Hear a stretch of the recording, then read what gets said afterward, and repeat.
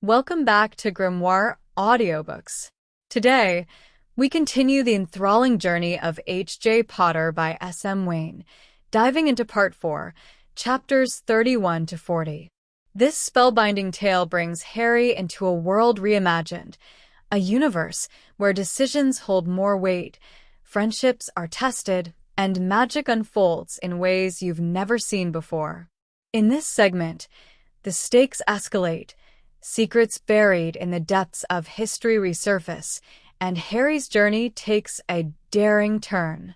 With courage as his guide, Harry faces challenges that will shape not only his destiny, but the fate of the wizarding world itself. S.M. Wane masterfully crafts a unique twist on the Harry Potter universe, blending action, mystery, and heartfelt moments. Known for their vivid storytelling and deep character arcs, S.M. Wane brings an unparalleled richness to this tale that has left fans captivated. Disclaimer: this fanfiction is a transformative work based on J.K. Rowling's Harry Potter series. All original characters, settings, and trademarks belong to their respective owners. This reading is created purely for entertainment, with no copyright infringement intended. So, sit back, relax, and prepare for another magical roller coaster with H.J. Potter by S.M. Wane, only at Grimoire Audiobooks. Don't forget to like, subscribe, and hit that notification bell for more magical adventures. Let's dive into this exciting part of the story. H.J. Potter by S.M. Wane. Chapter 31. The First Task. The butterflies fluttering in his stomach refused to leave no matter how hard he tried to distract himself. He idly picked at his food, reluctant to put them in his mouth. It was finally the first day of October. The excitement in the school had reached a feverish pitch. The students could talk about nothing but the upcoming first task. His only comfort was that his family would be there to watch him. Sirius, Amelia, Oswald, and Remus would be rooting for them. His hands were trembling and his stomach was queasy. Looking across the table, he saw that Cedric was in similar state, restless and not eating. His plate remained untouched, and Daphne was trying to coax him to take some food. Cedric flatly refused, too worried about the upcoming task to even eat. Hermione gave him a concerned look, leaned closer to him, and whispered, "You really need to eat something, sweetheart." "I'm not hungry," Harry tersely replied, shoving his plate away. "Would it have been better if I knew what the first task was?" he thought, frowning. He had turned immediately down both Hagrid and Fleur's offers to reveal what it was. His admiration for Fleur had increased slightly since she offered to tell him out of a sense of fair play. He knew he was being foolhardy, but he wanted to be honorable. Fleur had already known, and he was certain that Krum was in the loop, leaving the two Hogwarts champions completely in the dark. "It's the decision you made, and you shouldn't regret it," interrupted Hermione, responding to his thoughts and subtly pushing the plate closer to him. "Though, I still think that you've chosen not to know plainly," for added excitement. There was a hint of resignation in her voice. He gave a lopsided smile, amused that his wife knew him so well. He had caught her movement out of the corner of his eyes. For the sake of appeasing his concerned wife, he ate a piece of toast. Hermione flashed a sweet smile, pleased that he had listened to her. He returned the smile, secretly glad that he was able to stop her from worrying for a little while. No matter how much she tried to hide her fears by keeping him passive, they shared a soul bond, and he simply knew that she would fret. After all, she wouldn't be Hermione if she didn't worry herself over him. The event was taking place that afternoon, and the champions had to assemble immediately after breakfast. He had to be satisfied that they had done all they could to prepare for the first task. His family, especially Hermione, wouldn't let him down if anything went wrong. It was nearly time for the first task to begin, and Professor Vector came to collect the two restless champions for the competition. It was then when she betrayed her anxiety, ignoring the audience. Hermione grabbed him by the lapels suddenly and put her lips on his passionately. Harry was completely shell-shocked at her boldness, but responded eagerly to her kiss. She translated all her apprehension into one kiss that left him breathless and in a complete daze. The Weasley twins, for once, did not make any witty comments. "I'll be safe, I promise," whispered Harry softly, leaning in so that their brows would touch each other. "I won't do anything reckless." His eyes reflected sincerity, and she kissed the corner of his lips chastely. "I'll be in the stands, watching you," said Hermione, releasing her death grip on him. "I know you'll never fail to keep me safe." Hermione smiled as she nodded wordlessly. His close friends took turns wishing him good luck. He could tell from their eyes that they were very edgy about the whole tournament. Harry put on a brave front and assured them. Professor Vector seemed to be a bundle of nerves, no doubt worrying about him like his wife and his friends. She led the two champions out of the entrance hall hurriedly, down the flight of stone steps, towards the forbidden forest that stood a distance from the castle. Cedric was being unusually quiet, and Harry offered him a weak smile. "You'll be great," Harry assured. "I have faith in your abilities.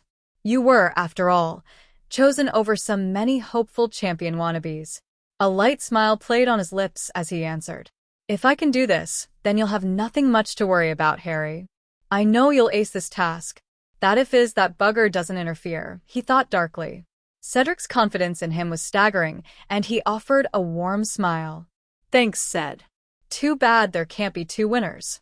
"As long as it's still a Hogwarts win, we can't complain," added Harry as an afterthought, shrugging. Cedric chortled at his indifferent comment. "I'll hold you to it. Don't complain when I take the Triwizard Cup." Harry's brows furrowed. Now, I'm sure you know that I'll win. After all, I'm still leading you in that little competition we have going on," said Harry sternly, turning away so that Cedric won't see that he was doing his best at repressing his laughter. "Unless it's a task about flying on a broom and catching a snitch, you might have the advantage, but I doubt it. So I have an even chance at winning." Cedric returned in faux arrogance, standing up straight, in a way that reminded Harry of Madame Maxime. They took a look at each other amused faces and burst out laughing at the ridiculousness of their conversation. It took a while for them to calm down. By the time they did, they found themselves at the entrance of the large tent that stood by the forest. The champions could see nothing else but tall trees and the shrubs of the forbidden forest. "Mr. Bagman is waiting for you inside. He will brief you, along with Mr. Crouch, on your first task," explained Professor Vector, stiffly. "Thank you, Professor," Harry answered, smiling as he followed Cedric up the flight of steps that led into the large tent. "Good luck, Harry," Professor Vector called in a trembling voice. "Just do your best and you'll be fine. You better not use the competition as a way to skip your next arithmancy lesson, because I won't allow it. I want to see you in my classroom tomorrow, at 10 a.m. sharp." Harry let out a laugh at her weak attempt to lighten the mood. "I have never missed any of your lessons, so I won't miss the upcoming one either. I'll come out of this unharmed, so I plan to see you then." She smiled and nodded, spun around, and hurried away. The nerves that disappeared for a while returned full-blown when they stepped into the tent. Crumb was pacing around the tent, looking more cantankerous than before. Fleur was the epitome of feminine elegance, sitting quiet in one of the wooden chairs provided, obviously lost in thought. Her eyes had gleamed when they fell upon the young lord. Before she could greet him, Mr. Bagman stepped into her way and greeted them jovially first. "Splendid," he said, rubbing his hands. "The Hogwarts champions are finally here. Barty, I believe we can start the briefing for the first task now. I shall head to the stands." Mr. Crouch nodded. "Welcome to the first task of the Triwizard Tournament. It's a task designed to test your courage and your ability to cope in face of danger. Your task is to retrieve the golden egg. In a moment's time, you will put your hand into this purple silk bag and select obstacle that you'll be facing. Do you have any questions?" Mr. Crouch asked sternly. The four champions nodded, unable to open their mouths to speak. They could hear a large crowd had amassed a short distance from the tent. The fact that their loud and excited buzzing could reach their tent, Harry knew it was about time for the competition to begin. His apprehension grew with each passing second. No, he couldn't go into battle in such a state. He took deep breaths to calm his nerves, but it was fruitless. From Mr. Crouch's expression, all stern and formal, it was time. He took out a purple bag from his pocket and approached the circle of champions. Fleur was standing on his left, so he offered it to her first. "It's time for you to pick your obstacles. Miss Delacour, please reach in and take one," said Mr. Crouch politely, offering the bag to her. With a shaking hand, she drew out a tiny model. His eyes nearly bugged out at the sight of a small Welsh green, a dragon. It had a number 2 around its long neck. Fleur had anticipated the task and gave a short sigh. Dragons? Dragons for first task? His mind went to a hyperdrive. Are they nuts? Fancy transporting full-grown dragons into the school for the task. Cedric went wide-eyed. He offered the bag to Crumb, who was standing next to Fleur, and the same held true for Crumb. He pulled out a dragon Harry recognized immediately as Chinese Fireball, and it had a number 3 around its neck. He didn't even blink, just stared at the ground. Mr. Crouch offered the bag to the next champion in line, Cedric. Harry had to nudge Cedric for him to snap out of his musing. Flustered, he hurriedly reached in and withdrew a bluish-gray Swedish short snout. The number 1 was tied around its neck. Cedric stared at his model blankly, while Crouch finally offered Harry the bag. He put his hand in, reached for the last dragon in the bag, and placed it in his palm so that he could look at it. The dragon he had selected looked fiercer and more powerful than the other dragons the other champions had chosen. Harry immediately recognized it as a Hungarian horntail. The Hungarian horntail was staring back at him with its bright yellow eyes, puffing black column of smoke grumpily, and it had a number 4 tied around its neck. Harry noticed that its back was as dangerous as its front, since its long tail was filled with rows and rows of sharp spikes. The numbers on your dragon represents the order in which you face your task. Mr. Diggory, go to the enclosure when you hear the whistle. I shall be in the stands. Good day, said Mr. Crouch curtly, leaving the tent. Cedric paced around the small tent, with a frown of concentration on his face. Harry didn't bother him since he knew that he was brainstorming for ideas. He watched Cedric walk up and down the fairly large tent, and after a while, a smile slowly made its appearance on his lips. The whistle went off. Good luck, said Harry, pulling him into a brief one-arm hug. Cedric returned the hug, took a deep breath and nodded. His fist clenched tightly over the tiny model of the dragon. He drew the flaps of the tent and headed out into the open to meet the larger and living counterpart of his model. The crowds went ballistic when the master of ceremony announced his name as Cedric walked past the trees, through a gap in the enclosure fence. He could feel his heart was hammering furiously in his chest as he approached the enclosure. It was now or never. The roar of the crowds grew distant as he fixed his eyes on the bluish-gray dragon which was standing a distance away from the nest of eggs. Cedric expelled his wand from his holster and broke into a jog, his eyes never leaving the only obstacle that stood in his way to the egg. She lifted her long neck, as if she had scented him, and searched the grounds for a possible intruder. He took a moment to scan his surroundings. Sunlight gleamed off the surface of the golden egg he had to collect, pinpointing the exact location of the target. It was lay on top of the white eggs that were speckled with blue. There was plenty of debris scattered around the large enclosure, making it perfect for his plan. A fierce smile was on his face as he ran flat out into the enclosure, in full view of the dragon. He could have laughed at his Gryffindor-like courage, but his mind was totally occupied with the dragon. She let a blood-curdling roar as she arched her long neck. The dragon had finally noticed him, snarling to show her rows of sharp and pointed teeth. The dragon swiftly used her large and powerful body to guard her nest protectively. Cedric ducked when she breathed a long jet of brilliant blue flames at him. However, he wasn't quick enough. The scorching flames had grazed some of his shoulders slightly, and he winced. He tossed himself behind some large jutting rocks, and he could hear the dragon roaring in frustration. Beads of perspiration formed on his brow as he peeped and observed the dragon. She seemed satisfied that he was not inching closer to her nest.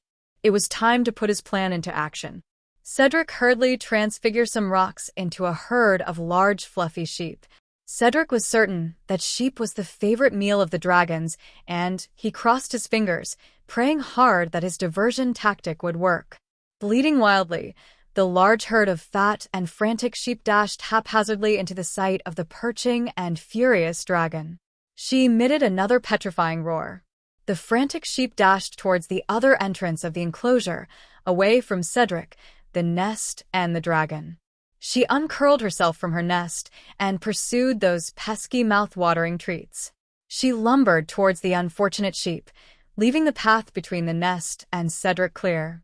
Cedric bolted straight for his prize, the gleaming golden egg. The crowd stood up and cheered deafeningly. "Would you look at him go?" bellowed Bagman, his voice vibrating across the stands. Cedric crossed the large enclosure in record time, without breaking his stride. He bent down and picked up the golden egg.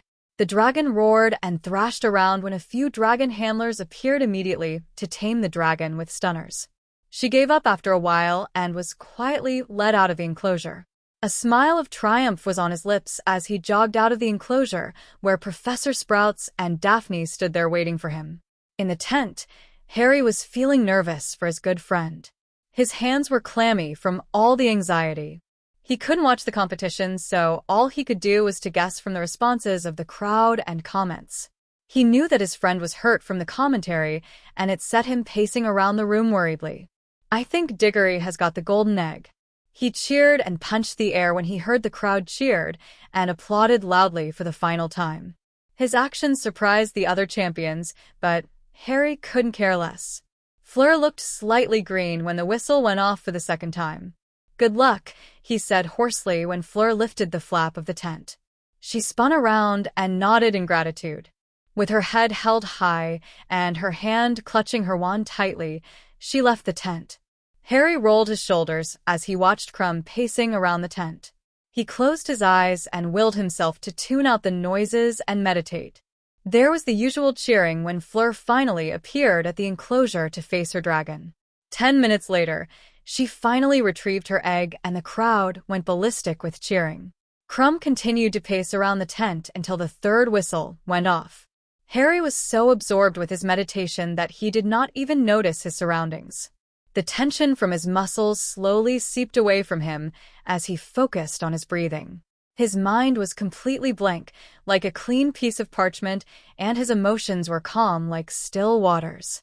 He was so successful that when he finally cracked his eye open, the final whistle had gone off and it was time for him to enter. He felt abnormally calm as he picked himself up and walked out of the tent into the open. The fear of the Dark Lord had no hold over him. He thought calmly as he walked along the trees and turned into the gap in the fence. He would face this fight like a true warrior. Harry touched the sword of Gryffindor hidden in his pocket and ejected his wand into his palm. He could hear the dragon roaring and shrieking horribly from a distance. Thousands and thousands of eyes were upon him as he walked peacefully into the enclosure. They broke into a loud cheer when they finally saw him. Large banners with large pictures of Gryffindor could be seen from the stand.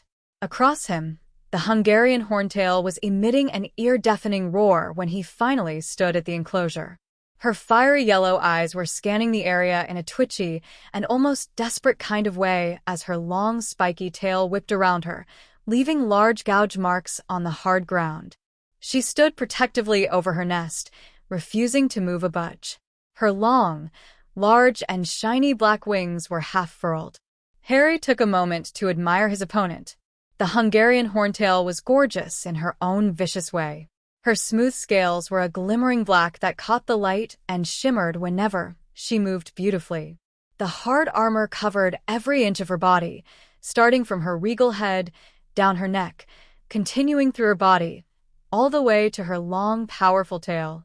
Her long tail was filled with long and dangerous white spikes, and her long rows of sharp razor-like teeth gleamed in the sun when she snarled loudly and bared her teeth. Her bronze horn glistened in the light. He recalled a portion of his text that described Hungarian horntails, especially breeding mothers. Hungarian horntails are one of the most vicious and protective breed of dragons ever known to the wizarding world.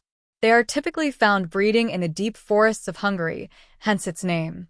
They have shiny black scales that are more resistant to all magic compared to other breeds of dragons. The male Hungarian horntails are smaller than its counterparts and can be identified by its yellow underbellies. Their long, powerful, and muscular tails are filled with long and dangerous spikes that leave large grooves whenever they go. They tear up their prey with their long and pointed teeth after breaking their necks with their strong jaws. The female Hungarian horntails are particularly notable for being very aggressive when they're breeding. The breeding mother would attack, pursue, and kill any intruders in 50 meters radius of her nest with her long spiky tail or her razor-sharp teeth. When these breeding mothers are on a rampage, it is impossible to stop them until the threat has been eliminated. In the past, many have lost their lives when they accidentally bumped into a wild, breeding mother. Now he finally understood why Hagrid loved them so much. Dragons were really a sight to behold. There was no fear in his heart when he watched the large, powerful, yet desperate dragon protecting her nest with her all. His heart ached with pity. It was sick just using them for some entertainment. With that thought in mind, he retracted his wand back to his holster. It was time to treat these intelligent creatures with some respect. A look of determination crossed his face. With his back erected straight, he walked confidently towards the fierce dragon unarmed. She tossed her head aggressively and breathed a long spurt of flame at him, and Harry leapt aside into safety. He could have conjured a shield, but he chose not to. The Hungarian horntail let out a loud roar as she twisted her neck and tried to snap him violently with her teeth. Once again, Harry dodged, rolling out of harm into a crouching position. She backed up slowly, eyeing him intently and holding her position. The crowd gasped loudly. "Relax," said Harry soothingly, approaching her slowly. "I won't hurt you." He held up his hand so that she could see that he was completely unarmed. The dragon before him was clearly in a rampage. She didn't seem to have heard him and persisted in driving him away by breathing jets of flames and snapping at him when he was in her reach. However, Harry ducked every one of them agilely and did not draw his wand. If the Hungarian horntail was unrelenting in her effort to hurt Harry, Harry was even more persistent in not hurting her. It was a complete test of his agility and stamina when he had to rolled, ducked, jumped, and dashed away from the various attacks of the relentless dragon. When his sleeve caught fire, he put it out by physical means. He was nearly hurt when she swung her tail towards him, leaving gouging large portion of soil where he was standing a scant second ago. Suddenly, the Hungarian horntail stopped. Her eyes lost that fiery edge it used to have when she first set her eyes on him, and she had snapped out of her temper. The Hungarian horntail was no doubt tired and intrigued. To the surprise of the crowd, she started sniffing at him. She let out a puff of black smoke from her nostrils as she fixed one of her large yellow eyes on him. "I'm convinced." "Why then, two-legged, are you so determined in going to my nest if you don't plan to steal or hurt my eggs?" "How would I even know if you wouldn't hurt my eggs?" "The same way I haven't tried to hurt you," answered Harry, gently, brushing some of the dirt of his clothes. "I'm not going to hurt your eggs. I'm trying to remove something in your nest that isn't your eggs." "A foreign object?" She turned away from him to sniff her nest. Her sharp turn had sent her tail swing careless towards Harry, and it would have hit him if Harry did not crouch at the last second. The Hungarian horntail hovered over the nest, bent down, and picked something up with her mouth. It was only when she set the thing in front of him did he realize it was the golden egg he was supposed to retrieve. "I didn't check my nest after they forced me into this enclosure. Is this what you're looking for?" "Yes, thank you," said Harry, bowing after he picked up the golden egg. He lifted his hand to stop them when he saw the dragon handlers running forward with their wands out to force her back to her enclosure. "She will go back to the enclosure without help," said Harry. Turning to the dragon, he said, "I think it's time to go back to the pen." She fixed her eye on him again, no doubt amazed. "Thank you, two-legged. You're interesting. I've never met a two-legged who is brave enough to stand up against us without being armed and treat us like an equal." Thanks," Harry answered sheepishly. She lowered her head and licked him with her rough and forked tongue before turning away to collect her nest of eggs. With dignity, the dragon carried her nest with her mouth and walked into her pen, leaving the dragon keepers completely dumbstruck. Harry finally took out his wand and cleaned himself up. All in a day's work, muttered Harry tiredly as he jogged to the entrance of the enclosure, with the golden egg under his arm. Bagman's voice boomed across the place. Wow. Did you see that? I can't believe it. The youngest champion managed to coax the dragon to give him his golden egg. It's not against the rules, but I never thought anyone could actually tame a Hungarian horntail. The youngest champion took the shortest time to get his egg. His family was there, along with Professor Vector, watching him with astonishment in their eyes.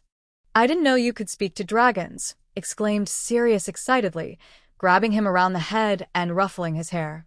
For once, Amelia did not stop him. That was amazing, Remus said, smiling.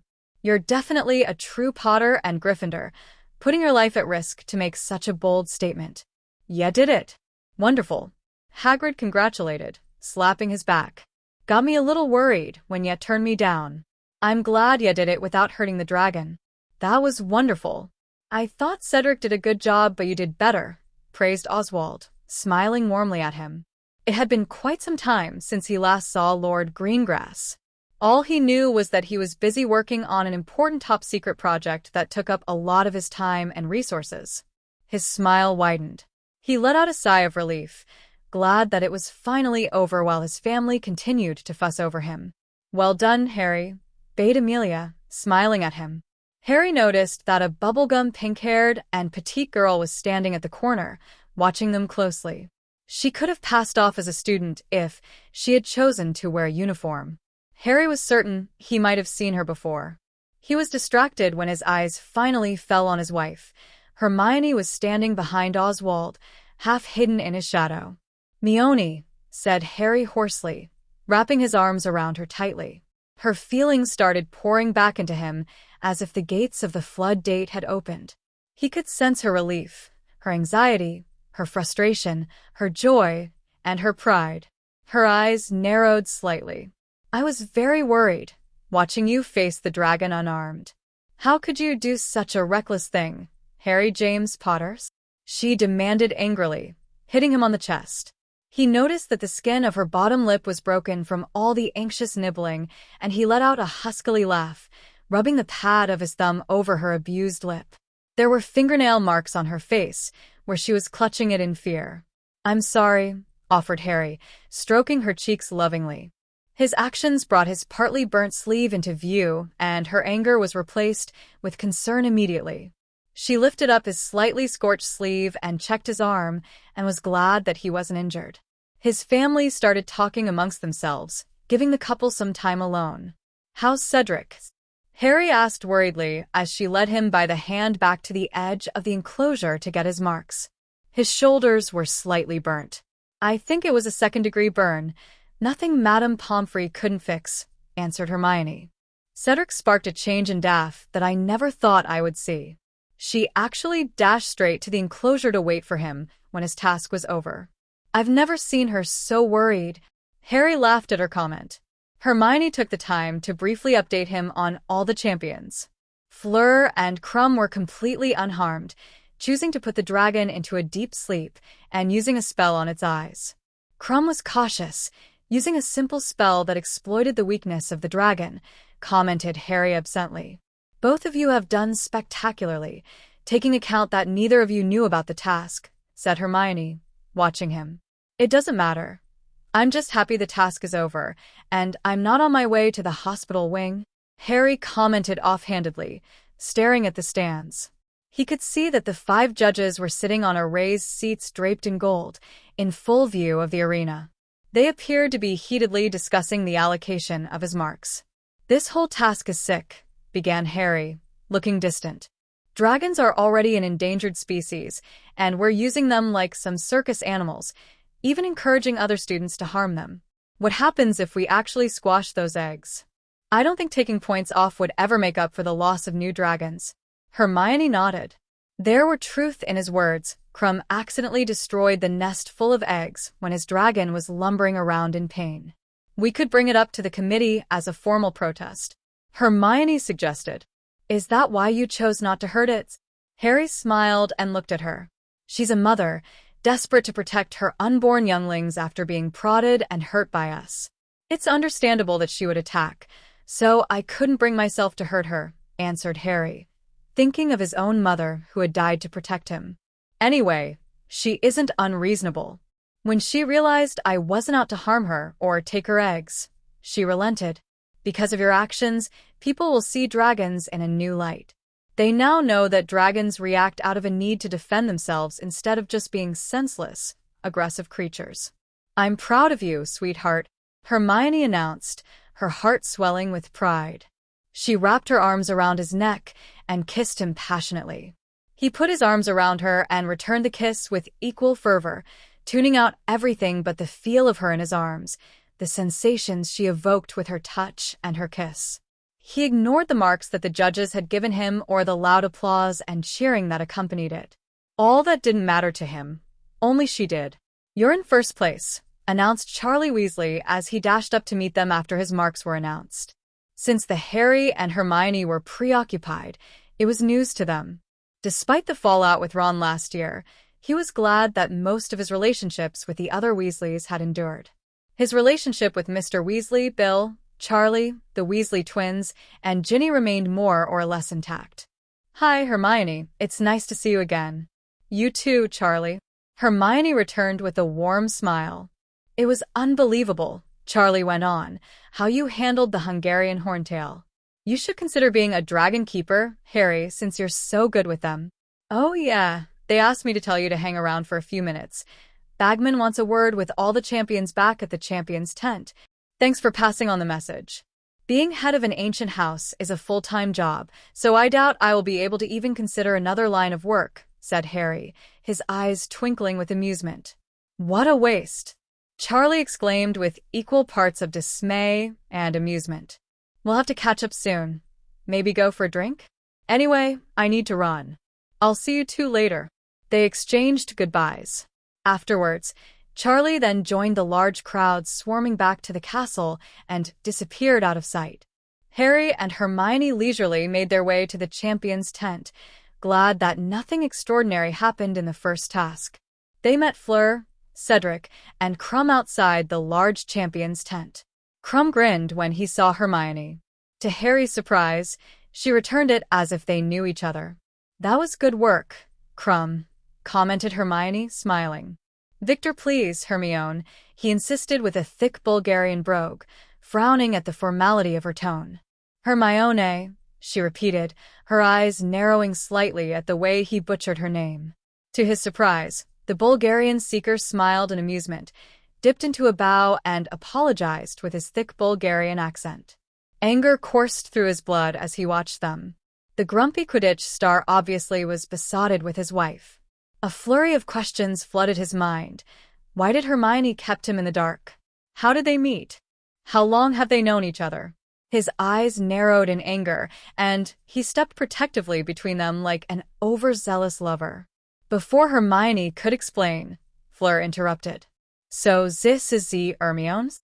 Fleur questioned haughtily, tossing her long sheet of slivery blonde hair and looking at her as if she was trying to measure her up. Harry put an arm around Hermione's waist possessively. Yes, Fleur. This is the love of my life, Hermione Granger. Meone, meet Fleur. It's nice to finally meet you, Fleur, Hermione said politely, extending her hand. Harry could tell that she was forcing herself to be friendly so as to make things less awkward. Pleasure to meet you, Fleur said coolly, ignoring her offered hand of friendship. Turning to Harry and disregarding her, Fleur said, You did well, Harry. I cannot believe that you entered without a wand. She clutched his arm with admiration. Harry politely disengaged his arm from her grasp, frowning. Krum's brows contracted at the sight. Oh no, thought Cedric, watching the four of them closely. The tension between them rocketed to unprecedented level. Krum was furious that Harry put Hermione into such an uncomfortable position and was jealous of Harry. Harry, on the other hand, was irritated with Fleur for treating Hermione shabbily and jealous that Krum seemed to be so defensive of her. How could things get so complex? Cedric would have laughed at the sight of Harry being so unusually territorial of his lover if things didn't look as if it were getting out of hand. Before any of them could speak up, Cedric stepped in. I think Mr. Bagman will be here any minute, interrupted Cedric pleasantly, smiling. He held up the flap of the tent for them to enter. Harry turned to Hermione, leaned in, and kissed her ardently on her lips. Please wait for me here, Mione, whispered Harry huskily. Hermione nodded absently, her eyes wide open with shock at the display of passion. He shot an evil smirk in the direction of Krum, before walking past him into the tent. The other two champions were irritated for utterly different reasons. Fleur was glaring at Hermione, not pleased that Harry had ignored her for Hermione, while Krum was glowering at Harry. Cedric sighed. The three champions entered the tent together. The whole atmosphere was chilly when Harry and Krum stared at each other eye to eye, unblinking and unsmiling. Krum's face was tight and bitter as he glared at him.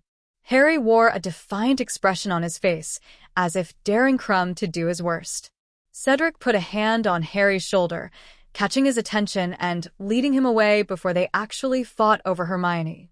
Relax, you did a brilliant job, said Cedric, smiling.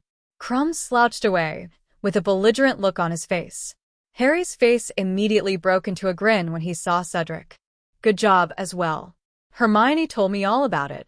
Excellent use of transfiguration, said Harry, putting a hand on his shoulders. You did a much better job. After all, the dragon practically handed you your egg. Cedric returned, slapping his back. Harry chuckled.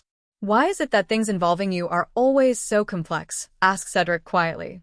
Harry seemed baffled by his words, but before he could ask Cedric to clarify, Bagman had bounced into the tent. Well done, all of you, said Bagman excitedly, with a large smile on his face. You'll have a long, nice break before your second task. It will take place in the morning of January the 4th at 9:30. You will need to solve how to access the clue provided by the golden egg, because it will tell you all about your next task.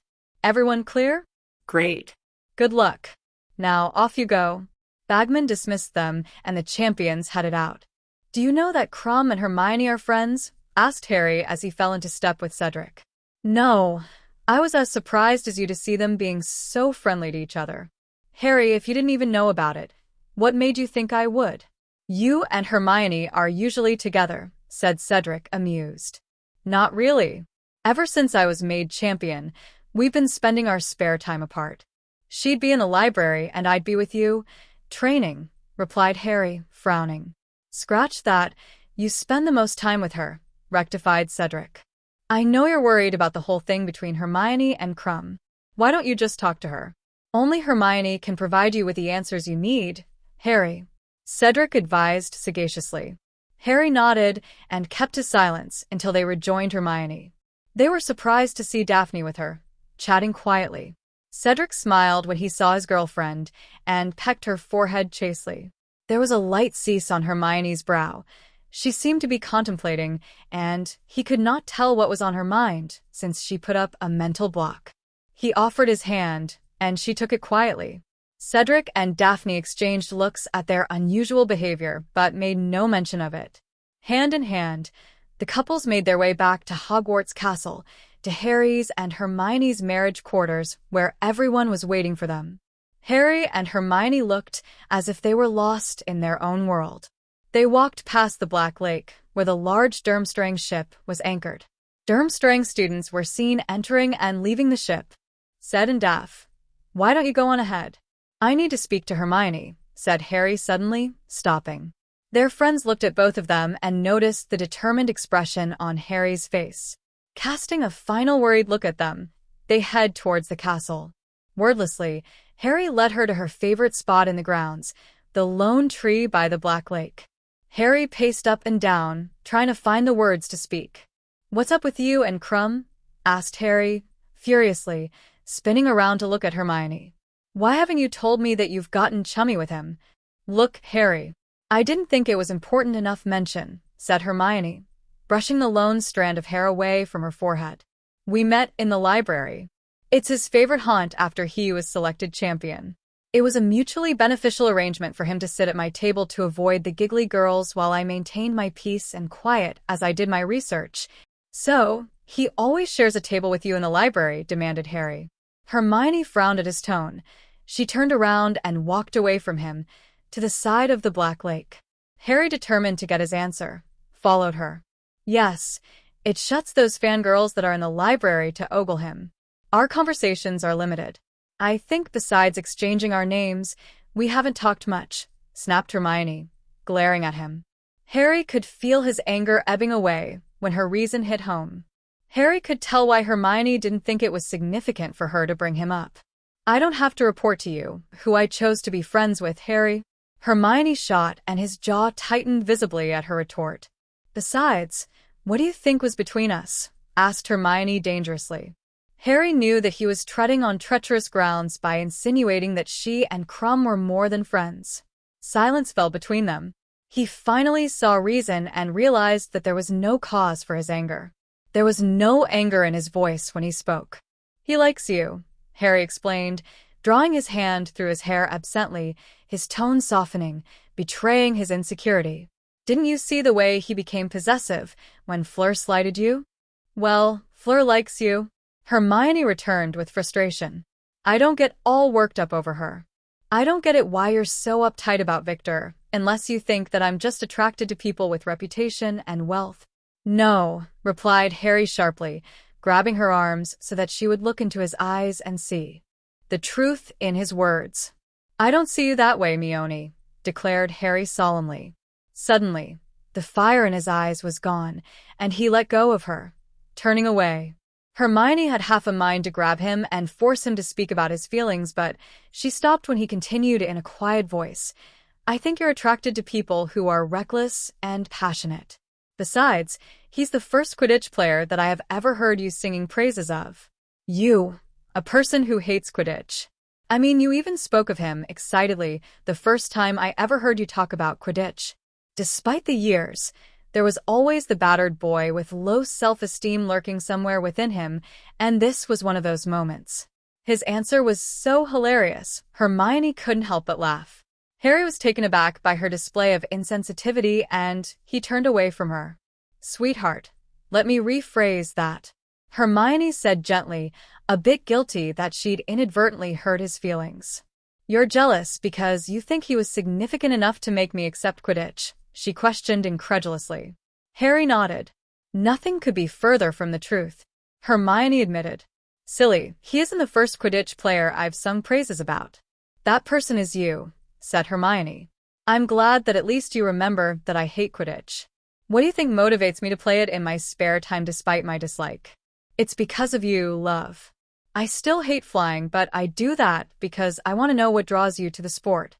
I can bear with it because each time that I play, it puts a smile on your face. So, Harry, it isn't Victor that makes me tolerate Quidditch. It's you? Harry gaped and lost his ability to speak momentarily. Her tone grew gentle and assuring, and her eyes gleamed with passion.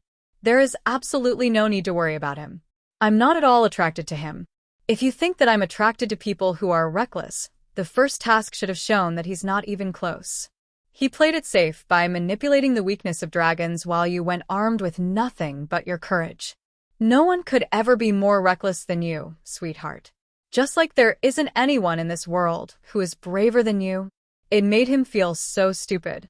It wasn't the first time she had admirers. A large number of schoolmates harbored an infatuation for her, and he didn't mind. He wasn't even jealous when he spotted Ray, her first love, and her together at the ice skating rink. I'm sorry, Mione, Harry finally said. I guess I'm just being really stupid, said Harry, scratching the back of his neck. Not stupid, love, just insecure. I know we've been busy, but it doesn't change the fact that I love you, Harry, replied Hermione ardently. Harry smiled and expressed his love for her in actions. He leaned forward and captured her lips in a soft, melting kiss that made her toes curl. Hermione laid her cheek on his chest, listening to the steady thumping of his heart and enjoying the serenity of being in his arms. He heaved a sigh of relief, glad that the heavy weight had been lifted from his heart. They spent some time watching the spectacular view of the castle, unmarred by the Durmstrang ship. We need to head back. I'm sure they'll be worried, reminded Harry, releasing her so that he could hold her hand and make their way back into the castle. I noticed that we've had several disagreements this year. It's actually good, said Hermione, surprising him.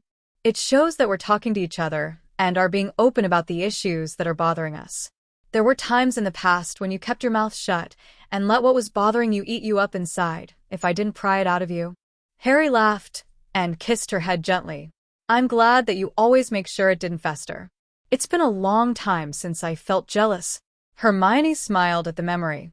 Yes, I remember the first time. You were jealous of yourself. Harry chuckled loudly. Well, I've drastically improved. I'm jealous of others. Hermione shook her head in amusement.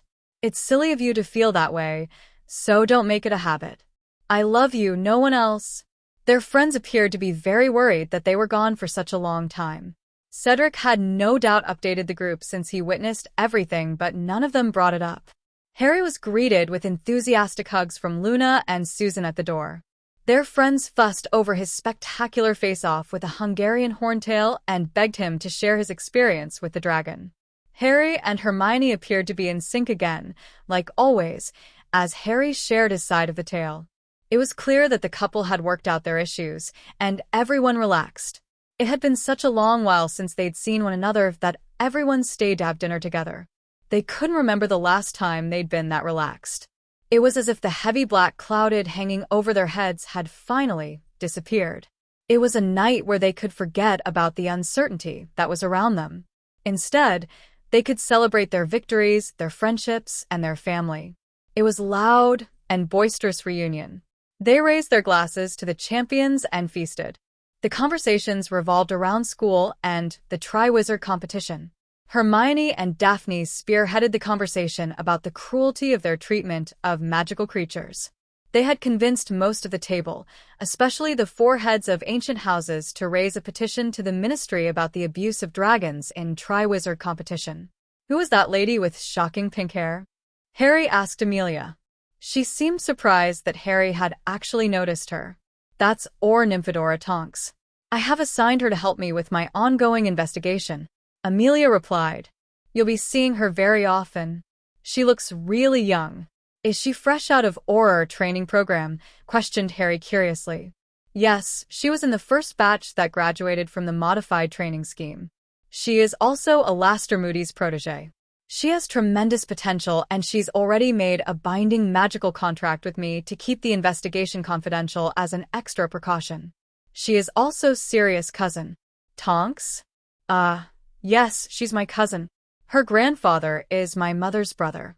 I hadn't seen her for ages since her mother, Andromeda, my favorite cousin, married a muggle-born wizard named Ted Tonks. Sirius interjected, sipping his wine. My mother frowned upon such marriages, so she banished them out of the Black family. I see, said Harry. Sirius had mentioned what a stickler his mother had been for such tradition. He was the eldest son, but growing up, he was not made heir to the Black family because they reckoned he wasn't a true Black, sorted into Gryffindor instead of Slytherin. The late Lady Black was a nitpicky about such things. Oswald concurred, looking at Harry. I think your grandmother, the late Lady Potter, tried to persuade Walburga to take Andromeda back, but it failed. I believe your father and mother took it upon themselves to give her a sum of money monthly to support her during those hard times. Amelia took over the duty when they passed away and funded her education. So they're family too? I consider them family, answered Sirius simply. I would have given her an allowance every month if I wasn't in Azkaban. I'm persuading Ted, Andromeda, and Tonks to live with me. Wouldn't they feel out of place? After all, Uncle Moony and you are the only ones living in the house? Asked Hermione. Well, they're family. I don't like seeing them living outside the wizarding world. They have as much right to the Black ancestral home as I do. Plus, they refuse accept a single cent from me since Nymphadora has become an Auror, said Sirius, scratching his head. Andromeda is usually alone since both Ted and Nymphadora are so busy with work. If they live with me, Moony and I will be around to keep her company. We have very flexible schedule after all. Good luck on it, answered Harry, smiling. There was some good-natured jibbing around the dining table. When are you two love bugs going to marry? Asked Oswald, putting Sirius and Amelia on the spot. You're not getting any younger. We've more important things than marriage at this point of time, said Sirius. Well, there is a lot to do at the ministry. I can't tear myself off my duties as head of Bones and head of DMLE to get hitched, said Amelia. Auntie, that's such a lousy excuse. Getting married is one of the duties of the head of house. Besides, you could hand over some of the duties to me since I'm the heir to the House of Bones. There is really no reason stopping either of you from marrying, protested Susan. Yeah, especially when you're the last male black, added Remus, smiling. Producing a legitimate heir is important, Padfoot. There was some good-natured chuckling as Amelia blushed. Mooney, I'm shocked, exclaimed Sirius. Yeah, the blacks need an heir. Producing an heir for the family is the most important duty of the head of the house, added Daphne nonchalantly. Sirius held up his hand, and the table became silenced. We will be married when we feel it's the right time. Haven't you heard that there is no better time than now? You wouldn't know what might happen to you the next hour, asked Hermione, taking out her promise ring and enlarging it. You can make do with this. She put the Celtic knot ring into Sirius's hand. Propose to her, Padfoot, encouraged Remus, smirking.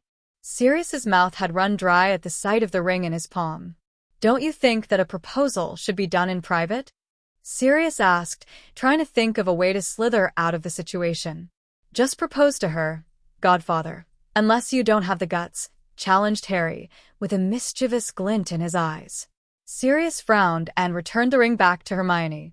The teenagers in the room started booing him, and Sirius held up his hand. Thanks, Hermione, I don't need a ring because I already have one, Sirius insisted, withdrawing a small velvet box from his pocket. Sirius had been carrying the ring around for quite some time, looking for the right moment to propose to her. He conjured 9 dozen beautiful red roses, knelt in front of Amelia solemnly, and popped the question. Amelia gasped at the sight of the roses and the beautiful engagement ring nestled in the box. The large princess-cut diamond was framed by a cluster of rubies in an exquisite and intricate design. Say yes, they chanted as they watched her emotions playing on her face. Sirius was watching her hopefully, waiting for her answer. The shock was replaced by joy, and finally she nodded. With a large smile on his face, he took out the ring and slid it into her ring finger. Sirius took her in his arms excitedly and gave her a kiss. The room exploded with cheering. Some of them started shooting confetti in the room as they congratulated the newly engaged couple. Amelia was blushing as she received the good wishes of her family and friends. Finally, Remus exclaimed as he slapped his friend's back. Oh, I'll be waiting for your good news as well, said Sirius, with laughing gravity. Everyone just couldn't stop smiling at the thought of them finally getting engaged. Excited, they chased the couple into Harry's study so that they could send in their letter to the Daily Prophet to announce their engagement. I'm going to be teased badly when I go into the ministry tomorrow, said Amelia, shaking her head. Sirius laughed as he put an arm around her waist. I doubt it. I'm sure they have all been expecting this, Sirius assured, smiling. The Daily Prophet has been featuring us frequently lately. Well, at least it wasn't fabricated, quipped Luna, smiling. Thanks, Sirius. It's going to take the heat off of the triwizard tournament too, added Harry, smirking. Why, you little snake, said Sirius, grabbing Harry's head so that he could mess up his hair. They laughed boisterously at the friendly exchange. Everyone could see that Harry was proud that Sirius was finally going to have the family he deserved. When dinner was finally over, the two champions decided to open one of the heavy golden eggs after much prompting by their friends and family. I thought that the champions are supposed to work on the clues themselves, lightly admonished Amelia, smiling. However, let's have a look-see what the second task might be about. Cedric offered to use his. He dug his fingernails into the groove that ran around the heavy golden egg and prized it open. There was a loud shrieking and wailing sound, and all of them jammed their fingers into their ears. Cedric immediately snapped it shut almost immediately. Everyone looked visibly shaken by the ear-splitting screeching. Wow, that was loud, Neville commented. It sounded as if they were being tortured, offered George, shuddering visibly. You don't think you'll have to face a horde of screaming banshee, do you? Fred asked, looking around. No, I don't think so. It's supposed to provide you with the clue about your second task. It's probably a message, replied Harry aloud. He was thinking of a useful machine in the house he could use to test its frequency to prove this theory. If it was a message, the screaming would have varied pitches. It was puzzling, and none of them had any idea how to get the clue. Cedric and Susan had to head back early, since there was a celebration planned in the Hufflepuff's common room. "It's time to go for your surprise party too," said Fred. Fred grabbed Harry around his waist and tossed him over his shoulder in a fireman's carry and carried him to the Gryffindor Common where everyone was waiting for them. Neville and Hermione hurriedly bade the remaining adults goodbye as they followed the twins and Harry downstairs into the Gryffindor dormitory. The room exploded in cheers and yells. Someone had gone to the kitchens to nick food for the party, and every surface was filled with butterbeer and snacks of all varieties. Dean Thomas had put up some impressive new banners of Harry facing Hungarian horntail. Harry stood up and grabbed 6 bottles of butterbeer and passed them to his friends. Looking around, he noticed that Luna, Neville, and Hermione looked very happy as they participated in the small conversations that were drifting around in the room. The impromptu celebration of Sirius and Amelia's engagement had cheered them up considerably. Harry felt like a cheerful idiot, grinning most of the time. They laughed easily and gaily at all the jokes. He entertained his friends' questions about his ability to speak to dragons and his experience facing a dragon unarmed. Harry lost count of the number of times he has to retell his experience with Hungarian horntail, but he didn't mind. It was a time to mingle, chat, and act like a real 14-year-old teenager. He even joined the Weasley twins in pranking some of his housemates. The Weasley twins, as usual, added to the atmosphere with their newest joke products and took the opportunity to sell their products to their fellow housemates. Everyone was in a very good mood, partying until it was 1 a.m. Harry and Hermione didn't bother undressing and collapsed into their large, comfortable bed, totally exhausted from the activities of the day. Before Harry fell asleep, he carefully placed the sleeping model of the Hungarian horntail on the bedside stand, groggily reminding himself he had to visit her one last time before she was transported back to the reserve. Chapter 32: The Unforeseen Task. The announcement of Sirius and Amelia's engagement made the headlines the next day, taking precedence over the article on the first task of the triwizard tournament. News about the marriages of the members of most ancient and noble houses always made headlines, especially the joining of 2 such heads. Harry skipped the announcement, which took the entire page, since he was there when it was composed. He flipped past the pages that briefly described the couple's dating history and their extensive portfolios to the page where the article about the first task was. Harry was very satisfied with the article. It was about half a page in length and only stated bare facts of the first task. He was glad that Skeeter had chosen to heed the warning. Harry set his paper down and glanced around the table where he was sitting. All of his friends had long finished their breakfast. The girls were chatting excitedly among themselves. Neville and Cedric were listening to their conversation keenly, amused. The Weasley twins were busy with their own private discussion. Things resembled the days before the tournament began. They were far more at ease. His gaze fell upon a girl with long and straight black hair who was boldly voicing her opinion. It had been a little over a month since the beginning of the term, and Cho was not as withdrawn as before. She was actively participating in conversations more frequently since she had begun the process of overcoming her grief. However, she was still different. The death of her parents had altered her personality. She was more somber and mature. She had finally accepted Cedric's relationship with Daphne. Harry smiled. The girls were, at the moment, concerned about Sirius and Amelia, trying to think of ways to encourage them to set their wedding date. Harry couldn't help but pity the couple enormously. He'd heard some of the suggestions they were given. Susan caught his eye and leaned closer to him. "I heard that you and Hermione had a disagreement yesterday," said Susan quietly. How could he forget? He had acted like a possessive and jealous husband and quarreled with his wife just the day before. He arched a brow, surprised that she would bring it up. "Yes, we did," answered Harry, rubbing the back of his neck uncomfortably. He preferred to keep things between Hermione and him between themselves. "Well, we were concerned because you two hardly bicker. If it was about Crumb, then you really don't have to worry. Occasionally, I join Hermione in the library to keep her company. A Crumb usually keeps to himself even though we sit at the same table." Susan explained. We do have moments when we don't see eye to eye occasionally, but it's usually behind closed doors. Anyway, it's plain stupidity on my part. Hermione explained the situation to me, and we are great now. Thanks for caring enough to ask about it. I know you're very busy with planning Aunt Em's wedding, Harry said, his eyes twinkling with sincerity. Susan returned a friendly smile, patted him on the hand. She turned away from him and focused on the discussion. Harry smiled, grateful that he had such a wonderful friend in Susan. He looked across the table and saw that Hermione was very engrossed in her conversation. There was a light cease on her brow as she mulled over the issues very carefully. Harry chuckled inwardly.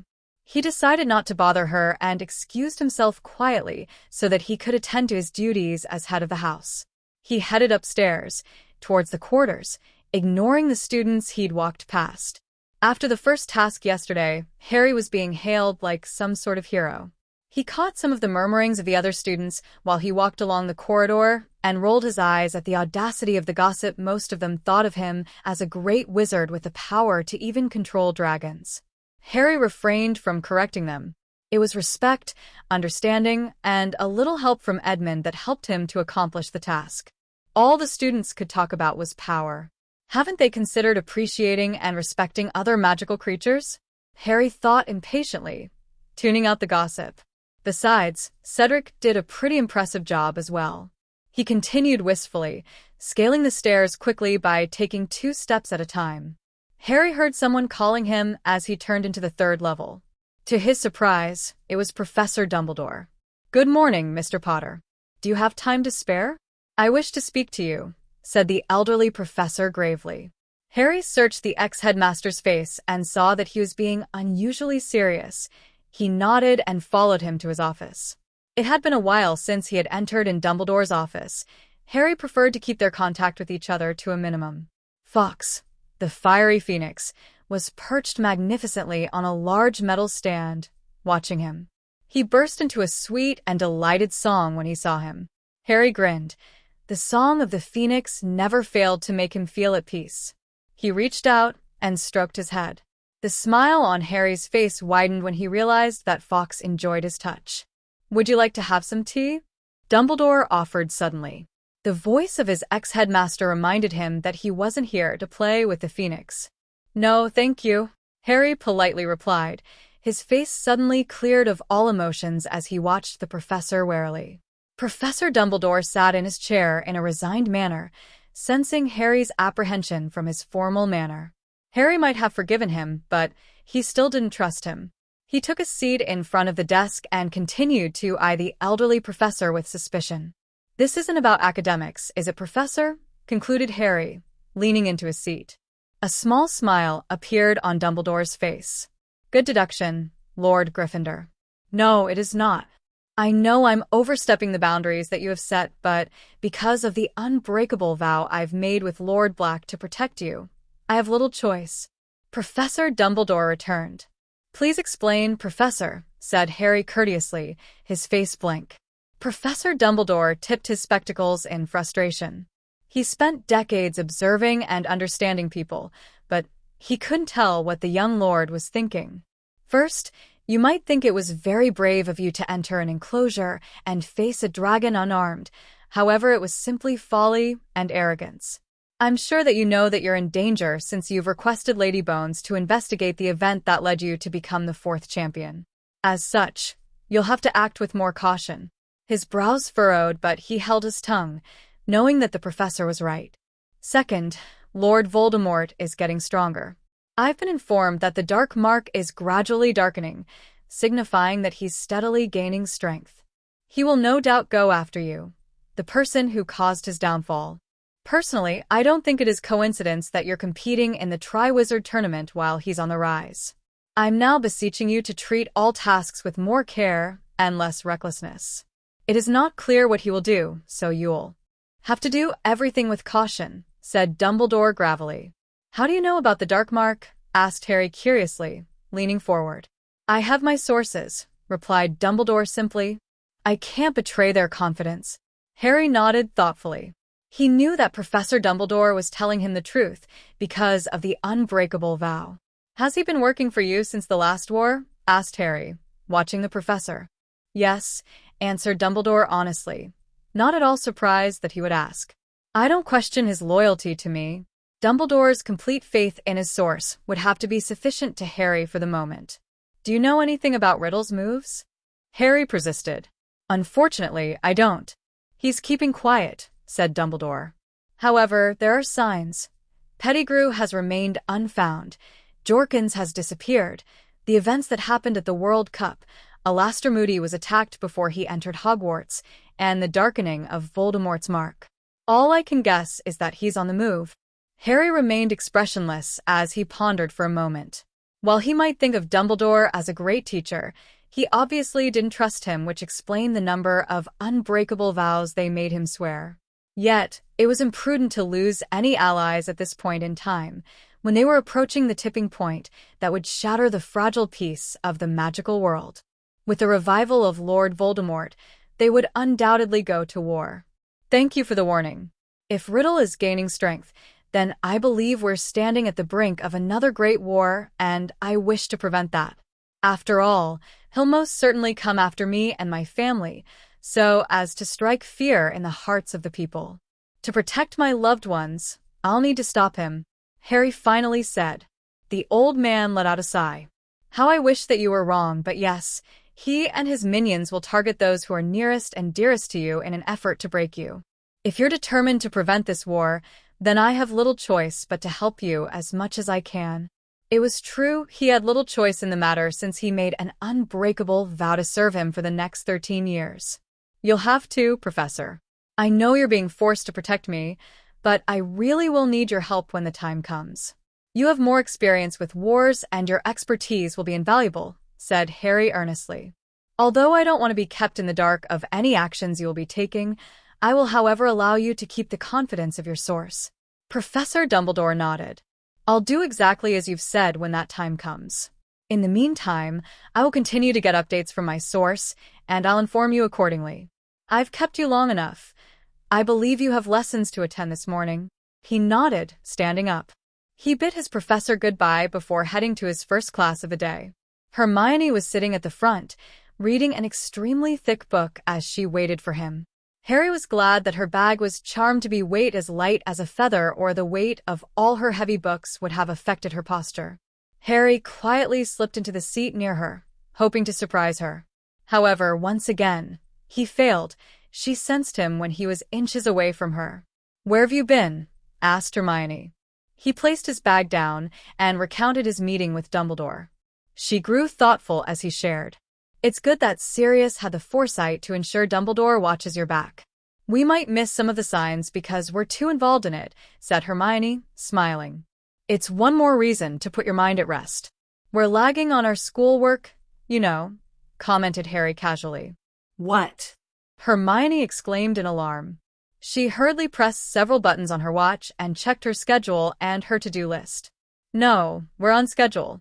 We've already handed in all of last week's homework.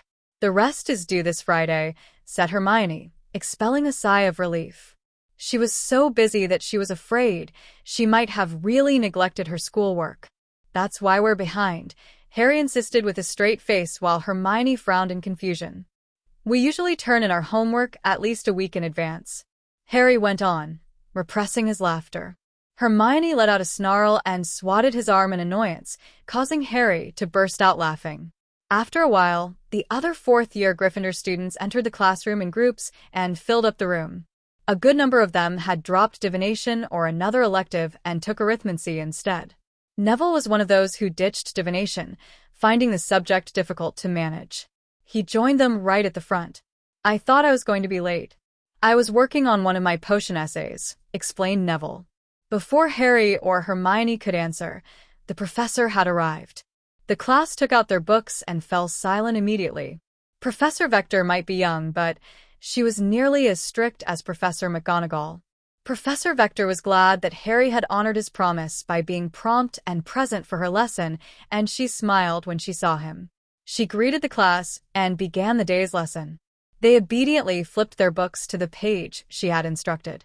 She taught several new concepts and worked out several problems on the large blackboard for the class. Harry and Hermione, along with the rest of the class, spent most of the time copying the solutions to the problems she had already worked out. Finally, just 10 minutes before the bell, she assigned the homework, set her chalk down, and faced the class. Just before you go off to your next class, the headmistress has asked me to make a quick announcement. Hogwarts will be hosting the Triwizards Ball, taking place on Halloween night at the end of the month. The ball will only be open to 4th years and above unless you choose to invite a younger student. Halloween, Harry thought. The death anniversary of his parents. They couldn't commemorate it privately this year. There were excited whispers in the class, but Professor Vector continued. For those who never had the opportunity to attend a ball before, you're required to wear dress robes. The event will start at 7 and end at midnight. The theme of the ball will be masquerade, which means you are required to wear a mask during the ball. The students grew even more thrilled at the idea. Professor Vector smiled and raised her voice slightly so that she could be heard over the buzz. Class, you can all talk about this once I finish the announcement. The room fell silent once again. This is a time for you to have fun, mingle with the guests, and get to know them better. It is advised that you polish up on your manners and work on your dancing, especially if you discovered that you have 2 left feet. There will be classes on decorum and dance lessons for you to sign up for if you wish. Details can be found on the bulletin board in every common room. These lessons are very useful, especially for those of you who have not had formal training in dance or etiquette. The bell rang, and there was the usual shuffle of activity as the students packed their bags, swung them onto their shoulders, and headed out of the classroom. Most of them were still excitedly talking about the ball. Mr. Potter, if I might have a word, please, called Professor Vector over the din. Harry nodded, slung his dragon hide bag over his shoulder, and walked towards her desk. She waited until the rest of the class was gone before she spoke. It's a traditional for the champions and their partners to open the ball with a dance. I don't have to worry about you not having a partner, do I? Asked Professor Vector, and a small smile appeared on her face. No, said Harry. However, I think I should formally ask her first before I can say for certain. It's excellent not to make assumptions.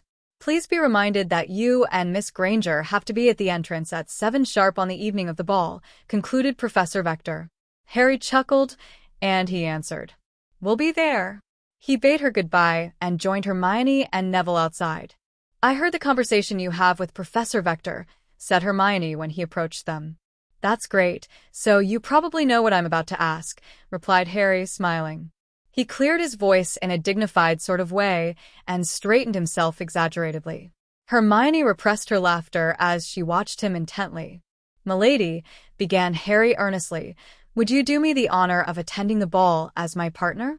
I would suffer a fate worse than death if you refused me. Standing beside her, Neville was gaping. Oh, be serious, love, said Hermione, laughing. I am Hermione, Harry insisted whilst keeping a straight face. Her eyes were twinkling playfully. I can't very well let the esteemed Lord Gryffindor suffer, can I? I would be delighted to go to the ball with you.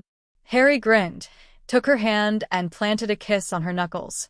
Thank you, my love, Harry said, his eyes reflecting sincerity. Hermione smiled, knowing that he was indeed pleased that she agreed to attend. Neville, who was standing on the side watching them closely, was pale.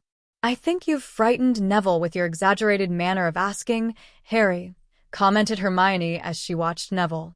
Turning to his friend, she said, Harry was just fooling around.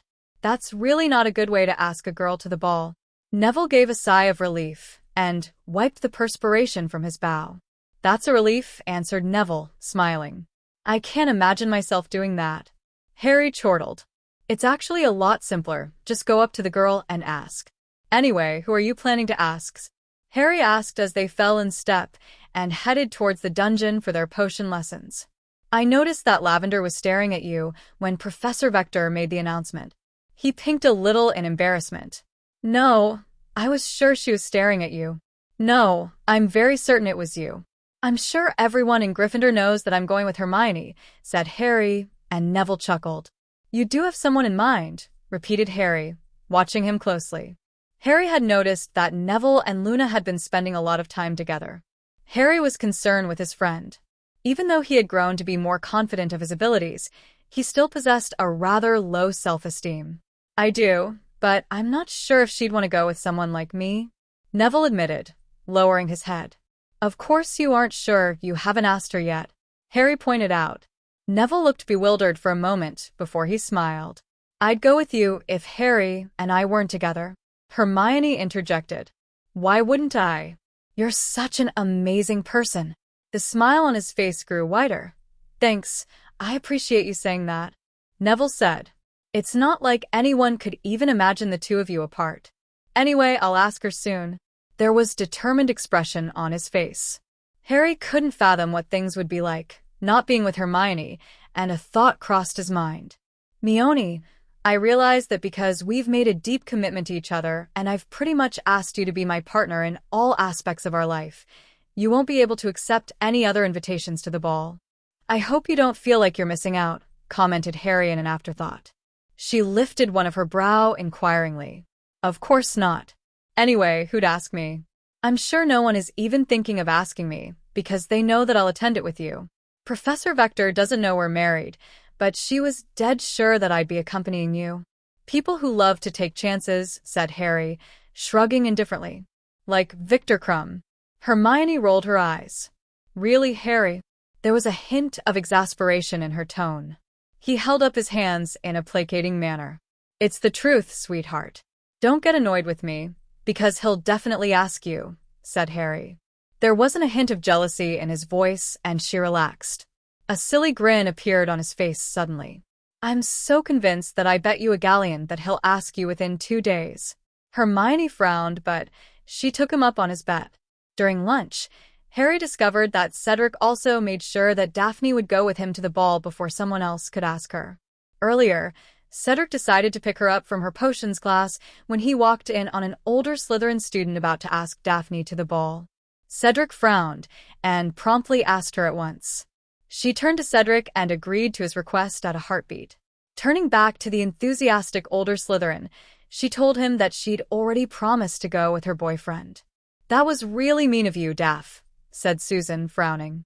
It was the truth. I promised Cedric that I was going with him, answered Daphne, unrepentant.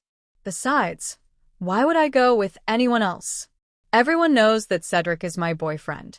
Anyone who chooses to ask me to the ball is just asking to be rejected. The table dissolved into amused laughter. George announced that he was going to Angelina. He had asked her immediately after the lesson was over. No one asked Harry or Hermione since they all assumed that Harry and Hermione would go together. Well, good for all of you who already have dates, said Susan dejectedly. Where am I going to find a partner for the balls? I'm sure plenty will ask, said Hermione encouragingly. If either Macmillan or Justin asks me, I'd rather go alone, Susan declared, sighing. I mean, they're not even on the Quidditch team. Susan said this in a tone that suggested that it was a crime for guys not to be on the Quidditch team. Hey, I'm not on the team, said Neville, slightly offended. Nev, you may not be on the team, but you're an excellent keeper, Susan explained, giving him an encouraging smile as she patted his hand. They look like the kind of guys who can't even stay on their brooms, she continued, wincing. Most of them rolled their eyes at her answer, unable to believe that she was so enthralled with guys who play Quidditch. No one in the group except George signed up for the extra lessons since most of them were proficient dancers. George had done it to accompany his girlfriend, Angelina. After lunch, Hermione decided to go to the library to return some of the books alone. Because of his talk with Dumbledore earlier that morning, Harry didn't have the time to go with her as he wanted to, and they went separate ways. He had too much work to attend to and headed back to their quarters first. She sensed his irritation as he made his way back to the quarters. It seemed that Harry was accosted by plenty of girls along the way, asking to be his escort to the ball. He was annoyed because it had, first, delayed him from his head duties, and second, he was certain that most of the girls wouldn't have wanted to go to the ball with him if he wasn't Lord Gryffindor. Hermione sighed when she saw a group of Crumbs fans sitting in the library pretending to read. One of the giggly fangirls even appeared to be reading a book, but it was upside down. And Hermione rolled her eyes. This was a clear sign that Crumb was in the library. Following the direction of their stares, she saw the quiet Quidditch star, sitting by himself reading. He looked as if he was waiting for someone since he wasn't paying attention to the book he was reading. Hermione hurriedly returned her book, hoping that the Durmstrang champion wouldn't see her. Apparently, luck wasn't on her side because he spotted her immediately. A smile graced his face as he stood up. He strode over to her. "Hi, Hermione. I was waiting for you." "Hi, Crumb," she said. "Victor, Hermione," he insisted. She was aware that the giggly girls had turned quiet immediately when they discovered that they were friends on a first-name basis. Hermione didn't have to look to know that all the attention in the library was now focused on them. His brows contracted slightly. He took her hand gently yet firmly and steered her into the heart of the library. They were quite deep into the library when Crumb finally stopped. They were completely surrounded by towering shelves. Since this area was a short distance from the restricted section of the library, it was completely vacant. Crumb let go of her hand, satisfied that no one would watch or eavesdrop on their conversation. An uncomfortable silence fell between them when they realized that they were completely alone. Crumb was rubbing the back of his neck nervously. "I really need to go, Crumb," added Hermione. Even though they were friends, she shouldn't allow him to lead her off that way. "Please don't," pleaded Crumb. "I'm sorry." "I was not thinking when I pulled you here." "What I mean is I was thinking if you would want to be my partner for the ball," asked Crumb hopefully. When Hermione didn't say anything, he searched her face expectantly. "Crumb," she began finally. "Victor," repeated Crumb firmly.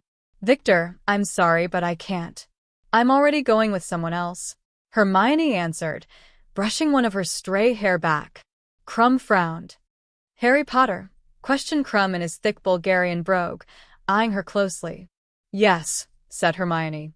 "We've been together for quite some time, Victor." He let out a curse in Bulgarian, looking very surly at the thought of her going to the ball with Harry. He didn't say anything, he just turned and left. Hermione discovered that Harry was right on both counts. Crumb had liked her and would ask her to be his date. The realization that Crumb liked her left her surprised and upset. She was shocked that anyone besides Harry would be attracted to her after knowing her true bookish self. Hermione walked out from the shelves, aware that everyone in the library was watching her and talking about her as she made her way out of the library quickly. Harry was halfway through his correspondence when he heard Hermione entering the study. "I wasn't expecting you so soon. I thought you'd prefer to spend some more time in the library reading," said Harry, not looking up from the document he was reading. "I would until Victor asked me out to the ball," said Hermione, frowning as she perched on the corner of his desk. "Ah. "I hope you turned him down flat," Harry replied cheekily, grinning fiercely. "Don't be mean." I felt bad for him.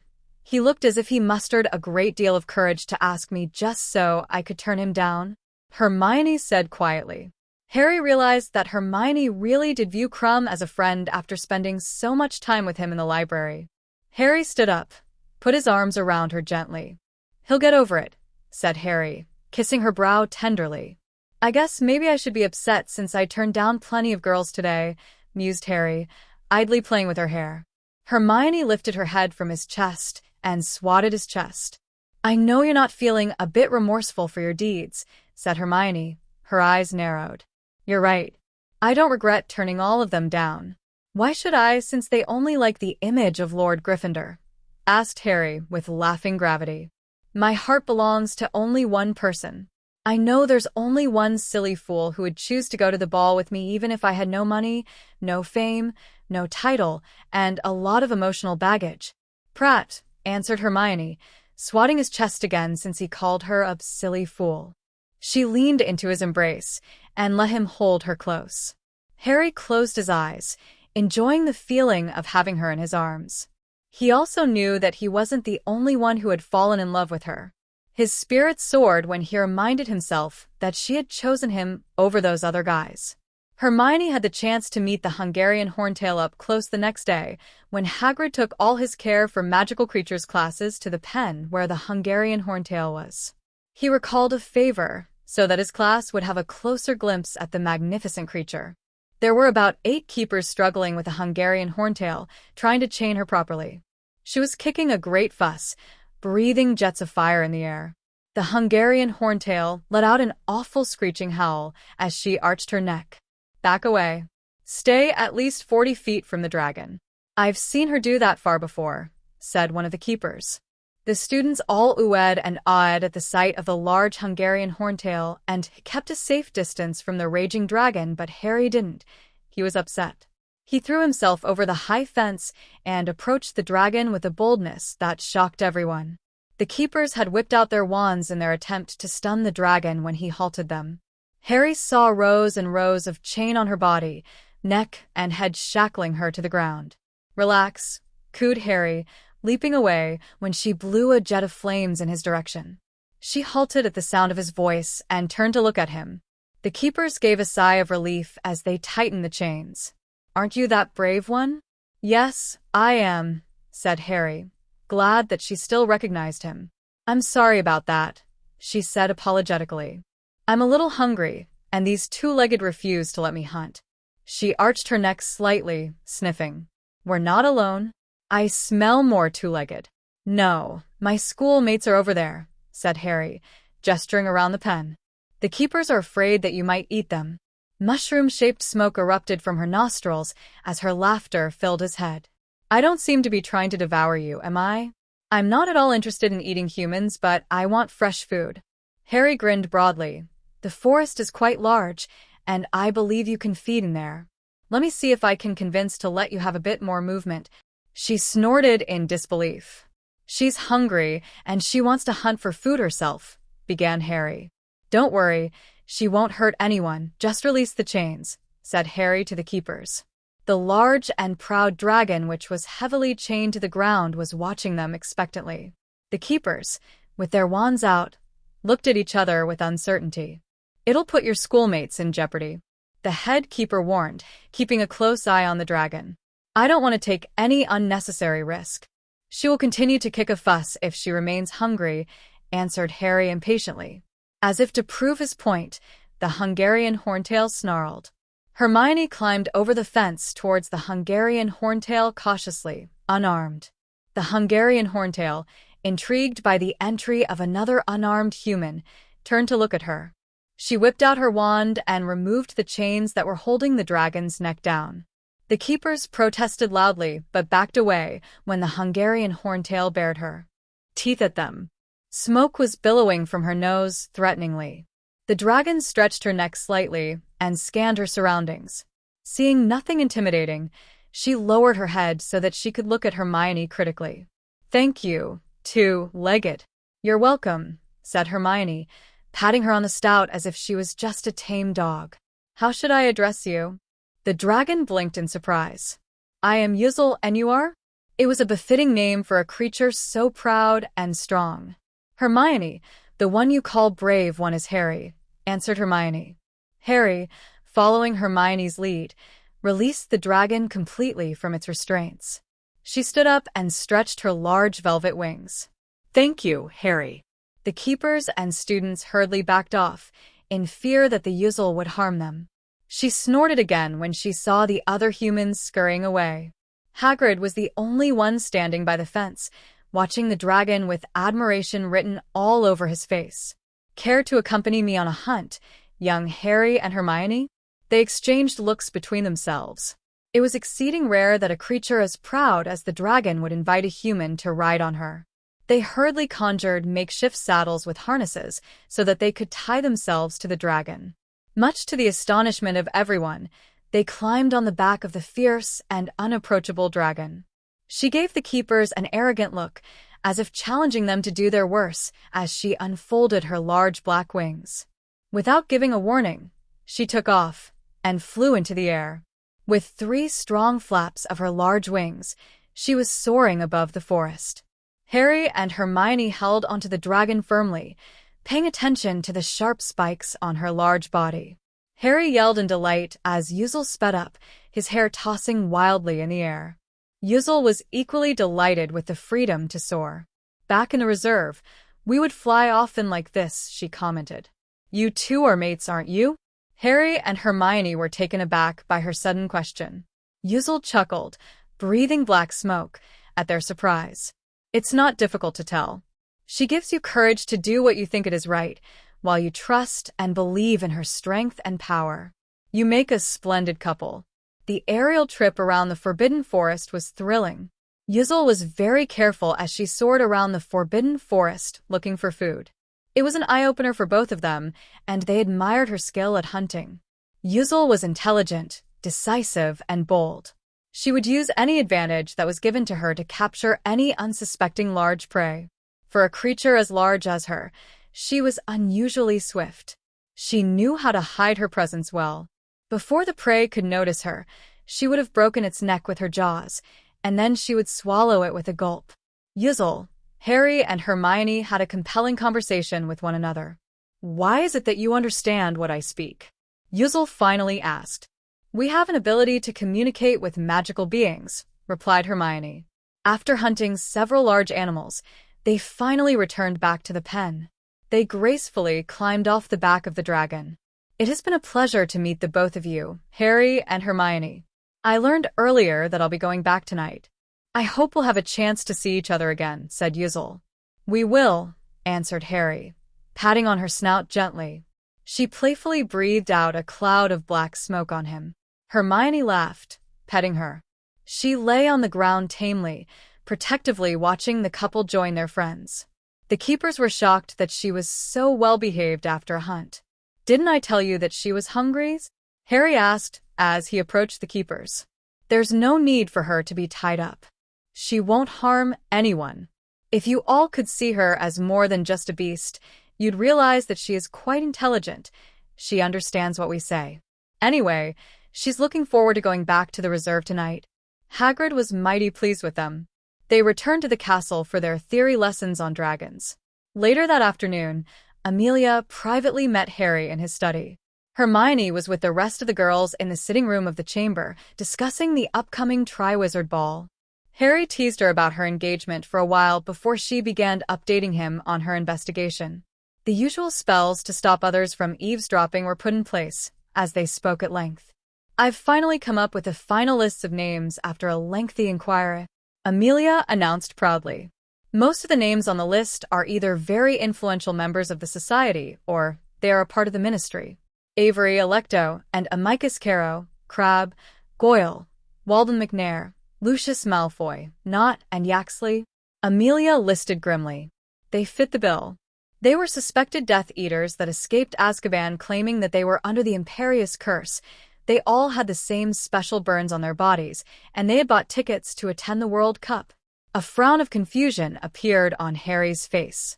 "You can't arrest them, can you?" "That's why you haven't made a move," said Harry, certain that his gut feeling was right. Amelia sighed. "Yes, I can't. There isn't sufficient evidence to convict them. We can't arrest them based on the fact that they share a special burn. These aren't the dark times. We can't just put them in Azkaban simply because they are suspected Death Eaters." "But surely you can't just let them get away with this," exclaimed Harry emotionally, clenching his fists. "They're Riddle's cronies, and they were torturing non-magical children just because they could. Why can't you try them and administer Veritasrum? They won't be able to deny their involvement that way." Amelia shook her head. "No, it doesn't work that way, Harry. If we were allowed to just administer Veritasrum all cases, then these people would not get off scot-free, and we would be able to close plenty of cases. Unfortunately, we need the approval of the entire Wisengamot to do that, and some of them are very influential members." Amelia explained miserably. Because Professor Dumbledore's case was riding on public sympathy, the Wisengamot quickly came to the decision to infringe on his rights and allow the use of Veritasrum. It didn't hurt that Dumbledore himself agreed to the potion's use. In this case, we can't even bring the suspects into court because we don't have adequate evidence. "Damn." "So you're just going to let them be?" asked Harry incredulously, looking at her. "Of course not. That was just the official stance on the matter," admitted Amelia, and a smile, fierce and devious, appeared on her face. "On the sly, I've asked Oswald and Remus to research ways we can track people. The Grangers have assisted them by providing information some non-magical counterparts, and they've been making some headway in the project. They've come up with a system that requires a drop of blood from the person that needs to be tracked. We secretly obtained samples of their blood when they recently went to St. Mungo's for treatment. Tracking them is somewhat like the concept of the Marauder's map, however in a larger scale. They're working on making it a multi-layered map so that they can even trace which part of the house they are in. For now, we can only pinpoint their general location. Harry grew pensive, drumming his fingers on the arm of the chair absently. How broad is general? Asked Harry, curious. The closest town, said Amelia. With such large scope, you're going by the assumption that they'll need to gather somewhere before they carry out some Death Eater activity. So you're waiting for the right moment to catch them in the act. Harry clarified. I'm sure that any day now they'll come up with something else to cause chaos just because of sheer arrogance. This time we'll be ready for them, said Amelia, firmly. A decade out of Azkaban is just too long. I have already started looking into these people closely. We have started to use all the influence we have to block them from wielding control from behind the scenes. A wolfish gleam appeared in his eyes. Great, now we should focus on monitoring their venues of income, bank accounts, and properties they own so that we can clamp down on them when we need to, Harry suggested excitedly. We're already on it, Amelia affirmed with a wicked grin. This time around, we'll have the upper hand.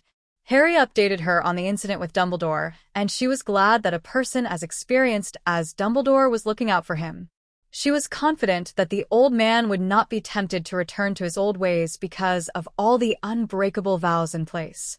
She went on to explain the progress of the investigation into the hitch with a goblet of fire. Well, I've spoken to the goblins to learn more about their treasure. They agreed that it could not have been the work of a student, so we deduced it must be the faithful servant he is housed at Hogwarts. Tonks and I are looking into the circumstances of the Death Eaters who died in jail, following Luna's profile. It's been tough. The guards in Azkaban don't record these incidents accurately. Most of the prisoners go mad within a week and lose their magical power completely, so they monitor the state of health of the prisoners more closely than the deaths, explained Amelia. So you're looking out for unusual circumstances of death? Asked Harry, rubbing his chin. You suspect that this loyal servant escaped from Azkaban? Yes, I think Luna's profiling of the loyal servant is very accurate, Amelia admitted, sipping her tea. We're working with a very far-fetched theory that assumes that death is the only way someone can flee from jail. I'm working with Sirius since he was there for more than a decade. That's quite a lot of progress. And said Harry, amazed that all the adults seem to be working hard. I appreciate all the time and effort you've put into it. Don't worry about it, Amelia assured, seeing the worry on his face. You all have an important task to accomplish, and that is to focus on learning the skills to protect yourselves. There will be times we will slip, and we don't want anything to happen to you. We take Professor Moody's lessons seriously, and we are making progress, replied Harry, smiling. That's great. I hope I can arrange all of you to undergo or combat training by next summer holiday, Amelia said, returning the smile. I have to head back to the office to deal with some internal matters, but I'll be back to show you the equipment soon. Harry nodded and ended all the spells with a flick of a wand. They bade each other goodbye and Dobby took her straight back to her office. Harry closed his eyes and relaxed into his armchair. Everyone seemed to be doing everything they could to protect him. He was grateful that he had a family that cared for him so much. Checking his watch, he realized that he was going to be late for lessons if he didn't hurry. He swung his dragonhide bag onto his shoulders and hurried out of the quarters to class. Everyone was still obsessing with the coming ball. Well, at least the girls were. They were giggling and whispering along the corridors as Harry walked past them. He usually saw them excitedly comparing notes about what they were wearing during meals or lessons. The girls seemed to be only able to talk about the triwizard ball and the dancing and etiquette lessons. By the end of the second week after the triwizard ball was announced, everyone knew that the two Hogwarts champions were attending the ball with their girlfriends and were disappointed. Fleur and Crumb seemed to be turning down all the offers, and no one in school actually knew who they were going with. Harry was surprised to see that even Hermione seemed to be thrilled about the ball. She, like the rest of the girls, decided to keep the dress she was wearing a surprise from her partner. It took a lot of work since she had to remember to put up her shields whenever she was thinking about it. He had to admit that by keeping her wardrobe a surprise, he was really beginning to look forward to the ball. He even gave her the green light to purchase anything she might need for the masquerade. For the rest of the weeks leading up to the big event, Harry and his friends decided to travel in packs so that they would not have to field offers from other students. Apparently, no one seemed to care that they already had dates, thus motivating them to look for a better solution. The tactic seemed to work since most of the guys and girls lost the courage to single any of them out while they were in such a large group. It worked on everyone but Fleur. Harry was with Hermione, Susan, and Neville, heading back to the castle from their class when Fleur approached him. They were discussing various types of dragons as part of their homework from the Care for Magical Creatures lesson. Hagrid had started his series of lessons on the fascinating creatures after bringing them to see the Hungarian horntail.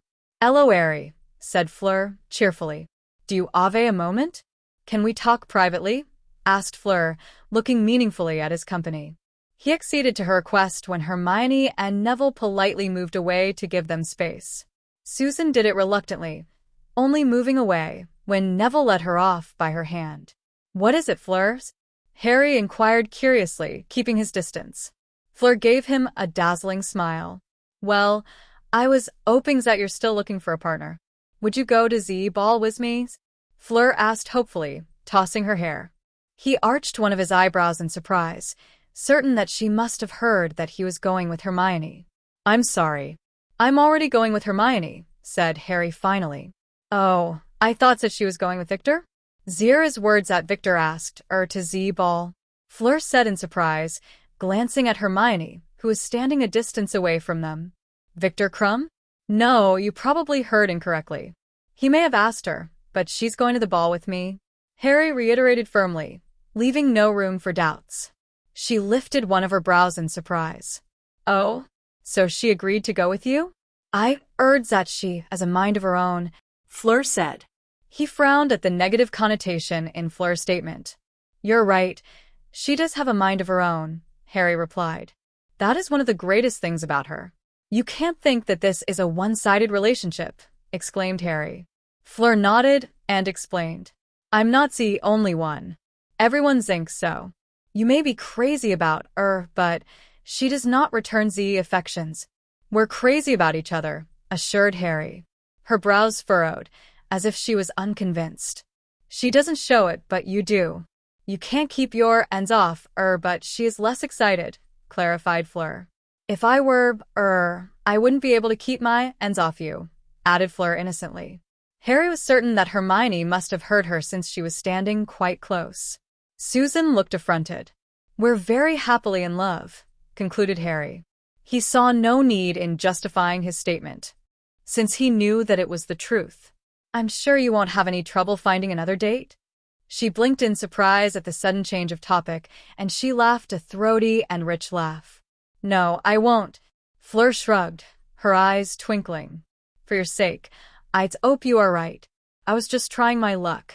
"I'll see you around, Harry," bade Fleur, kissing Harry on the cheek before walking towards the carriages. "Who does that Delacour think she is?" exclaimed Susan heatedly when Harry joined them at the flight of stone steps. Harry noticed that Hermione was being very quiet. He frowned since there were 3 likely reasons. First, she could be jealous over Fleur. Next, she could be upset that the news of Krum asking her to the ball had spread. Finally, the opinion that Hermione did not love Harry as much as he loved her could have troubled her. Fleur has always been very confident of her charms. However, it doesn't matter. "I'm pleased knowing that others think I'm the obsessed one in this relationship," Harry admitted, smiling. "We know it isn't true," whispered Harry tenderly, turning to look at Hermione and lacing his fingers with Hermione's. Their gazes met in an intense way. Neville chuckled. It was crystal clear from the way they looked at each other that they were deeply in love with each other. Beside him, Susan was also watching them quietly, with a large, silly grin on her face. He could tell that she had worked herself into a rage for their sake. Neville beamed knowingly at Susan as he put a hand on Susan's shoulder, and she returned the smile. They stood at the side, watching their friends kissing each other passionately. Later that evening, Harry and Hermione were alone in their sitting room, working on their essays. There was a goofy smile on Harry's face, and he was shooting occasional glances at her, whenever he thought she wasn't looking. "Sweetheart, can you please stop that? It's very distracting," chided Hermione lightly, not lifting her head from her work to look at him. Harry chuckled loudly. "I can't help it. I keep thinking about what happened earlier today. You were really jealous, weren't you?" Harry probed. "I can't imagine you getting jealous, Angel." "Yes, I was and I can," replied Hermione in a clipped tone. She was visibly annoyed, but it did nothing to dampen Harry's mood. Harry was smiling from ear to ear. "So, I'm not the only one stupid enough to be jealous?" asked Harry gleefully. Her eyes were narrowed into slits when she lifted her head to look at him. The corner of her lips quivered in amusement when she realized how happy he was. The smile on her face disappeared entirely when another thought crossed her mind. "There was another reason why I was upset," Hermione admitted, finally looking at him. "I think I may have encouraged Krum to pursue me since I don't appear to be in love with you."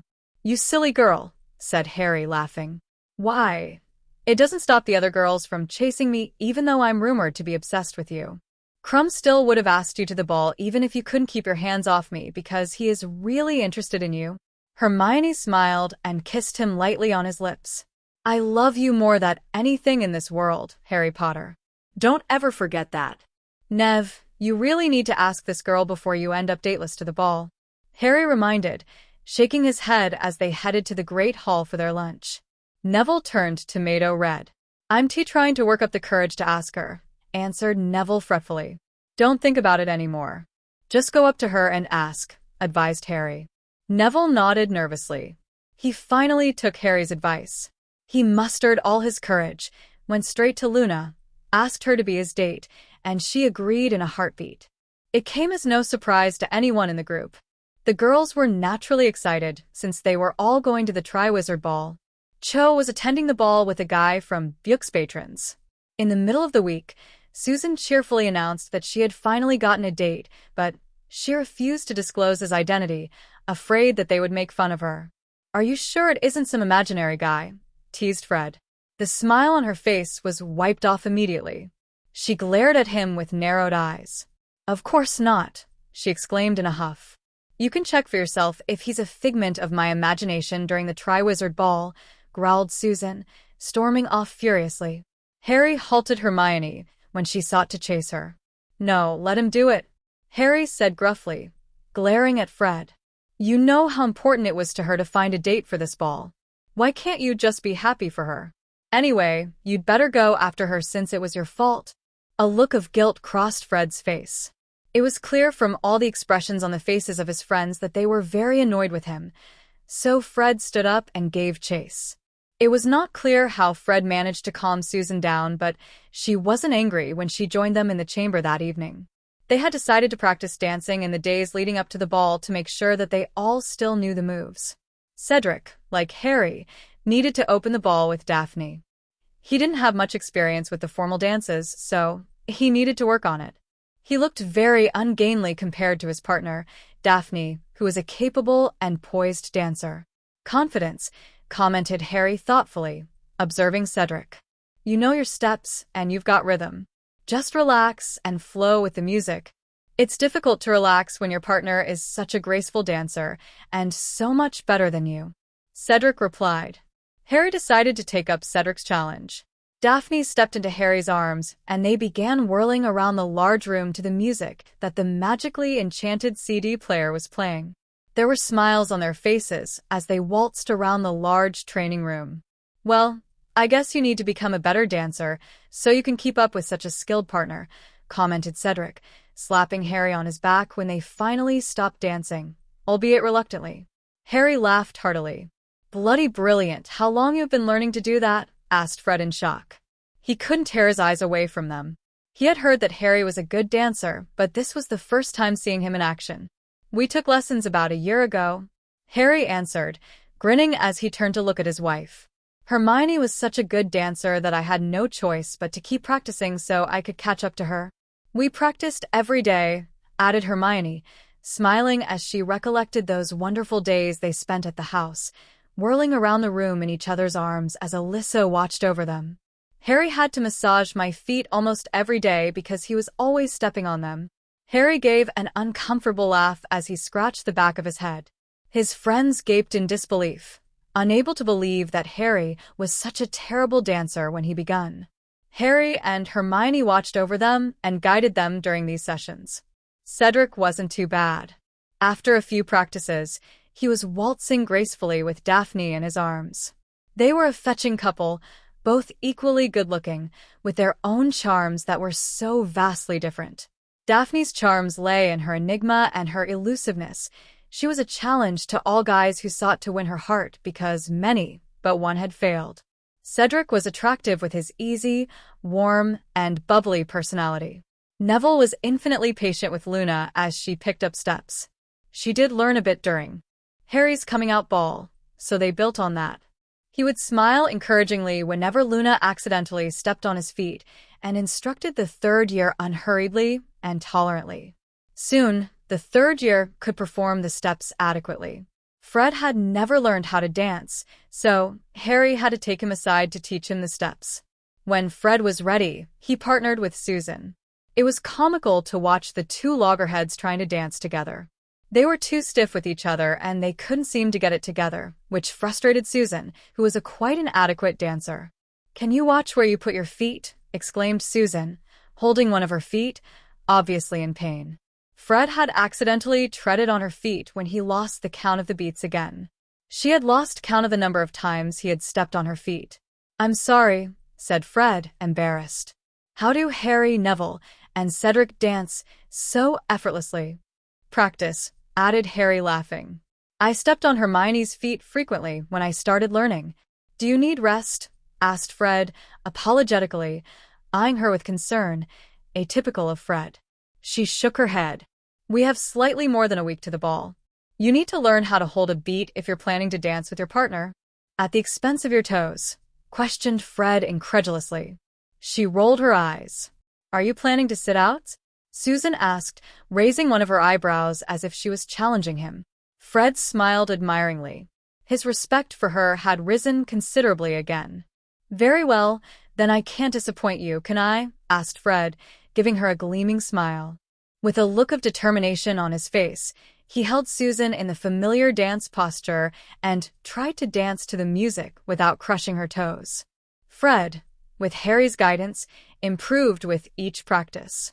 By the eve of the triwizard ball, Fred was no longer stepping on Susan's toes and he appeared to be enjoying himself. Everyone could see the pride on Susan's face when he danced fairly well.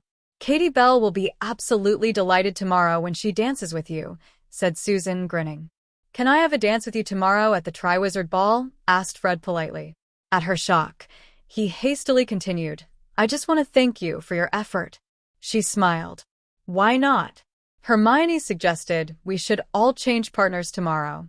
"You'll have to dance with rest of us," answered Susan. Fred didn't understand why he felt a pang of disappointment, but he ignored it and continued to dance with her to the slow music. Chapter 33. The Triwizard Ball. A blaze was crackling noisily in the fireplace, chasing away the damp of the chamber. It was the only sound heard in the room as the occupants were engaged in an intense game of chess. Sitting comfortably cross-legged in the large leather wingback armchair before a large, beautiful chess table, Harry was staring at the chessboard intently, trying to anticipate his opponent's next move. His challenger was in a similar state of mind, his head propped up by a hand, as he surveyed the game with his cool gray eyes. A faint frown appeared on his rather handsome face as he considered his next move carefully. All light-hearted conversation had ceased moments ago when Harry took the offensive and forced his opponent into a tricky position of choosing which strategically placed piece he was willingly to sacrifice. Harry had come up with a counterattack for the tactics Cedric was using, and Cedric was well aware that he wasn't going to be able to take this game. He rubbed his smooth chin contemplatively, trying to figure a way to turn the tide on Harry. "I wouldn't do that if I were you," Harry cautioned with a ghost of smile on his lips. Cedric looked up and searched his countenance and noticed that it was emotionless once again. Cedric rubbed the back of his neck hesitantly, Harry's words planting a seed of doubt in his mind. Deciding it was silly to worry too much about Harry's cryptic statement, Cedric issued his rook to take the white pawn before it could be promoted. To his satisfaction, his rook knocked over the white pawn powerfully, almost obliterating it. Harry didn't seem to mind. In fact, he was laughing. "Don't say I didn't warn you," said Harry, with a devilish grin. Knight to e5. Checkmate. The ivory white knight galloped across the board, neatly cleaving the head of the black bishop before taking its place. True enough, the white queen, castle, and the knight had trapped the king. There weren't any other moves Cedric could take to remove his king from its perilous situation. Resigned to its fate, the Black King took the exquisite crown from his head and tossed it onto the board with so much force that it shattered into many pieces. Cedric sighed when he realized that he had lost again. Looking at his opponent, he saw the smile of triumph on Harry's face. "I can see that you truly enjoy thrashing me at this," Cedric drawled with a hint of annoyance. He wasn't a sore loser usually, but he had already lost 4 out of 5 games to Harry. Harry merely grinned in response. Cedric wasn't a terrible player, but he wasn't in the same league as the person who introduced him to chess and was his chess buddy for 2 years. He knew that Ron was not wholly accepted by most cliques in Gryffindor because of his betrayal. Gryffindors might not prize loyalty as much as the Hufflepuffs, but they did view honor with great importance. Harry sincerely hoped the past year had helped Ron to change for the better. With a wave of his wand, the shattered pieces that lay at the side of the board magically became whole again and trooped into its proper places on the board, waiting for the players to issue their commands. It was highly odd that on the afternoon of the much-anticipated Triwizard Ball, the guys were so bored that they decided to pit their wits against each other in the game of wizard's chess. The girls, much to their mortification, chased all of them out of the Harry and Hermione's quarters after lunch. It was a good 7 hours until the event began, but the girls didn't seem to care, insisting that they needed that much time to look good. Harry, who should have been spearheading the protest, kept silent, knowing from his previous experience with his coming-out ball last year that girls really did need quite a bit of time to get ready. He merely had one issue. He himself needed a place to get himself ready for the ball, which he raised the night before, when the girls excitedly asked him for his permission to use their rooms as their makeshift headquarters to prepare for the ball. It was easily resolved. Dobby or Winky would bring whatever he needed to the chambers. With so much time on their hands, the Weasley twins unsurprisingly went back to their dorm to busy themselves with inventing new and improved joke products. Neville chose to stay in the comfortable library of the chambers to catch up on some reading, leaving Harry and Cedric quite lost. They found solace from boredom by burying themselves in their work, but even that didn't kill enough time. The piles of New Year assignments or head-of-house duties were only sufficient to occupy their attention for 2 hours. Harry and Cedric were so used to spending their free time with their loves that they felt quite at a loss having so much downtime without Hermione or Daphne to turn to. It was especially true for Harry, since Hermione had erected a mental wall between them. He was painfully aware of the void the absence of Hermione's thoughts and feelings had left. Spotting the chess table, they decided to play. "How long have we been playing?" asked Cedric idly, as he stood up to stretch. Taking that as a sign that Cedric was too stiff to play another round, Harry waved his wand again. The chess pieces formed 2 lines and marched towards the wooden box. They leapt in, one after another, and lay straight and flat in the box until all of the pieces were neatly packed inside. He absently flicked his wand a 3rd time, and the wooden box was snapped shut. His gaze flicked to this watch before turning to his good friend. "About 3 hours," said Harry, rolling his head to remove the tension in his shoulders. Cedric gaped, unable to believe they still had 2 more hours to go. "I'm sure it'll be worth the wait," commented Neville from the armchair before the fireplace. He delightedly flipped to the next page. A pile of books were stacked neatly on the side table near him, and he was into his 4th book on his beloved subject, herbology. He lifted his head from his book and glanced at 2 champions with a smile. "Well, you 2 could work on your eggs, or the spells that Professor Moody wanted us to work on." As promised, Professor Moody worked on the finer aspects of magic with them during the extra sessions they'd already had with him. They found that they could cast spells for longer periods of time ever since Professor Moody took them through different exercises to increase their magical capacity. Cedric beamed. Good thinking, Nevada want a duel, Harry's? Cedric was very eager to put his new abilities to the test. Harry had to admit it was a great way of killing time, but he didn't fancy facing Daphne's icy wrath if she realized that her date was weary or worse, late because of him. Cedric was as competitive as he was. He'd naturally put his all into the duel until he collapsed from exhaustion. He summoned a thick tome on advanced defense spells and tossed it at Cedric. Cedric caught the book easily with a hand, looking at Harry, baffled. "We don't have pepper-up potions with us," said Harry simply. "And we still have a ball to attend. I don't want Daph to be mad at me if I overwork you." He summoned a book on a particular theory of magic from the shelves. Even though his side project on getting Hedwig to tap into his magic wasn't important, he thought it would be good if they could come up with a solution soon. He looked at the invisible ring nestling on his fourth ring finger, and he sighed inwardly. Cedric set the book on the table beside him. "You're just afraid of losing to me, Harry. After all, I'm much bigger than you. You're afraid that Hermione will be angry with you if you're too tired to dance with her tonight," goaded Cedric good-naturally. "Come on, no magic, only hand-to-hand." Neville raised one of his eyebrows inquiringly at Cedric's challenge. Harry might be slightly smaller than the Weasley twins and Cedric, but his fighting technique was not something they could take lightly. He glanced at Harry and sighed. It was clear from the feral glint in Harry's eyes that he'd taken the bait. Harry had been looking forward to some action all week. With all the preparation for the triwizard ball, there wasn't simply time for them to work on their hand-to-hand combat, and he played right into Cedric's hands. "Let's go." "Gym, now," demanded Harry, jerking his thumb at Cedric. They didn't bother to change into more comfortable clothing, and just divested themselves of the heavy robes and vests of their Hogwarts uniforms, leaving them clad in their shirts and slacks. They rolled up their long sleeves, in preparation for a heavy workout, and walked to the center of the large room. Cedric charmed the floor to be cushioned, and they bowed to each other. Harry was as daring as ever, choosing to attack first. He stepped into Cedric's personal circle and attempted to knock him over. Cedric found himself ducking and dodging Harry's blows as he inched backwards, trying to find an opening. He tried to sweep Harry off his feet, but Harry had read his actions accurately and was able to hit him first. Cedric was slow to warm up, compared to Harry, and when he did, Harry was pleased that Cedric was able to get a few hits in. It was half an hour later when Cedric collapsed onto the padded floor, exhausted by the fight. His shirt was completely drenched with perspiration as he lay on the floor panting.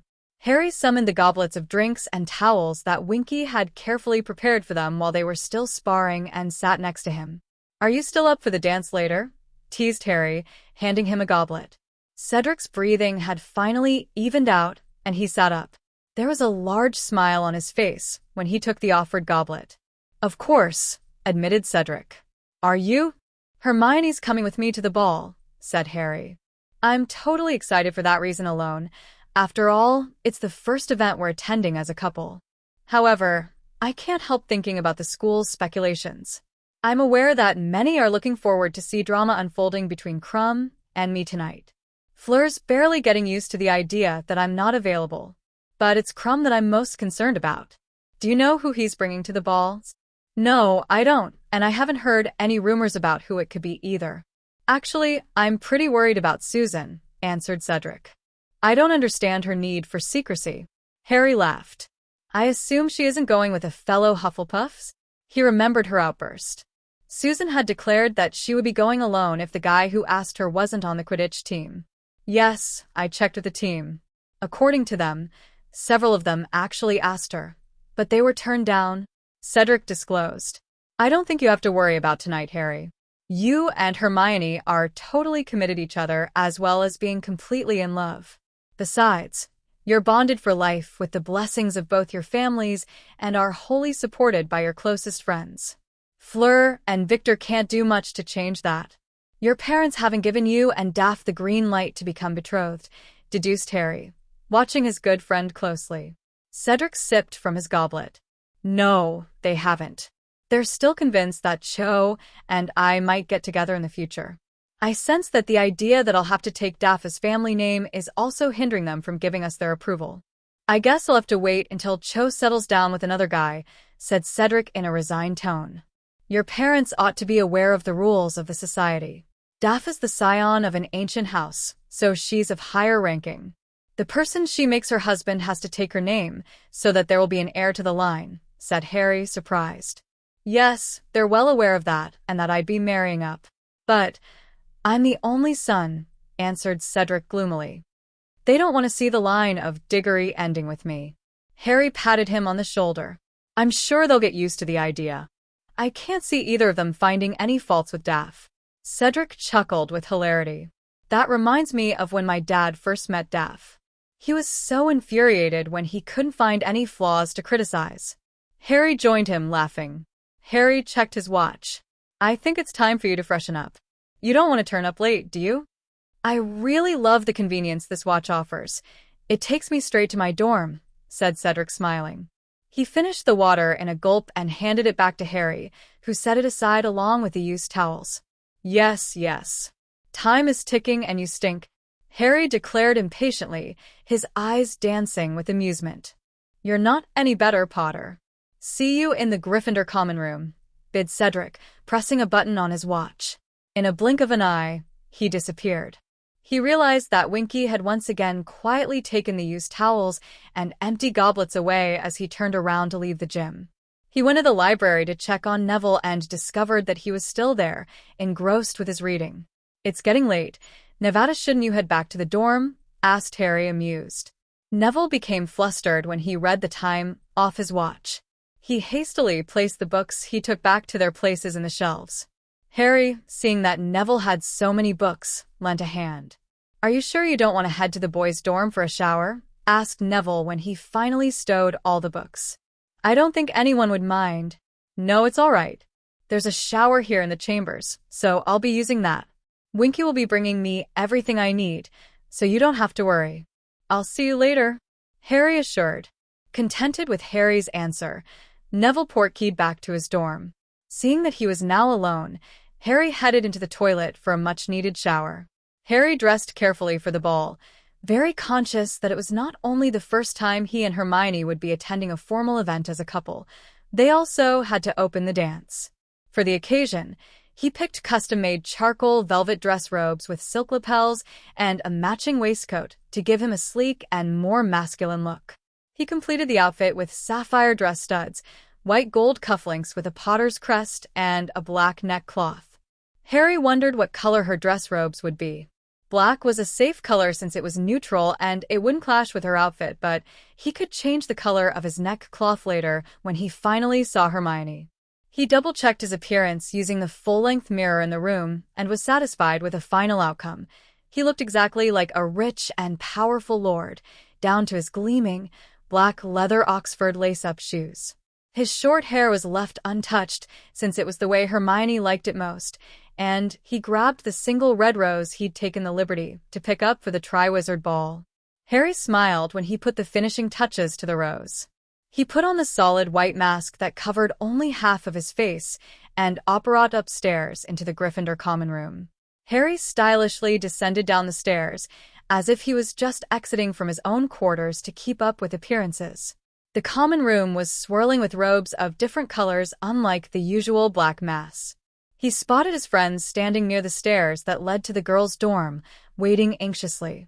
Looking very sharp and mysterious, Harry, said Parvati, clad in dress robes of shocking pink.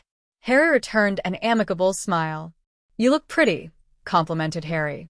The smile on Parvati's face widened. Thanks, Harry. I'll see you at the ball. My date's waiting for me. She cheerfully waved at him before exiting out of the common room. Harry grew uncomfortable, noticing that all the girls seemed to be staring at him, so he joined his friends. Neville was pacing around the foot of the stairs, looking very nervous yet debonair in velvet dress robes of silver and matching slacks. He was wearing a silky dove-gray necktie, completed by platinum cuff links embossed with the crest of the House of Longbottom. There was a silver demi-mask on his face. Upon closer look, he noticed the intricate sparkling patterns that surrounded the two holes for his eyes. His hair was gelled neatly back, and he was glancing at the stairs at intervals of a few seconds. Nice robes, Nevada. You look good, complimented Harry, appraising him. With all the training he had done between the two balls, he had certainly become more fit and attractive. "You really think so?" asked Neville as he gave an edgy smile. Harry nodded, clapping him on his back. "She's going to love it," said Harry, checking his watch. They were early. Girls began to descend from the stairs, looking fine in their dress robes. Harry noticed that most of them were not very innovative with their masks, choosing to wear plain demi-masks that matched the color of their dresses. The common room started to empty as it approached 7. "Where are Fred and George?" Harry inquired, absently. "They're already waiting in the entrance hall with their dates, Angelina and Katie," said Neville, smoothing his robes.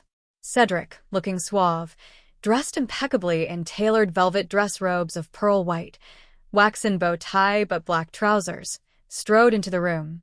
He chose to wear a white leather mask with leather cords crisscrossing at the sides.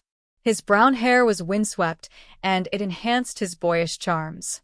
"Wow, you two are a sight." "Harry, I really like your mask," said Cedric, grinning. "You look quite menacing with half of your face covered." There was the sound of heels clicking against the steps of the staircase.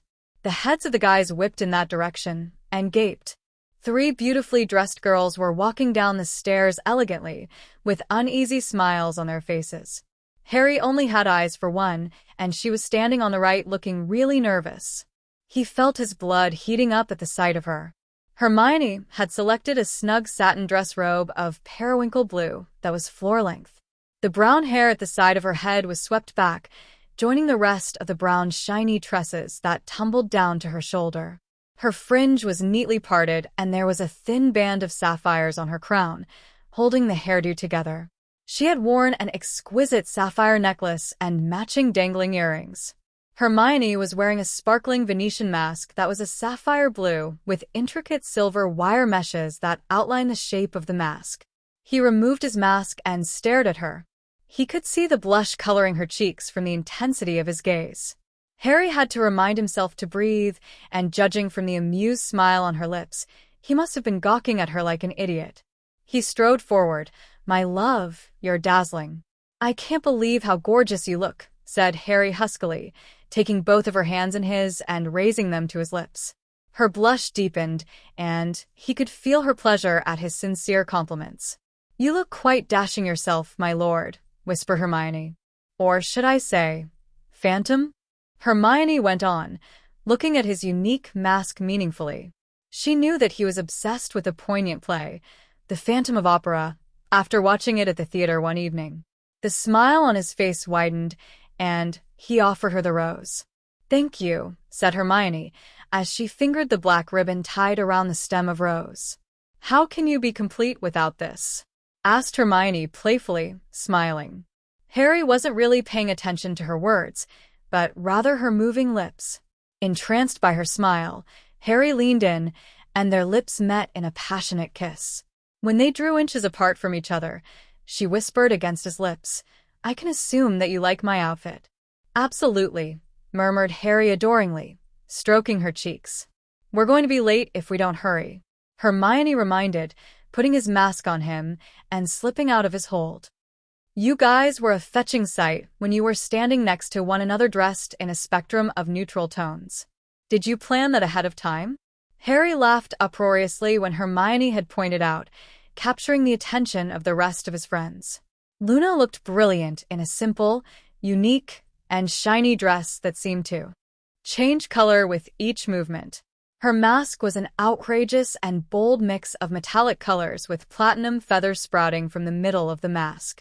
Neville in his silver dress robes did not clash with his partner's outfit. Daphne, in satin dress robes of brilliant green, looked extremely beautiful. Cedric wasn't able to take his eyes off his girlfriend and draped his arm around her waist possessively. "Gentlemen, Mione wants to know if we coordinated our color scheme," said Harry humorously, looking at his friends. They were taken aback until they had a closer look at one another's outfit, and they laughed. "Anyway, it's almost 7. We'll have to hurry." Before I forget," said Harry, transfiguring his neckcloth into periwinkle blue so that it would match Hermione's outfit. The 3 couples hurried out of the Gryffindor common room, hand in hand. The entrance hall was a myriad of colors as the students flocked around the place, waiting for the oak doors that lead to the great hall to be opened. The whispering stopped the moment they saw the three couples gracefully descending down the winding stairs. Harry felt Hermione's nails biting into his skin as her grip on his arm tightened. He leaned into her ear and whispered, "You're easily the most beautiful woman here tonight, so you don't need to be nervous." His warm breath on the shell of ear made her shiver, and she smiled, albeit tensely. The student milling around the corridor wordlessly parted and allowed the three couples to walk past them towards the oak doors. The chattering returned with a vengeance, and Harry caught some of the whisperings and realized that they were talking about them. Harry drew Hermione closer to him protectively as he led his wife through the crowd with his friends trailing closely behind them. He was poised to defend or attack, whatever the situation called for. "I'm certain that you've become more territorial this year," admired Hermione, with a smile of amusement on her face. Harry lifted one of his eyebrows in surprise. "I had the impression I was always a bit protective of you." He had to lean very close to her so that she could hear him. Hermione laughed brilliantly. "No, I'm usually the overprotective one. I worry about you all the time." His eyes danced with amusement. "Yes, you wouldn't be my Hermione if you didn't worry about me at all. Maybe I should consider repenting from my reckless ways so that you won't have premature wrinkles on your forehead." "Prat!" exclaimed Hermione, hitting him on his chest. Harry held her hand to his chest as he chuckled. It was in this position that Fred, George, and their dates found them. "Don't they look sweet together?" commented Angelina, smiling as she leaned closer to George. "What else new?" commented George, his eyes gleaming with amusement. "No offense, Harrykins." Harry laughed good-naturally, putting one of his arms around Hermione. "None taken." He glanced around and saw that Cho and her escort had joined them. "Where is Susan?" "She isn't with you?" asked Fred, with a hint of impatience in his voice. Beside him, a bored Katie was talking to Angelina. "No, she had to meet her date early," said Hermione, searching the crowd for any sign of the familiar red-headed. "I'm anxious to see who she's coming with." A look of distaste flashed on his face before Fred willed himself to look bored. Harry and Hermione shared a look of surprise. A stunning young adult wearing dress robes of pale pink and an outrageous golden Venetian mask with intricate gold wires coiling to form a delicate angel wing at one side of the mask walked elegantly to the front. Her brown hair tumbled down from her crown. Harry didn't recognize the professor until she spoke. His eyes widened when he realized it was his head of house, Professor Vector. With her hair down and horn-rimmed spectacles missing, she looked entirely different. She called for the champions and their partners. The crowd automatically parted and allowed the champions and their dates to pass through. Harry and Hermione excused themselves from their friends and headed to the entrance of the Great Hall. It was then when they ran into Fleur. She was looking stunning in a flowing silver satin dress, and she smiled when she saw them. Behind her was her date, Roger Davies. Fleur couldn't believe her eyes when they fell on Hermione. Even she had to admit that the fourth year which looked pretty when she chose to dress up. The French girl, to Harry's surprise, flashed an uncertain and apologetic smile at her and was glad when Hermione returned one cordially. He didn't know what caused the change of attitude, but he knew that the school was talking about how Hermione and he faced the Hungarian horntail together. Fleur turned to look at Daphne, the reputed ice queen of Hogwarts, and measured her up in a glance. She wasn't surprised when Daphne appeared to be sizing her up with an equally icy gaze. Daphne dismissed her curtly after a while, and she turned to speak to Cedric, who was hovering over her protectively, as if he was dying to catch her every word. Fleur was outraged, unable to believe that there was a girl who could outclass her in terms of arrogance. Harry started sniggering, much to the surprise of everyone around him. "I always wondered who'd win when the ice queens of the two schools finally met each other," explained Harry when he finally had control over his feelings. "Well, the outcome is quite clear." The frown on her face cleared and she smiled, her eyes gleaming with amusement. "Hogwarts seems to have the bawdiest girls and a lack of acceptable guys," Fleur declared, tossing her sheet of silver hair. "Then why are you with Davis?" asked Harry curiously. She shrugged absently. All ZE good guys were taken. You are very lucky, Hermione. Oh, I know I am, she said, smiling, looking meaningfully at Harry. Once the champions were in position to the side of the entrance, the rest of students were allowed to file through the oak doors and into the Great Hall. They were told that when everyone had finally settled down, they would follow Professor Vector in a procession. The Durmstrangs are late, observed Daphne, as she watched the crowd surge into the Great Hall. The front doors of the castle suddenly opened, and everyone turned to look at the Durmstrang students briskly entering the castle, with Professor Karkaroff at the front. Like everyone else, they were wearing masks. At the back of the crowd, they saw Krum, dressed in midnight black dress robes, accompanied by a beautiful girl in a stunning golden dress robe. They seemed to be enjoying each other's company, laughing gaily. Harry froze. No, it couldn't be. That couldn't possibly be Susan Bones with him. But Harry knew he couldn't have made a mistake even though the girl was wearing a mask. What was she doing with him? Hi, everyone, said Susan cheerfully when they joined them. Krum stiffened visibly when he saw Harry and Hermione together, but he did manage to greet them politely. Susan was completely oblivious of the identical looks of shock on all her friends' faces. They hurriedly masked it with a smile and exchanged pleasantries cordially. It was, however, clear from the eyes of the girls that they wanted to speak to Susan privately. Krum ignored Hermione and Harry after greeting them, choosing instead to speak to Cedric. Harry could sense Hermione's annoyance, but he held her firmly and led her away. He believed that it wasn't the time to get their answers. The champions and the partners got into their lines of twos and waited for the moment when they would make their grand entrance. When everyone in the Great Hall had settled down, Professor Vector led them into the hall. A loud applause greeted them as they walked across the hall to the large round table where all the judges were sitting. A buzzing, almost as loud as the applause, began when they noticed that Krum was accompanied by Susan Bones, a good friend of Hermione. Harry and Hermione were so distracted by Susan's surprise appearance that they didn't notice the amount of effort the staff had placed into decorating the Great Hall for the Triwizard Ball. Small glowing jack-o'-lanterns were floating around the hall, lighting the place up. Large animated shooting stars seemed to fill the walls of the hall. The ceiling reflected the clear, starry night outside, adding to the ambience of the room. The large house tables had disappeared and were replaced by many round tables that could seat a dozen. Harry and Hermione did notice the judges when they approached. Professor McGonagall was decked in dress robes of tartan red, clapping politely as the champions and their partners approached. She seemed glad that they were using the opportunity to mingle. Madame Maxime had exchanged her usual robes of black for a flowing dress robe of lavender silk. Bagman was wearing a robe of outrageous purple with bright yellow stars splattered across his robes and was clapping as enthusiastically as the other students.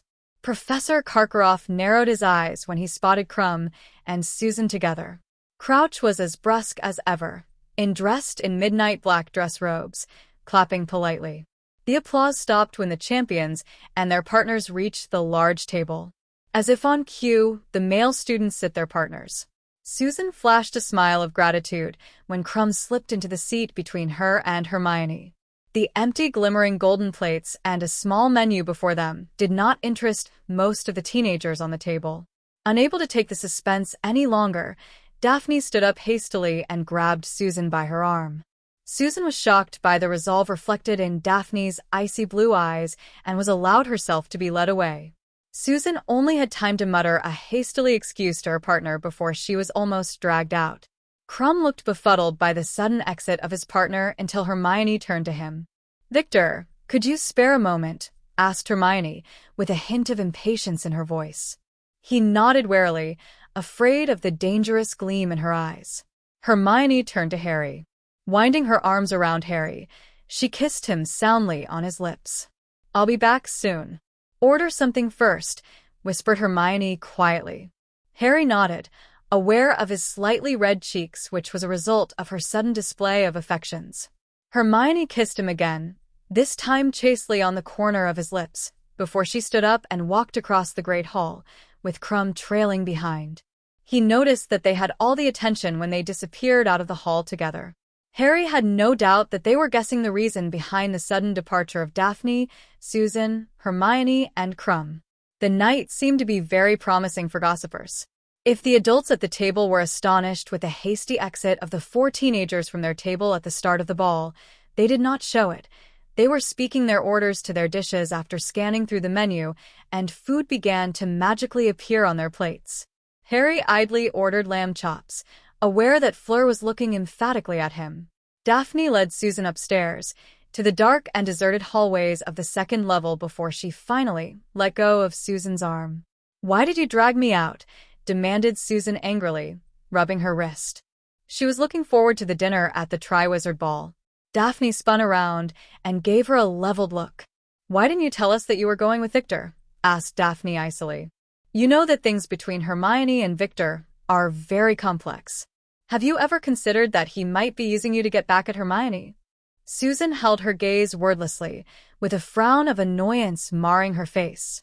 The staff had pulled no stops at decorating Hogwarts for the Triwizard Ball. They had even decorated the grounds.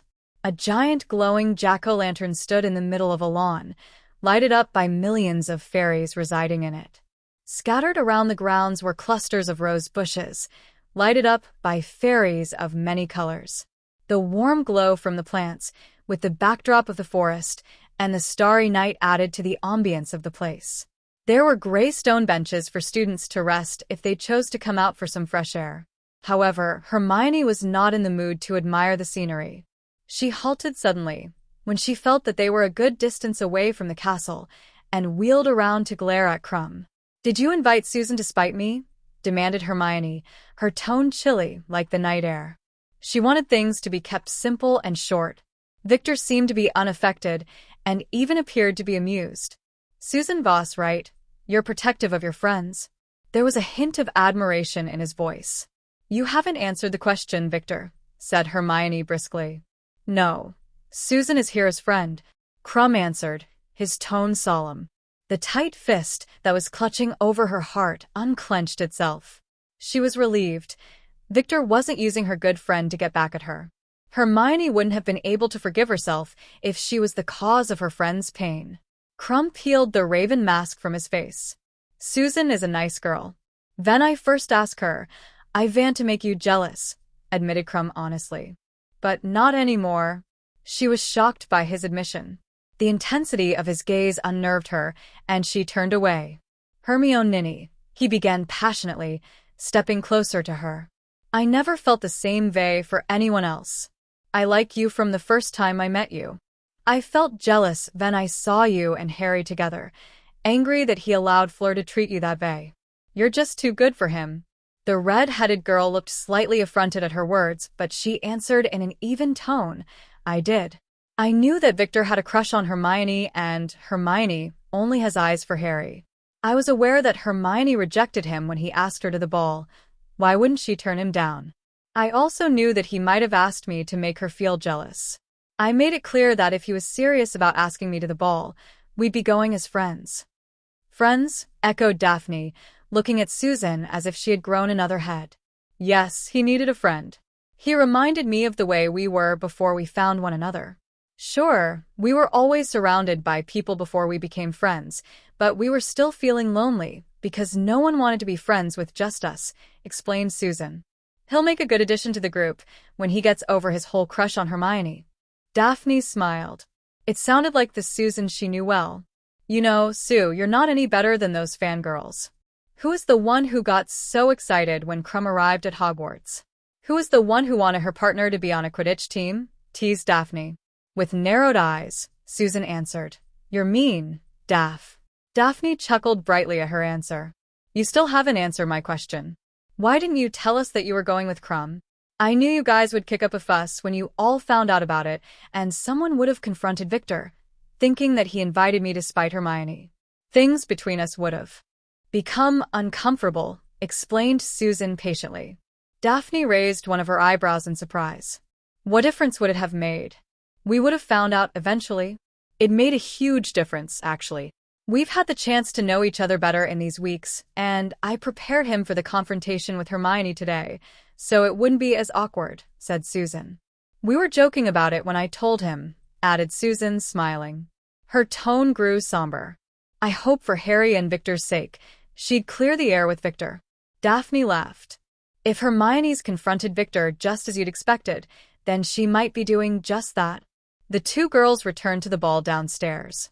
He was looking at her expectantly, waiting for her answer. And you think you're good enough? A gleam of resolve flicked in her eyes as she held his gaze. I'm sorry, offered Hermione. That came out rudely. She took a step back when Krum advanced closer to her, trying to persuade her.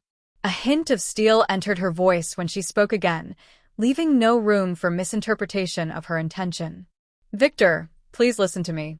I'm sorry if I have misled you by any means, but I don't like you that way. I love Harry, and we're serious about each other. If I were 17, this would be an engagement ring, not a promise ring. Hermione lifted her left hand for him to see. His eyes flickered to the physical reminder of Harry's love for her on her finger. The haunted look on his face made her feel sorry for him. I need to get back inside. Harry's waiting for me. I hope we can still be friends, Hermione said sincerely, turning away hastily and hurrying back to the warm castle. Victor's jaws stiffened as he clenched his fists. He couldn't believe that he was rejected even after baring his heart to her. Upset, he punched the stone sculpture with all his might, welcoming the physical pain that jolted through his body. Satisfied that he had his feelings under control, he whipped out his wand from the inside of the dress robe and healed his bleeding fist. He wore his mask and slouched back into the castle. Daphne and Susan returned first, looking as if nothing had happened between them. Susan didn't seem astonished that Hermione and Krum had disappeared. Harry knew that Krum had just declared his affections for his wife, and he was furious. He had anticipated it, but he was still annoyed. However, he trusted his wife to do the right thing, the same way his wife trusted him, so he chose to busy himself by engaging a conversation with Fleur and Davis. Hermione returned after a while, looking grim. He ordered a pork chop for her when she slipped her seat. She took a deep breath, knowing that she had to tell him. Harry, Krum expressed his feelings for me outside, and I've made it clear to him I don't feel the same, whispered Hermione. Harry reached out and held her hand, rubbing her hand with the pad of his thumb soothingly. Hermione gave him a small smile that didn't seem to reach her eyes. I thought you'd be doing a victory dance since I rejected him, murmured Hermione. I can tell that you've a very high opinion of me, teased Harry, grinning. She gave him a genuine smile. Compassion for an admirer has never been your strong suit, whispered Hermione, lacing her fingers with his. No, it isn't, admitted Harry, shrugging. Yet, I know that you feel terrible for hurting him, Harry admitted, kissing the back of her hand fondly. Hermione leaned forward and kissed him on the cheek tenderly. Harry entertained Hermione about his different ideas of dressing for the triwizard ball as she ate, one of which was to dress as the mask, complete with a green face, yellow suit, and yellow hat. The only thing that stopped him was that he didn't think it was appropriate for him to dress that way when this was the first time they were appearing at a formal event as a couple. Hermione was quite amused that Harry actually practiced the American swing. Victor joined them at the table, looking unaffected. They could see the relief on Susan's face when she spotted the Bulgarian. She immediately leaned into him when he joined them at the table and soon had him laughing at some inside joke. Susan's positive and lively disposition was a trait he admired most in his good friend. Sue is here with Victor as a friend, commented Hermione, watching Harry closely for his reaction. Harry appeared to be indifferent. I can tell. Otherwise, Daph wouldn't have turned her loose. She's quite protective of Sue too, answered Harry. The thought that the Ice Queen being protective of someone else made Hermione smile in amusement. Besides, I heard what Krum said to you. Is it so difficult to address him by his first name? I address Fleur by hers. It shouldn't be too hard after all. He can address you by your first name, teased Hermione. Yes, he did, but he used my first name with much malice in his voice, added Harry. I think I prefer being addressed by my last name Cooley if it were up to me to decide. The round tables were cleared away when all the food from the glittering golden plates had disappeared. A platform with a drum set, a guitar, a cello, bagpipes, and organ appeared on the right side of the hall. The Weird Sisters, a famous group of singers in the wizarding world, took the stage as the students wildly cheered. They picked up their instruments, and the light at the other tables went out. Harry, anxious of making the triwizard ball a memorable one for his wife, smiled brilliantly at her as he gallantly offered his hand. "Would you honor me with the first dance?" asked Harry formally. Amused, she took his hand.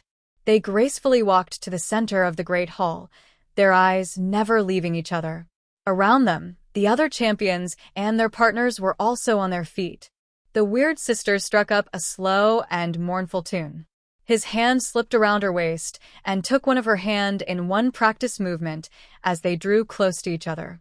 Their bodies were almost touching each other as they twirled around the room to the harmonious music. It was a rhythm that they were very familiar with, a routine that they enjoyed. Cheek to cheek, they waltzed to the tune, graceful like swans, flawless in their well-practiced steps.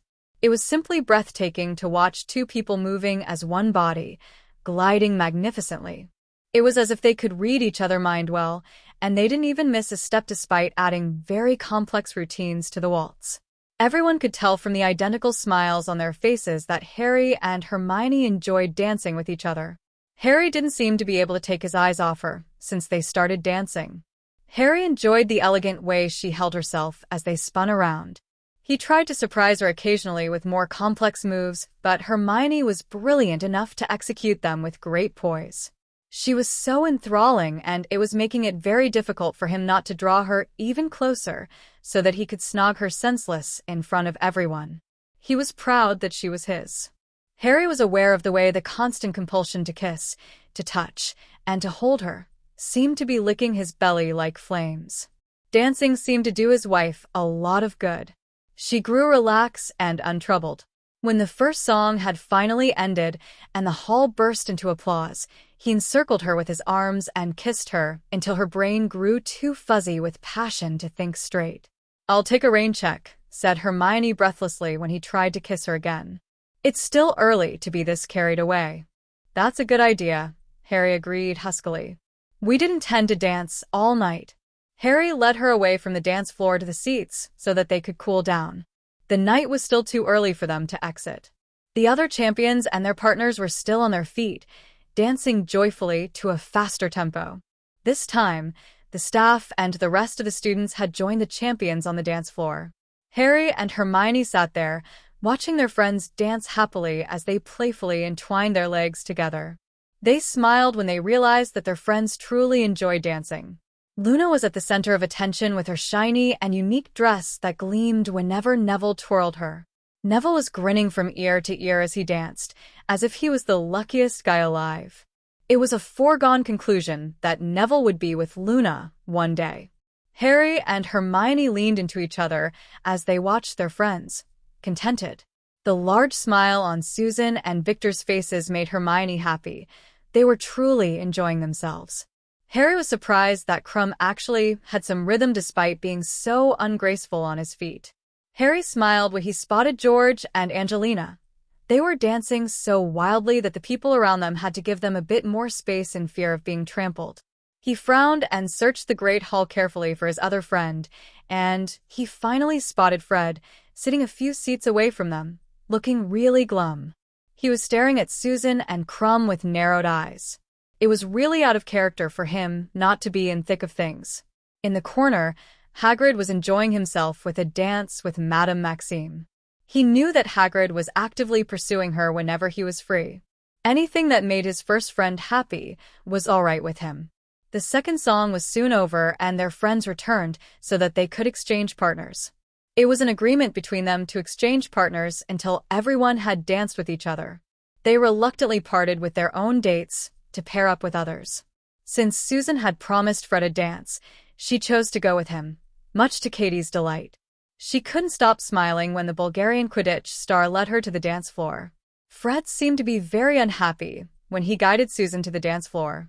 It was clear from her smile that she had enjoyed her dance with her date. They subconsciously fell into a memorable routine as they danced. It wasn't as jerky and uncomfortable as they first began. Over the 2 weeks of daily dancing, their bodies have grown familiar to the tempo of their dance. They could match their movement nicely without even thinking. Susan raised an eyebrow inquiringly when Fred appeared to be stoic. "Is something wrong?" asked Susan as they twirled to the tune. Her cheeks were pink with exertion. Fred had never thought that she was a beautiful girl until he saw her tonight. "No, not at all," answered Fred bitingly. She narrowed her eyes. "I don't deserve such rudeness from you." "You know why I'm annoyed," answered Fred.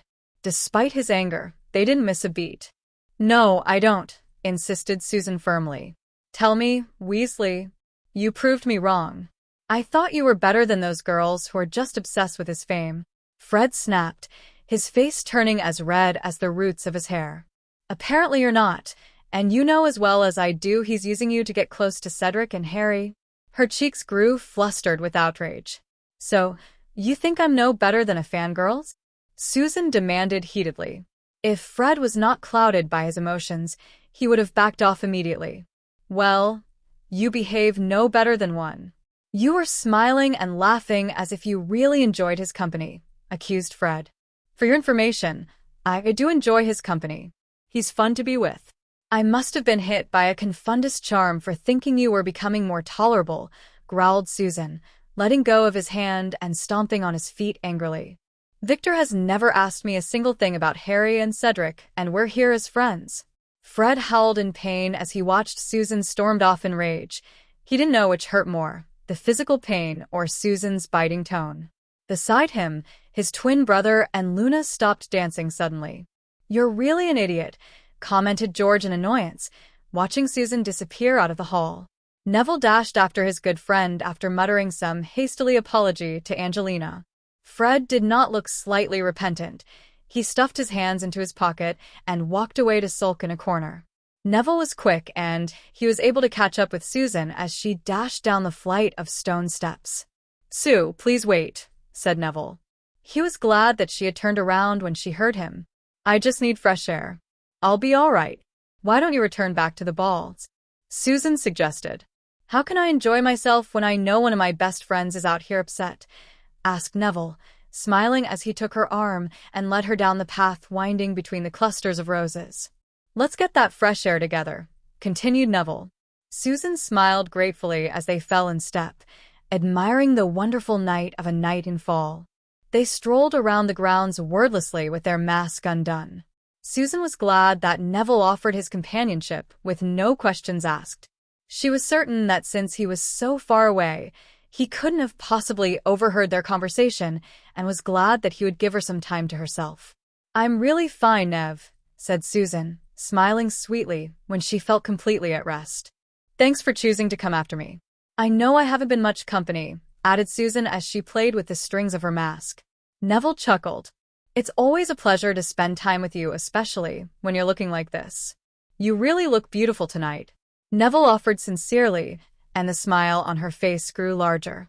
"Thanks, but so does Luna." "Have you told Luna that tonight?"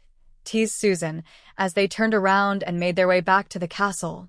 It was adorable to see Neville turning completely red, and Susan laughed brightly. "You really should. It'll make her very happy," Susan advised, entranced by the way the glowing fairies seemed to flutter around them. He scratched the back of his head nervously. "I know. I just can't seem to get the words out of my mouth." "Don't think too much about it and you'll be fine," said Susan. "You're a Gryffindor, aren't you? Well, muster up that courage and go straight up to her and tell her," Susan added with gusto. Neville laughed brilliantly at her antics. "Harry really puts us to shame by making gathering one's courage look like a simple walk in the park." "That's really true, but Luna's hardly a dragon you need to tame," replied Susan with laughing gravity, shaking her head. The ball was still going full swing when they returned to the Great Hall. Only their friends seemed to notice that they had disappeared for a while. Their friends heaved a sigh of relief when they saw Susan and Neville moving across the Great Hall, with smiles on their faces, towards them. They spelt ways to join their respective partners, Luna and Victor. The worried frown on Victor's face cleared when Susan explained what happened to him. Luna seemed to be glad that Neville took the initiative to accompany her. Victor's thick brow contracted when Fred approached Susan and asked for her forgiveness. "If Susan Vass anything like those fans, she would be here with me," said Victor gruffly, staring at Fred as he placed himself between them. Thanks for clearing that up, Fred muttered, shuffling off to the corner to indulge himself in some butterbeer. It was unlike for Fred to be this cantankerous, but Susan did not want to spoil her night thinking about him. You like her, don't you, Fred? Asked Luna dreamily as she sat in the empty seat beside him and took a bottle of butterbeer.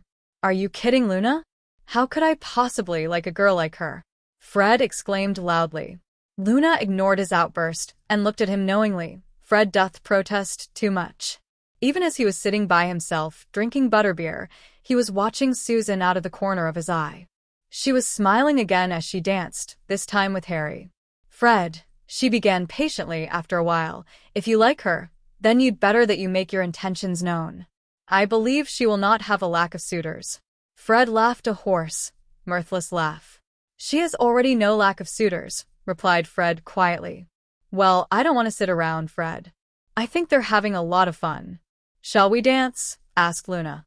I'll promise I won't step on your feet, added Luna innocently. Fred chuckled. You're already a better dancer than I am. I don't think you'll be the person making the blip. Her eyes twinkled with gaiety. We shall see, said Luna. Fred took her hand and led her to the dance floor. It turned out that neither of them made any errors because of all practice they got before the ball. The teenagers spent most of the night dancing away with their friends until everyone had a chance to dance with each other. It was very late at night when Harry and Hermione finally entered their bedroom. They had been sneaking kisses as they headed back to their quarters with Luna, unable to take their hands off each other. Luna did not seem to mind, and even appeared to be glad. Have I told you how breathtaking you are tonight? Harry asked huskily, removing his neckcloth as he watched his wife closely, admiring the fine lines of her slim body. His dress robes were carelessly discarded to the side. She tore the mask from his face so that she could look at the face of the boy she loved so much. Oh, maybe once or twice, but not nearly often enough, whispered Hermione, kissing the corner of his lips teasingly as she tossed the mask aside. The ghost of a smile hovered on his lips. Harry untied the strings that were holding her mask and carelessly threw it aside, gazing into her eyes. But I've noticed the way you've been watching me, continued Hermione, spreading fleeting kisses on his jaw. Meone, he moaned when she laid a trail of light nipping kisses from ear to ear, across his Adam's apple to playfully arouse him. Before she was wrapped in his crushing embrace, she nimbly dodged his arms, a teasing smile on her lips. He blinked continuously as he stared at Hermione. She reached back and removed the pins from her hair, so that her hair tumbled around her shoulders. Hermione absently tossed the pins aside and found his lips blindly.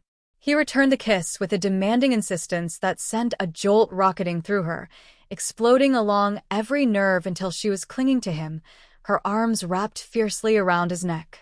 She boldly touched her tongue to his lips, and her world exploded with the violence of his response.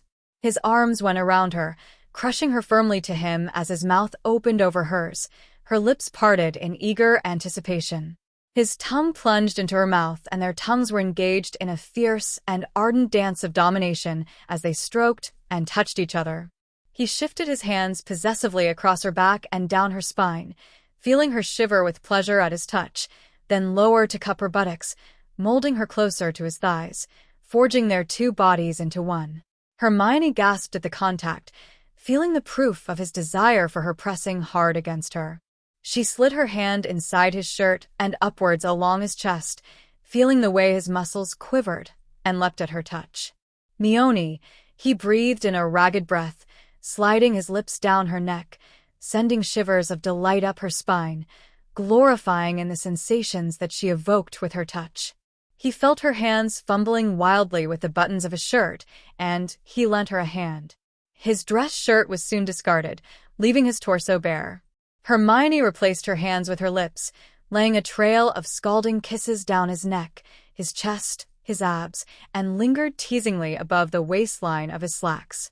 Harry dragged her up and along his body, so that their lips could fuse in another passionate kiss as he unzipped her dress robes.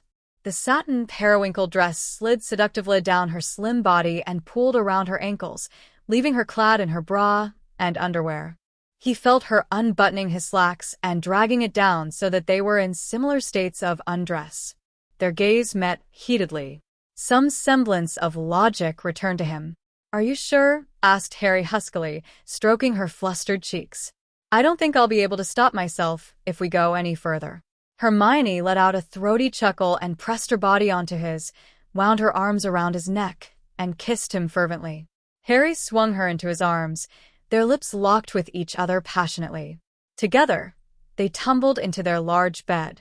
He touched and caressed her throughout, his eyes never leaving hers, as he watched and felt the sensations he evoked with his hands. Every slight movement of her body twisting beneath his gentle assault, every sound she made raced through his bloodstream like an aphrodisiac. He could not believe the violence of his body's craving for her. He was ravenous for her. Her hands were tangled in his hair, then running over his shoulders and back, her nails digging into his flesh as she writhed and trembled. Their underwear was soon hastily discarded in a frenzy to see each other completely. His eyes flashed with lust as he beheld her, admiring the gentle contours of her body, lush in all the right places. He felt the flame racing through his veins, and he replaced his hands with his mouth. Hermione moaned at the sensations vibrating through their bodies. Her mind was completely blank, and she was completely at the mercy of his caresses and kisses. He captured her mouth in a deep, consuming kiss as he gently, inexorably, parted her thighs and found her to be ready for him. Hermione was awakened from the sensual whirlpool that was sweeping her towards sweet oblivion as she felt her hips lifted to receive him. He cast the spell that would prevent her from getting pregnant. He moaned with pleasure when he felt his probing hardness coming into intimate contact with her. His pleasure was soon replaced with the sharp pain that was coursing through her body, and he halted his actions. He saw the pain reflected in her eyes, and he tenderly kissed her lips. "I'm sorry, Angel. It'll only hurt this time," he whispered in a ragged breath, kissing her ear tenderly. He kissed the corner of her lips lovingly before he kissed her long and lingeringly, with all the aching tenderness in his heart, waiting for the discomfort of having him in her pass. He felt her locked her arms around his neck as she responded eagerly to his kiss. After a while, he felt the pain diminishing.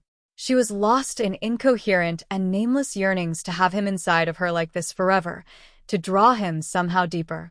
Curiously, she moved slightly, evoking a groan from Harry. He began to move cautiously and slowly in her, letting her set the pace until she ceased to think at all. Something small unfolded in the pit of her stomach, then spread like a mellow glow, slowly building and gathering force until it began to race in a trembling fury along her every nerve. She began arching to meet his plunging thrusts. She kept her eyes open, as fascinated by the intensity of his stare as the silvery ripples of sensation that pumped through her body. Sweat dampened his forehead as he fought down the demands of his body and continued to move slowly within her, watching her face. Her head tossed on the pillows as she strained towards him in trembling need, pressing her hips hard against his thighs, reaching for the bursting fulfillment. He heard her frantic gasp and steadily increased the tempo of his thrust. A shivering ecstasy pierced Hermione's entire body, sending streaks of pleasure curling through her that came faster and faster until they erupted in an explosion that tore a scream from her throat. Harry bent his head and kissed her one last desperate time, and then he drove into her one last time, joining her in sweet oblivion. Afraid that his weight would crush her, he moved to the side, pulling her with him, his body still intimately connected with hers. They were finally joined in the soul and body. Chapter 34. He was slumbering peacefully when he felt a heavy weight settling on his chest. It couldn't have been his wife since she was snuggled up to his side. "Harry." An unfamiliar voice spoke in the shared awareness, and he cracked an eye groggily. He found a pair of large yellow eyes boring into his. Harry slightly jerked in shock as his eyes widened. It took him a minute to register that it was Crookshanks. He was purring loudly, swishing his bottle tail in an impatient manner. "Crookshanks," grumbled Harry groggily, shutting his eye, hoping that the cat would take the cue and leave him alone. "It's barely morning. Crookshanks could be very tenacious when it came to feeding time, and he displayed his stubbornness by brushing his bottle tail under Harry's nose. Harry groaned in irritation and swatted the tail away before falling back to sleep, ignoring the half-sneasel. He felt Hermione burrow closer to his side. Harry could feel Crookshanks' annoyance as if it were his own, and that was the only warning he got before Crookshanks kneaded his bare chest with his sharp claws. "Ow!" he shouted as he leapt out of his warm bed and glared at the cat. "Why'd you do that?" Harry demanded in a quiet voice, afraid to wake Hermione up. She stirred but did not awaken. Crookshanks folded his paws beneath his large body as he met Harry's glare boldly.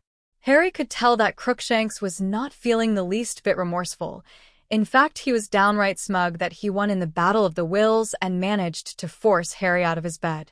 "You can go back to sleep after you've given me my breakfast." Harry gave a tired yawn as he walked to his wardrobe. "I could cheerfully murder you," Harry thought in frustration, throwing on a pair of pants so that he could go to the sitting room to feed the cat.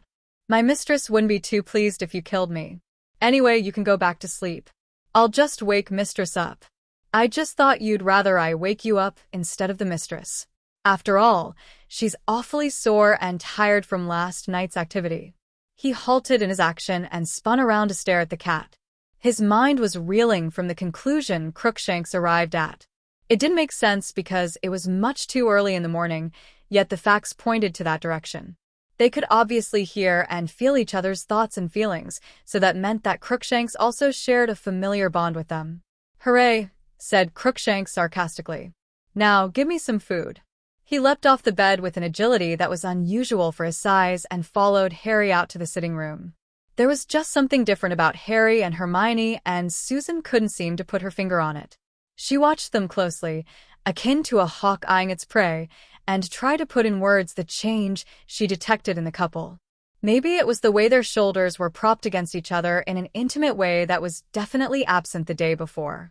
Besides, there was plenty of space at the table, so there was no excuse for them to sit so close. Maybe it was the way Harry's eyes gleamed as he openly admired Hermione from the side as she read one of her trademark books, a huge and thick tome. Was it lust she saw in his eyes? All she was certain of was the thick underlying tension between them, and that Hermione appeared to be fighting it. Susan was certain that she had not flipped a page for the past 10 minutes. Harry hardly paid any attention to his friends sharing the table with him, since he was preoccupied with observing her. Harry couldn't help but to think about last night, how their soul bond made the union of their bodies so right, and how addicted he was to her. He would have been eager for a repeat performance if he didn't know that she was aching from last night. He watched her lips intently, recalling vividly how they branded him with scalding kisses last night, and the sensations they evoked from him. "Harry, would please you stop it?" "I'm trying to read," commented Hermione in mortification as she grew flustered, not lifting her head from her book. A mischievous smile stretched across his face. "You're so irresistible," cooed Harry huskily as he tenderly stroked her cheek with his hand, unable to restrain himself from touching her any further. She lifted her head finally, and their gazes met. She found herself entranced by the smoldering look on his face. Harry wrapped one of his arms around her waist and pulled her closer. His mouth swooped upon hers, capturing her lips in a fiery kiss that blanked her mind completely. Hermione went limp in his arms as she wound her arms around his neck so that their bodies were fused together and kissed him back ardently. Susan did not know why Hermione's cheeks had pinked suddenly, but she could tell that it had to with Harry. A cheeky grin appeared on his face. To Susan's surprise, he pulled Hermione close for a really steamy makeout session. Susan averted her eyes immediately to give them the privacy they needed as her cheeks grew flushed at their ardor, and she heard someone behind her exclaiming grumpily, "Merlin's beard, get a room." She knew that voice. It was Fred Weasley. Apparently, a night of rest did not sweeten his mood. He deliberately avoided her gaze as the twins walked past her. "What have you done to our Harrikins and his Meone?" George teased, paying no attention to the way Hermione's eyes had narrowed dangerously at his use of her pet name. Harry and Hermione had drawn away from each other slightly, but Harry's arm was still around her waist possessively. "If I were you, I'd be very careful whenever I'm alone." Maybe you're starting to become too complacent as well. Perhaps a little training is in order, hinted Harry, with a feral glint in his eyes. George needed no prompting. It was clear that he vividly remembered the incident in which they practiced sneaking on Fred to attack from the way the color drained from his face. He docilely slipped into his seat as the other occupants at the table dissolved in laughter. George joined in the laughter sheepishly. He had a point, though. Are you really our Harry and Hermione? Are you sure you're not a couple of imposters? Asked Susan cautiously. Hermione and Harry chortled with amusement. We most certainly aren't taking polyjuice, Hermione said with a laugh. What gives you the impression that we're not ourselves? Before Susan could answer, George interjected. I'm certain that neither of you are imposters. In fact, if I didn't know any better, I'd have assumed that the two of you finally had a rumpy-pumpy last night. The entire table grew eerily still for a moment. Merlin, I knew it! George shouted gleefully when he caught their brief and identical blushes. It's about time, exclaimed George, grabbing Harry by his hand and pumping it in a handshake furiously. Their friends, much to the mortification of the couple, started cheering loudly and catcalling when Harry and Hermione did not deny George's allegations. The couple was very glad that they were the only foolish students who had gotten up early after last night's ball. The Great Hall was unusually empty since most were still recuperating from the effects of the triwizard ball. Even Cho was missing. While Cho wasn't really considered to be in the inner circle of Harry's friends, she always joined them during mealtimes. No one minded since she no longer opposed Daphne and Cedric's relationship. So, how was it? George pressed curiously. He ignored Hermione's offended look and stared at Harry imploringly. Harry arched his eyebrows, surprised that George thought he would get an answer from him. Unfortunately, Harry couldn't stop the silly grin from spreading across his face at the thought of last night. His friends burst out laughing. Hermione shoved Harry's chest in embarrassment and turned away, much to the amusement of their friends. Now those girls can't claim that he needs a more experienced girl, added Luna dreamily. Hermione's eyes widened in shock. This is just going to stay between us, isn't it? Asked Harry worriedly, anxiously searching the faces of their friends. Daphne laughed. Well, half of the school thinks that you've already done it. Their other friends took a leaf out of George's book and teased them unmercifully for the rest of the morning. Even Fred lightened up and partook in the fun. They spent the rest of the morning working on the different exercises that Professor Moody had suggested. At lunch, most of the students were up and about, so the Great Hall was bustling with activity. The buzz grew louder when they entered the hall, but they took no notice. They were halfway into their lunch when Cho was seen walking across the hall towards them. Have you read the latest edition of the Witch Weekly? Cho asked, sitting next to Cedric. There was an article on you, Harry. Me? Echoed Harry in surprise as he watched Hermione pick up a copy and rifle through the pages.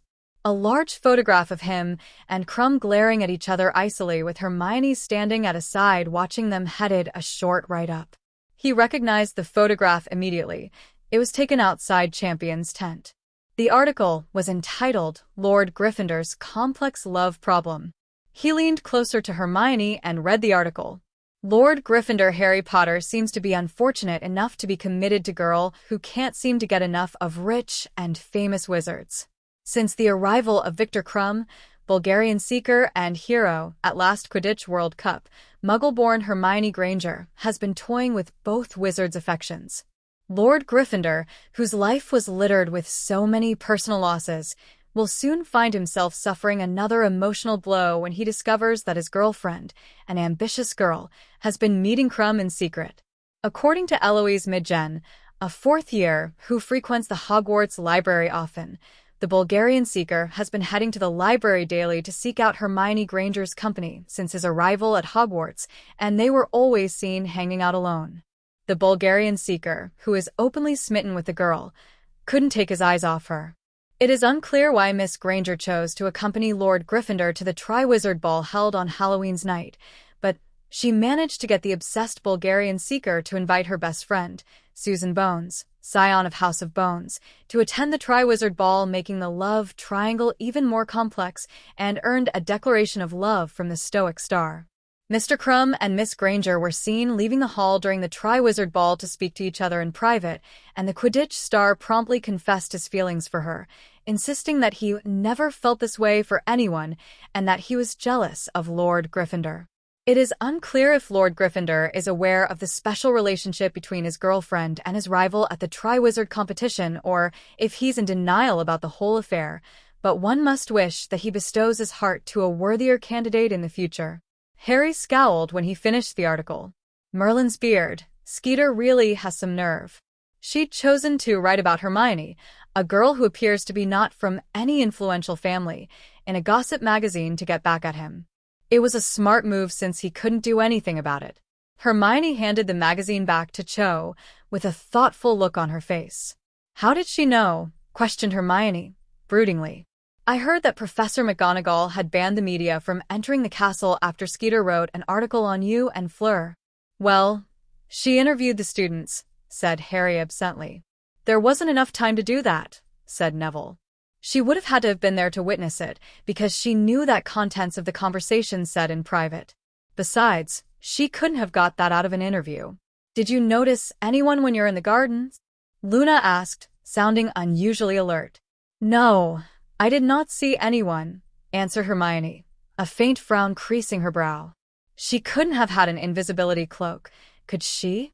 Is Skeeter skilled enough to cast a disillusionment charm powerful enough to become invisible? That Skeeter woman really has some nerve, portraying Hermione as too Taming fangirl," exclaimed Susan hotly. "Besides, Victor and I went only as friends. There was no love quadrangle." "What are you planning to do, Hermione?" Daphne asked, looking at her friend. "You can't let her get away with this. She needs to be taught a lesson. Personally, I think she has served her usefulness and ought to be removed. That should be rather easy. Yet, it wouldn't completely silence her. It will give her the resolve to keep digging and sully our reputations.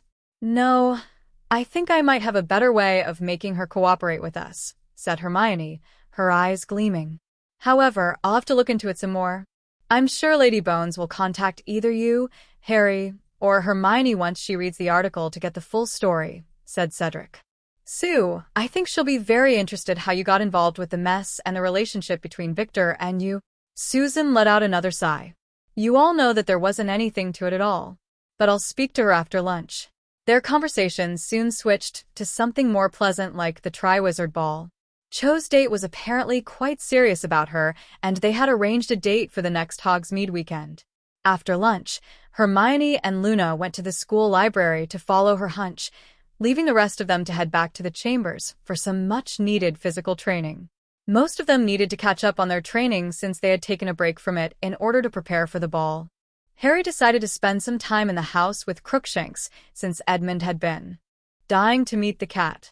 Edmund was pleased to finally meet Crookshanks and liked his spunk. After the introductions, Toll worked with Crookshanks while Harry retreated to one of the rooms to test his theory on sounds. He reasoned that if the wailings was some sort of a message, then the waves would change, and there would be a kind of pattern. One of his instructors was fond of tinkering in his spare time, so he had improved on the non-magical device that could record sounds and display them on screens so that they could observe the waves. He plugged the golden egg to the machine to test his theory. The earmuffs shield him from the awful screeching as he watched the waves display on the screen. A large grin appeared on his face. The frequency and the pitches varied throughout, with a slight semblance of order. It was clear that it was indeed a message. All that was left to be done was to find a way to decipher it. Harry then realized that this was the most difficult part of cracking the clue. He had no idea how to translate those waves into a message that he could understand. Frustrated, he decided to take his golden egg for a walk around the grounds of Hogwarts for some inspiration. He took a leisure stroll around the Black Lake, admiring the picturesque scenery of the castle with the golden egg under his arm. The sky was a flaming tangerine glow. He did not know why this particular scene was so enchanting to him. Maybe it was because the Hogwarts castle was the first place he felt as home, or maybe it was due to the fact that he and his wife spent their first date admiring the castle, but he knew that it was significant to him. He stood by the edge of the lake and closed his eyes, tuning his thoughts out and just appreciating the serenity of the moment. His eyes shot open immediately, sensing that someone was approaching him, and he braced himself for any attack. Harry dropped his aggressive stance when he discovered it was only Viktor Krum. He was looking as cantankerous as ever. Harry pondered for a moment if he should greet him. After all, Susan and Hermione did view him as a friend. "Viktor," Harry said finally, smiling stiffly. "Harry Potter," answered Krum coolly in his thick Bulgarian drawl. He made no effort to hide his disdain for him. "I don't know why Hermione hath chosen you, but you are not good for her." Krum saw him as a weak, spoiled aristocrat who was forced to join the competition and loved dragons far too much. "So you think she'd be happier if she chose you?" asked Harry quietly, with an edge of annoyance in his voice. Harry squared his shoulders and stepped closer to him. "Krum, allow me to make things clear to you. Hermione's my girl, and I would appreciate it if you'd stay away from her," continuing Harry brusquely, boldly meeting his wintry stare. The need to reestablish the fact that she belonged to him was overpowering. He knew that was stupid since his wife had made it very clear to him that she wasn't interested in Krum and that it was bad for international relations, but he couldn't help it. Krum's face twitched with rage. "So, what are you going to about it?" goaded Krum. "You English lords are only good at talking big. I won't allow her to be with you. You can't even protect her from the media despite all your power." "I still have a chance," growled Krum furiously. "And you think you can protect her, Viktor?" Harry asked coolly, his glare glacial. "Skeeter wouldn't have a chance to write about her if you hadn't confessed your feelings. Besides, Hermione is fully capable of defending herself." "Don't try getting close to Hermione or you'll regret it," continued Harry ominously, and he turned away. It turned out to be the wrong move. Victor's fist shot out fast and powerful and caught him on his face. Harry stumbled backwards, holding his eye with his free hand. Harry saw stars as he teetered dangerously close to the edge of the lake. Unable to withstand the force, he fell backwards into the lake. There was a loud splash as he crashed into the water. Light starred behind his eyes when his head rapped hard against some sharp rocks. Pain jolted through the point of impact. The blow knocked the wind out of him. He found his lungs protesting excruciatingly from the lack of air. The icy water was stinging him painfully like thousands of needles poking into his skin. He felt he was sinking in fire instead of icy water due to searing pain. The golden egg slipped out of his hold and sank deeper and deeper into the abyss. Harry panicked for a moment and tried to make a furious grab at it, but the golden egg smashed onto some rocks and burst open. Instead of wailing, it was a chorus of eerie voices singing. "Come and seek us where our voices sound. We cannot sing above the ground. And while you're searching, ponder this. We've taken what you'll sorely miss. An hour long you'll have to look, and to recover what we took. But past an hour, the prospect's black. Too late, it's gone, it won't come back." He nearly heaved a sigh of relief when he finally had a good grip of the egg. Mustering all the strength he had, he gave a good kick and felt himself slowly moving upwards. He gasped and greedily gulped the air into his oxygen-starved lungs when his head finally broke out of the surface of the water. His body was completely numbed with the cold. He tried to get a firm grip on some rocks to pull himself out of the water, but his hand kept slipping off and he was too weak. Harry finally gave up after realizing it was futile and tried to think of another alternative. Everything was against him. Darkness had fallen upon the place, making it difficult to see. His head was throbbing from the blow. He could only squint with an eye, and he was feeling unnaturally cold and dizzy. The clothes were adding to the burden, and his muscles felt so stiff that it was impossible to move. What should he do? He had to head to a shore, he thought, trying to think through the haze of pain and exhaustion in his mind. He was getting very fatigued. Using the lights from the castle to navigate, he swam towards the shore with excruciating slowness. It took him a while to locate a gentle slope he could use to scramble out of the lake, and he swam towards it. He could kiss the ground when he was on his fours, crawling out of the lake. His breathing was shallow, and he was shaking like a leaf as he dragged himself. He collapsed onto the ground, tired. He knew he was taking a risk, but he had no choice. Desperately trying to fight his exhaustion, he shakily grasped his wand with his hand and cast a warming spell on himself. Hermione, he said weakly, lowering his shield for a moment. Completely exhausted, he collapsed by the lake, too weary to dry himself with a simple drying spell. He fought the darkness with all he had, and the last thing he heard was the cracking sound of someone operating. "Harry!" shouted Hermione, her voice trembling with fear as she knelt beside him and lifted him into her arms. He felt like ice to her touch, and she frowned. The thought that he might have been attacked by the faithful Death Eater made her shudder in fear. Harry had already passed out and was as pale as a sheet. She noticed that his breathing was very shallow and his lips and ears had a tinge of blue.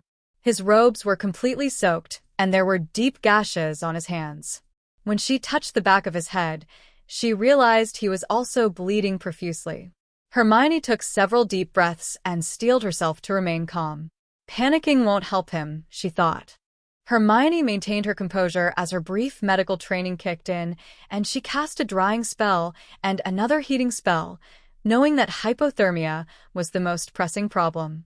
His robes dried instantly, but his body didn't respond much to her heating spell. Worried, she cast again. Suddenly, there was a blue and soothing glow enveloping them. Hermione felt very relaxed, light, and strangely happy.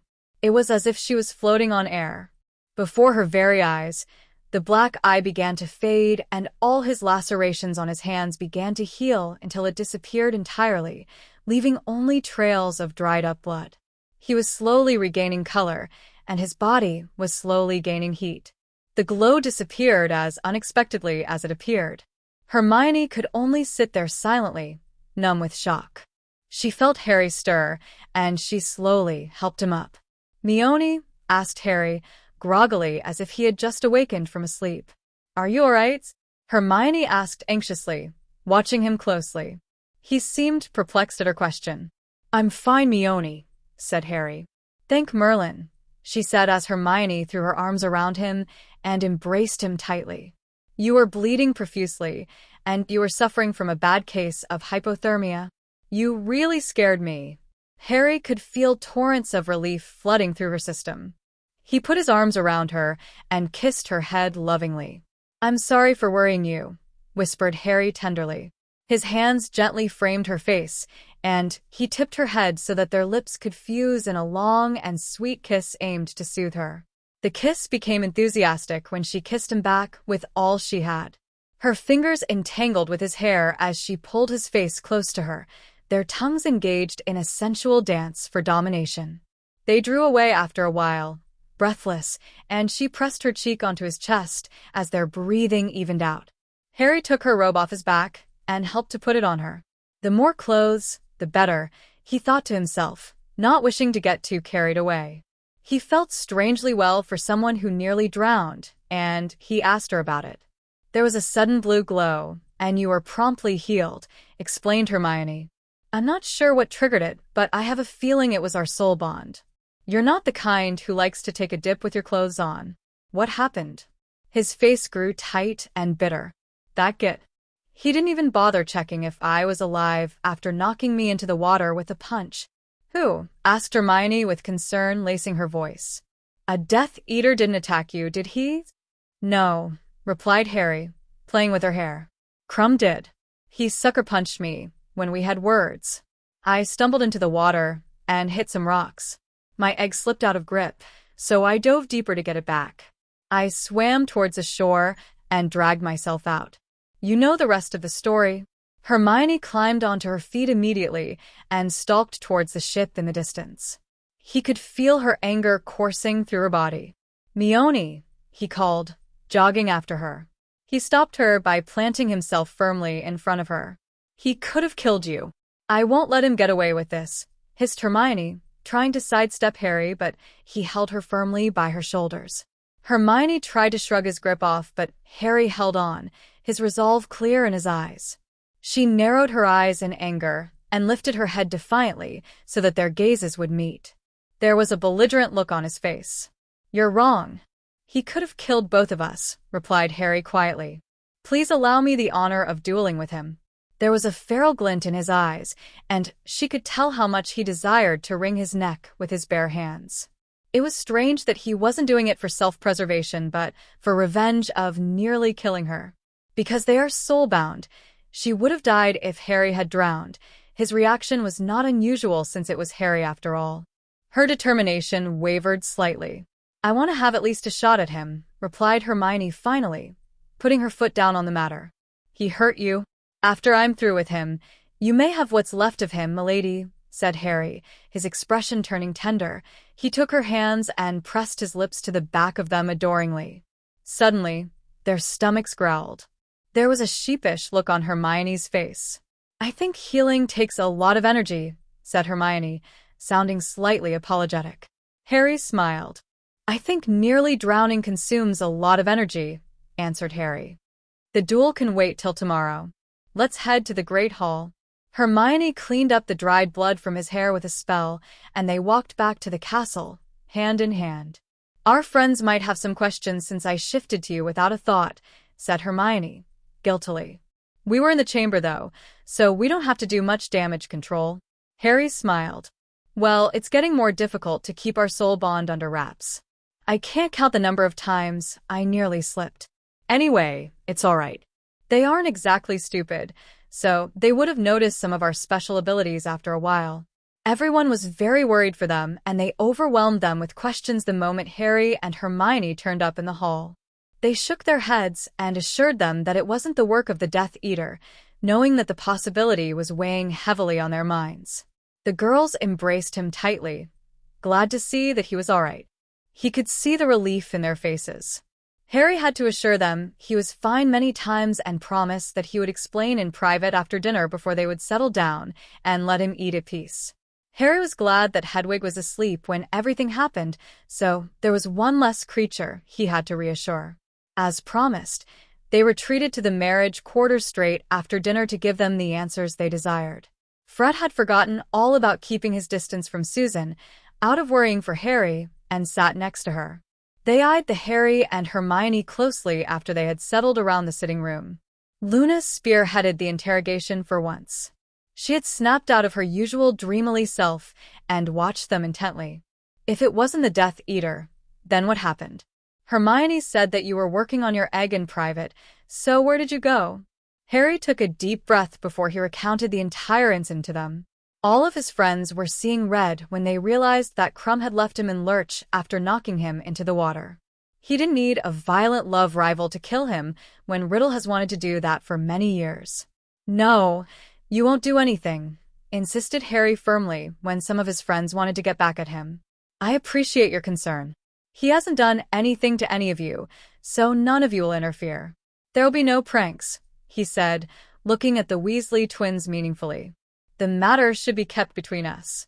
I don't want the matter to be blown out of proportion. I'll be the only one who will be demanding any satisfaction for this." His friends backed down immediately, seeing that Harry was serious about it. "The adults will want to know, Harry," said Hermione, disagreeing with him, turning in his arms to look at him. "Their family. Sirius, Uncle OS and AM, Uncle Mooney, Mom and Dad should be told." He drew his hair in frustration. "Don't worry, I'll tell them," relented Harry finally. "Hermione, how is it that you can apparate?" asked Cedric, baffled. "You're not of age, and I thought people can apparate within Hogwarts. How did you find him?" "How do you know that Harry was in trouble in the first place?" asked Susan curiously. Harry and Hermione exchanged looks, and Harry kneaded her thigh, prompting her to answer them. "Well, I didn't apparate. I shifted to him. The soul bond gives us the ability to appear at each other's side immediately and the ability to communicate with each other in our heads," explained Hermione. "The myth about soul-bonded mates being joined in the mind and the heart is true, so we can hear each other's thoughts and feel each other's feelings." Noticing the look of disbelief on their face, the couple decided to give them a demonstration of the shifting ability. Hermione climbed out of Harry's embrace and went to the next room while Harry remained in the living room. There was a crack, and she appeared instantly by his side. The room was completely silent by the feet, and there were looks of awe on their faces. "So, you aren't pulling our leg?" "This explains a great deal. I've always wondered why Harry sometimes would suddenly laugh to himself," muttered Fred. Some of them sniggered at his remark. or why Hermione would hit him for no rhyme or reason. Susan added with a smile. This is a good thing, because Hermione can rush to help you out of a jam.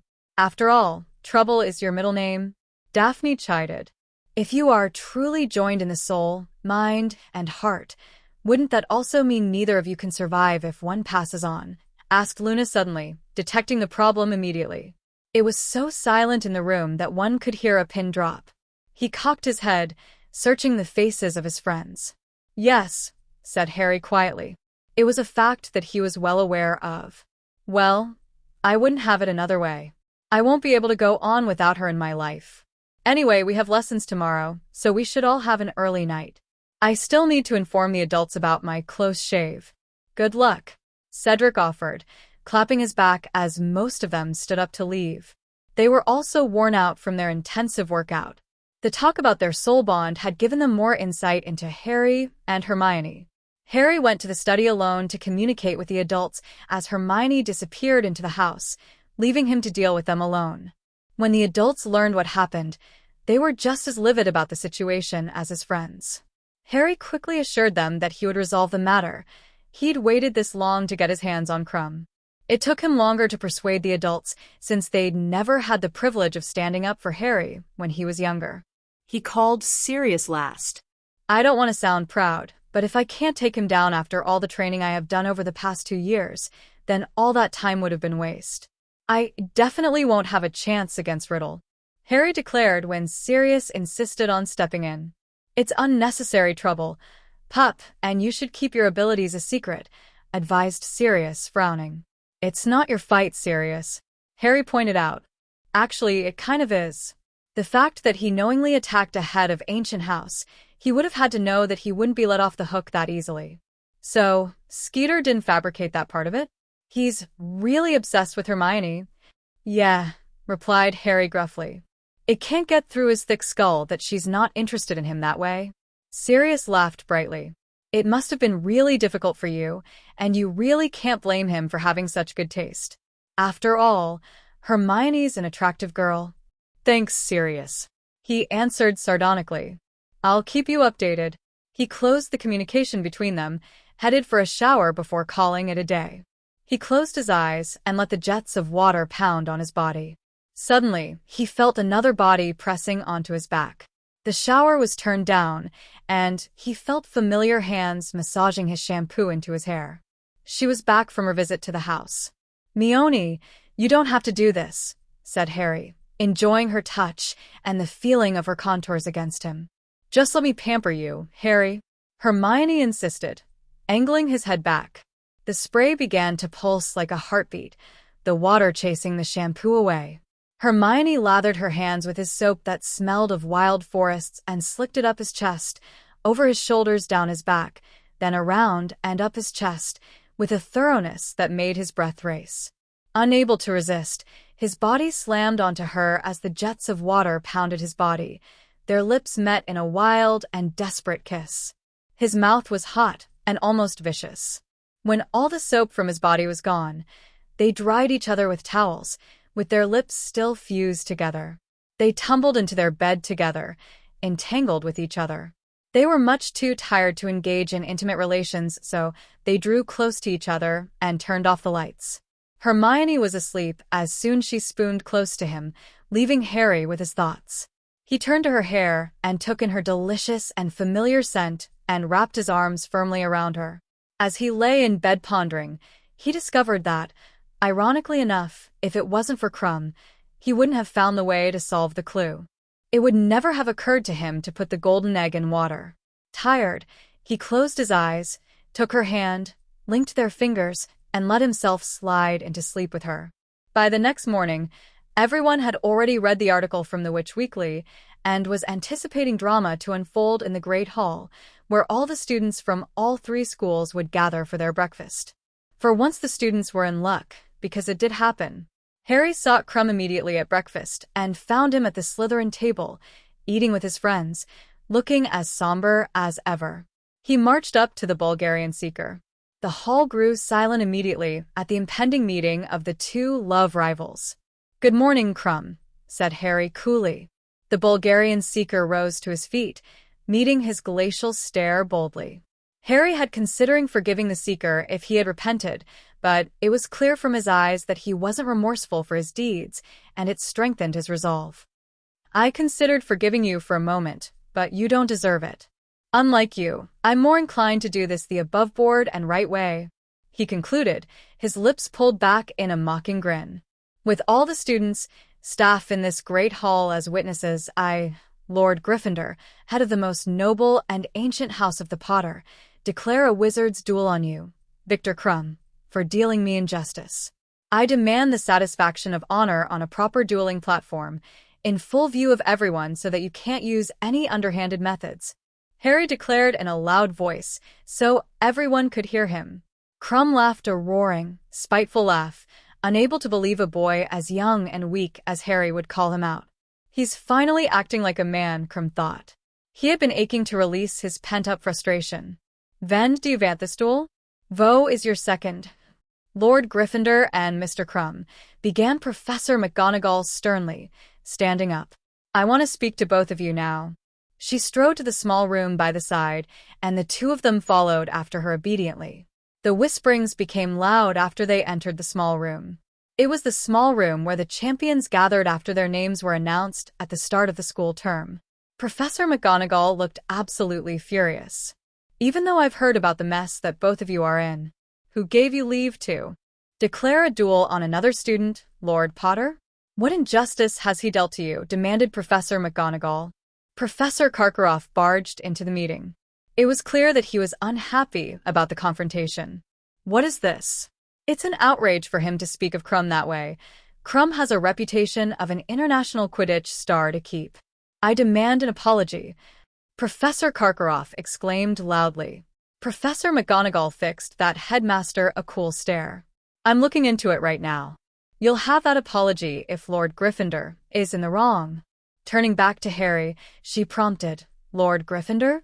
I was fortunate enough not to drown in the lake last evening when he attacked me suddenly, knocking me into the lake. Krum didn't even bother checking if I was all right, and pretty much left me to die. If Hermione did not come for me, I don't think I'd be standing here, talking to you, replied Harry. Her eyes widened in shock. Turning to Krum, she demanded, was that true, Mr. Krum? Did you attack one of my students and leave him in the lake? She ignored Professor's claims of Harry lying, watching the Bulgarian star closely as he paled. Yes, I hit him, said Krum, averting his eyes. I didn't think it vast dangerous to leave him in the lake. Harry raised his brows in surprise at this honesty. His opinion of the Durmstrang champion was improving. Her eyes narrowed dangerously. Of course not.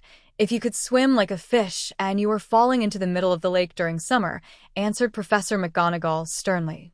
However, that isn't the case. There are jagged rocks at the edge of the lake, Mr. Krum. Lord Gryffindor could have lost his unconsciousness and drowned if he knocked into those rocks, good swimmer or not. Krum hung his head in disgrace. Professor Karkaroff opened his mouth to object, but Professor McGonagall continued on as if she wasn't interrupted. Mr. Krum, you've breached an important law in England for nearly causing the death of such an outstanding member of the society. It is an offense so severe that even your Prime Minister can't protect you from our laws if Harry chose to involve the relevant authorities, said Professor McGonagall gravely, turning to look at Professor Karkaroff meaningfully. From the way Professor Karkaroff's face had turned red with anger as he kept mum, proved that he knew the severity of the issue. I'll permit this transgression from you for the last time, Mr. Potter, she concluded, not liking her decision at all. So, I have your permission to carry out this duel? Asked Harry. Yes, answered Professor McGonagall grimly. I don't condone violence, and Mr. Crouch will have his say in it, but I don't wish to see a foreign champion convicted. Knowing the other heads, they would choose to pursue the matter if it's not settled in your way. When will this duel be held? What better time than now? Harry suggested with a smile. Let's change the rules a bit. What do you say to the idea of a non-magical duel? No wands, no magic, just fists. Professor McGonagall arched her eyebrows at thought of a public display of such barbarism. Professor Karkaroff seemed to be happy with the suggestion. The Brummagem actually thought he had a chance to beat Krum, thought Professor Karkaroff, smirking. There was a fierce gleam in his eyes. "I wooed like that," seconded Crumb. "Wands were not as personal as fists." "It's common in the non-magical world," Harry explained. "It's actually a sport. The rules are simple. Whoever gets knocked out first loses." The tables at the Great Hall were cleared away so that the dueling platform would be conjured. Instead of the long dueling platform, it was a large square on. It looked almost like a boxing ring, but without the fences. There was a look of disapproval in Mr. Crouch's eyes, but Harry ignored it. Professor Moody was asked to preside over this strange duel. Harry transfigured his clothes to something more suitable for the physical workout. "It's not too late to back out, Harry Potter. You English lords are only good with words and not action. You might regret this," said Crumb, transfiguring his thick blood-red robes into a plain t-shirt and shorts. "Haven't you heard? English lords keep to their word, and I don't back out," Harry retorted, warming up with a series of exercises. They bowed to each other, and the sparring began immediately. Crumb may have doubts about Harry's ability, but he honored the duel by putting his all. His eyes widened in shock at Harry's agility. Harry nimbly dodged when he swung out at him, fast and hard, and returned with a heavy blow to the jaw that made Crumb stumble backwards. The girls whimpered at the sound of his fist connecting with Crumb's face. "That vas very good," said Crumb admiringly, after spitting out the blood in his mouth. His respect for Harry increased significantly. "So, you're more than just some dragon lover?" Harry laughed brightly. "I would say so." The Bulgarian returned a smile. Harry continued to duck all of Crumb's attacks, as if he could read Crumb's moves, wearing the Bulgarian Quidditch star out. Their shirts were soon soaked with perspiration and they clung tightly to their bodies, highlighting those toned muscles. It was clear that Harry had the upper hand since he had never a leg away from his initial spot. Crumb could not get into his personal space with his dexterity. Crumb was not too bad for a wizard, he had very fast reflexes. Harry felt his adrenaline was coursing through his body, adding to the excitement of the brawl. There were feral smiles on their faces as they encircled each other like dogs and leapt at each other with renewed viciousness. Since they were familiar with Harry's hand-to-hand combat style, his friends could tell that Harry was deliberately prolonging the match with Crumb. Harry was usually more aggressive and his blows, fast and accurate. During this match, his blows lacked their usual force. When Crumb started to slow down, Harry decided to end the match and turn defensive. The shortened blow on his ribs stole Crumb's breath, and Crumb took the next blow on his nose. It broke his cartilage and blood began to flow freely, but it didn't stop him from lunging at Harry.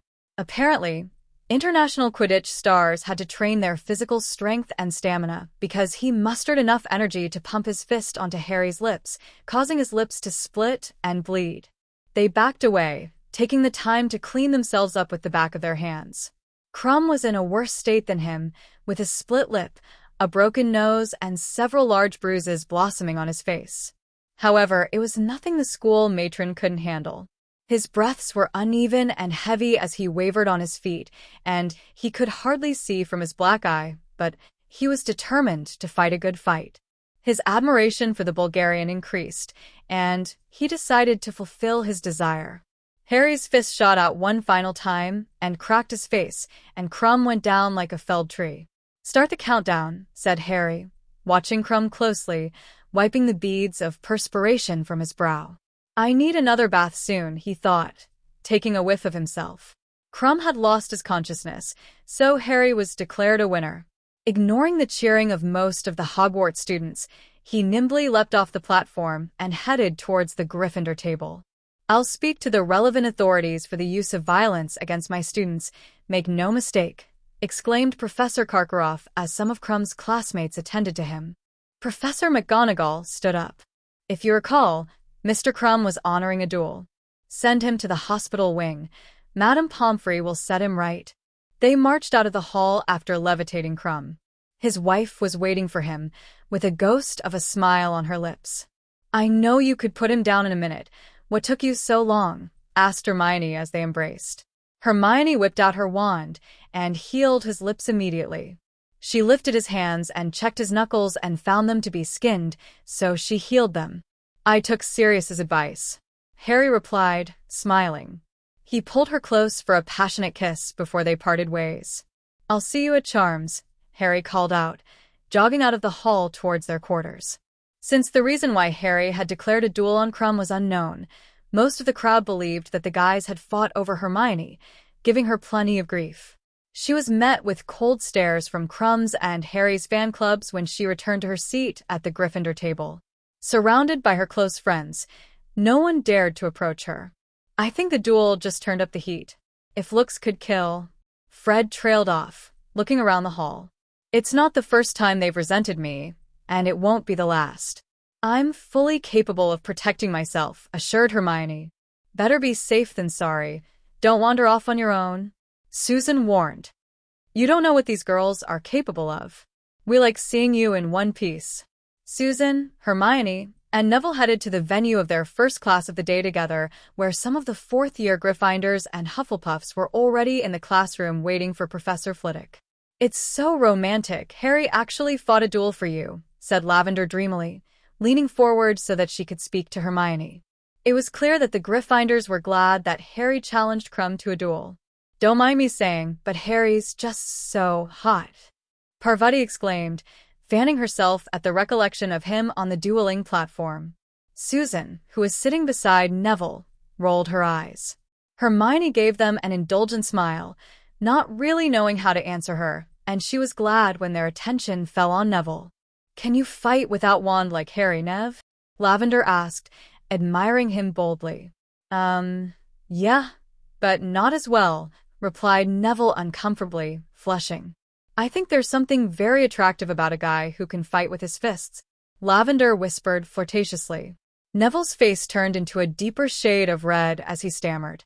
He was saved by the man of the hour, Harry, who strode in and parked himself beside Hermione. She wound her arm around his neck possessively, and they locked lips.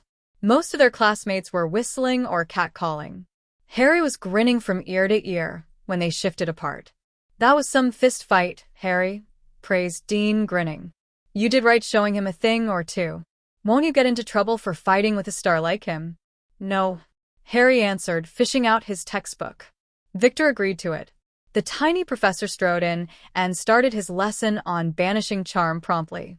Professor Flitwick was particularly impressed by the non-magical way of dueling and sought Harry out to learn more about it after he gave the class the assignment to perform a proper banishing charm. Harry, Hermione, and Neville were making their way to their transfiguration class when Krum approached them. His lacerations were completely healed, and he looked fine. He greeted them warmly. Hermione's eyes narrowed in anger at the sight of him. Stepping forward, she decked him on the jaw. The impact of the blow caused him to stumble onto the floor. "That's for hurting Harry," said Hermione angrily. Krum grinned, looking very silly, and cleaned the blood from his mouth with the back of his hand. Harry lent a hand to help him up when he realized that Victor was dizzy from the punch. "I expected no less that from you, Hermione," Krum said approvingly, staggering onto his feet. "I vant to have a word with you, Harry." Harry stifled a smile. "Sure," he answered at a heartbeat. Turning to his wife and his best friend, "Nev and Mione, no need to wait for me," said Harry. "I'll see you in class."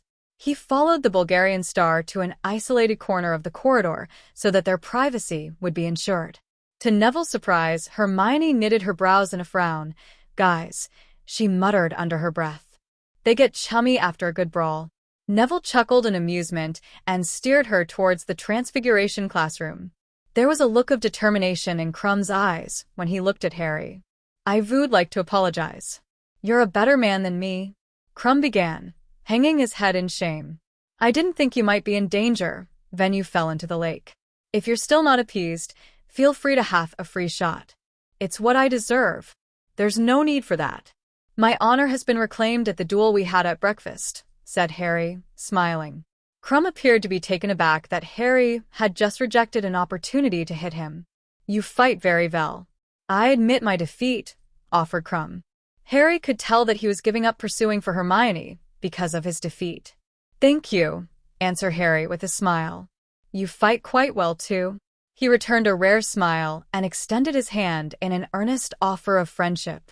"Friends?" he asked. Harry took his hand, and sealed that friendship. Why don't you join us in our next Hogsmeade trip? I think it's next week. I'm sure Susan and Hermione would love it if you came. Victor arched his eyebrows in surprise at the offer. I'm not sure if Hermione Ninny would from the way she hit me, but it would be my honor to. The two champions parted as friends. Everyone was frantically preparing for their midterm exams. Christmas approached.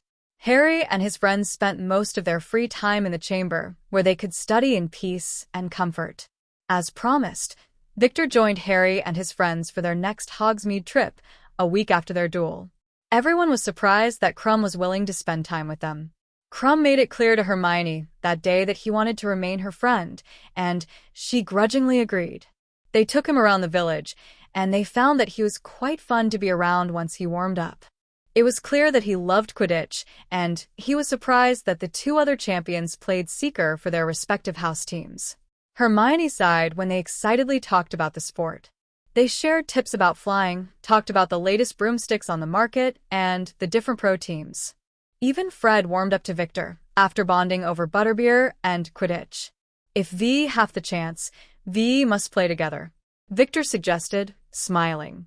He was quite apprehensive of being around with Harry's friends since he knew that most of them are signs of important families, but he was surprised to find them easy and fun company.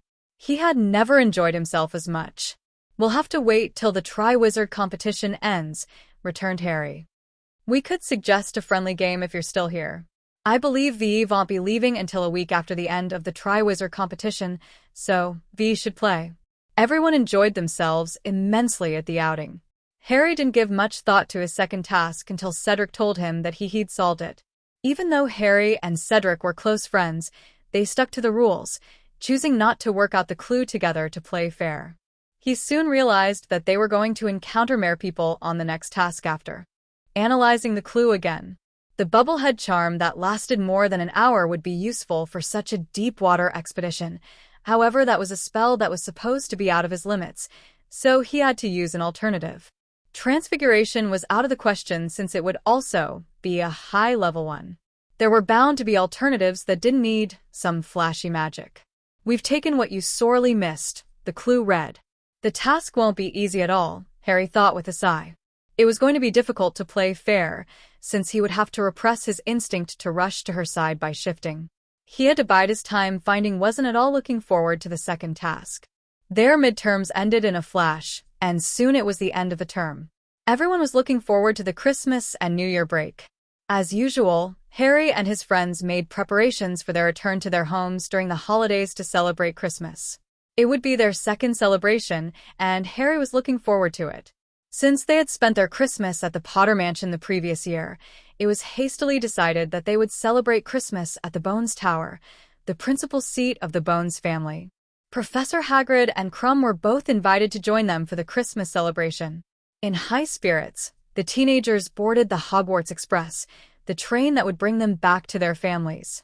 Harry couldn't wait seeing everyone in person again. Chapter 35, Change in Holiday Plans. It was a blissful reunion at platform 9 3/4. Unlike the previous year, the Grangers and Mrs. Weasley were at the platform waiting for their children. Mrs. Weasley fussed over her two youngest children, and they tolerated it quite well. "What have you two been up to?" asked Mrs. Weasley in astonishment when she saw the twins up close. They looked very different. They were almost as sturdy as their elder brother Charlie. They easily lifted the 4 trunks and stacked them onto 2 trolleys before allowing themselves to be embraced by their mother. "Show-offs," Ginny muttered with a teasing smile, in a voice loud enough for George to hear. "Too bad Angelina isn't here." He turned to his sister and regarded her with a raised eyebrow.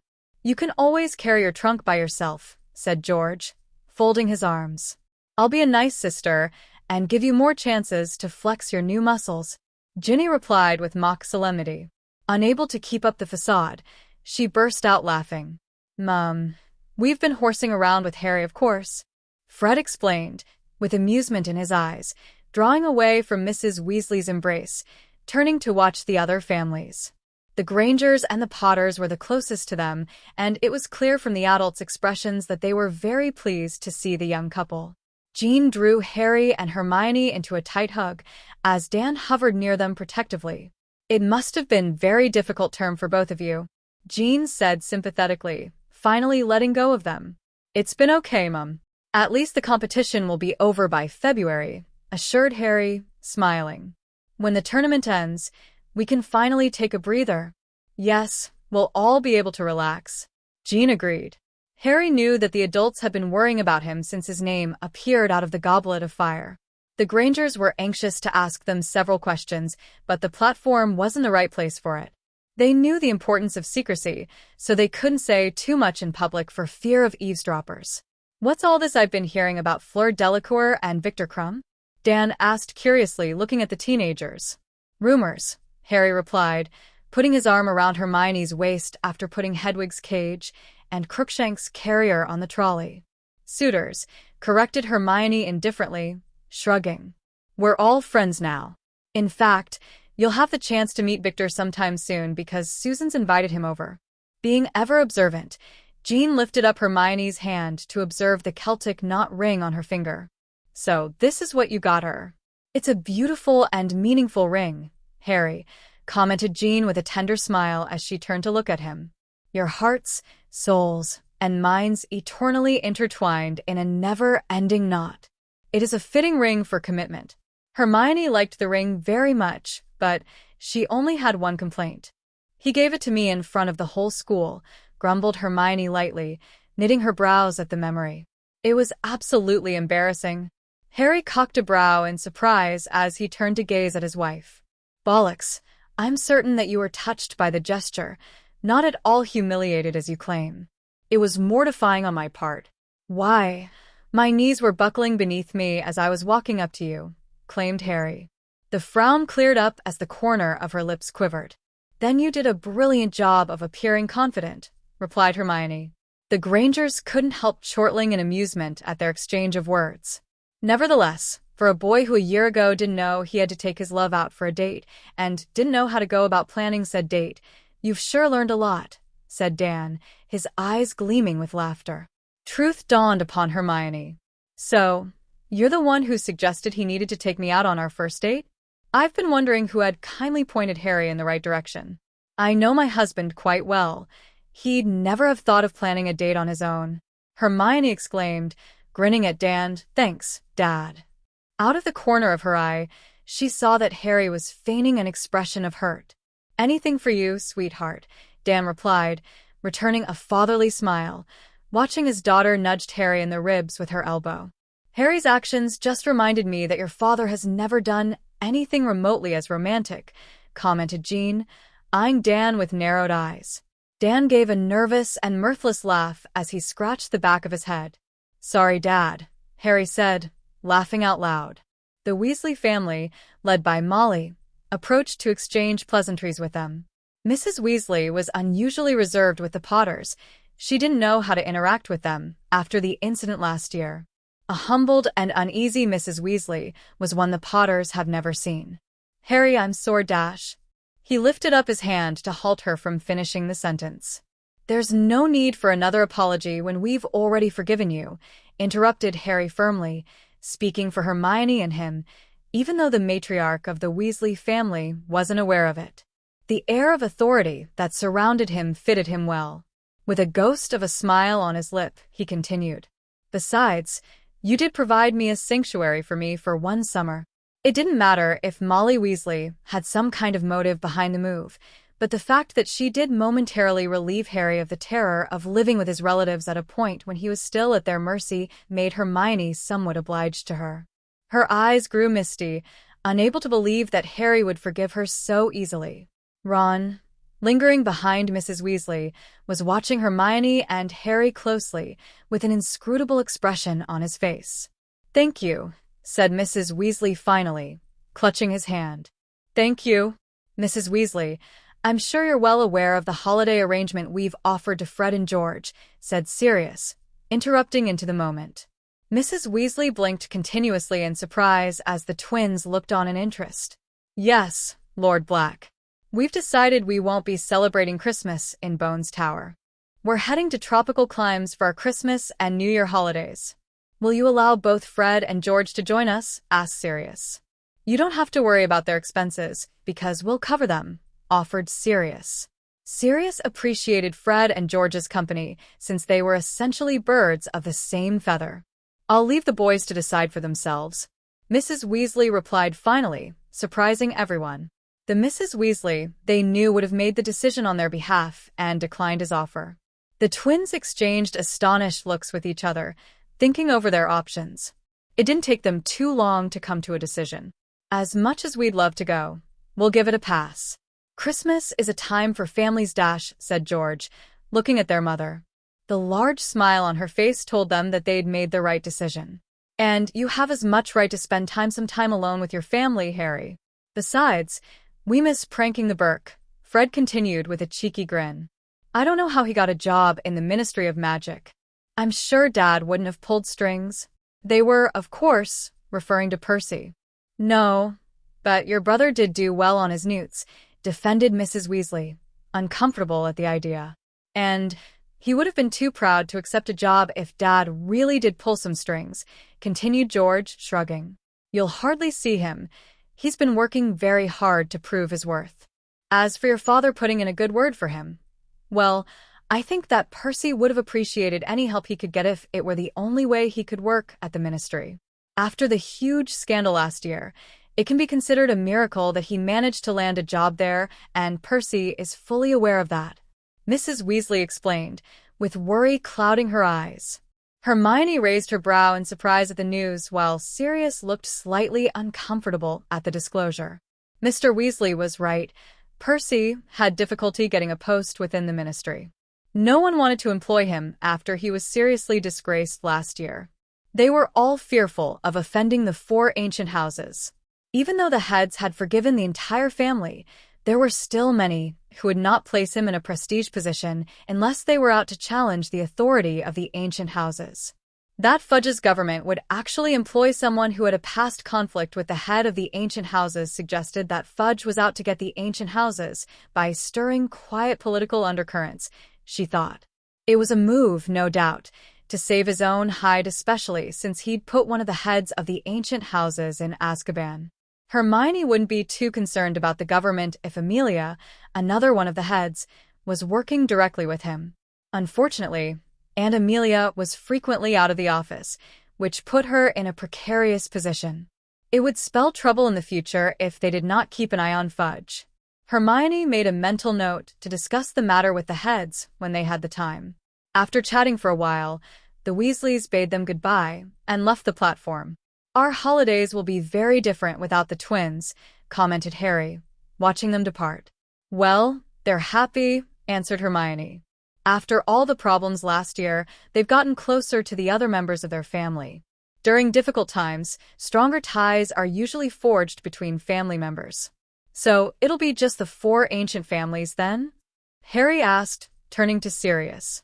Yes, Neville and Luna wanted to spend their time with their families. Hagrid didn't want to leave the castle for more than a day, for some odd reason. Lupin can't make it because of his furry problem, so he'll be staying with Tonks and her family. With the twins going home, it'll be just us, replied Sirius, with a smile, putting his hands on Harry's shoulders. They were finally doing something as a family. You're all right with the plan, Jean and Dan? Asked Sirius. Yes, but how are we getting there? Asked Jean. I don't think that you'll be doing it the Muggle way, will you? Do you have passports? We have a magical equivalent that will allow us to travel, and we'll be heading there using portkeys. You don't have to worry about converting your currency. The credit card that Gringotts provided can be used there, and we won't need much at all, said Sirius. He handed them a key. Activate this portkey at exactly 3 this afternoon, and we'll meet you at the arrival hall of our destination. Hold your hippogriffs. Where exactly are we going, Sirius? Hermione queried. Sirius gave a marauder-worthy smirk. You'll find out when you get there. At exactly 3, the Potters and Grangers gathered at Potter Mansion with their luggage and activated the portkey. They landed gracefully on the ground, the sound of the footsteps muted by the lush, carpeted ground. They found themselves in a large, brightly lit and welcoming room. Captivated by the modern decorations of the arrival hall, they could tell that the country spared no expense in the decor. It was classily adorned with blooming purple and white orchids and pieces of art. Oswald, like Sirius and Amelia, ditched his robes for business clothes. Susan, Daphne, Cedric, and Astoria were talking excitedly among themselves, quite impressed with the room they were in. Now that we're all here, we'll need to go through customs. By the way, we're not allowed to use wands here, since their magical community frowns upon the use of wands, Sirius announced. Cedric, Susan, Daphne, and Astoria cheerfully greeted Harry and Hermione, excited that they were traveling together. Anyway, I doubt you'll find yourself in need of protection, said Sirius. Singapore is famous for her security, besides her cleanliness and her love for fines. Hermione's eyes widened in shock. They were actually in Singapore. She remembered being curious about the smaller Asian countries on the Indian Ocean. These countries were once kingdoms rich with customs and culture before they were mercilessly plundered and destroyed for their natural resources. Their people were treated no better than second-class citizens. It was a great loss since those kingdoms were great believers of ancient art of magic. Most of their culture was lost when their colonial masters imposed their rule upon them, usually abolishing the monarchies that held the country together.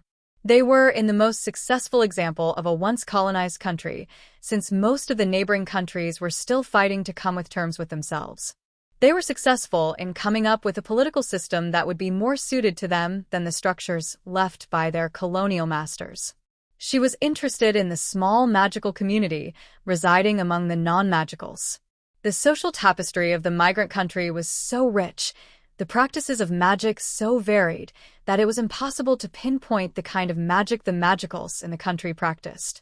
There was the idea of yin or yang of the Chinese, and that magic generally stemmed from the four natural elements, while the indigenous people generally believed that magic lies in the gift of calling and using the spirits in nature like tree spirits. There were other schools of thoughts regarding magic, and the thing that surprised her was that all of them managed to find a common ground between all of the strains of thought, despite the disparity, thus the ability to coexist. It was their keen knowledge of the ancient magic that Hermione would love to know. Hermione believed it would be an enriching experience to learn the ways of the concealed community. "So, it was all right that you spend your holidays with us?" asked Harry, looking at Cedric. "Yes, they were good about it." "Well, they understand that I have the right to decide how I want to spend my holiday," replied Cedric. "Besides, we'll only be spending a week here. We'll be returning home on the 26th of December. The wizards and witches hastily stowed their wands and went through the stringent checks. They were warmly welcomed before they departed the hall. They were impressed by the sleek lines and general beauty of the airport. They split themselves into 3 groups, got into 3 separate taxis, and headed straight to their hotel. They welcomed the temporary relief from the sweltering heat. It was sunny and bright outside, unlike Britain. Lush bushes of bright red flowers continued to line the straight road they were on. The road was unusually well maintained.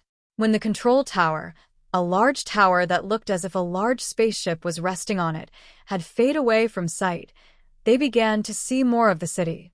Large tall concrete buildings dotted the landscape. Large trees and plants were planted along the roadways.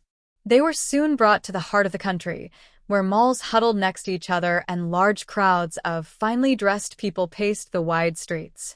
There, the traffic grew thick and it was a riot of noise as they stared at the Christmas street decorations. The street lamps were fashioned to look like mouth-watering candy canes. Large, silvery blue plastic snowflakes hung from the towering trees that stood along the road. According to the driver, the area they were driving through is known as Orchard Road. It would continue to be richly decorated for the season. The malls didn't seem to pull any stops in their holiday decor, with magnificent statues of Santa Claus in a sleigh, full of gifts or being pulled by reindeers. "It's a pity that it's still daytime," said the driver. "It's really pretty when the lights are up. Orchard Road is really a good place to shop, especially with all the Christmas sales.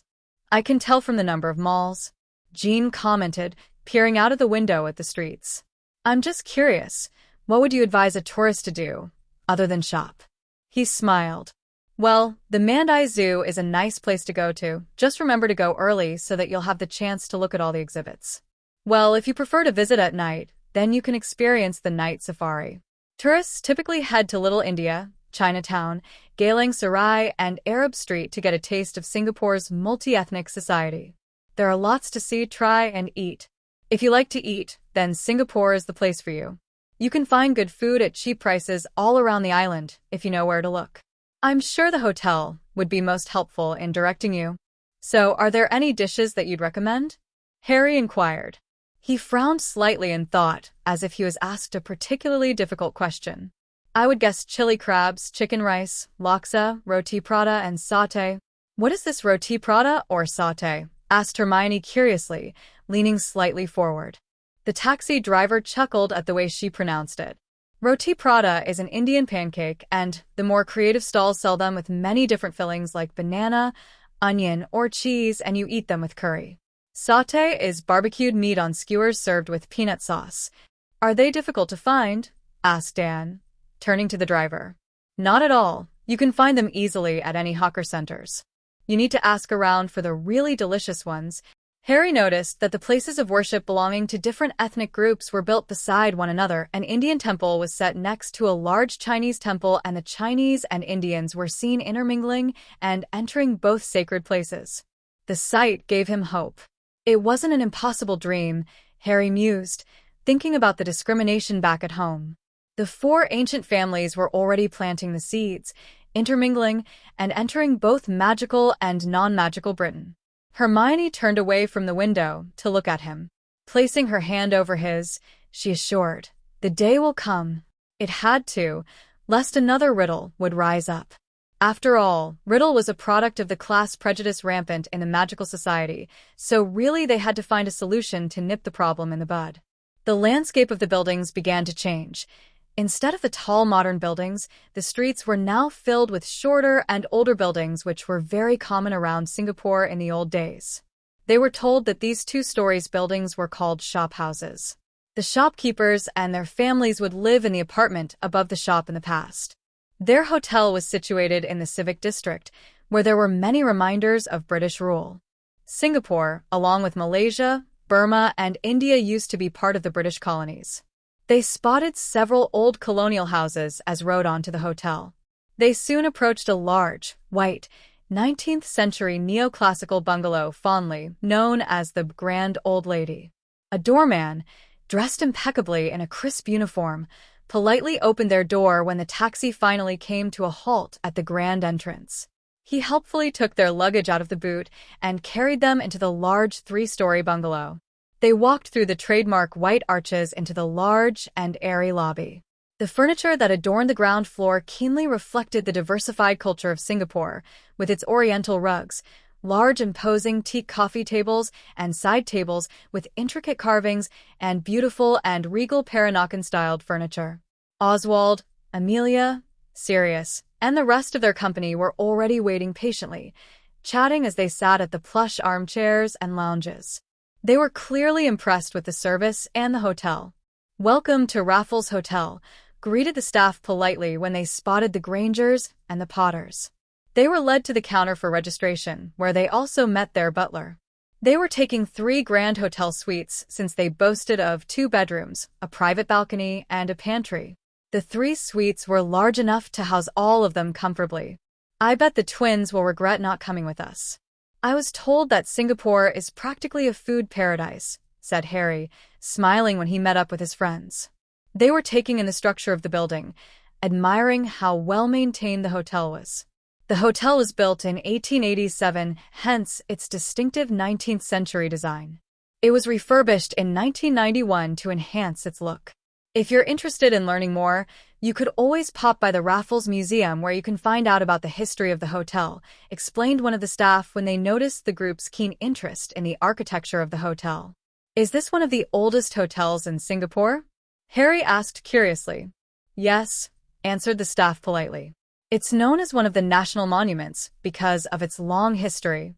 "Thank you," said Harry, impressed by their knowledge.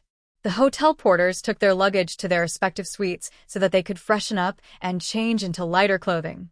They were all eager to go out and experience the city.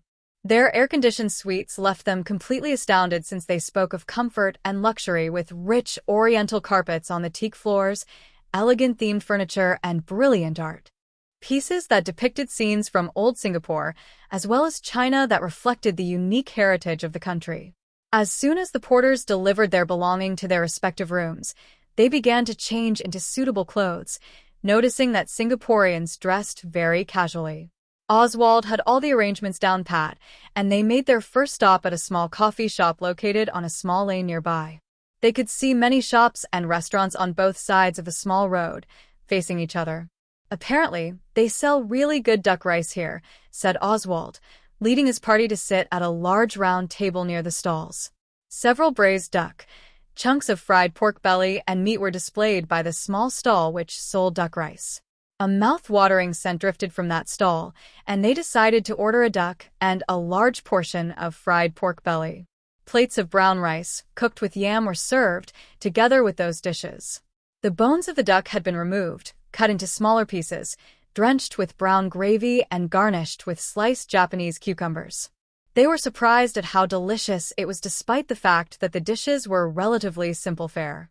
After a very satisfying meal, they set off for the Mandai Zoological Garden, one of the hottest tourist attractions, and spent the rest of the day there. It was not difficult to tell why it had appealed to the masses with their open zoo concept, as walking through the gardens took them to various places in the world.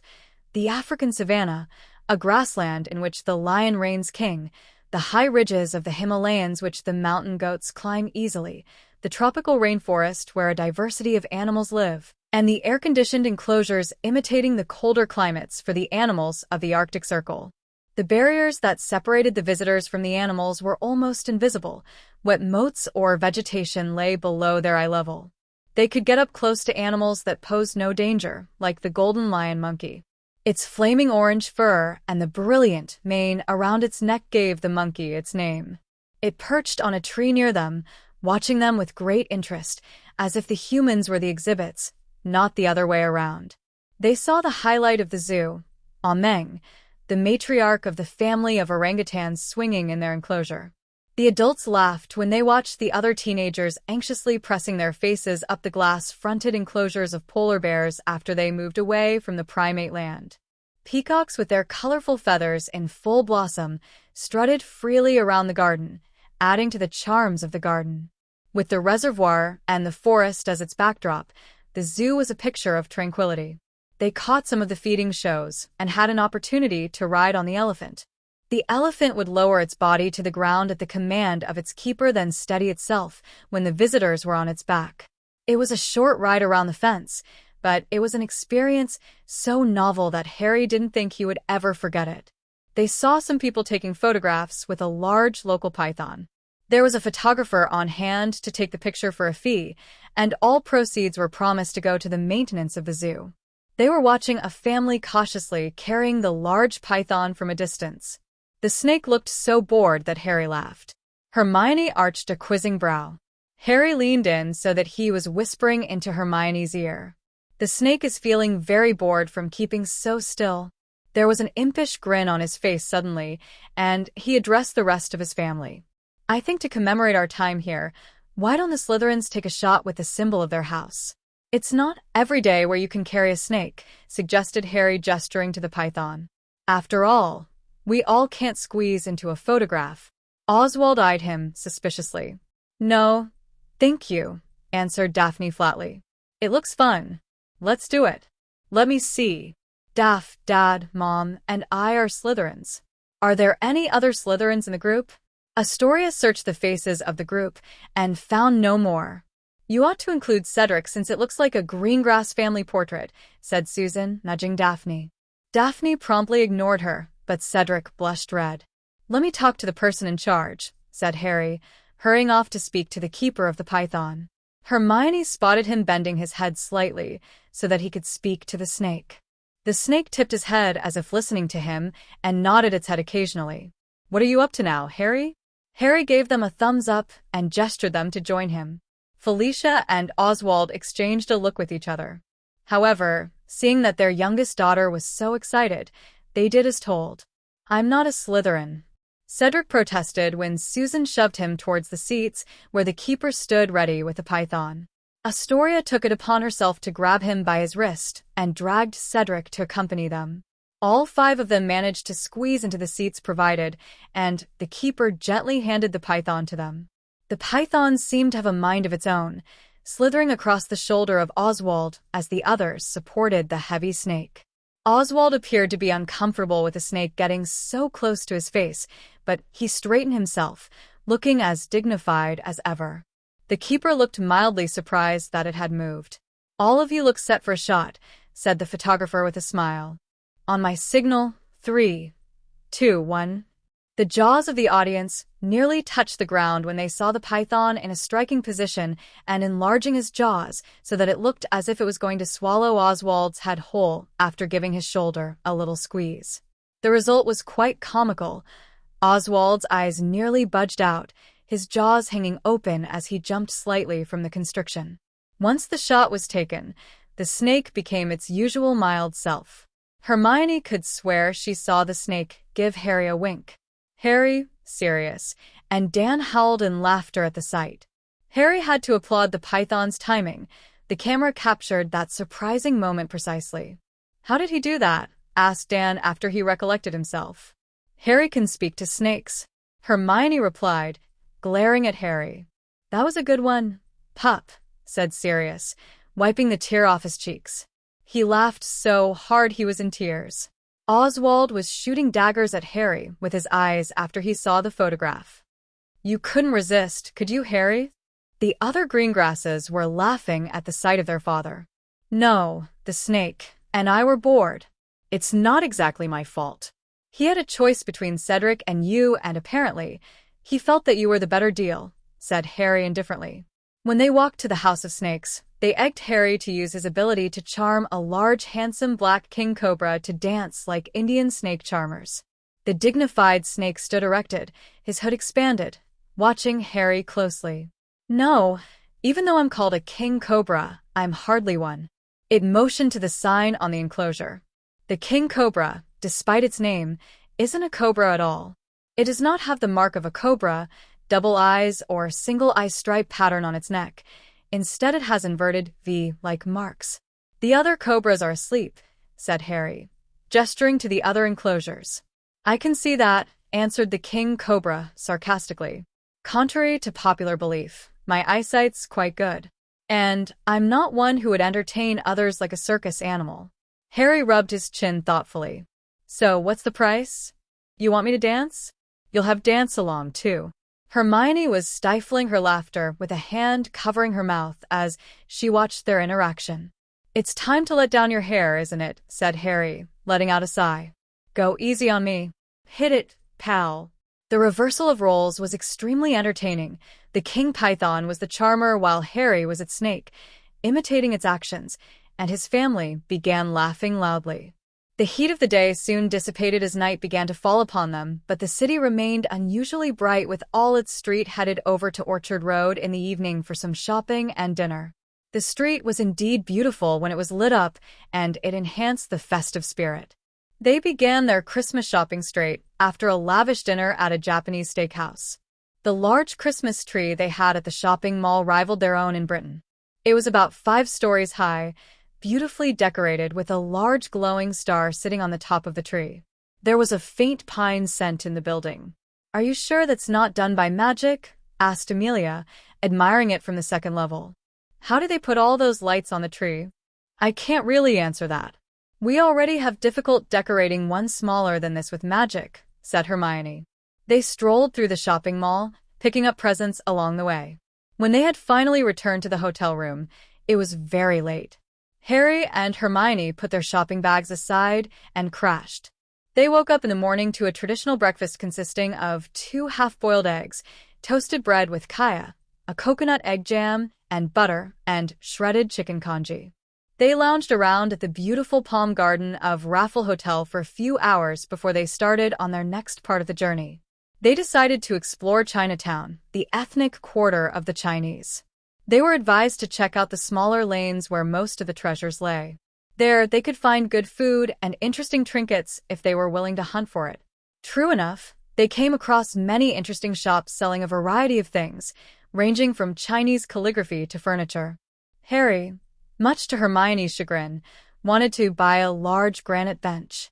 Harry had to have the interesting bench since it looked as if two granite monkeys were supporting it.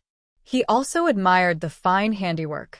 He couldn't imagine carving something like that without magic. It's a good buy. A lot of people have been interested in it, but they didn't buy it because they don't have the space, said the shopkeeper excitedly. No, we can't bring that back, Hermione warned fiercely, tugging Harry's arm. We can't exactly transport it. Harry had to admit that his wife was right, and he turned down the tempting offer. The Chinese must revere dragons a lot, commented Harry when he saw grand portraits of dragons hung at a stall. The pictures the Chinese artists drew were different from the dragons they were familiar with. The Chinese dragon had horns like a deer, eagle-like claws, a long scaly body like a serpent, and it looked grand. They saw them engraved on the roofs of buildings and were told that dragons were symbols of protection. There were other Chinese paintings of plants like bamboo, orchids, and chrysanthemums. They learned that Chinese scholars of the past loved to draw these three items since they were supposed to represent good character traits. To illustrate, bamboo is usually associated with perseverance, and the orchids symbolized grace. Walking into the brightly lit shop, they saw an aged artist, sitting at a large desk, drawing. He was using a large calligraphy paintbrush to complete a picture of two horses on boundless grassland. The horses were made alive at the hand of the artist. They looked as if they were really prancing and playfully challenging each other as they galloping across the field. Their long manes whipped wildly from the winds as the horse turned to and regarded each other. They could sense the freedom and even the camaraderie these horses felt in the vivid way they were portrayed. The two horses were racing together towards an unknown, enjoying each other's company and living in the moment. It was the same freedom they were now experiencing. Here, he was just another face in the crowd, not Lord Gryffindor, the head of an ancient and noble family. He had the freedom to go out with Hermione in public, hold her hand, and lightheartedly sneak kisses with her behind Dan's back. Even Daphne and Cedric were quite surprised at how affectionate they were. It was a liberty much denied to them back in Britain. The aged artist was putting the final touches to the landscape, writing a line of Chinese characters with a firm hand before stamping his name at the bottom of the piece. "Sir," Harry interrupted, "how much do you want for this piece?" The wizened man looked surprised. "I can't sell it now. It will take some time for it to dry," answered the old artist, gesturing to the line of wet Chinese characters. "How long do you think it will take?" Harry questioned politely. "It'll take a while," replied the old man with a wisp of foreign accent. "I have other paintings of horses, though." The old man stood up and gestured to the other paintings with his gnarled hands. They were beautiful, but they did not seem to captivate him as much as the one the artist had just finished. "I can see that your mind is set," said the old man, watching him closely. "If you're determined to have it, you can come back in a few hours. It'll be ready by then." The sweltering heat of the tropics had them perspiring from all the walking as they wandered around Chinatown. They stopped at a famous hawker center for lunch, which was a place where many food stalls are congregated. They tried many locality specials before proceeding to walk around. They stopped at a small dessert shop and tried some of the local desserts like gui ling gao, a cold herbal dessert with syrup, and mango sago when they felt thirsty.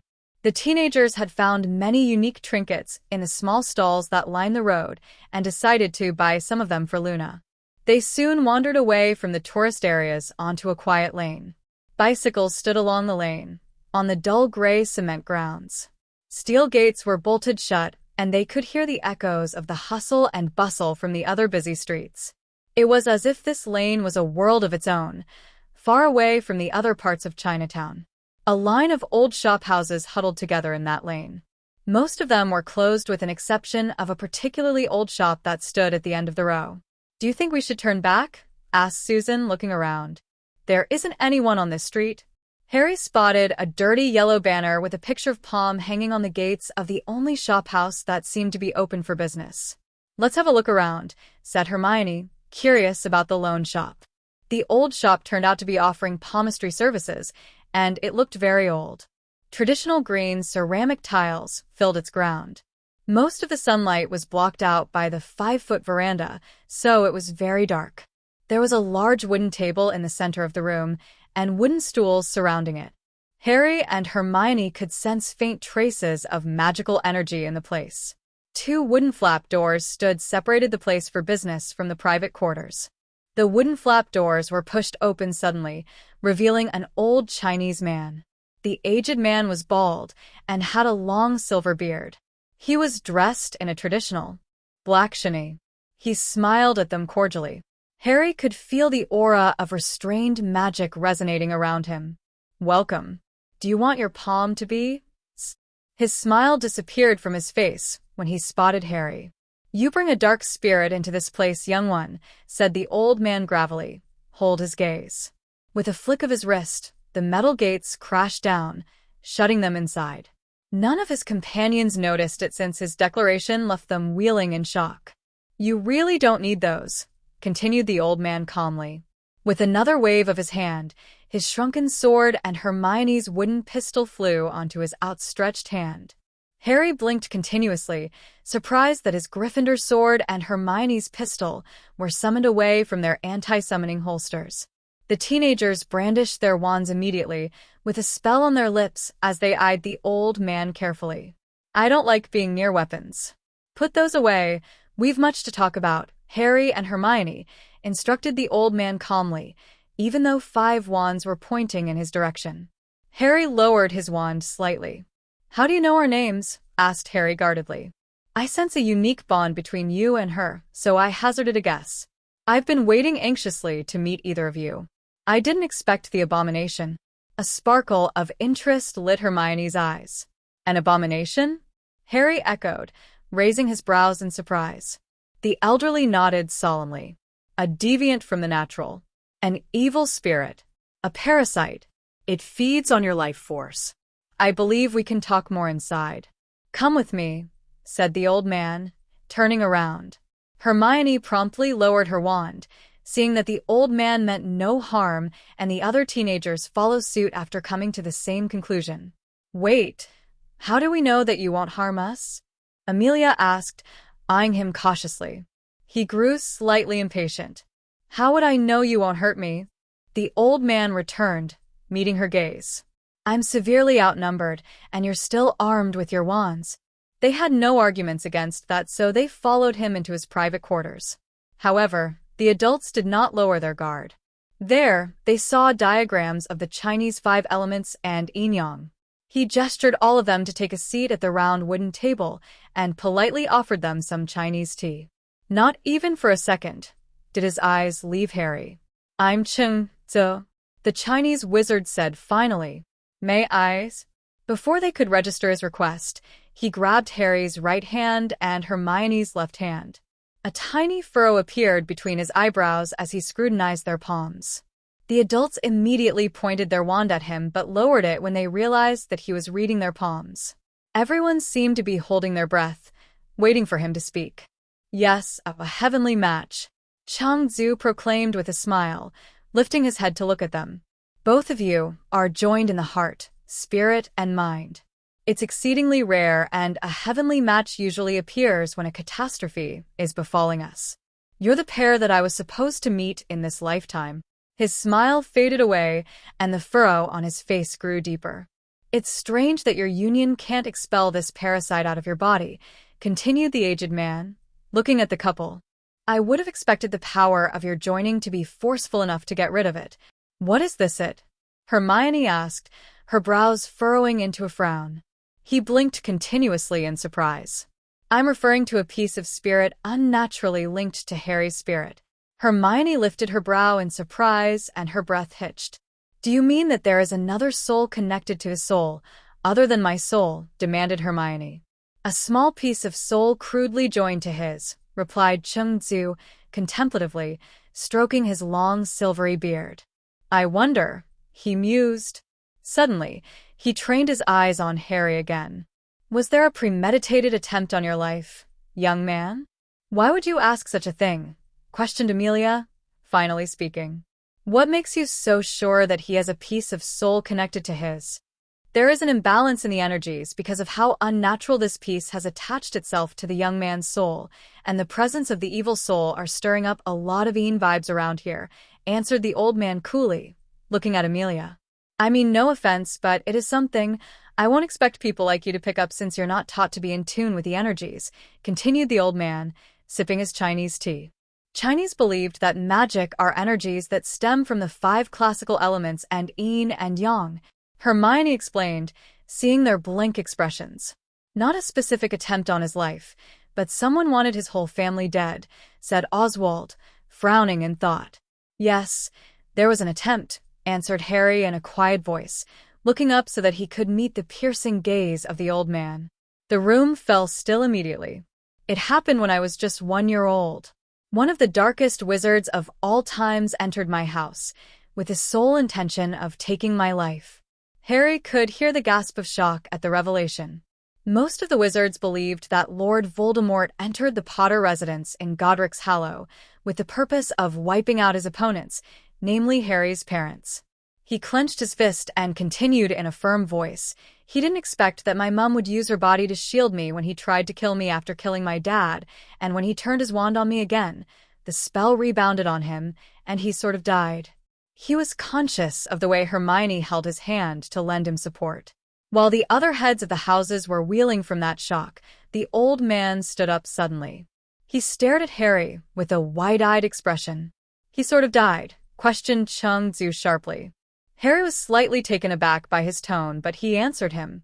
Most of them believe that he died, but I've met him recently, and he was just reduced to a spirit. A spirit, you said? What about the body? Continued Cheng-Tzu. Destroyed by the killing curse, said Harry. The old Chinese man frowned. Sensing the confusion of the other occupants in the room, he began to explain. The Chinese has always been fascinated with immortality. In the past, emperors would commission sorcerers to discover a way to prolong life, so the sorcerers began to research souls, the essence of us. A group of them made headway into the idea of mortality. They believed that we die because our physical body can no longer house our souls. There was some talk about transferring a part of the soul into another vessel so that even if our physical bodies were destroyed, we would not die. The records of those works were believed to be completely destroyed. The sorcerers understood the danger of leaving such works behind. They would create an immortal monster on the throne. The old man explained as he paced around the room. Do you mean that Lord Voldemort, the man who tried to kill him, transferred a piece of his soul to Harry? Demanded Amelia, stunned. Cheng-Tzu turned to look at her again. Stroking his beard, he answered. It would appear to be the case. So we have an immortal and powerful monster on our hands? Asked Cedric incredulously. If that myth was true, then he could die if all his soul is destroyed. Sirius interjected. Now, if a part of his soul is joined to Harry's, wouldn't there be a mental and emotional link? Hermione inquired sharply. The old man stopped in his pacing to fix his attention on Hermione. A ghost of a smile appeared on his lips at her astuteness. You're wise, Hermione. Yes, an unsound and weak link will exist between him and Harry. However, the connection would be very weak, since he has no physical body. The dream that Harry had during the summer holiday was more likely a result of the unstable link between them, thought Hermione. The images were vivid, as if she was looking out of her own eyes. Could he have passed some of his power to me when he left a piece of his soul in me? Asked Harry, remembering the conversation he had with Dumbledore on his second year. For a moment, Cheng-Tzu looked impatient, as if Harry was asking an obvious question. Yes, your spirit holds the ability for you to do magic. Harry just needed a confirmation. He had come to that conclusion when he realized his magical powers had increased as soon as their soul bond was completed. It won't harm you. In fact, I would think it's a good thing because you'll be able to hear his thoughts. After all, the Chinese has always believed that to win a war, you need to know the enemy as well as knowing yourself, answered Cheng-Tzu, giving a smile that showed his teeth. There are other ways to gather intelligence, and we need to get rid of the soul if we want to destroy him. Would it be dangerous if we attempt to remove that piece of soul? Questioned Hermione. I don't know of any rituals to do so, but I know it'll be too risky. I believe that the errant soul is so imbued into Harry's soul that it's now a part of his. as much as both of your souls are a part of each other. Both of your souls might be destroyed if we attempt to separate it. So we can't get rid of him without killing ourselves, summarized Harry in a deadpan voice. Yet, we've to get rid of him. I would say yes, if the soul is too connected to yours, replied the old man, stroking his beard. We believe that once the soul is connected to something, it is almost impossible to break that connection. Look, don't you need to break the connection to the physical body so that you can put a piece of soul in another person? Ventured Hermione thoughtfully. No, the connection is not broken when the soul splits. In fact, it will destroy a part of the body, said the old man. That statement seemed to have some truth since Lord Voldemort did not look remotely human when he came for him that night, thought Harry. The rest of the room grew silent at his answer. So Lord Voldemort does not know that Harry has a piece of soul in him, asked Jean. Hermione grew thoughtful at her mother's words. Riddle isn't stupid.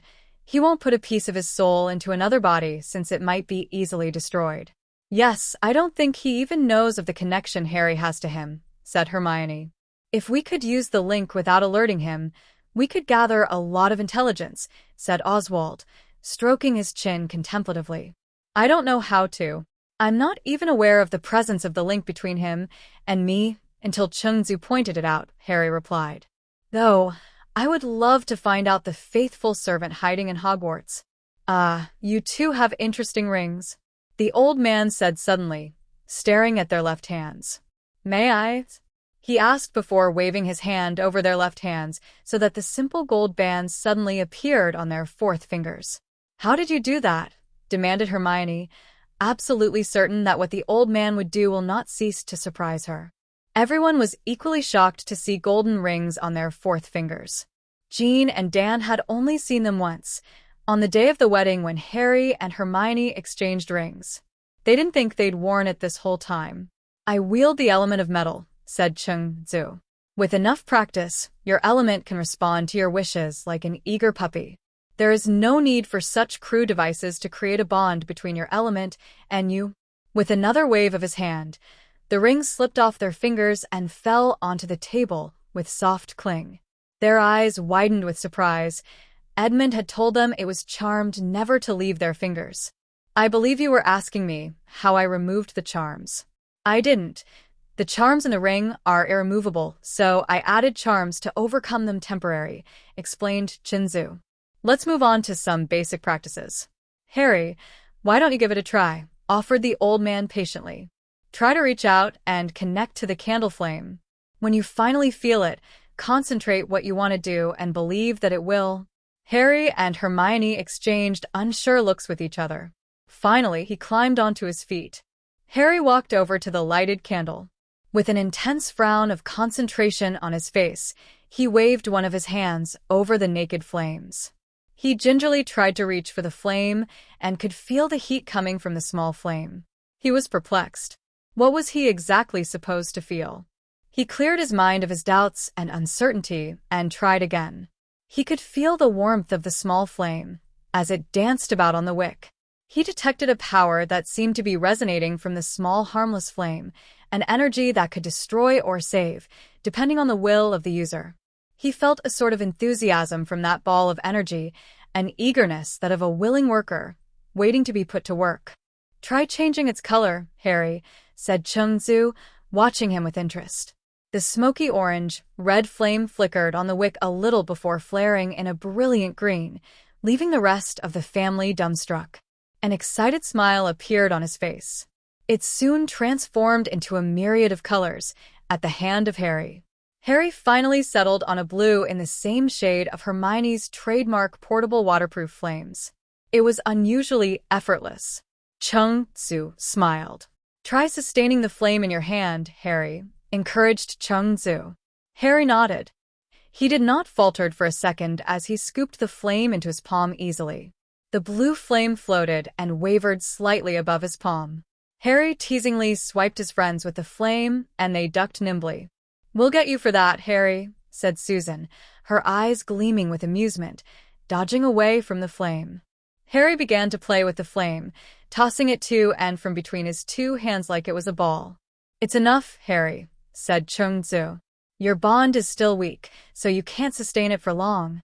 At that command, the flame on his palm was put off immediately. You can take the attributes of a flame too, like producing a lot of heat or providing light, said Chengzu, illustrating by hardening his fist so that they would be as hard as steel and punching the wall. The wall crumbled from the impact immediately, and he repaired it with a wave of his hand. Conjure your element, said Chengzu, conjuring a thick metal shield from thin air. Hermione, it's now your turn. Try it. Water is all around you. Feel its presence. I'll take much long since I'm not as intuitive as Harry, said Hermione, closing her eyes. There was a frown on her face for a while. When she finally opened her eyes a few moments later, she was surprised to see a ball of water gathered in her hand. Effortlessly, she shaped the ball of water into a variety of shapes. She playfully tossed it at Daphne, who ducked and summoned it back with her will, so that it would hit Susan at the back of her head. There was a squeal when she was wet, and the rest of the family dissolved in laughter. Harry good-naturedly dried her, using a drying spell. The hilarity died after a while. "What is your purpose in teaching us?" asked Hermione, eyeing Chengzu suspiciously. He arched one of his white brows in surprise. "I see it as my duty to correct you. It is clear that you are practicing ancient magic, no matter how unsophisticated your methods are. Elemental magic, unlike other magic, works better when your bond with the elements is strengthened. You should be working in harmony with or be one with the element. Otherwise, you will require a lot of your magic to force the element into your control, even with your ring which amplifies your control over the element." "How do you strengthen this link?" asked Harry. "By getting to know the element better. You can do practices like the exercise you've done just now." "Can any of us establish this bond with an element?" Amelia questioned curiously. "I'm afraid not. Their soul bond makes them more receptive to form connection with animal spirits or any one of the 5 elements, skipping at least 30 years of hard work to develop that sort of awareness." Harry and Hermione slipped on their wedding rings as they spoke at length about the properties of elemental magic. "If you don't mind, could you please remove the charms you placed on our rings and return our weapons back to us?" said Harry. Chengzu did as he requested. They could understand why he didn't like to be in the presence of weapons since he was very in tune with the metal element. Hermione and Harry transformed their weapons into their original form before changing it back and storing them. "Cool pistol, Hermione," commented Sirius, grinning. "We'll speak about it when we return to the hotel tonight," said Amelia sternly, eyeing Harry and Hermione. Chengzu stepped between them so that he could speak to Harry. "Your lesson with me is done, Harry and Hermione. I'm sorry I can't do much about the abomination in you, Harry. However, I have a good friend who would like to meet you. His beliefs are slightly different from mine, and he might be able to shed more light," answered Chengzu. "Another Chinese wizard?" questioned Harry. He smiled as he shook his head. "No, a Javanese shaman by the name of Tun. I believe it will be an enlightening meeting. I've heard that they are well adept in using the spirits to perform magic to harm others." Hermione quipped. "Is that true?" Chengzu gave an indulgent smile. "Magic is like a sword. It can be used to harm or protect, depending on the will of the user. The shaman believes that magic is a gift to communicate and link to the different spirits. Tun firmly believes that magic is a gift he should use to bless others." "I wouldn't mind meeting him," said Harry. "I would rather only have a soul in my body." "Wait here. He will be here promptly," answered Chengzu, walking into one of the rooms, no doubt to call on his friend.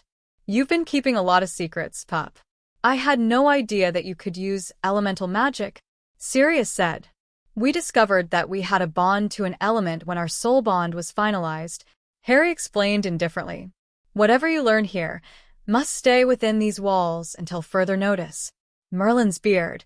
"It's a lot of information to digest," Sirius admitted, drawing his hand through his hair tiredly. "It doesn't help knowing that Riddle is practically invincible until all his soul is destroyed." "No, it doesn't help knowing that Harry has a piece of that soul in him," added Jean. "No, it doesn't. We're not backing out no matter how tough it is. He is still attempting to kill Harry, and he has successfully killed most of our loved ones. We can't let him continue," Oswald declared. The other adults nodded in agreement. "There's got to be a way out," said Harry contemplatively. "For his and her sake. We'll just need to find out what it is." Chang-Tzu returned with another man with darker complexion. He didn't look anything extraordinary. In fact, Harry wouldn't even notice him in a crowd, yet Harry could feel that there was something different about him. His piercing black eyes swept across them and settled on Sirius. "I'm Tun. You're linked to a spirit of Canis, a big black dog," said Tun, looking at Sirius. "I guess you could say that. I can take the physical form of a dog," Sirius admitted uneasily. His attention was fixed on Harry's lightning scar. "An evil spirit resides here," said Tun, tracing the scar with one of his fingers. Harry had to fight back the urge to shudder from his touch. Suddenly, the Javanese shaman turned contemplative. "The price to remove the soul is death, and you're not ready," murmured Tun. There was a troubled expression on his face. "This is but a small fragment of his soul. I sense that he has split his soul a few times before this, and this is the final piece. You should keep it if you wish to find the others. It tends to attract the other pieces of soul." "Merlin's beard, a few times?" Oswald declared, scrubbing his face with his hand, and it was apparent that he knew about certain dark rituals. His family had always bordered on the darker side of magic, thus making him more aware. "What do you know about it?" asked Amelia. "There are certain dark rituals to divide the soul. I've heard of them briefly. How would a person Lord Voldemort get his hands on such information? They are well-kept secrets of the dark ancient families." "Yeah, the access to those libraries is limited," Sirius answered with a look of confusion. "Even I've never had the permission to enter that library when I was young." "Well, he's an heir of Slytherin through his mother's side," said Harry, remembering the brief conversation he had with the memory of Riddle. Oswald looked distressed at the declaration. "Merlin's beard, he's one of us?" Chapter 36. The End of Christmas Holidays. "Merlin's beard, he's one of us?" There were lines of distress etched deeply into his face when Oswald, head of the ancient house of Greengrass, made that statement very quietly.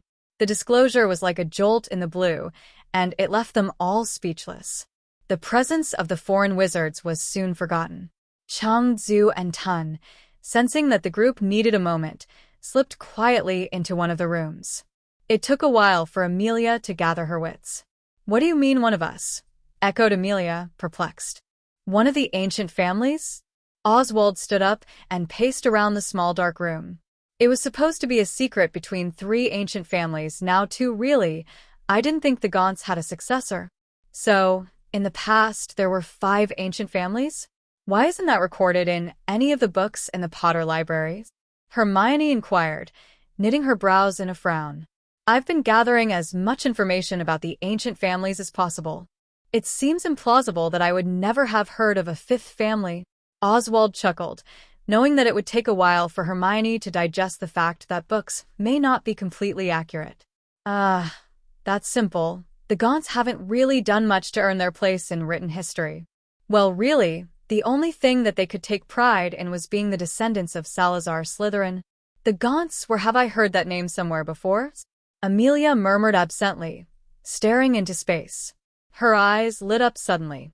"I remember. We did a case study on an incident with the Gaunts in one of the Auror training sessions. The Ministry needed a fully armored team to haul just 2 men in. I remembered watching the memory of a Ministry worker. Yes, Marvolo and Morfingaunt. All the inbreeding in that family made them all quite mad," supplied Oswald. "I was told that those 2 were the last of their line. All they had left was a rundown shack by my grandfather's time. I believed the Gaunts' marriages to the Greengrasses and Blacks, the other 2 families that were equally attracted to the dark magic, were the only way their line even survived that long. When the pact was drawn between our ancestors, the Gaunts had a falling out with the Blacks and the Greengrasses and began to marry within their own family. They never had much importance in society, despite their title, so others gladly shunned them. So Lord Voldemort was really a lord in his own right, a head of an ancient family," Harry thought. "So, what happened to the library that contained all those books on the dark arts?" Amelia asked. Oswald chuckled and rubbed his chin. "I'm not sure if I should even tell you anything about it, because of the firm stand you have against the dark arts. just like your ancestors. The dark arts require the sacrifice of lives. Is there any reason why we shouldn't be against it? Why, we wouldn't have an immortal soul on our hands if those materials had been destroyed in the first place, grumbled Amelia. It's just a different side of the coin, Am. I believe the way dark arts are used depends on the intent of the caster, but I digress. Oswald turned slightly to regard the rest of the room, noticing that he had the full attention of everyone in the room, and he launched into a quick lecture of history. The library was established by the Greengrass, Black, and Gaunt families when it became clear that the Ministry was going to ban all dark arts material. The Bones and the Potter families had always frowned upon the use of dark magic since, as AM has already pointed out, some of the rituals require human sacrifice. As much as I hate to admit this, the three other ancient families had no qualms about using Muggles in these rituals or as testing subjects. The Bones and Potter families used their influence to push the Ministry to pass a ban of the dark arts, and they were successful. This information wasn't anything new to Harry. He already knew that the ban of the dark arts was one of the causes of the rift between the four ancient families. I'm sure you've all learned about this since it has been documented in the history books. What wasn't common knowledge was that the three other families decided to build a secret library in a neutral location, signed a treaty among us, and only granted the heads of each family access to that library to keep it secret.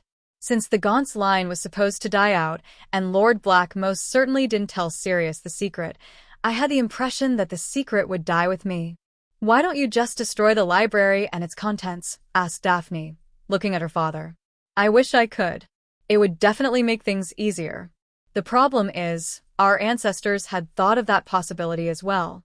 They knew that the Ministry would try to destroy the library if they discovered it, so they placed a magical field so strong that if you tried to even damage the library, you'd end up taking out a large chunk of everything surrounding it.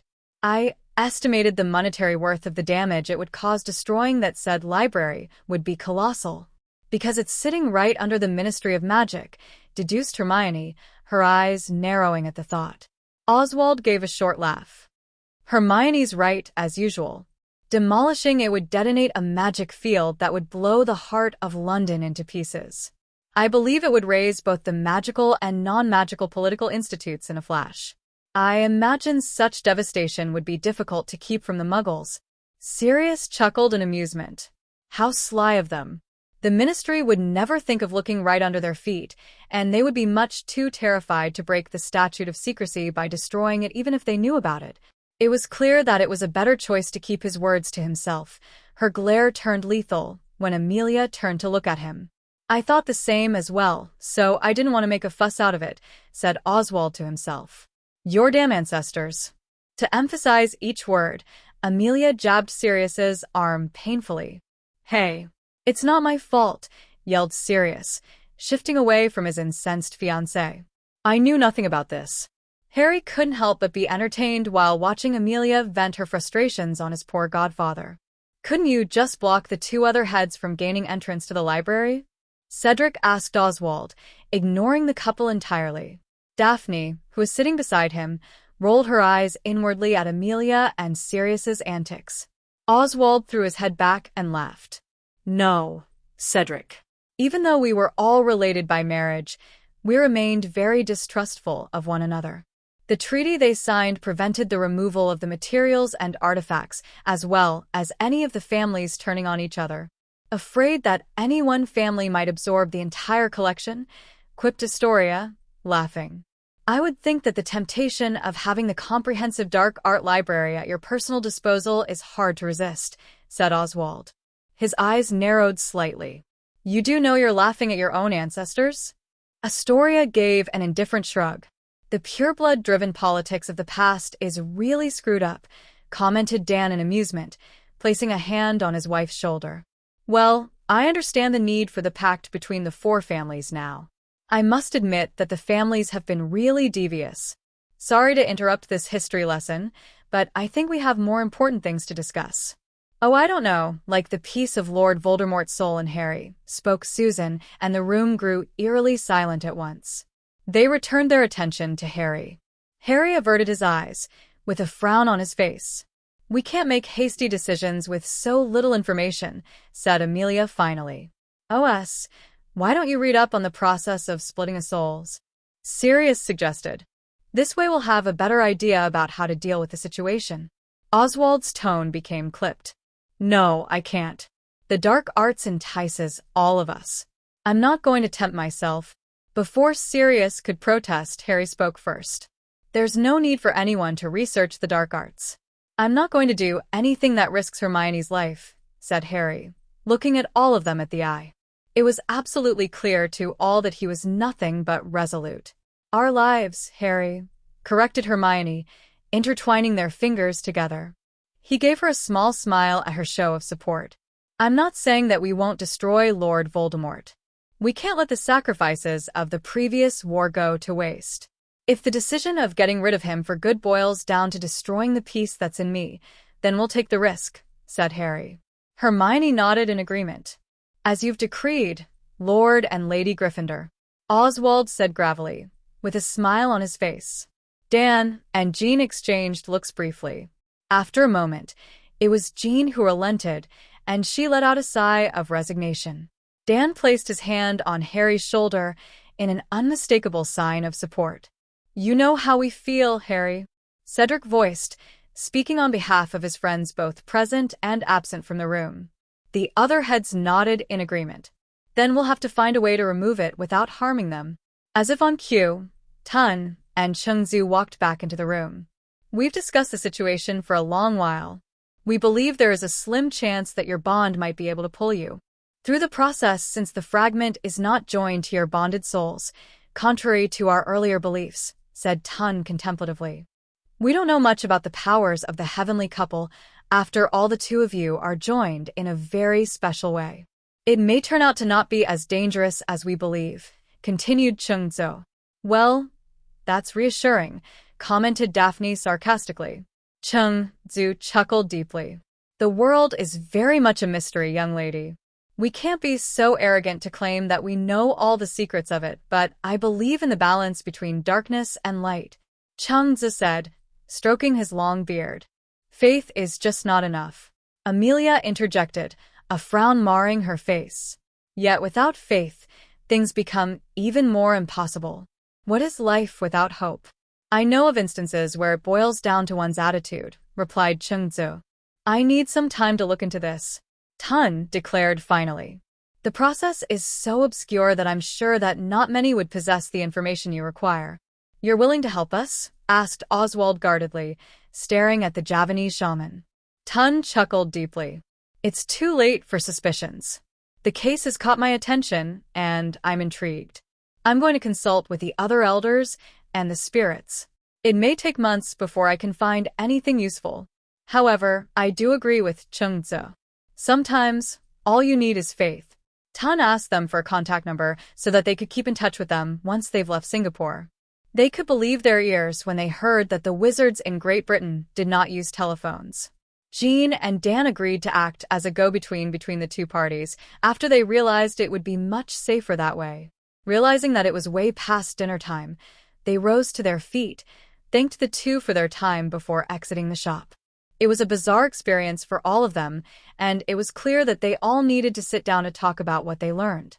Harry collected the Chinese painting from the artist, and they headed back to the Raffles Hotel for a quiet dinner in the Tiffin Room.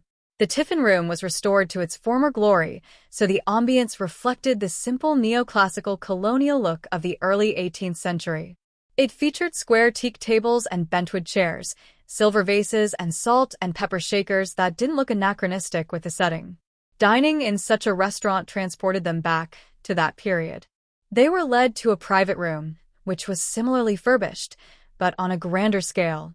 They decided to try the curry buffet, which boasted northern Indian specialty dishes. Servers dressed in snowy white jacket attended to their needs. They were told that the Tiffin curry, a mild curry chicken, was one of the highlights of their menu. They found themselves enjoying every dish they selected. Harry managed to cast the relevant spells to maintain their privacy right before Amelia began her diatribe. Weapons, Harry and Hermione? Why are you carrying them around? Demanded Amelia, crossing her arms over her chest as she stared at the young couple. You know it's not allowed in both the magical and non-magical worlds. What were you guys thinking? Our wands may not be enough. Hermione responded briskly. We aren't taking any chances. Amelia frowned and leaned forward. Give me a little credit, Hermione. You're carrying a gun that you've transfigured into something wooden. You can't hide that you're using one if you did. No, this is something new, disagreed Harry. It fires spells that are transfigured into bullets, and it will leave no mark. How is that even possible? Can you transfigure something that doesn't have a physical state? Cedric interrupted. Oswald was rubbing his chin contemplatively. What Harry said is absolutely possible. It's difficult to explain the science behind it, but spells do have a physical state. The red light we see is made up of small particles. It's just a matter of combing through and transfiguring multiple objects into a singular object, explained Hermione. Whatever works. You have to do a demonstration later, Hermione, said Sirius, with a smile on his face. She's a sharpshooter, Harry announced proudly, putting his arm over her shoulder. How about your sword, Harry? Asked Jean. It was a shock for her when she discovered that he had been carrying a sword with him. It's the sword of Gryffindor. There have been other heads before me who've carried it as an emblem of authority. Only on special occasions, Harry. Amelia rebuked, shaking her head. We don't carry them anymore.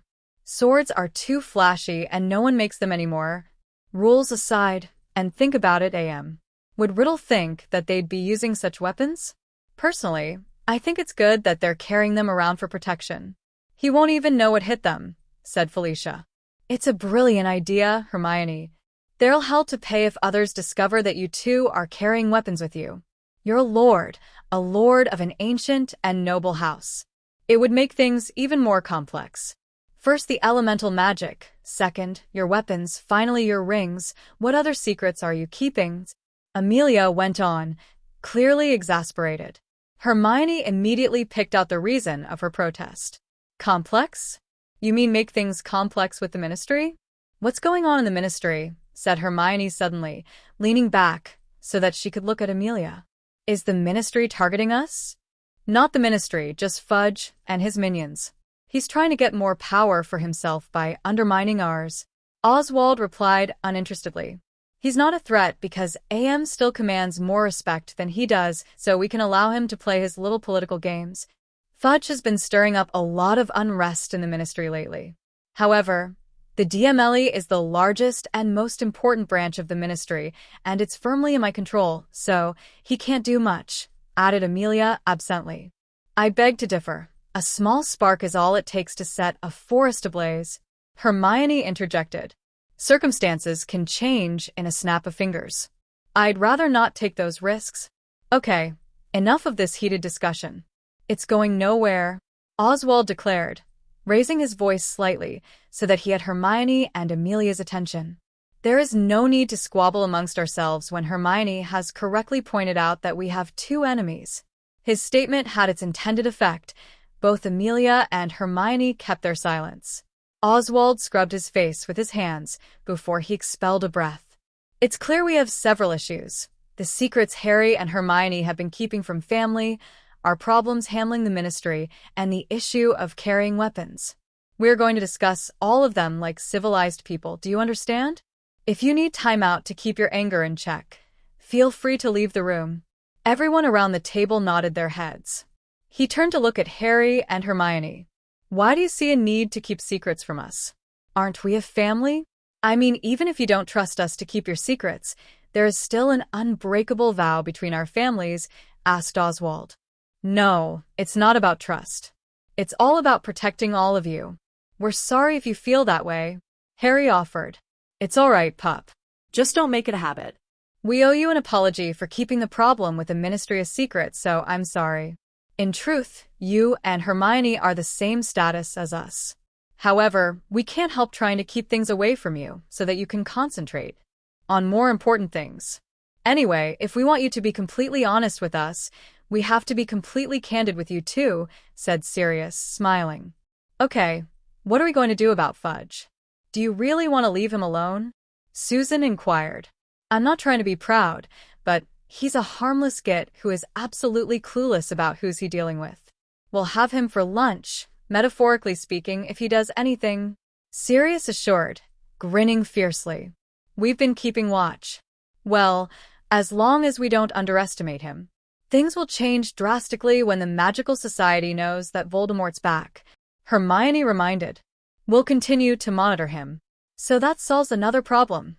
Let's move on to the final issue, said Oswald. I don't see why they should stop carrying weapons with them, Jean commented.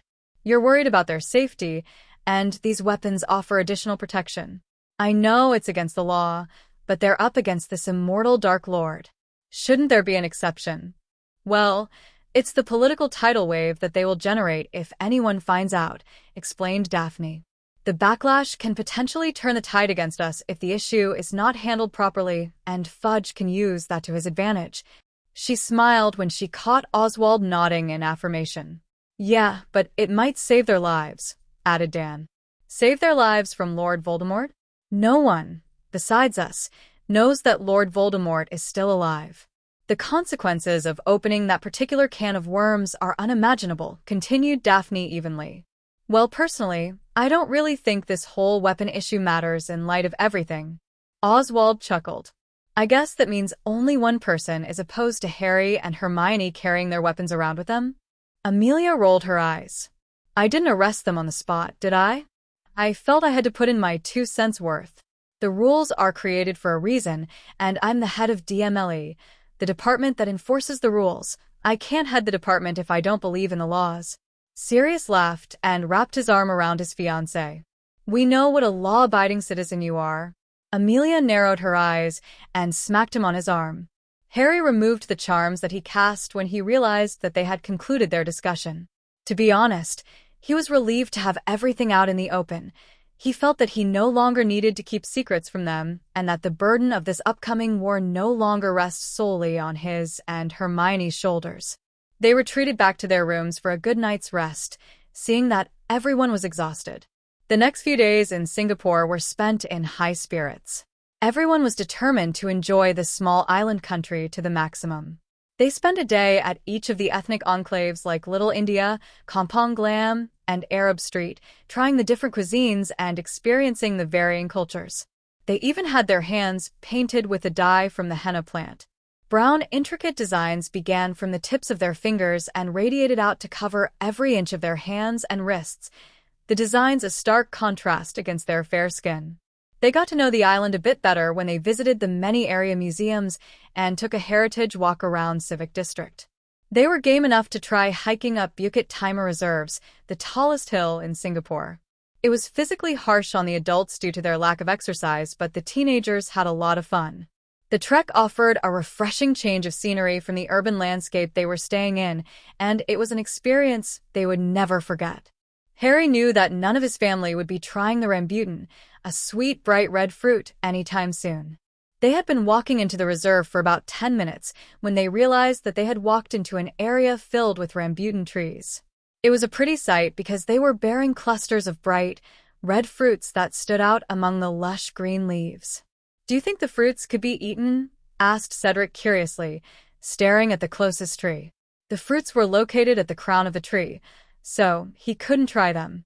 Yes, look, the monkeys are feeding on them, said Harry, pointing to a distant tree where a large group of brown monkeys were seen sitting on the branches, happily plucking those fruits, peeling them open, discarding their red shells, before spitting out the seeds.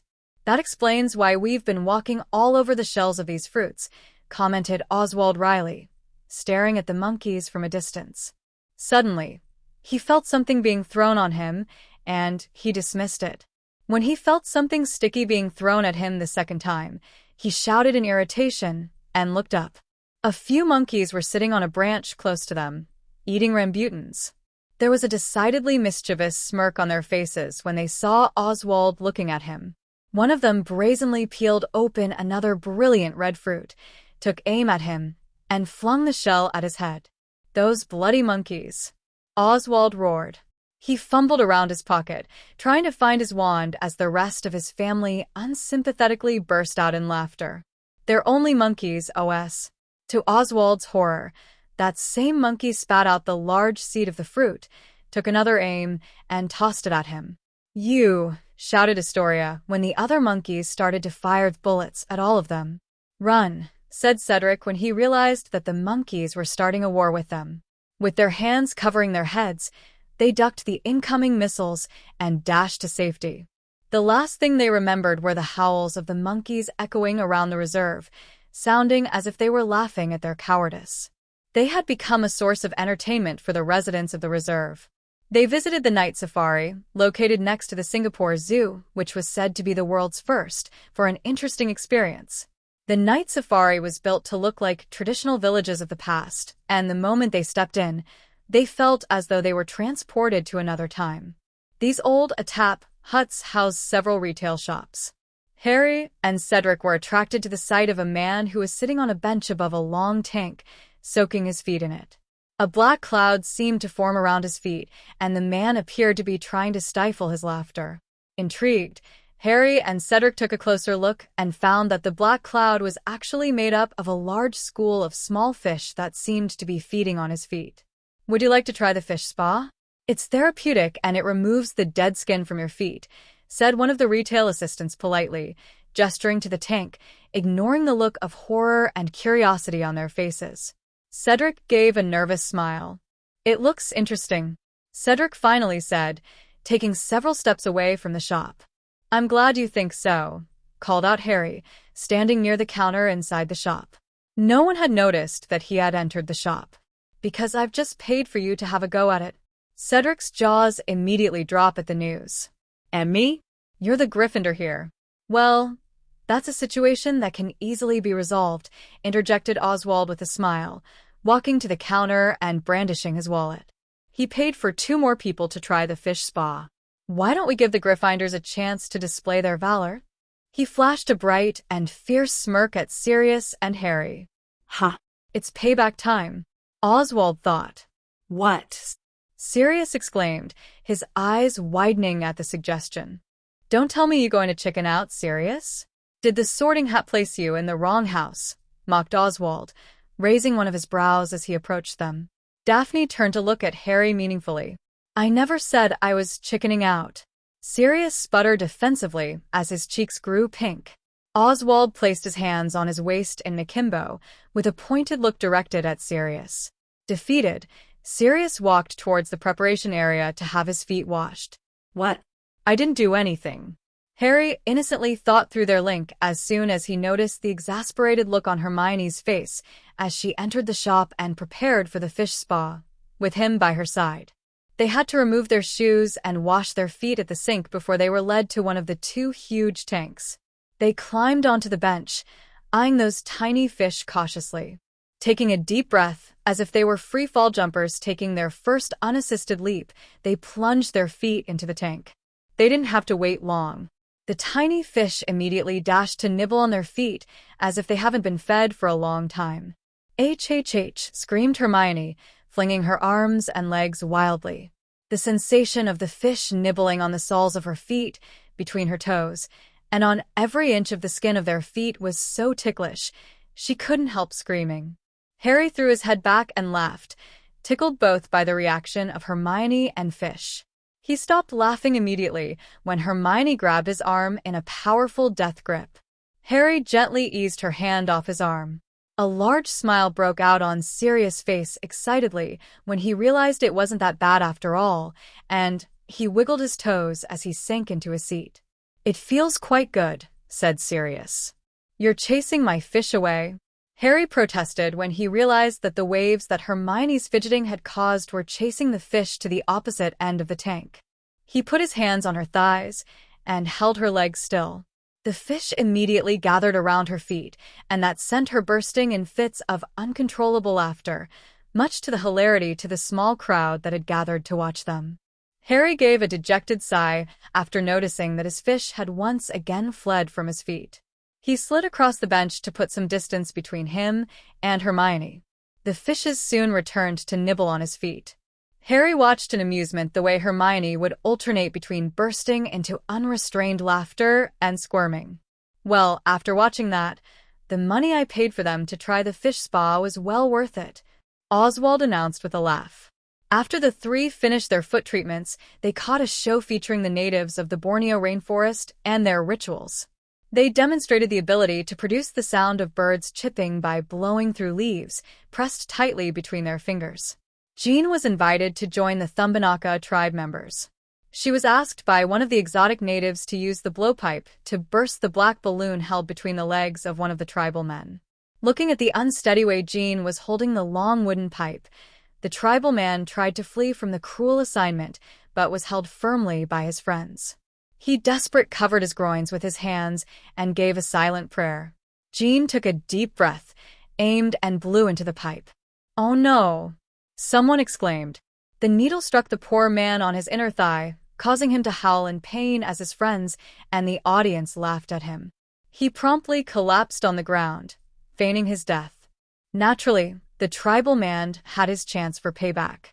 With a blindfold around his eyes, he had to use the blowpipe to burst the balloon that Jean was holding. Hermione laughed at the way her mother was holding the balloon as far from her body as possible as the man took his aim. With a loud pop, the balloon had burst, and Jean walked down the stage with legs made of jelly. Dan and Sirius couldn't help but tease her about her performance as they applauded. The tribe wowed the guests with their dance moves and their fire-blowing techniques. The audience basked in the heat created by the flames. "They look like dragons, blowing flame that way," commented Cedric, making a face as Daphne laughed. They officially started their journey into the night safari after the show. It was an eye-opener. Most of the animals were nocturnal, so the group had the rare opportunity of observing these animals' natural behavior at the night. The enclosures were built to resemble their native habitats. They rode on a tram, which took them through many areas of the zoo. "Now, on your right, ladies and gentlemen, we have the Indian wolves." Harry couldn't help but notice how low the full moon was hanging in the starless sky. It even appeared to be touching the large cliff that stood majestically in the wolves' enclosure. A beautiful lone wolf, illuminated by the soft white glow of the moon, trotted to the edge of that cliff with purpose clearly reflected in its eyes. The guests clamored to the side to get a good look of the wolf. Harry felt the excited chattering in the tram quiet down slightly as he turned to watch the powerful beast. The voice of the tour guide slowly faded into the background until it was inarticulate noise. There was a sudden breeze. He could feel the light wind ruffling the wolf's shiny fur. He was assaulted by a strange mixture of scent human sweat and mosquito repellent that wafted in the air. He could hear the clicking of cameras, the distant sound of wheels rolling across the road, and the whispering of the forest. Harry was jolted back to reality when the tram went over a small bump. "We're leaving the Indian wolves behind." He blinked twice before realizing what had happened. He had made a connection with the animal.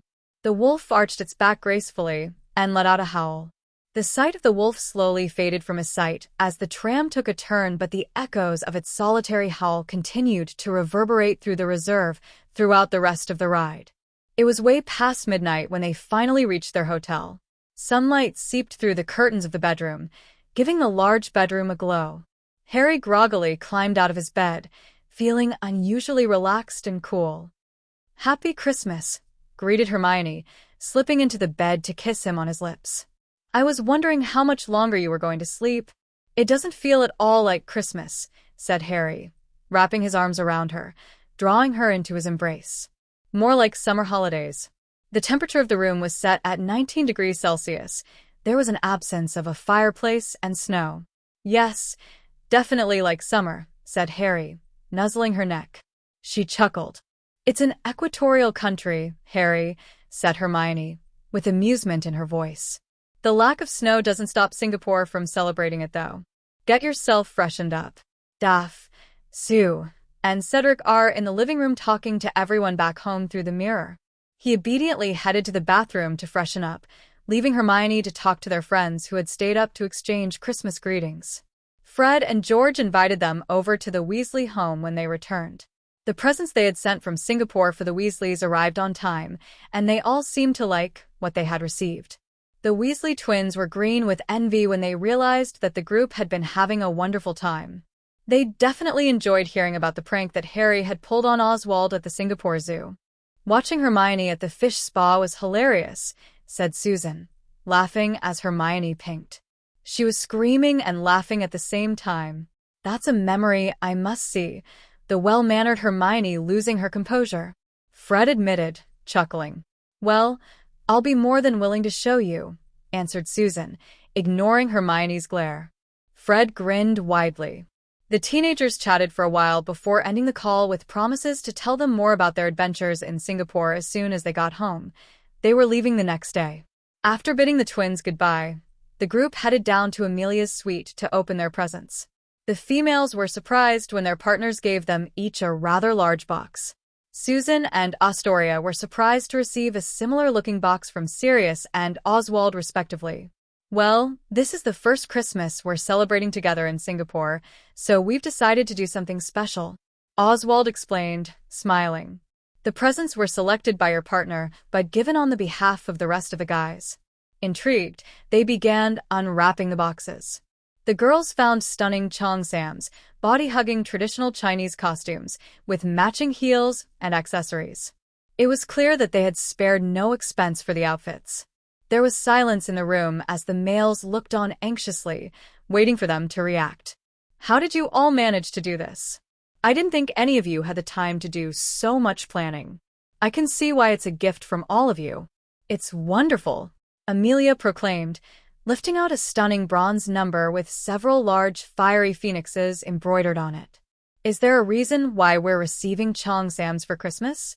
Sirius smiled proudly before replying with a mysterious smile on his face.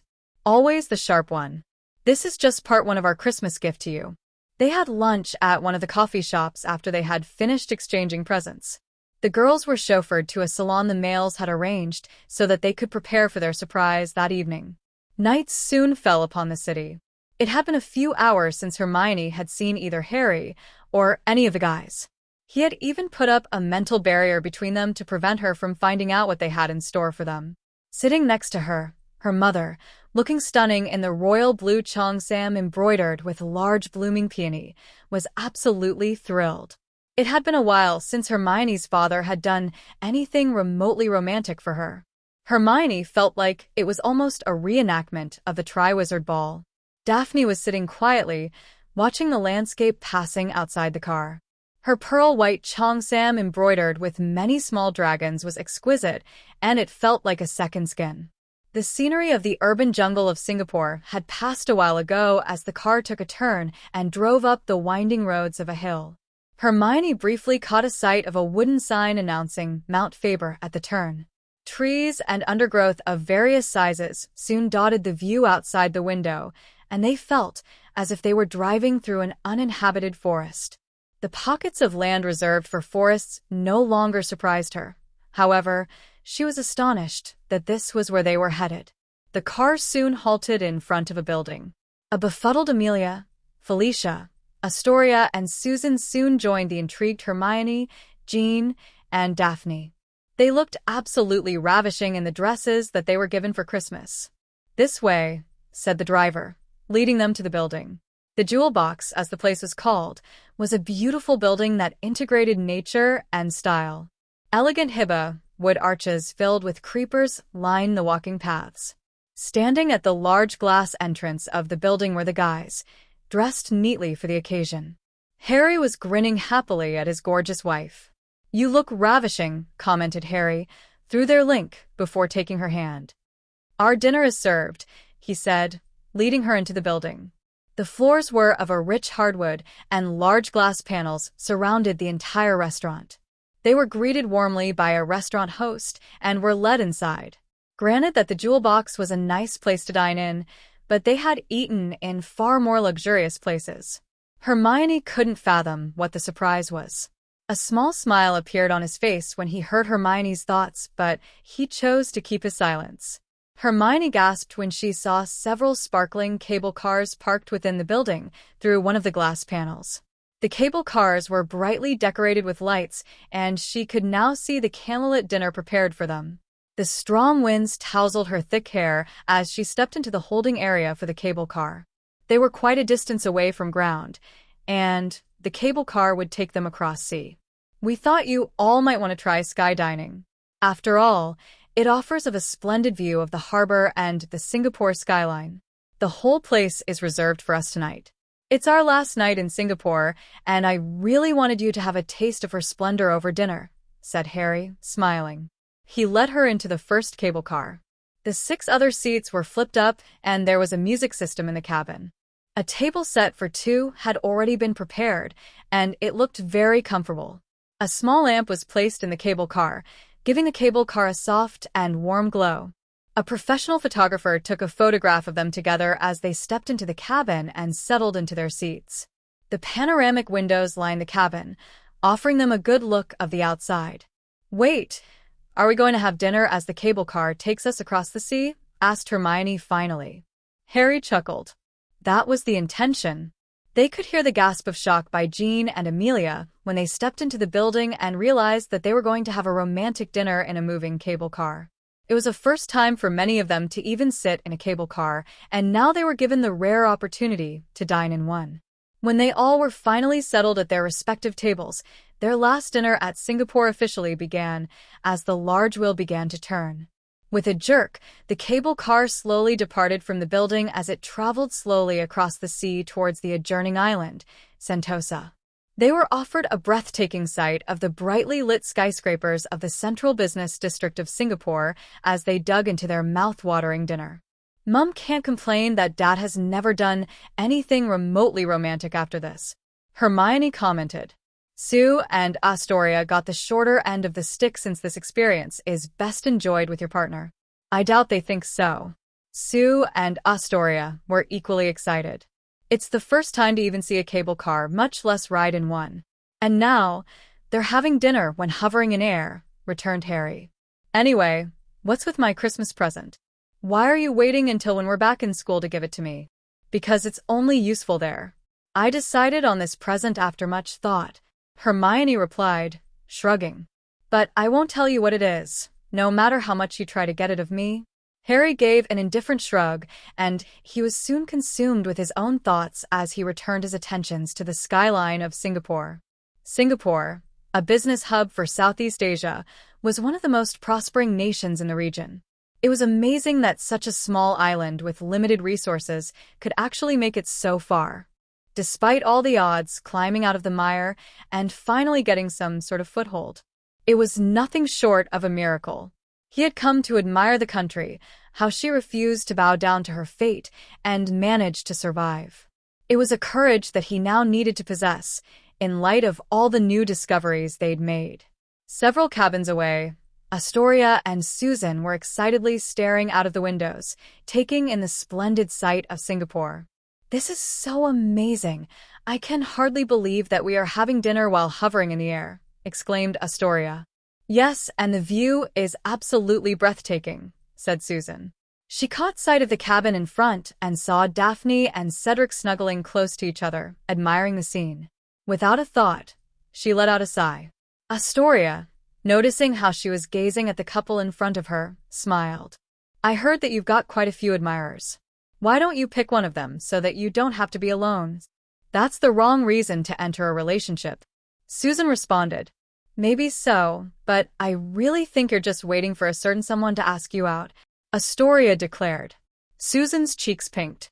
Luna told me that on the night of the triwizard ball, he couldn't keep his eyes off of you, said Astoria. Is that so? Murmured Susan thoughtfully, turning to look out of the window, missing the smile that was on Astoria's face. Never had the couples wished so hard that the night would last forever, with such picturesque views, excellent food, and relaxing ambience. The couples chatted among themselves and finally toasted with their flutes of champagne to a Merry Christmas. It was with reluctant hearts that all of them returned back home. It took a while for them to get used to the weather since it was snowing back at home. Cedric parted ways with them at the airport since he had promised to spend time with his family. Amelia made arrangements to have a New Year's Eve party right at the Bones Tower, the official residence of the Bones family, since they had been out of the country for Christmas. Charles and his team of house elves cheerfully welcomed their master and mistress back when the couple finally returned to the Potter mansion. Crookshanks and Hedwig met them at the door, excited to see their owners again. It was the first time Harry had traveled abroad without his familiar, and he was equally glad to see her. Harry and Hermione personally greeted each member of their staff and personally handed them the Christmas presents they had picked up for them on their trip, bringing tears to most of their house elves' eyes because of their kindness. They spent the next few days at home. Sirius, Remus, the Grangers, and the Greengrasses joined them for breakfast every morning, a habit they had developed during the summer holidays. They all went their separate ways after the meal. However, sometimes the Grangers or Remus would accompany them to London or Diagon Alley. Hermione honored her promise on the second day of their return, demonstrating the use of her pistol in the training room. Naturally, they were in awe, and it had opened the doors to more ideas and research when they realized that light could be transfigured. Harry and Hermione dedicated the rest of the time catching up with their own research. It was only days away from the second task, and Harry had not found a suitable way of breathing underwater for long periods of time. Hermione, on the hand, was looking into the ways one could magically eavesdrop. On New Year's Eve, everyone gathered in Bones Tower for dinner. Some of the teenagers did not get to see each other until that day since they had been spending their holiday with their family. Most of the teenagers chose to impose on the hospitality of the Bones and stayed overnight. The Weasley twins managed to convince their unwilling mother to let them do the same. The residence was built to look like a castle more than a house, with 4 large towers connected to the main residence. The courtyard garden was beautiful, with light sheen of snow covering the ground. The building was easily as old as the Potter Mansion, judging from the design of the place. It had a very old-world feel. Most of their friends were already in the living room, chatting happily among them when Susan led the Grangers and the Potters into the room. "Do all wizards live in such huge and ancient houses?" asked Jean when she took a good look at the high ceiling, large tapestry on the wall, and the gigantic fireplace as they stepped into the living room. "You couldn't call our house large or old." Fred, who was sitting on one of the large armchair, responded. "It's only the ancient and noble families who have homes like this. They are very fond of their old buildings." "Well, old houses tend to have a personality," defended Susan. "Well, historically, all the members of the Bones family have lived in this house. I've only known this place as home, so I don't really want to change a thing. Since almost everyone is here, let me show you to your rooms," Susan concluded, leading them up the stairs. Large antique painted family portraits lined the walls of the hallways. The Bones family, dressed in varying styles of robes, cheerfully greeted all their guests with waves and smiles. "It's been a while since this place was filled with people. There is usually only me and my aunt, so please pardon them if they get too excited," explained Susan. Some of the people in the portraits started to move across the pictures just to take a better look at the guests. "Amazing," said Jean. "They can move from one portrait to another." "Of course we can move," added one of the occupants indignantly. "We aren't that old." "We mean no offense," said Jean, stopping to look at the old man. He looked like a dignified gentleman of the past, with neatly combed white hair and a great big mustache. "We're non-magicals. In our world, people in paintings don't move." "A muggle, did you say?" "I'm honored to meet you," said the old man brightly, smiling from ear to ear. "We usually steered clear of them when I was alive. They would burn us at the stake if they discovered we could perform magic. I really need to show them to their rooms." "You could speak to them later," interrupted Susan, steering Jean away. They caught snatches of conversation of the occupants of the paintings as they continued to walk down the hallway. My, they look so big. In our day, we were much smaller. I thought our descendants were giants at first. I wonder what they are feeding them these days," commented a lady with a quizzing glass to another curiously. They were slightly larger than a thumb. Most of them had to stifle their laughter at that comment.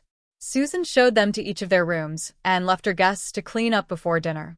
Victor Crumb, at Susan's invitation, joined them for dinner. He arrived 10 minutes before dinner was served and met the Grangers and Potters on his way into the dining room. Harry and Victor exchanged greetings amicably. Hermione, who did not forget the way Victor had hurt Harry, greeted him slightly coolly, much to Dan and Jean's surprise. Dan nearly gaped when he realized that the young man was the star of the Quidditch World Cup. "Is he that Victor Crumb who is after you?" whispered Dan to Hermione when Harry cordially introduced him. Hermione nodded. Was he the person who hurt Harry? Continued Dan. At Hermione's second nod, he finally understood the reason for Hermione's unfriendliness. Victor, these are Hermione's wonderful parents, Dan and Jean, said Harry, smiling. So you're the culprit, declared Dan coolly, folding his arms, refusing the enthusiastic hand that Victor had extended. Culprit, sir? Asked Victor timidly. The situation has been settled between us, and we're friends now, said Harry, shaking his head. He's here as Susan's guest. Dan gave a curt nod before walking into the dining room, with Jean by his side. Victor expelled a breath he was holding. Vow, he really treats you like a part of his family. I can definitely tell VHY I wouldn't stand a chance. George roared in laughter. The Bulgarian seeker gave a puzzled look. The way Harry and Hermione act, it's a surprise that they aren't married yet, said George, giving the couple a wink. Hermione narrowed her eyes. Fred was standing quietly beside his twin brother, his arms folded in front of his chest. Dan and Jean took the hint that their marriage was kept under wraps. She's too young to be married, answered Victor in bafflement, causing George to burst out laughing. He's the joker of our group. Ignore him, Susan interjected, putting on an overly warm smile. She was uncomfortable with the way Fred was staring at her. Everyone's waiting in the dining room. She steered Victor straight into the state dining room where the green grasses, Blacks, Lovegoods, Longbottoms, and the Diggories had gathered. The adults were chatting among themselves. There was no pulling of ranks within the four walls, just friends and families gathering to celebrate the passing of another year. Harry's face lit up at the sight of his first friend sitting at the table. Hagrid greeted Harry and Hermione with a wide smile on his face. They spoke for a while before the young couple went to their seats. There was a new face in the room full of familiar ones. Harry recognized the new guest at once. It was Nymphadora Tonks. Her hair was a shocking bubblegum pink, and she was sitting next to Remus Lupin, who looked wearier than the last time Harry had seen him. She appeared to be chatting with Remus cheerfully. A smile touched his lips when Remus finally saw them. Standing up, he introduced Tonks to the Potters and Grangers. Tonks clumsily knocked her goblet down when she extended her hand to the Grangers. Oops. Don't worry about it. Remus whipped out his wand and swiftly cleaned up the mess with its Scourgify spell like a well-rehearsed routine. Harry and Hermione exchanged pointed looks. I'm sorry for about, said Tonks sheepishly, grasping Dan's hand. I'm Tonks. Just Tonks, asked Dan, slightly confused, after shaking her hand. Wait, I remember you. Charlie told us about you. You're Nymphadora Tonks, that clumsy girl from Hufflepuff, Fred exclaimed. She gave Fred a death glare before turning to answer Dan. Yes, Mr. Granger, just Tonks. Don't mind him, Tonks. Fred speaks without thinking, interrupted Susan, smiling. Fred scowled but kept his silence, knowing that it would do him no good to speak up. Remus proceeded to introduce her to Harry and Hermione. Tonks appeared to be excited to finally meet them. I've heard a lot about both of you, said Tonks, smiling. I like the way you're changing things at Hogwarts. Thanks, I guess, answered Harry, running his hand through his messy raven hair. Tonks laughed. Harry and Hermione joined their friends at the long table. Neville excitedly updated the couple on the past couple of weeks. Luna took the time to look at the henna on their hands carefully. Daphne, Cedric, and Cho were conversing among themselves. Across the table, it was deathly silent. Fred appeared to be staring a hole into Victor and Susan, as they were leaning close to each other, conversing quietly. It wasn't difficult for the onlookers to realize that Fred was carrying a torch for Susan. Sirius quietly nudged his fiancée and indiscreetly pointed out the fact to Amelia. She arched an eyebrow. How did you spend your holiday, Victor? Asked Harry politely, sensing the anger emanating from Fred. At Hogwarts. It vas peaceful when the school vas empty, offered Victor, turning to regard Harry. Sue vas just telling me that all of you went to Singapore for Christmas and had a lot of fun. She particularly liked dining in the sky. Yes, we did. We had a good bird's-eye view of Singapore during our entire dinner, said Hermione, smiling. I'm sure you enjoyed your time with Harry. All the couples got a cabin to themselves, said Susan. Jealous that you didn't have a date during dinner, teased George. Astoria was excellent company. I didn't feel left out at all, said Susan, as if challenging him to say otherwise. Astoria turned to look at George expectantly. It would have been great if Fred had been there, said Luna suddenly, causing Fred to spit out the pumpkin juice he was sipping. Daphne and Cedric quickly glanced at each other. Why do you think he should have been there? Inquired Sirius, watching Luna with great deal of interest. There was mirth reflected in his eyes. Susan would have enjoyed her stay in Singapore more if Fred had chosen to accompany her. What in Merlin's name are you talking about, Luna? Fred exclaimed. Now, there's no need to get excited, said Lupin. I'm sure what she meant was that all of you would have enjoyed your stay more if everyone was there. Victor cocked a brow in amusement. Exactly, said Susan, ignoring the way George was restraining himself from laughing too much. To set the record straight, if you're planning to date anyone, Sue dear, the boy in question must get my approval, said Amelia in a clipped tone, eyeing Fred. I don't approve of boys who speak without thinking, possibly hurting the people around him with his mindless statements. Fred swallowed visibly. The conversation soon became livelier when they started to discuss Quidditch. They had everyone to share about their experiences flying or playing Quidditch. A broom can't supper my way, said Hagrid. It snapped in two when I tried flying for the first time in Hogwarts. We'll invent stronger brooms, said Oswald with a smile. You'll be our tester. Even the stern Lady Longbottom surprised everyone with a story from her misshaped youth. Everyone was shooed to the courtyard where they were treated to an impressive and majestic display of fireworks that Remus, Oswald, and the Weasley twins had jointly created for a full hour. It was with smiles on their faces, on their eyes as they entered into a new year. With reckless abandonment, they wished one another a happy new year. The teenagers retired to bed early since they had to catch the train back to Hogwarts later that afternoon. It was with much dread that the teenagers bid goodbye to their families and embarked on a new semester at Hogwarts. The teenagers used the time in Hogwarts Express to catch up on their research and work. Their familiars entertained one another with their own antics. Like their owners, they had become very good friends. They decided to hold a staring competition in the compartment. I think our pets are bored, commented Harry when he saw Hedwig and Katrina staring at one another intently without blinking as Callan and Crookshanks watched on keenly. It was quite an odd scene, watching two cats and owls gathering together. SSH, I want to win. The others would have to give all their treats to the winner. You're going to make yourself sick that way, Hedwig, Harry said disapprovingly, shaking his head. His stunning owl ignored him, continuing with the competition. It turned out that none of the pets were as good as Hedwig, and she won the contest. I'm not going to give you any more treats this month, muttered Harry when he saw Callan and Katrina obediently handing all their treats to Hedwig. They reached the castle at dinner time, and most of the students retired soon after. Hermione handed Harry a small box when they had finally settled in for the night. Your Christmas present, said Hermione, smiling. She had put up a mental wall to block her thoughts from him. Curious, he opened the box. A grayish-green slimy plant that looked like rat tails lay inside. Gillyweed, asked Harry in befuddlement as he stared at the present. Why would I need? When Harry finally recalled the properties of gillyweed, he threw his arms around Hermione wildly and planted an enthusiastic kiss on her lips. How I love you, Mione. Chapter 37. The Second Task. You had that much fun in Singapore? Asked a surprised Hannah after hearing her good friend Susan share tales of her holiday with her. They were sitting comfortably in their own four-poster beds, catching up. Even though Susan spent most of her time with Harry and his friends, she and Hannah were still very close.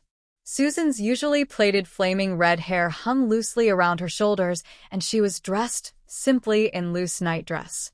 We did. I think my aunt really needed a getaway, Susan said, smiling. The smile turned into a frown suddenly. Fred was being a bigger prick than usual at the New Year's Eve dinner. I thought that not having seen each other for 13 days would make him less of a pain, but I was wrong, Susan declared, rolling her eyes. He had spoken to her every night when she was in Singapore, as if he had really missed her.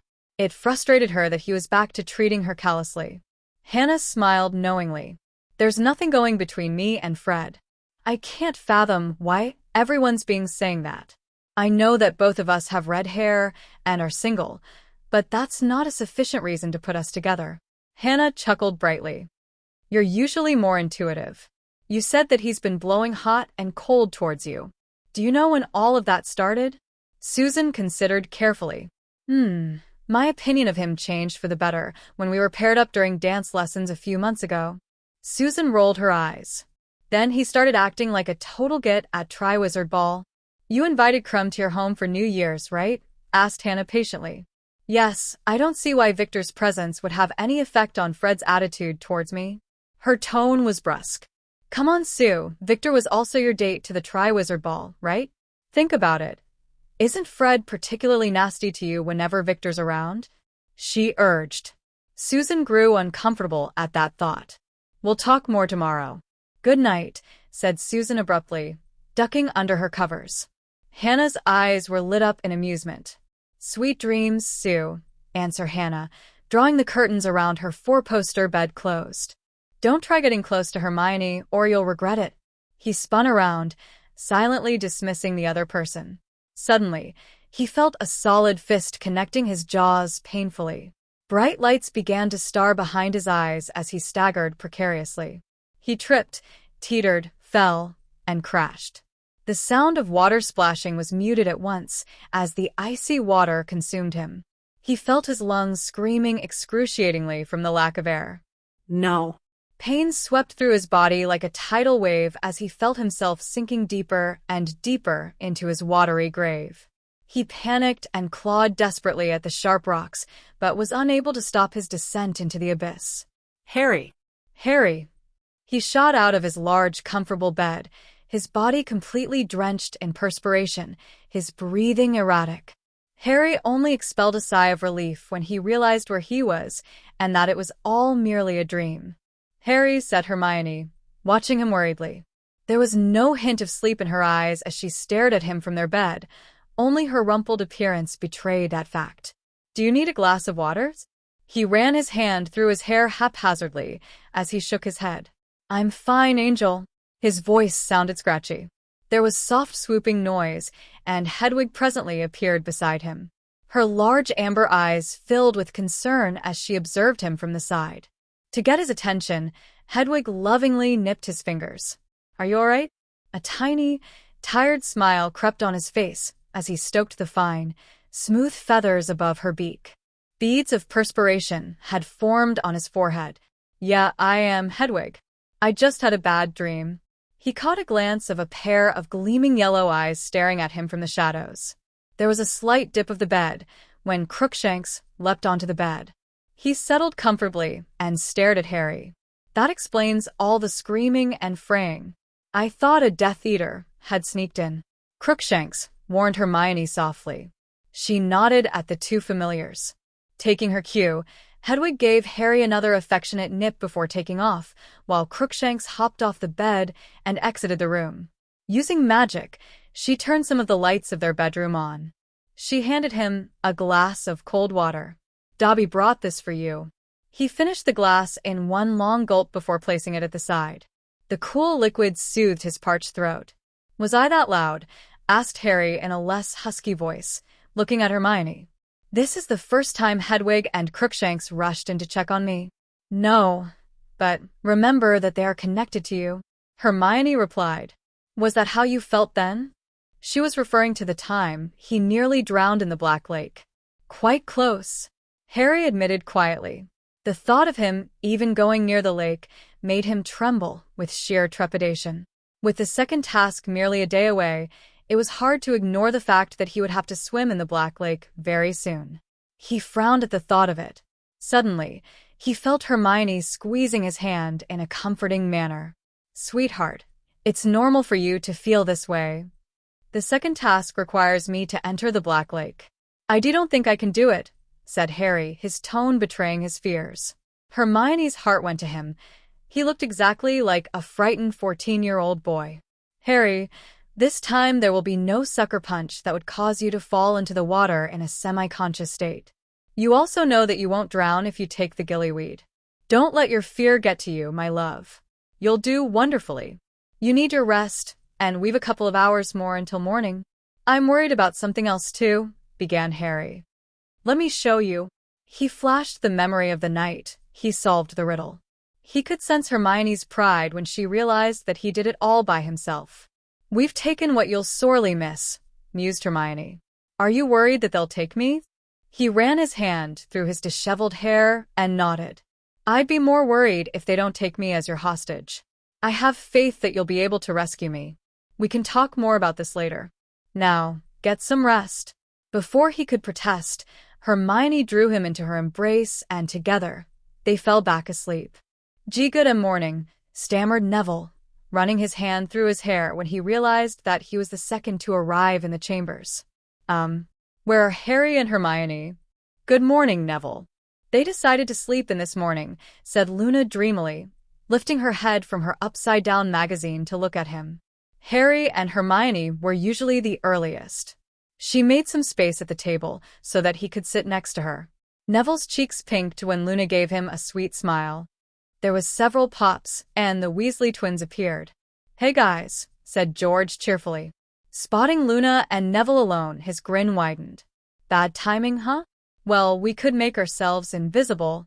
He whipped out his wand and cast a disillusionment spell on himself. His disillusionment spell was so weak that others could see outlines of his body. Gred, I can still see you, Fred pointed out. I can see you too, answered George. He arched one of his eyebrows. That's because I'm not disillusioned? George tapped the wand on himself again, and the spell ended. Oh shucks, I guess we can't give these lovebirds some time alone. Hey, said Neville, his cheeks turning completely red. Luna, on the other hand, was laughing gaily. Now where's Harrikins? Asked George, looking around.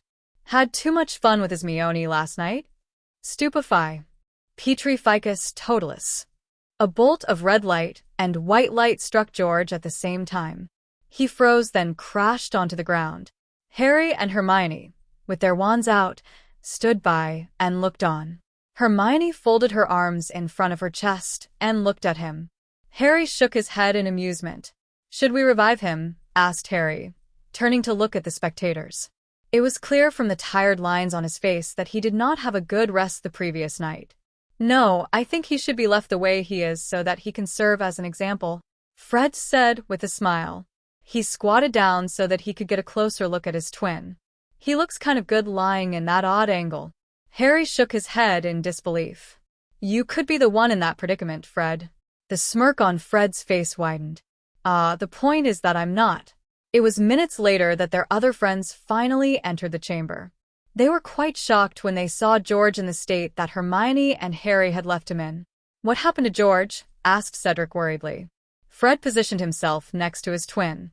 My dear friends, the whole point of this demonstration is to emphasize that you're not to let your guard down, especially when you're talking behind Harry and Hermione's backs, Fred lectured. Much to everyone's amusement, Fred hastily cast a shield to deflect Harry's sudden stunner. The smirk on his face grew larger when he realized that he had just proven his point.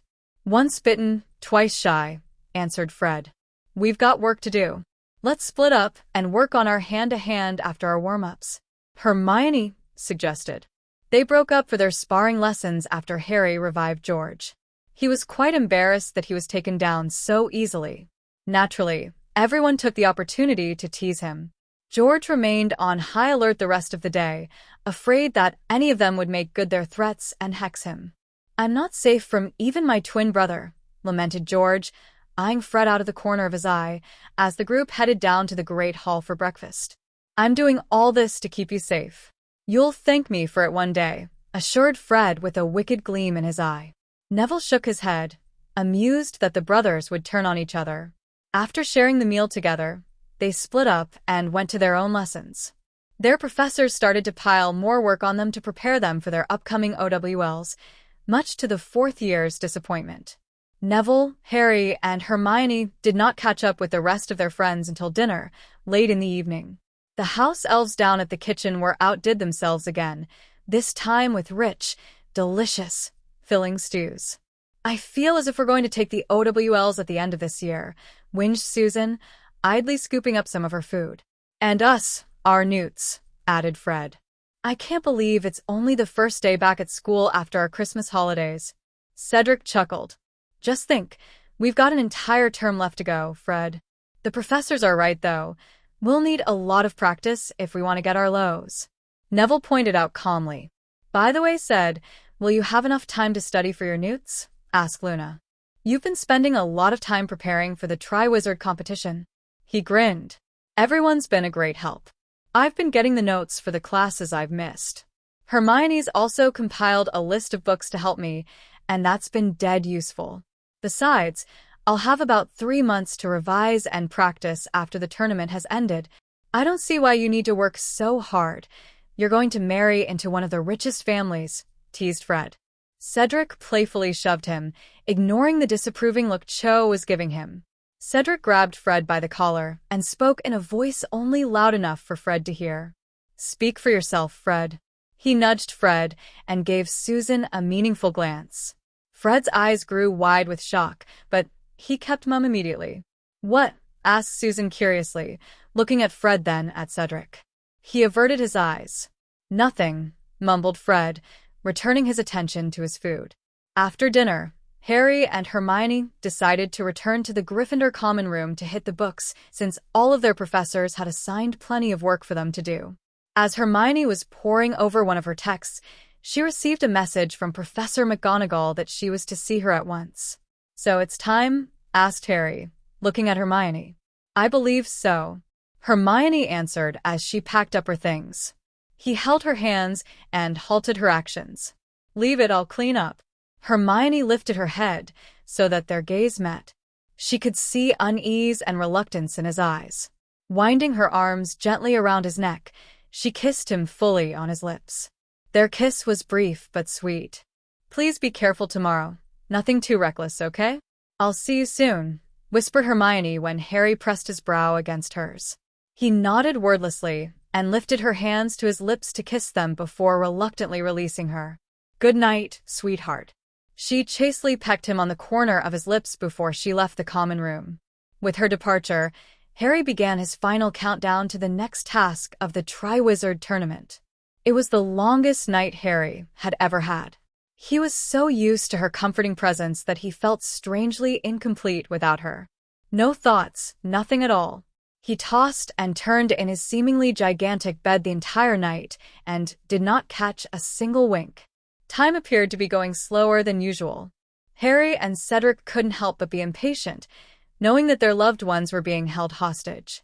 At breakfast, no one knew really what to say, sensing that they were not in the mood to chat. Finally, after what felt like eternity, it was only half an hour until the start of the task. Together, Harry and Cedric made their way out of the castle to the Black Lake. The cold winds stung their cheeks as they quietly strolled to the lake. The second task was more than a mere test of wit, but it is also endurance and strength. After all, no one in their right mind would go swimming in the Black Lake during winter. He had heard of some Chinese who did precisely that during the winters, citing that swimming in such extreme temperatures was good for one's health. Harry would be more than overjoyed if this task was already over. Despite the harsh weather, a large crowd had gathered by the Black Lake to cheer on their champions. The stands that surrounded the dragon enclosure during the first task now stood at the banks, the clear waters of the lake reflecting the excited crowd. A long golden table stood at the edge of the lake, and he could see several of the judges sitting there. Professor Karkaroff, Madame Maxime, Ludo Bagman, and Professor McGonagall were already present. Harry inwardly shuddered as he and Cedric walked past the lake and joined the 2 other champions at the judges' table. He tensely smiled at Bagman when he excitedly flashed 2 thumbs up at him. Harry gaped when he realized that Victor was only garbed in swimming trunks. The rest of them had wisely kept on their robes. Isn't it really cold? Asked Harry. It is far colder from where I come from, explained Victor easily, stretching. Girls at the stands were squealing excitedly at the sight of Crumb's exposed torso. Crumb was really quite scrawny for an international Quidditch star. Good luck, said Fleur, giving Cedric and Harry a nervous smile. They returned it before moving off to do their warm-ups together. Let's warm up, said Harry, looking at Cedric. Both Hogwarts champions began a series of stretches to warm every muscle on their body as the stands began to fill out. Harry discarded his footwear and socks when the champions were asked to get ready. "I'm not going to lose this round to you, Harry. I don't think you can accomplish your task by talking," said Cedric jokingly, trying to lighten up the mood. For the first time in the day, Harry smiled. Let's see about that. May the best man win. Bagman set the 4 champions by the edge of the lake, 10 feet apart from one another. He gave Harry a gentle squeeze around the shoulder when he reached him. "Reckon you'll be fine," whispered Bagman. "Well, I can help." "I'm great, Mr. Bagman," Harry interrupted curtly. "Thank you." "Well, all right then," Bagman answered with a forced smile. "Good luck." With that, he returned to the judges' table. At precisely 12, Mr. Crouch arrived. He looked even paler and sicklier than the last time Harry had seen him. In a crisp and surprisingly strong voice, he addressed everyone succinctly. "Welcome to the second task. The champions will have precisely 1 hour to retrieve the thing that they have lost, and time starts now." The large clock that stood by the judges' table began to tick. Fleur and Cedric immediately cast bubblehead charms over themselves before diving into the lake with a large splash. Victor waded into the lake, cast a spell on himself before diving deep into the water. Harry threw a handful of gillyweed into his mouth and started chomping at a frantic pace as he cast a waterproof and warming spell on his robes. The furious chewing stopped when he gazed into the murky waters of the Black Lake. Harry began to falter. His face was tight with tension as he clenched and unclenched his hands. Sitting among the rest of the students, the other friends watched on anxiously. "Bloody hell, I think Harry's afraid," commented Fred, pressing the omnioculars closer to his eyes. Harry was like a living stone statue, staring intensely into the clear waters of the lake. Around him, everyone burst into furious whispers at the sight of Harry's hesitation. Suddenly, Susan stood up. "Come on, Harry," muttered Neville under his breath. She placed the wand on her throat and cast the sonorous spell. "Harry James Potter, just jump. Hermione's waiting for you. If you have to do it with your eyes closed, so be it." Harry, who was in the midst of an intense emotional battle, was startled. He flashed a silly grin at Susan. He closed his eyes and placed his 2 hands together in a diving posture. When the gills appeared below his ears, he gracefully plunged into the lake. He felt his body smoothly slicing through the surface of the water. Instead of feeling cold, it was strangely comfortable. Experimentally, he took his first gulp of water, and it felt like the breath of life. He took another gulp of water and felt it pass through his gills, sending oxygen into his brain. With each second he spent in the water, the fear that was incapacitating him faded. Finally, Harry opened his eyes and looked around. There was a murky green glow around him, and he was all alone. He stretched his hands out in front of him and realized that they had become webbed. He twisted around the water and stared at his feet. They had transformed into flippers.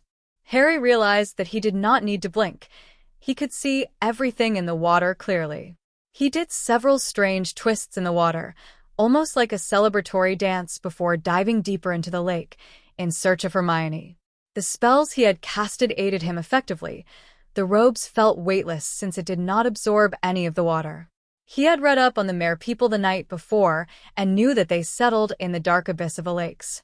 He sped through the water, keeping clear of the water weeds that were tangled dangerously at the lake bottom. He remembered the warning that Uncle Mooney had once given in his class when he was teaching them about Grindylows, water demons that preyed on the unsuspecting swimmers. Keep away from weeds. Grindylows tend to hide in them. He admired the watery landscape as he sped across them.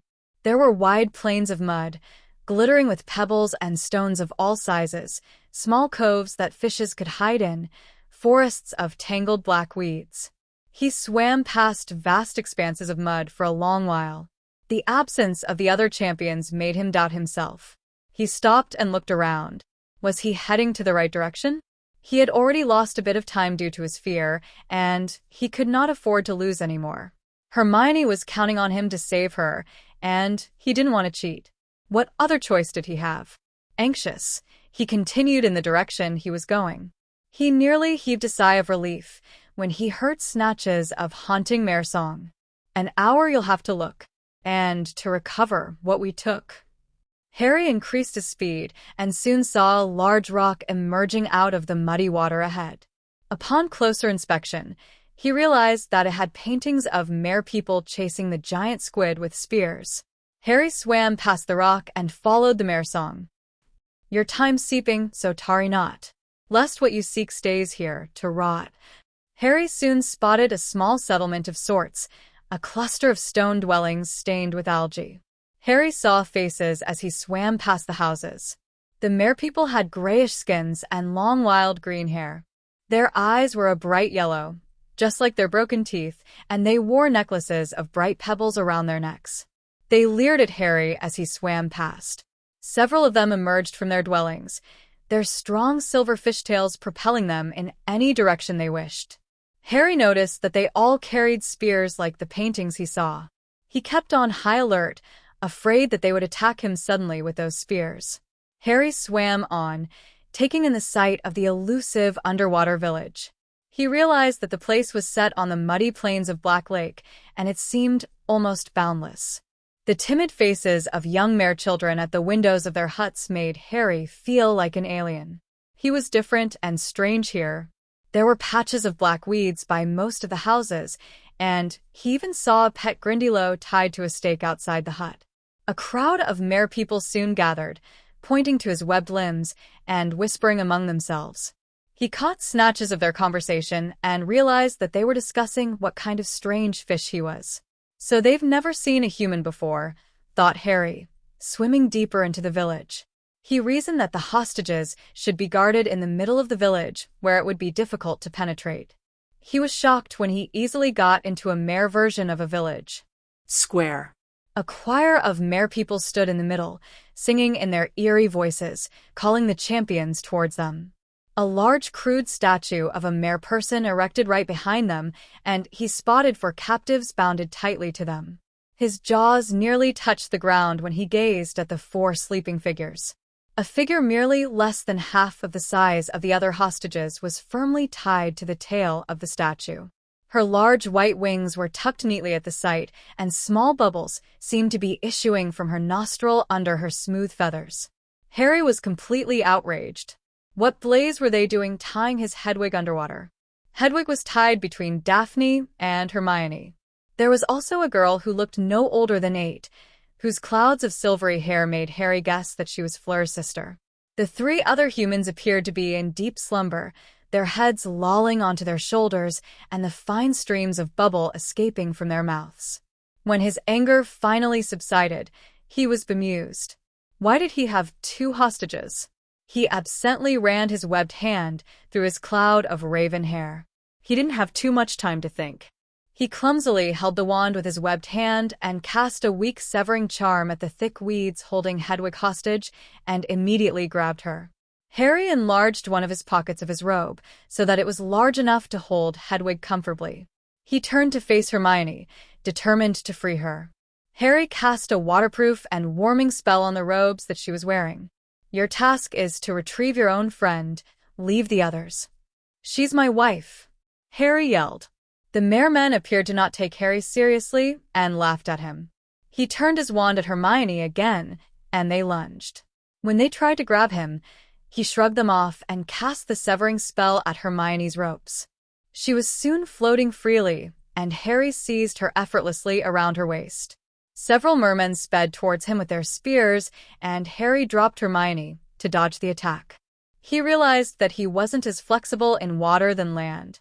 The sight of the mermen pointing excitedly over his head distracted him for a moment. Harry looked up and saw Cedric swimming towards them. His features looked oddly wide and stretched. "Victor is coming. I'm not too sure about Fleur." He made use of their distraction to have a good hold of Hermione. Her head lolled around shoulders before falling on his chest. There was only 1 hostage left. He checked his watch and realized that 45 minutes had already passed. Should he leave the only hostage behind? A glance at the pale-looking 8-year-old girl helped him, made his mind immediately. "Take Daphne first," said Harry. winding his arm around Hermione in a firm grip as he swam over to the 8-year-old girl. He had to fire a few spells to scare the merman away. He severed the ropes of the hostage in a practiced move and grabbed her with the other arm, despite the protests of the mermen. When they tried to attack them with their wicked-looking spears again, Cedric immediately pointed his wand at them. He was holding Daphne close to him. "Don't come any closer." Their yellow eyes widened in fear at the sight of it. "I'll cover you." "Bring them up," said Cedric, keeping his eyes trained on the large group of them. Harry shot a worried glance at Cedric, hoping that he knew some effective offensive underwater spells. Seeing the determination in Cedric's eyes, Harry retracted his wand back into its holster. The mere people scattered suddenly when a monstrous thing sliced through the water. It looked like a human body in swimming trunks with the head of the shark. Upon closer inspection, Harry realized it was Victor. He had transfigured himself into a shark, albeit really badly. He paused and stared at Harry holding 2 hostages. "We don't have much time. Take one of them and swim upwards before they come back," said Harry. Victor did as he was told, hastily grabbed the hostage closest to him, and began swimming upwards. He was joined by Harry and Cedric, who had an easier time catching up with just one hostage. Their constant morning training made their muscles more used to this kind of strenuous activities. The mere people gave chase for a while but gave up when they felt it was too late. The 3 guys glanced at one another as they made their way up to the surface, feeling as if camaraderie had been forged between them. The fact that they were from different schools didn't matter. All it mattered was that they were working towards something together. Their heads soon broke through the surface, and they took their first gulp of air. The crowd burst into a loud applause at the sight of rest of the champions and their hostages. Everyone seemed to be on their feet, making a lot of noises. To the surprise of the champions, the hostages stirred and opened their eyes. The girl that Harry was holding looked very frightened and confused. Harry basked in that comforting mental presence of his wife in his mind. "Welcome back." Hermione smiled at him. "You did it." Harry returned the smile. "Sue helped me a bit." Assured that Hermione was fine, he turned to reassure the girl. "You'll see your sister soon," said Harry in fluent French. She nodded, looking at him curiously. He turned to look at his wife when he felt her disbelief. "Why are you holding me?" Hermione asked in shock, eyeing Victor. He had transfigured his head back. She turned to regard Harry and the young girl before averting her eyes. Hermione looked slightly confused that he was not the one who saved her. "I'll explain when we are dry," said Victor, glancing at Harry meaningfully. "Get Madame Pomfrey to check you over first," said Harry, looking at Hermione anxiously. She looked too pale for his liking. They swam closer to the shore, where Madame Pomfrey and some of the judges were waiting distraughtly for them. Harry assisted the rest of them to get back on the shore as he waited for the effect of the gillyweed to fade. Fleur fought the people who tried to hold her back and dashed to the edge of the water in frantic search of her younger sister. Her robes were torn at many places, and she looked as if she had just participated in a brawl. Gabrielle, is she alive? Is she hurt?" Relief was written all over her features when she finally saw her younger sister. With little regard for her own health, she pulled her younger sister out of the cold water into her arms. Madame Pomfrey bundled each of them with large blankets and forced them to drink a potion. They regained their color immediately after consuming the potion. Harry turned his attention to his wife. Hermione looked more relaxed after Crumb spoke to her at length. "So, he just took the person closest to him?" Hermione asked through their mind link. "Did you think that Professor McGonagall would let anything happen to us? One can't be too sure after what happened with the dragons. Anyway, under those circumstances, it would be quite difficult to swim upwards holding 2 girls. I guess this means you should do more strength training since you couldn't manage that feat," Hermione teased. Harry smiled. "I guess so." When he felt the gills at the side of his neck disappearing, he swam back to the shore. He easily climbed out of the lake, as if he had just come out from a refreshing swim. "Good grief," shouted Harry when he felt one of his pockets move. He hastily took Hedwig out of his pocket, much to the shock of the onlookers. "Are you all right?" asked Harry worriedly as he checked his familiar for any injuries. "His Snowy. All was stunned when she first opened her large amber eyes. Arg. Why am I wet? She tried to fly, but she realized her feathers were too wet. Harry gently set her on his forearm and hurriedly began drying his pet owl. Madame Pomfrey draped a thick, warm blanket around him as he tended to Hedwig. She stretched out her large wings in irritation and waited for Harry to dry them. Relax, Hedwig. I'm trying to dry you as fast as I can. The students at the stands began to talk. Hermione immediately walked over to help him with the painful task of drying all of Hedwig's feathers. They had to separate her feathers and dried them one by one with a quick drying spell. Hedwig refused to allow anyone else to assist in the task. Even Madame Pomfrey was flabbergasted at the sight of the snowy owl. I think I should ask Professor Hagrid to attend to your owl, said Madame Pomfrey, after handing Harry the goblet of potion. Harry dutifully drank it. Steam gushed out of his ears instantly, and he felt all better. Cedric, Daphne, and Victor exchanged looks. Wait, if Hedwig was your hostage. Then Hermione must be, said Daphne as she stared at Victor. He looked equally surprised from the revelation. Victor looked uncomfortable at the idea. I thought Herm owned Ninny Vass Harry's. I thought they forgot about mine. Victor sounded so genuinely surprised and embarrassed that Harry didn't doubt him. Harry nervously lifted his head to meet Hermione's gaze. She had stopped drying Hedwig. Her eyes had widened in shock when the truth finally dawned upon her. So, I was Victor's hostage? Asked Hermione. Victor swallowed visibly. That would be the case. Hermione was rendered completely speechless. "Why?" said Hermione. "I'm not more important than Hedwig?" Harry was conscious of the way Hedwig seemed to be suppressing her smugness, that she was more important than her mistress. Harry swallowed visibly when he sensed Hermione's mild irritation. "Harry, could I speak to you for a second?" asked Fleur, looking hopefully at Harry. She was unusually polite and humble. Harry looked uncertainly at Hermione before turning to look at Fleur. Can I speak to you later?" "Oh." Fleur looked crestfallen at his rejection. "Just go ahead and speak to her." "It must be something important," urged Hermione. "I need to find out who selected the hostages," she muttered. "Hedwig more important." Harry drew his hand through his wet hair absently, casting another hesitant look at Hermione. After debating inwardly for a while, he relented. "Would you take care of Hedwig for a while? I'll be right back." Hedwig hopped onto Hermione's offered forearm. He hesitated a while before following Fleur to the edge of the lake. With her large head cocked slightly, Hedwig was eyeing at something hidden neatly in Hermione's hair. She curiously prodded with her beak and watched it scuttle a short distance before stopping again. "It's really not Harry's fault," said Victor suddenly, cursing himself inwardly for opening his mouth.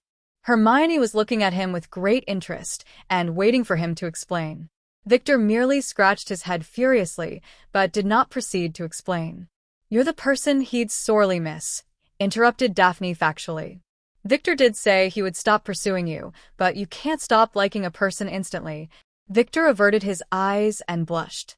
"There is a strange beetle on your hair," commented Hedwig as she prodded the small black beetle again. "It doesn't smell like one. In fact, it smells and acts like a two-legged." Hermione arched her eyebrow in bafflement. "Two-legged? It doesn't make any sense." "Harry and Hermione are a couple," Cedric said, frowning. "Yes, and it behaves stupidly like a two-legged." "It didn't run away from me," said Hedwig, leaning forward to play with the unfortunate beetle. "It doesn't matter. The person they take must be important to the champion. Do you have anyone else, currently in Hogwarts, whom you'll sorely miss besides Hermione?" asked Daphne, looking at Victor. "It might be an animagus. Can you catch it without hurting it?" Hedwig swiftly hopped to her shoulder, swooped, and trapped it within her powerful beak before hopping back to her forearm. "It's done. You owe me a treat." "This beetle tastes horrible." The Bulgarian seeker faltered slightly. "Well, what about my firebolt?" said Victor finally. Daphne rolled her eyes, while Hermione smiled in amusement. She started stroking the smooth feathers above her nostrils as Hedwig leaned into her touch. Victor gave a sigh of relief that Hermione was not angry at him.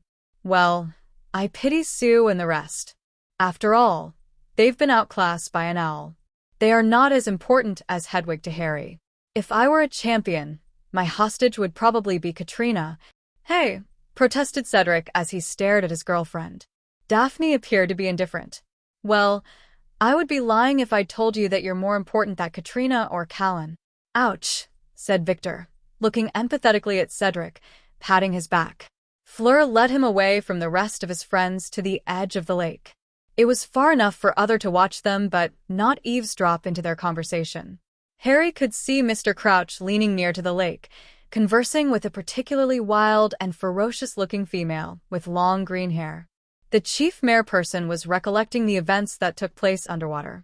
"Airy," said Fleur finally, getting his attention. She appeared to be a bit coy. "Gabrielle was your hostage and she's very important to me. Thank you for saving her." "You're welcome." Taking him by surprise, she leaned in and kissed him sweetly on his lips. Harry was astonished by the innocence and brevity of it since Fleur had never made any attempt to hide her desire to pursue him. He stared at her, wide-eyed as she drew away. He glanced in the direction of Hermione and realized that she was too busy speaking to Hedwig and their friends to notice. That was purely out of gratitude. No romantic feelings. Harry smiled. "I can tell. The person you have to convince is Hermione." She gave Hermione a perfunctory glance before lifting her hands up in surrender. "I give up. Hermione, as you eating from and," laughed Fleur, smiling. Harry shrugged nonchalantly. "If you ever need anything, all you have to do is ask. Harry and Z Delacourse will do everything we can." Fleur promised gravely. "Thanks," Harry said. "How about you stop chasing after me?" teased Harry as they fell into step as they strolled back to join their friends. From a distance, he could see Hagrid speaking to Hermione.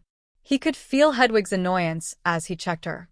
"Now, that I'll have to try my best. No promises." Fleur responded in mock gravity. At Harry's quizzical glance, Fleur could no longer keep a straight face and burst out laughing. As they chatted, Harry discovered that Gabrielle, Fleur's sister, was actually 10 years old. To Harry's immense relief, Hagrid gave Hedwig a clean bill of health after a thorough check. He heartily slapped Harry's back before returning to the stands. Moments after Hagrid left, the judges finally made their announcement. Barty Crouch stood up to address the crowd. "Good afternoon. In scoring this task, the judges have considered the input of the Mayor Chief Mercus and have come to a decision. Each champion will be awarded marks out of 50. Miss Fleur Delacour demonstrated excellent use of the bubblehead charm, but was attacked by Grindylows, rendering her unable to complete her task. We have decided to award her 25 points. The crowds cheered loudly, and Fleur graciously bowed. "Merci." When the applause subsided, Mr. Crouch continued in his somber voice. "Next, we have all other 3 champions returning with all 4 hostages a minute short of an hour. Mr. Cedric Diggory had also used the bubblehead charm, Lord Potter, the gillyweed, and Mr. Victor Crumb, an incomplete human transfiguration. These 3 champions worked together to save all 4 hostages. As you may or may not know, the primary reason Triwizard Tournament was first established was to foster stronger friendships between the schools of different nations. As such, the judges have decided to award all of them full marks for their great teamwork. The crowds grew wild at the results, standing up and making so much noise that they could not hear Mr. Crouch any longer. Full marks? Harry couldn't believe his ears. They had awarded full marks to them. Harry, Victor, and Cedric heartily congratulated each other for the remarkable feat together. The 3 champions bowed. Mr. Crouch raised his hand, and the cheering subsided immediately. Here are the standings. In first place is Harry Potter. Tied for second place is Cedric Diggory and Victor Crumb. And finally, in fourth place is Fleur Delacour. The third and final task will begin on 25th of March at dusk. The champions will be notified of the specifics a month prior to the task itself. Good day. There was a loud ovation. Harry could hear the Gryffindors cheering wildly at his victory. The hostages and the champions spoke to one another briefly. After a while, the crowd at the stands began to dissipate. "I'll see you around, Harry, Hermione," Fleur called, smiling at them. She waved at the rest before she joined her sister and headed back to their carriages. "Well done, Harry, Cedric, and Victor," said Susan, bolting down from the stands to them. "I was worried that Harry wasn't going to be able to carry out his task." "Thanks for the wake-up call," said Harry, scratching his head sheepishly. Seeing the puzzled look on most of the hostages and champions' faces, Neville explained. Harry was completely frozen until Sue reminded him that Hermione was waiting at the bottom of the lake for him. "Harry James Potter. Just jump. Hermione's waiting for you. If you have to do it with your eyes closed, so be it," mimicked Luna as Susan blushed. "Oh," said Victor, feeling very guilty when he connected the dots and realized the reason Harry was afraid of getting into the lake. Before anyone else could speak, Hermione raised up her hand to stop her. "Wait." To Susan's surprise, Hermione conjured a large glass jar. "Put it inside, Hedwig." Hedwig opened her beak and dropped the small beetle into the jar, and Hermione magically sealed it. The beetle batted furiously against the glass to no avail. She held the glass jar so that she was on eye level with the beetle. "I've charmed the glass to be unbreakable, so it's no use trying to break it." "We'll find out who you are as soon as we get back to school," spoke Hermione, staring at the beetle. Turning to regard the rest, she spoke. "Aunt A.M. should be at Hogwarts now to check on you, Harry. We should ask her to join us." "An animagus?" Harry asked, taking the glass jar from her hands so that he could check out the beetle. The beetle tried to fly around to prevent Harry from taking a closer look at it, but he noticed faint markings around its antennae. "I think you're right. It has really odd markings, not usually found on a beetle." Hermione smiled. "This is definitely an unregistered animagus. I've got a pretty good idea who she is." Fred and George exchanged looks with each other. "How did you manage to find it?" asked Fred, looking odd. He took the glass jar and shook it really hard so that the beetle bounced off the glass walls. It looked rather lightheaded after the shake. "Oops," said George when he felt the glass jar slipped past his hands when Fred handed it to him. The glass jar crashed onto the ground and began tumbling down the slope towards the water. The beetle tried running hysterically in the opposite direction so as to prevent the jar from rolling into the water, but it was of no use. Just before the jar could tumble into the lake, George summoned the glass jar into his hands. The beetle had become absolutely still, as if it had been frightened out of its wits. "Hedwig found her in my hair. Owls have keener sense of smell than we do." Victor was quite in awe of Hedwig. "Vel, let's get going. I want to see if it's really Vo you think it is." Susan arranged a meeting with Amelia in a private classroom. Throughout the entire journey, the teenagers took turns tossing the glass jar to each other as if they were playing rugby. Fred was doing the play-by-play of the game. Occasionally, the guys would tackle the person in possession of the glass jar. George dived and grabbed Cedric's legs when he caught the glass jar, causing him to fall and drop it. Cedric good-naturedly scissored his legs and flipped him so that he was pinning George onto the ground, causing the rest of them to forget about the glass jar. The two boys grappled on the ground for a while, but Cedric turned out to be the winner when he locked George in a hold. "I must beat you in hand-to-hand one day," complained George as he picked himself up. He expelled the wand from his holster and summoned the glass jar. George was shocked when the glass jar hovered in the air until he realized that his twin brother was pranking him by indiscreetly summoning the jar at the same time. It started a summoning battle when the teenagers realized that they were pitting their summoning skills against each other. The informal tournament tested their reflexes and their concentration. Occasionally, there would be a clear winner. The glass jar would zoom into the hands of someone. Most of the time, it would end up in a stalemate. The glass jar would only hover in the air. Several times, the teenagers had dropped it since they all lost their concentration at the same time.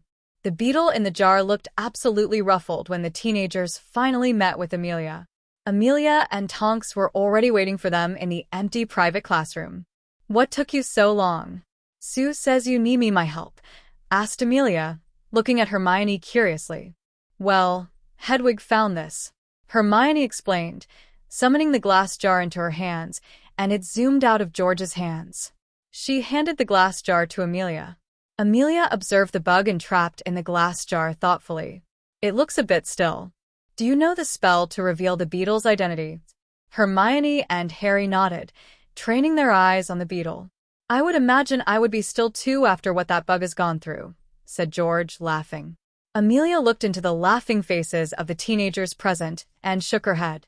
It was clear that the teenagers already have some idea who the person is and didn't like him or her. I guess we don't need a stunning spell then. Sue, levitate the beetle out of the glass jar at the count of 3. 3, 2, 1. The lid came off, and Sue levitated the beetle out of it. Harry, Hermione, and Amelia cast the spell to revert the beetle into its human form. The beetle transformed into Heavily Jawed Witch with jeweled spectacles. Her hair and clothes were in disarray. Her jeweled spectacles were knocked askew. Her knees buckled the moment her feet touched the ground and she tumbled. Skeeter looked completely in daze from the treatment she received as a beetle. The teenagers grinned cheerfully at the sight of her. Even Amelia chuckled.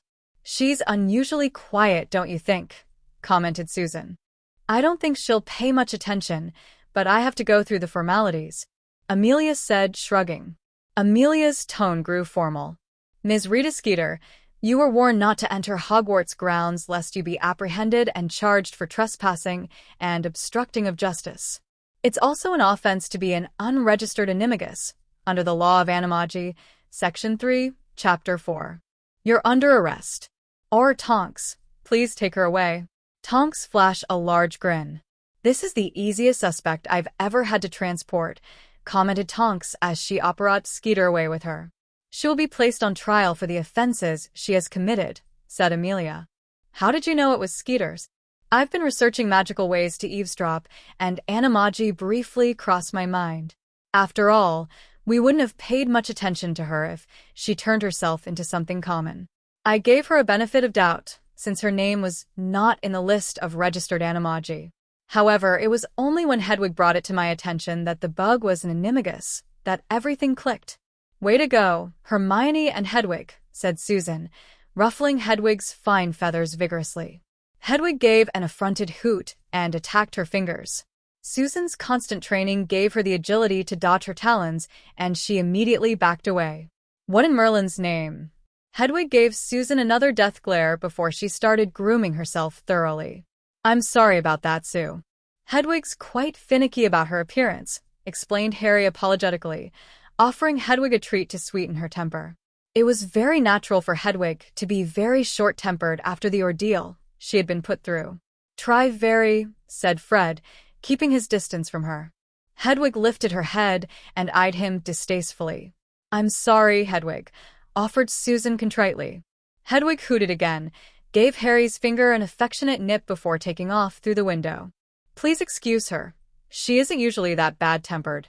She's been through quite a number of events today, said Harry. She's not used to being rescued from the lake. The closest she ever had to that was the vigorous cleaning I put her through last year, when I wiped every single feather with a semi-dry cloth.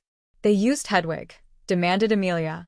Yes, apparently, they couldn't find a more suitable hostage for Harry, commented Hermione matter-of-factly. Amelia arched her eyebrows in surprise as she stared at Hermione. What about you? She was Victor's, interjected Daphne, ignoring the way Hermione was glaring at her. Victor quietly backed off, not wishing to be dragged into the conversation. Oh. Her brows knitted together into a frown. I thought that Sue would be Victor's while Hermione would be Harry's. I mean, that would have made better sense. Astoria and George nodded their heads vigorously, while Fred grew very quiet. Aunt A.M., protested Susan as she nudged the laughing Daphne at her ribs. Well, you don't have so defensive about it, teased Amelia, laughing. We're only friends, added Victor hastily. I guess for now at least, added George, smirking. Susan glared at George for that remark. Luna leaned closer to Fred discreetly and whispered, You have a chance. Sue wasn't Victor's hostage. He cheered up slightly, but said nothing. Taking pity on his good friend, Harry spoke up. It makes more sense to me, too. I was so focused on Hermione that I didn't even notice that Hedwig was missing, admitted Harry sheepishly. That reminds me of the question I wanted to ask a while ago. Are we really not as important to you as compared to Hedwig? Asked Susan suddenly, staring at Harry.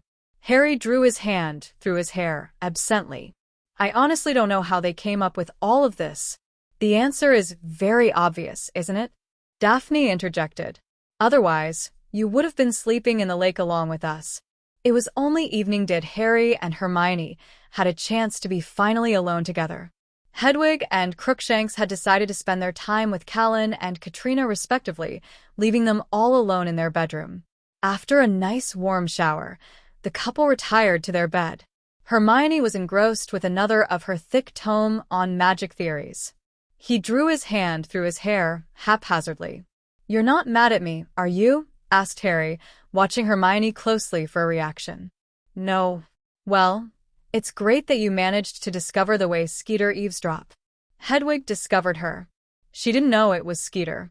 "You put it together," said Harry. "I honestly thought that I was supposed to save you." I was shell-shocked when I saw Hedwig. She lifted her head from her book, fixing her eyes curiously on him. "I only knew that I had to rescue you from the bottom of the lake.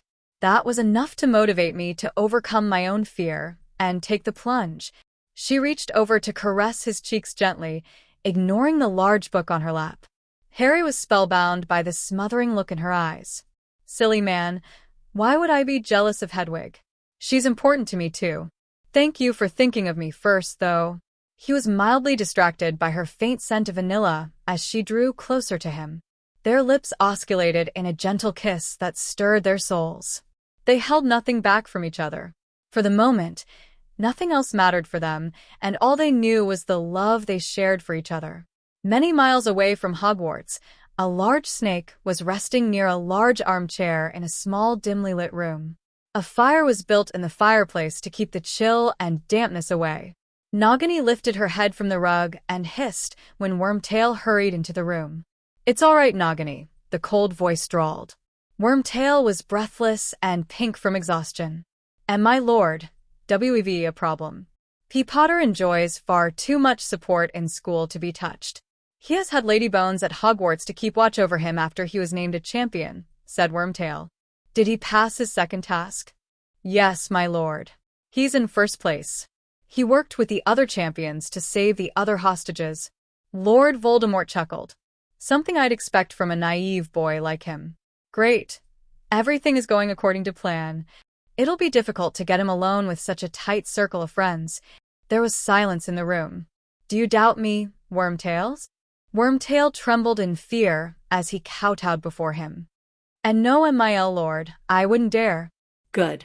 "Now be patient, Wormtail. He will lose that support in due time," said Lord Voldemort coolly. "I know about the pact the ancient families have with each other. The pact had once incapacitated them, and it will continue once we set our plan in motion. He will be vulnerable. Do not mess this up." The way his words were uttered sent chills down Wormtail's spine.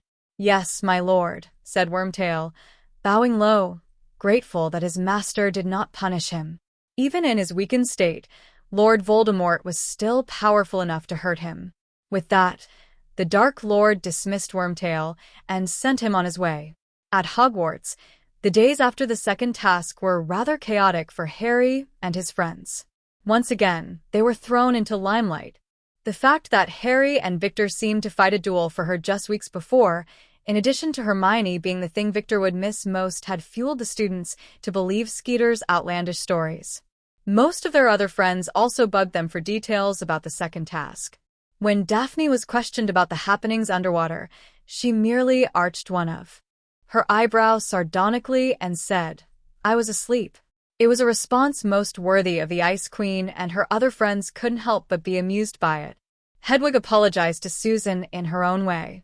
It surprised Harry when he saw his proud and fussy owl being very affectionate to Susan. The second task had a profound impact on the relationships between the champions.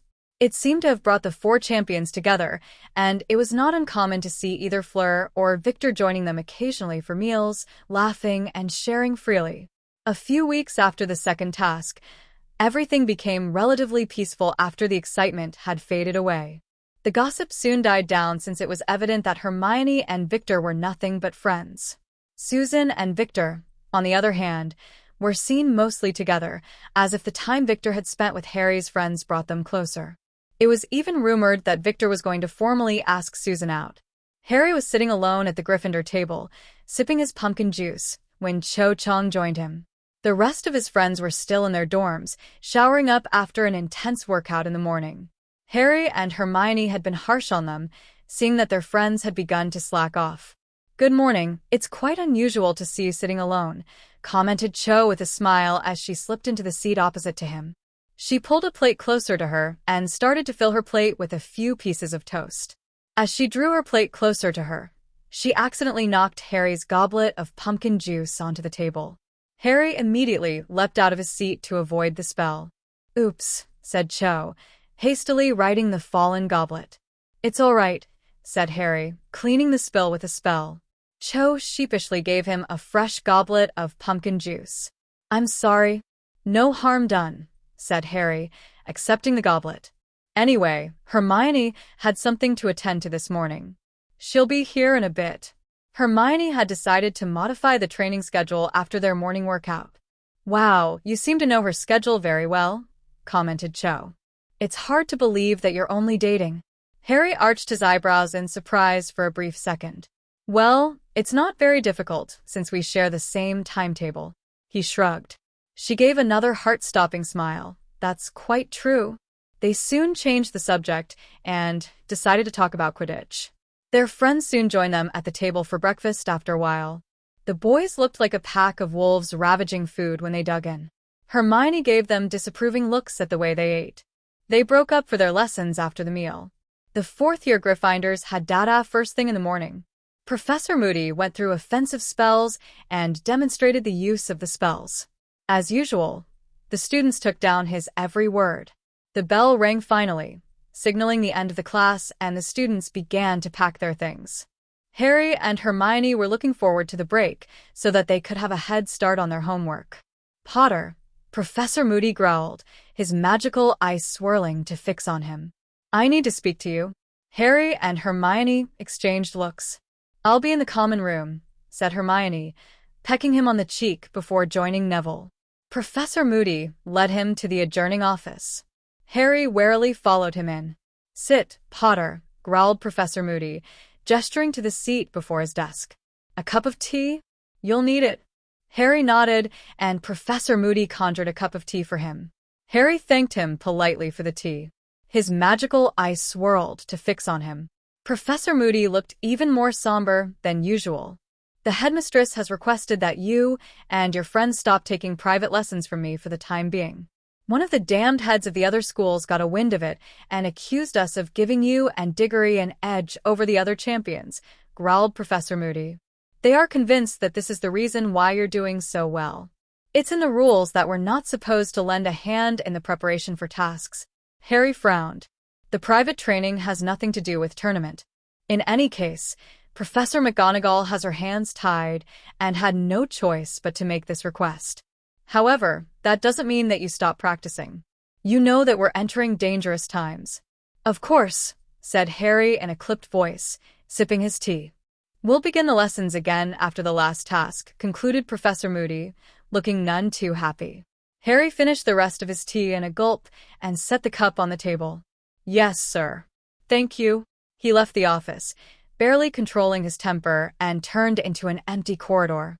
He couldn't believe just how narrow-minded the heads of the other schools were. He couldn't care less about winning the triwizard tournament since he didn't enter it in the first place. They needed the lessons to ensure their survival. Harry blinked in confusion when he realized that his world was spinning. Suddenly, he stopped and grabbed his head. A pain that he never knew had radiated from his head. He crouched down, in pain, and drew up his mental shields. His vision soon grew blurry, and he found himself blacking out. The last thing he heard was the sound of footsteps. Chapter 38. Harry. He felt someone shaking him lightly, and he blearily cracked open one of his eyes. He felt his head pounding.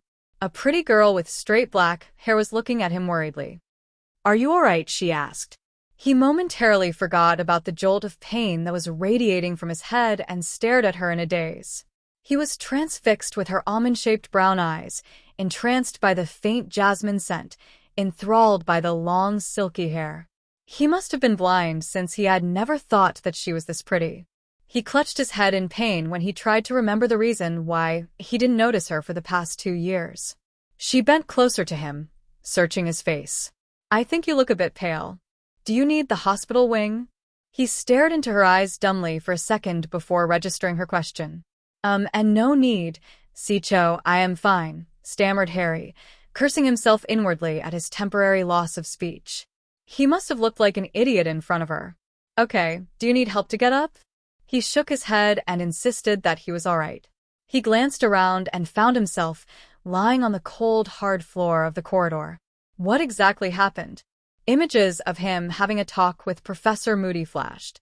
It made no sense to him since it did not explain the cause of him collapsing. Doubt flickered in those eyes that he admired a while ago. Harry's? Thanks, but I'm great. He cautiously got onto his feet, swaying precariously like a toddler taking his first steps. He felt Cho grabbing his arm to steady him when he lost his footing. His cheeks pinked at the physical contact, but he flashed a grateful smile at her. His heart skipped a beat when Cho returned the smile. So what happened? I was heading towards my next class when I saw you lying here, asked Cho worriedly. Were you heading to your common room? He made a face. I don't know, answered Harry, as he desperately tried to recall. It was the truth as far as he could tell. All I remembered was that I had finished speaking to Professor Moody. He remembered the conversation. He was going to stop taking private lessons from Professor Moody because the heads of the other schools were complaining that it was against the rules. He gave another scowl. He remembered that he was heading back to the Gryffindor Tower. Yes, I think I'm having my break now. Cho did not let go of his arm as she led him to the Gryffindor Tower. Harry couldn't believe that the stunning Quidditch captain would even pay so much attention to him. He wordlessly followed Cho, overjoyed to let her lead him away. He was so spellbound with her that he did not notice that Cho had finally led him to the entrance of the Gryffindor common room. Harry absently gave the password when he saw the fat lady and entered the room. Bushy brown hair blocked his vision as he felt someone wrapping her arms around him in a bone-crushing embrace. Where have you been, Harry? I was so worried. He stiffened. Who are you? He demanded, he pushing the girl away. The girl scrunched her face into a frown of bafflement as she let her arms drop to her side. Who are you? Echoed the girl as she stared at him, stricken. I'm Hermione, Harry. Surely you know that. Am I supposed to know you? He asked coolly. There were collective sounds of gasping from the other students behind her. He didn't recognize any of them, but he knew that they were from other houses. A tall, good-looking Hufflepuff strode forward with a menacing determination that caused Harry to back off. You can't be kidding? No, I'm not. I don't know any of you. He turned to look at Cho, as if hoping that Cho would shed some light on their identities. She appeared to be as shocked as some of the girls. He searched the faces of those students and noticed that they were staring at him intently, especially the girl who tried to hug him. There was just something disconcerting about hers that he could not put a finger on. They are your friends, Harry. The girl before you is Hermione, your girlfriend. My girlfriend, Hermione? Harry echoed, staring at the witch before him. She causally brushed a stray offending fringe off her forehead and nodded calmly. He noticed a gold Celtic ring resting on her fingers. Looking at his own hand, he noticed a similar one, and Harry had no clue how he got it. She's really my girlfriend? He lifted his head in response and drank in the sight of her. She was exquisite. How in Merlin's name did he get a girlfriend like that? Her eyes reflected worry as they scanned him anxiously. Are you feeling okay? Asked Hermione tenderly. A look of sincere relief appeared on her face, as if she was glad that he was not hurt. He was quite taken aback by her show of genuine concern. Yes, lied Harry, ignored his hammering headache and averted his eyes. He rubbed his head self-consciously. It was disconcerting that she appeared to know him better than himself. He could tell that she wasn't convinced at her, but she did not press on the issue. Harry, asked Hermione gently, do you recognize anyone in this room besides Cho? Logic had reminded him that he shouldn't trust a person whom he barely knew for a few minutes, but he rejected that thought. She appeared as if she was sincere. Dazed, he glanced around the room and started to list down the names of the housemates he saw. Hermione had encouraged him to go on with nods until he had mentioned the name of every Gryffindor present in the room, with the exception of her and the pair of red-headed twins. The rest of the group appeared to be perplexed that he did not mention them. "Is that all?" asked Hermione. Harry gave a non-committed nod. "He doesn't remember us?" asked the red-headed girl in outrage. "We should get him checked by Madame Pomfrey." "Sue," reproved Hermione, glancing at her.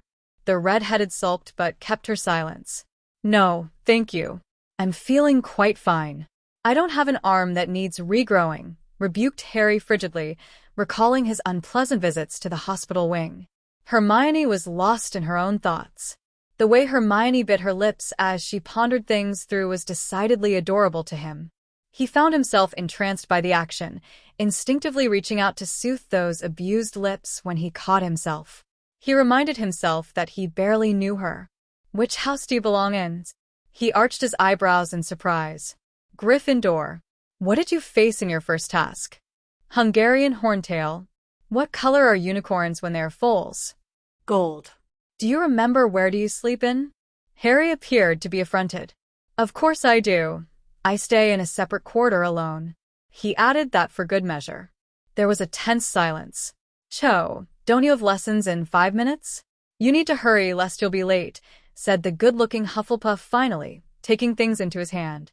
Harry frowned, not wishing that she would leave so soon. She was his life buoyant in this insane situation. Cho departed from the common room, leaving him in their hands. The thought of being alone with them frightened him. He was ready to take flight when he noticed the pain in her eyes. An undesirable need to reach out and comfort her shot through him, but he resisted it. Quietly, he watched Hermione turned away.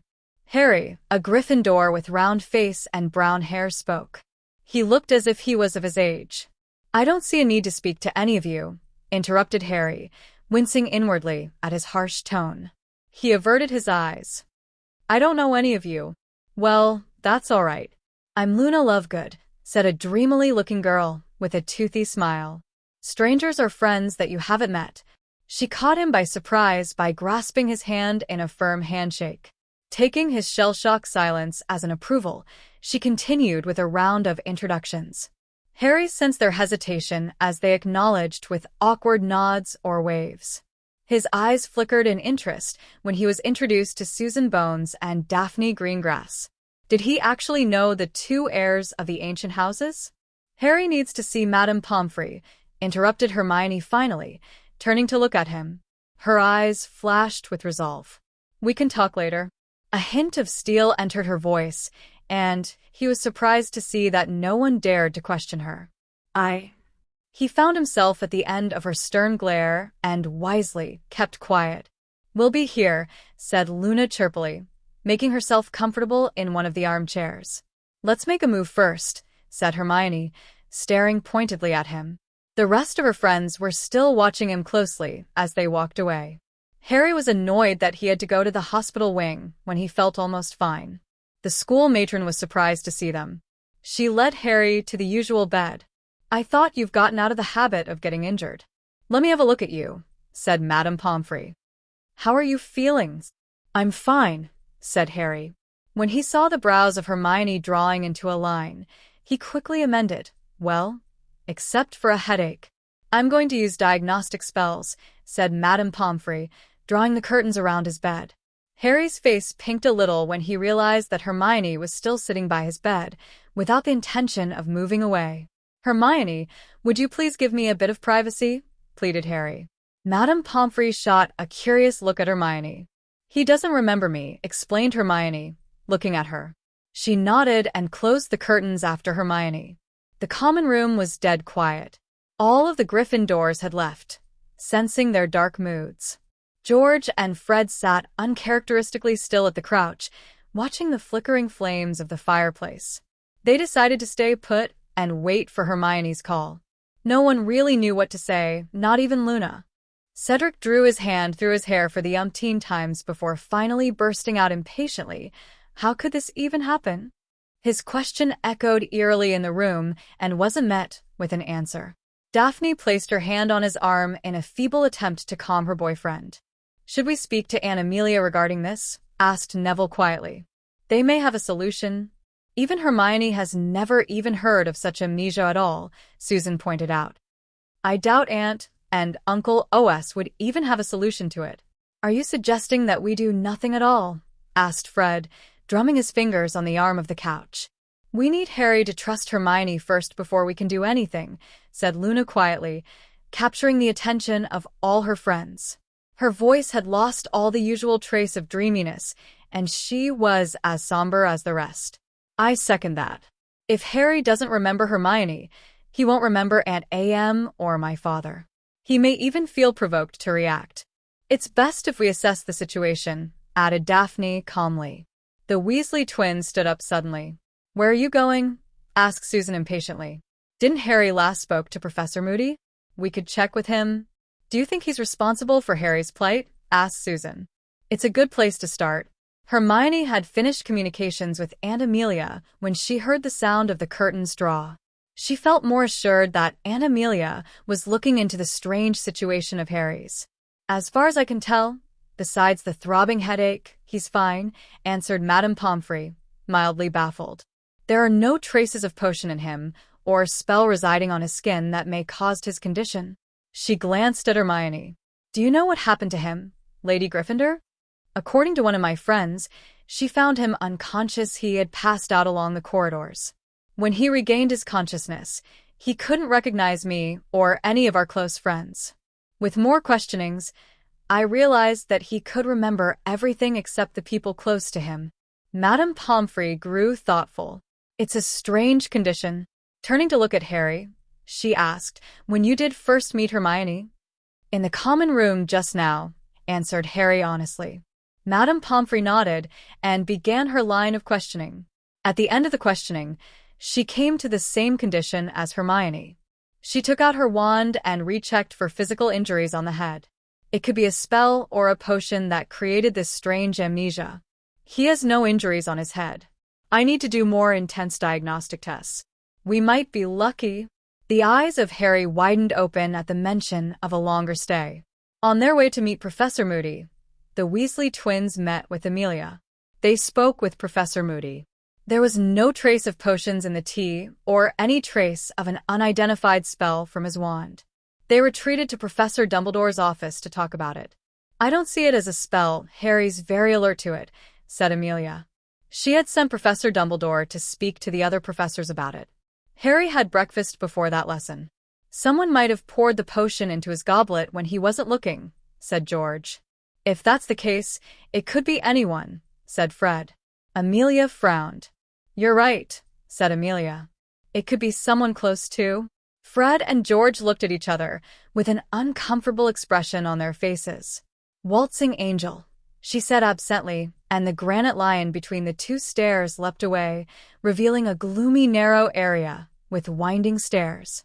It was quite late in the afternoon when Madame Pomfrey finished her tests and found nothing.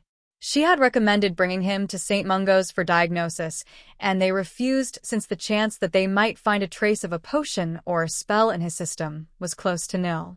It was almost impossible to produce a cure without knowledge of the cause of his condition. How did you know? He spluttered, gaping at her.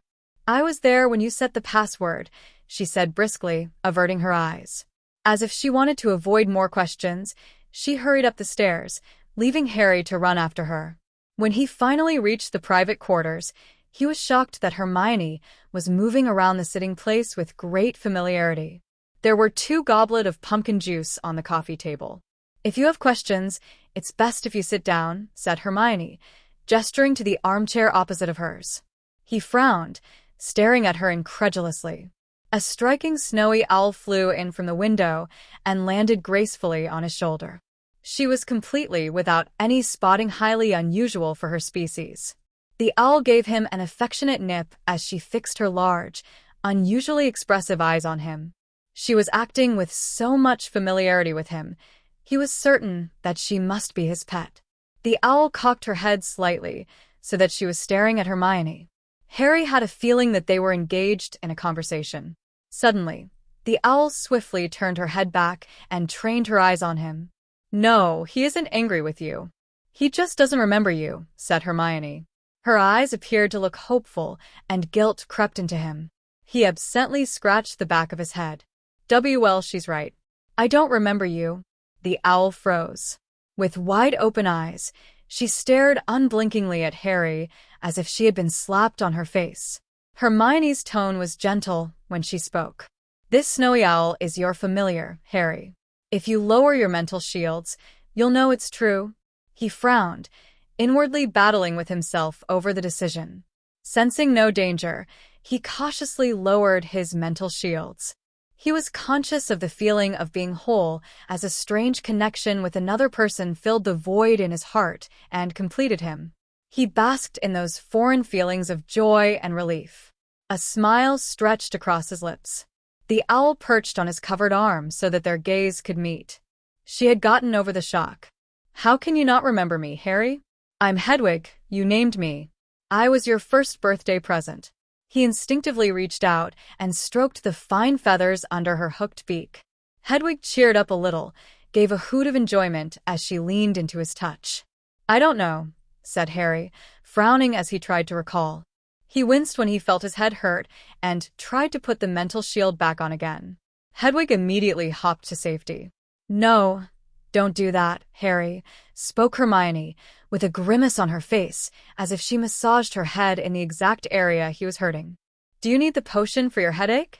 He was befuddled. How is it possible? It is possible when we share a bond, Harry, said Hermione, giving him a small smile. I don't know how you endure such pain.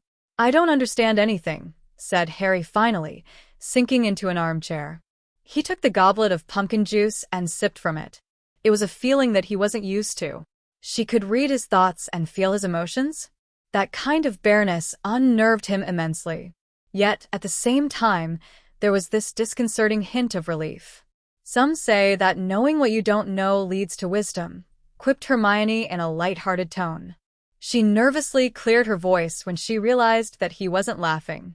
I don't really understand much, too. We could help each other out. I'm not too sure what have exactly gone awry. I have a theory, though. You think that I have a peculiar amnesia, a condition in which I lost my memories of the people I care. You can't be serious. I've never heard of anything like that, rebuked Harry, climbing onto his feet so that he could pace around the room. He sensed her disappointment. That isn't so important right now if you're right, he amended quickly, turning back to look at her. He was relieved when he saw her smile. All right, so, is there something you would like to know? Asked Hermione, crossing her long, shapely legs together. Who are you? Asked Harry, staring at her intently. Why did Madame Pomfrey call you Lady Gryffindor? Why did she affect him so? Her brows rose at his question. I guess that's quite a fair question to ask. I'm Hermione Jane Granger née Potter, or Lady Gryffindor, your wife. We've been happily married for more than a year now, and we are soulmates in the truest sense. Vivid images of him decked out neatly in a black tie tuxedo with a large, serene smile on his face flashed in his head. It was clear that it was just a simple ceremony. Love was plainly reflected in his eyes as he stood regally before the aged headmaster. The timeless words spoken by the facilitator of the wedding echoed distantly in the background as the mind's eye fixed itself solely on him. He saw himself taking the smaller wedding ring from the box. His vows to her resounded firmly. Hermione, I can't promise that I won't ever disappoint or hurt you in the future, but know that I will always love you. I give you this ring as a constant and visible reminder of my love for you, and I'll always be there forever and a day.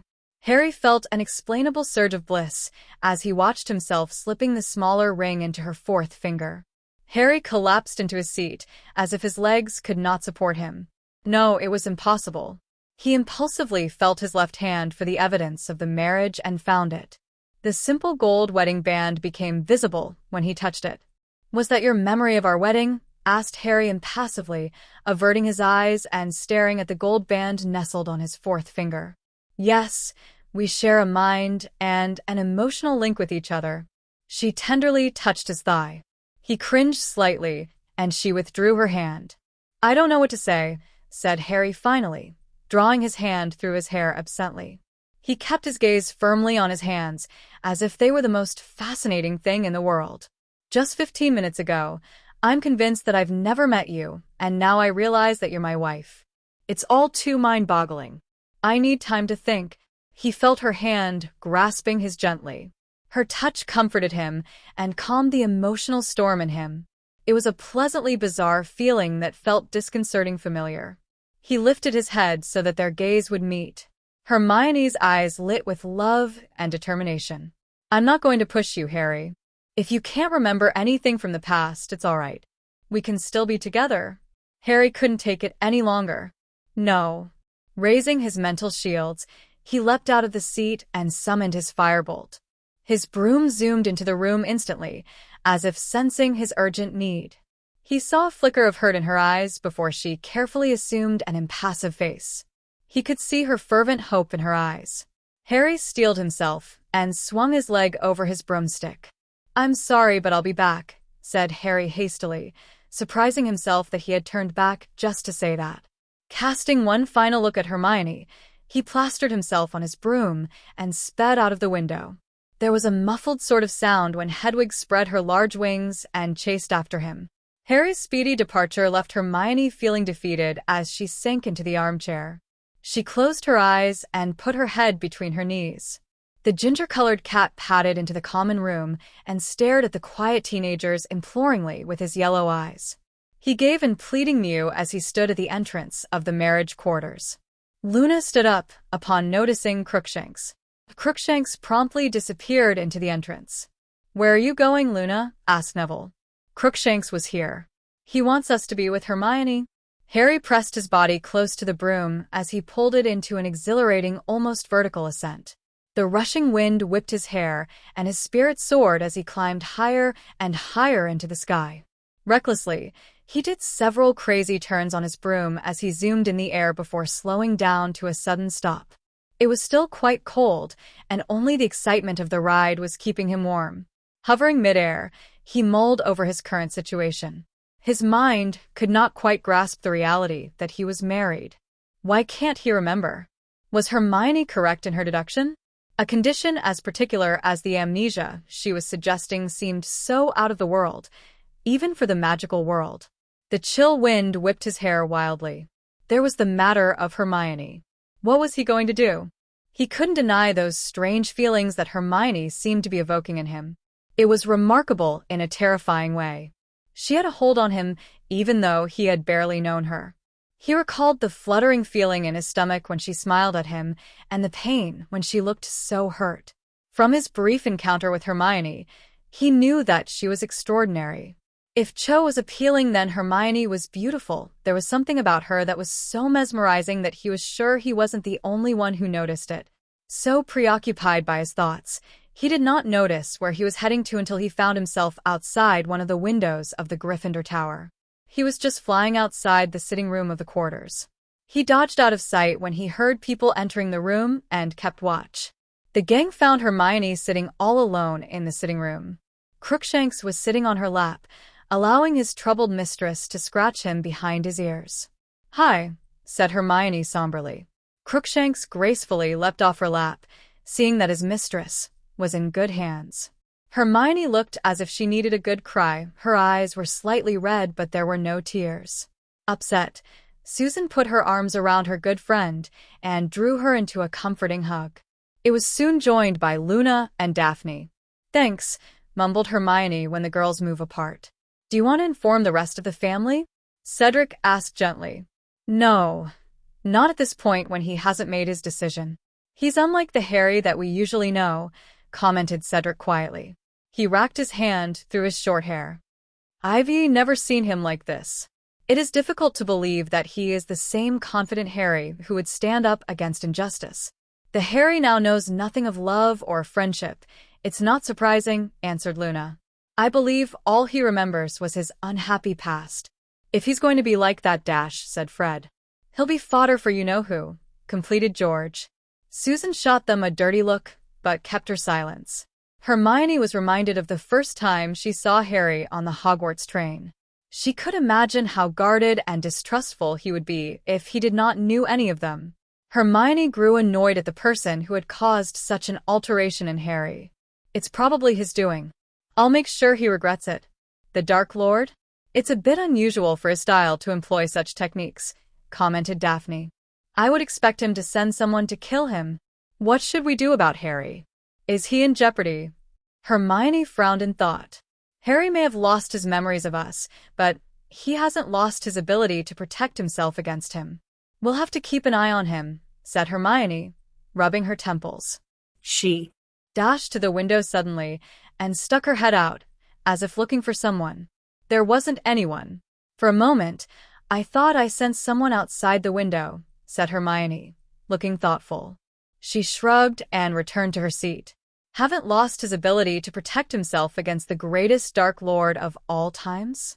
Hermione must be mental to think that he was so powerful. Harry swung himself into his bedroom through the open window and landed quietly on the carpeted floor. The Harry Potter they spoke of seemed to be so powerful. Someone greater than him, he thought unnervingly. He walked to the wardrobe and opened it, discovering that it contained both male and female clothes. His eyes widened in shock at the number of clothes he had. The Dursleys had always given him Dudley's old clothes. Now he had many new fitting outfits. Harry quietly shut the wardrobe and walked towards the head of the large bed. There was plenty of evidence in the bedroom that tallied with Hermione's story that he had lost his memory. Harry could deduce that he used to be someone more. He was someone more influential, someone that they had looked up to. He just could not believe that he might be that someone. A jar of messages and a photograph frame standing on one of the bedside table caught his attention. He picked up the photograph and discovered it was their wedding picture. The photograph was shot a moment before they had shared their first kiss as husband and wife, and it was clear from their expression of their faces that they were very much in love. Frowning, he placed the photograph frame down. He took a closer look at the large jar. It was half filled with small notes.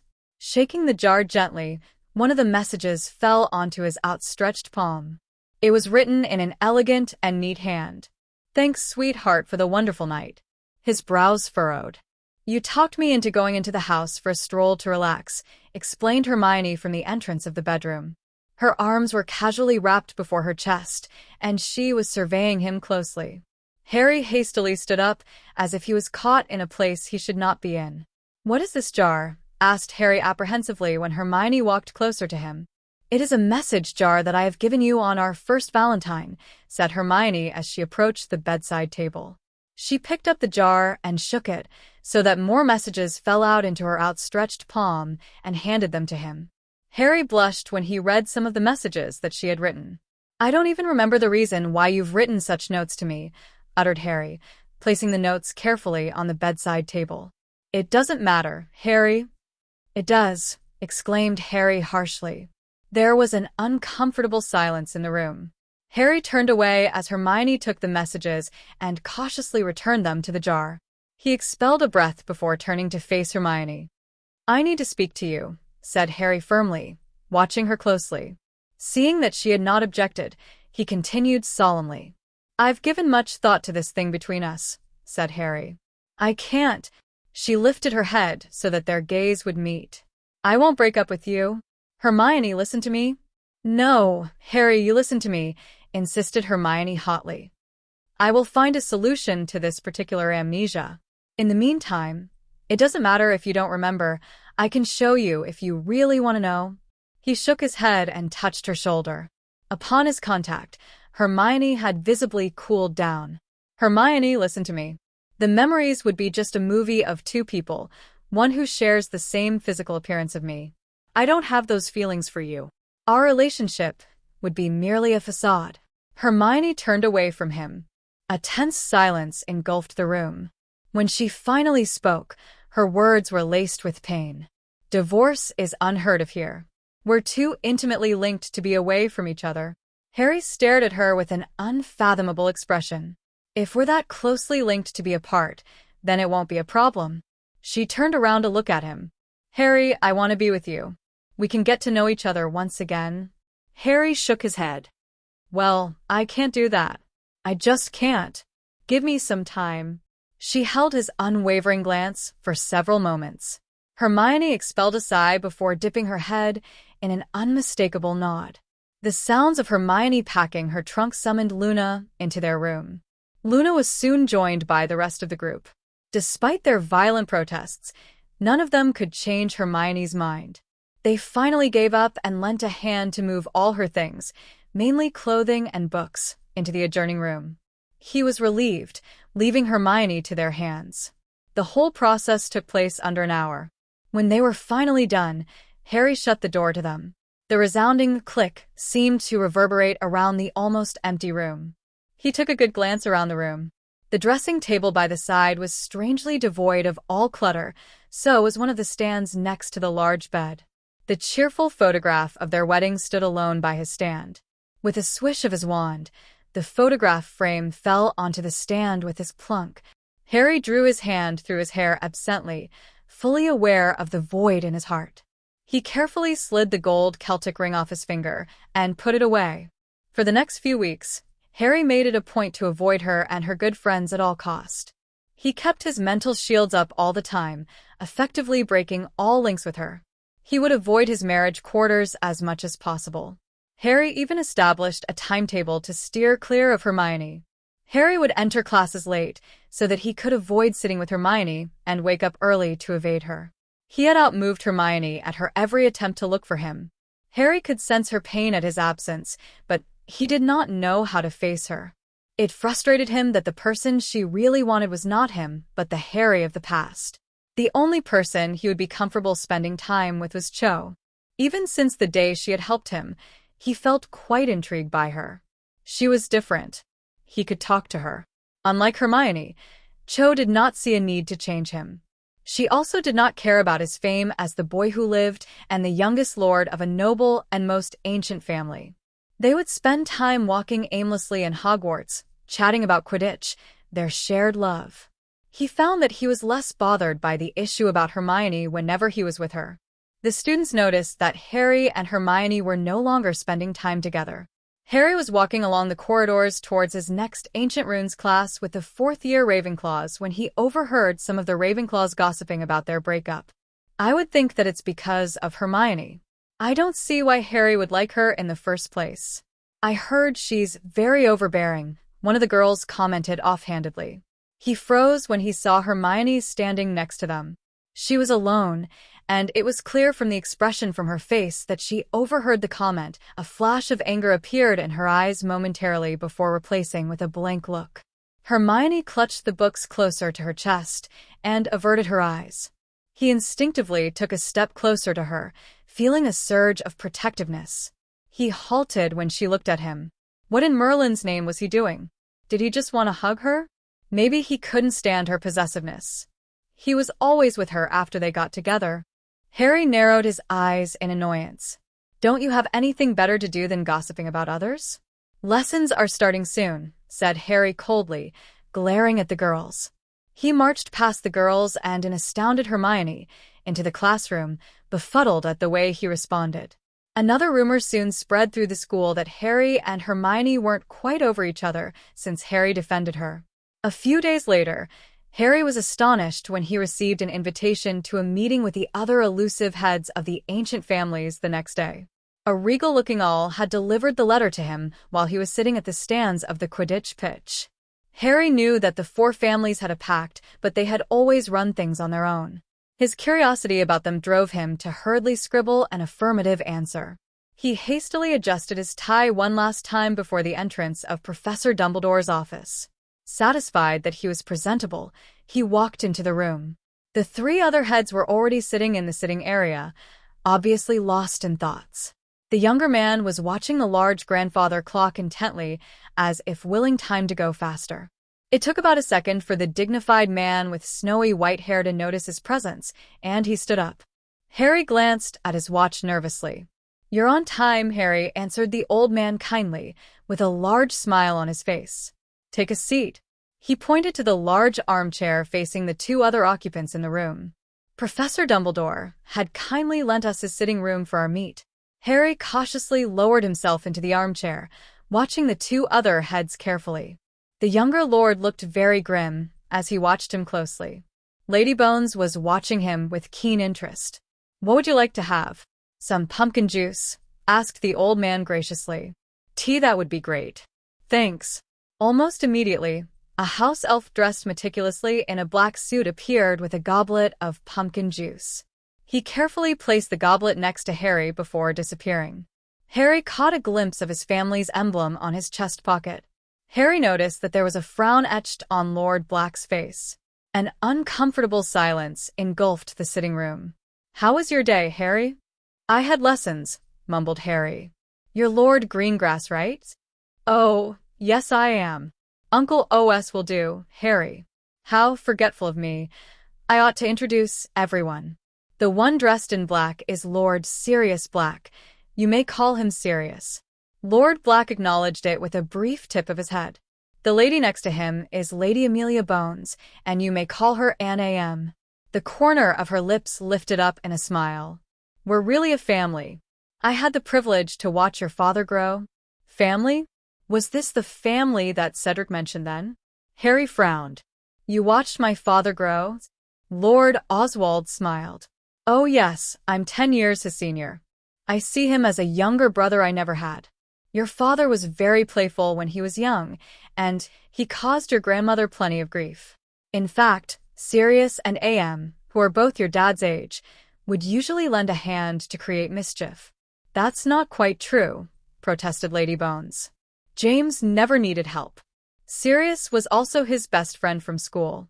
He and your dad were in Gryffindor." Harry glanced at the quiet, harsh-looking lord.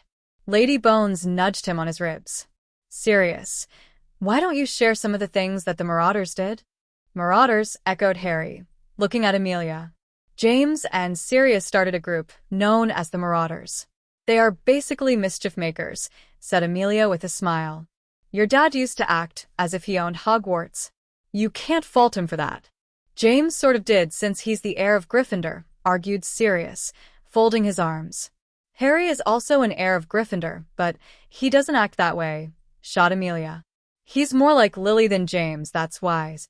"Your parents made Sirius your godfather, by the way," said Lord Greengrass, ignoring the bickering couple. He frowned. "If he was my godfather, why did I have to stay with my relatives?" Silence filled the room as the three heads of the ancient families exchanged looks between one another. "I was in Azkaban, and I was only freed recently when the truth was unearthed," said Sirius, averting his eyes. "Truth? What truth? Who helped to free you?" Sirius trained his eyes on him. "Hermione and you. The both of you found out the truth behind the betrayal of your parents, hatched a plan to catch Wormtail, and appealed for a retrial of Sirius's case. You and Oswald came to me with new evidence that he was innocent during your coming-out ball," explained Amelia, smoothing the ends of her skirt. None of it sounded familiar to him. He raked his hand through his hair. "I'm quite sure I haven't done anything of that sort," said Harry defensively, shaking his head. "I'm not suffering from amnesia.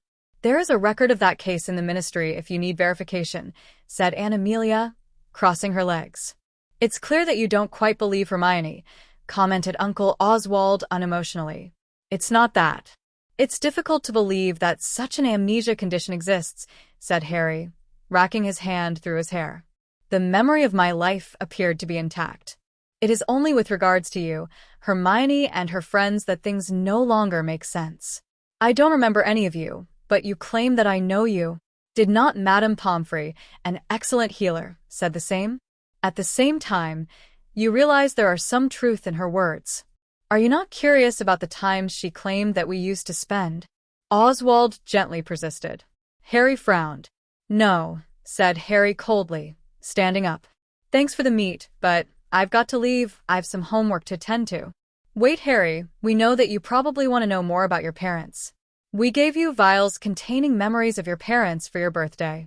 You can find them under your bed," said Oswald suddenly. "Your parents' journals should be together with those vials, too." Harry halted for a moment, but he did not turn to face them. "Thanks," said Harry with no hint of warmth. He exited the room promptly. "He doesn't even recognize us or Dobby," yelled Sirius, finally unleashing the frustration that he was suppressing. He climbed onto his feet and paced around the room like a caged tiger. "Calm down, Sirius," said Amelia. "OS, you might have unwittingly touched a nerve there." Oswald frowned. "I sort of guessed that. He was opening up when I messed up the whole thing." I don't understand. Should he not be happy knowing that he had people who truly cared about him? Amelia shrugged. I don't know. OS, you know that this is a result of dark magic. There must be a solution in that library, said Sirius. No way, declared Uncle Oswald vehemently. He expelled a breath. I've said this before when Hermione broached the subject.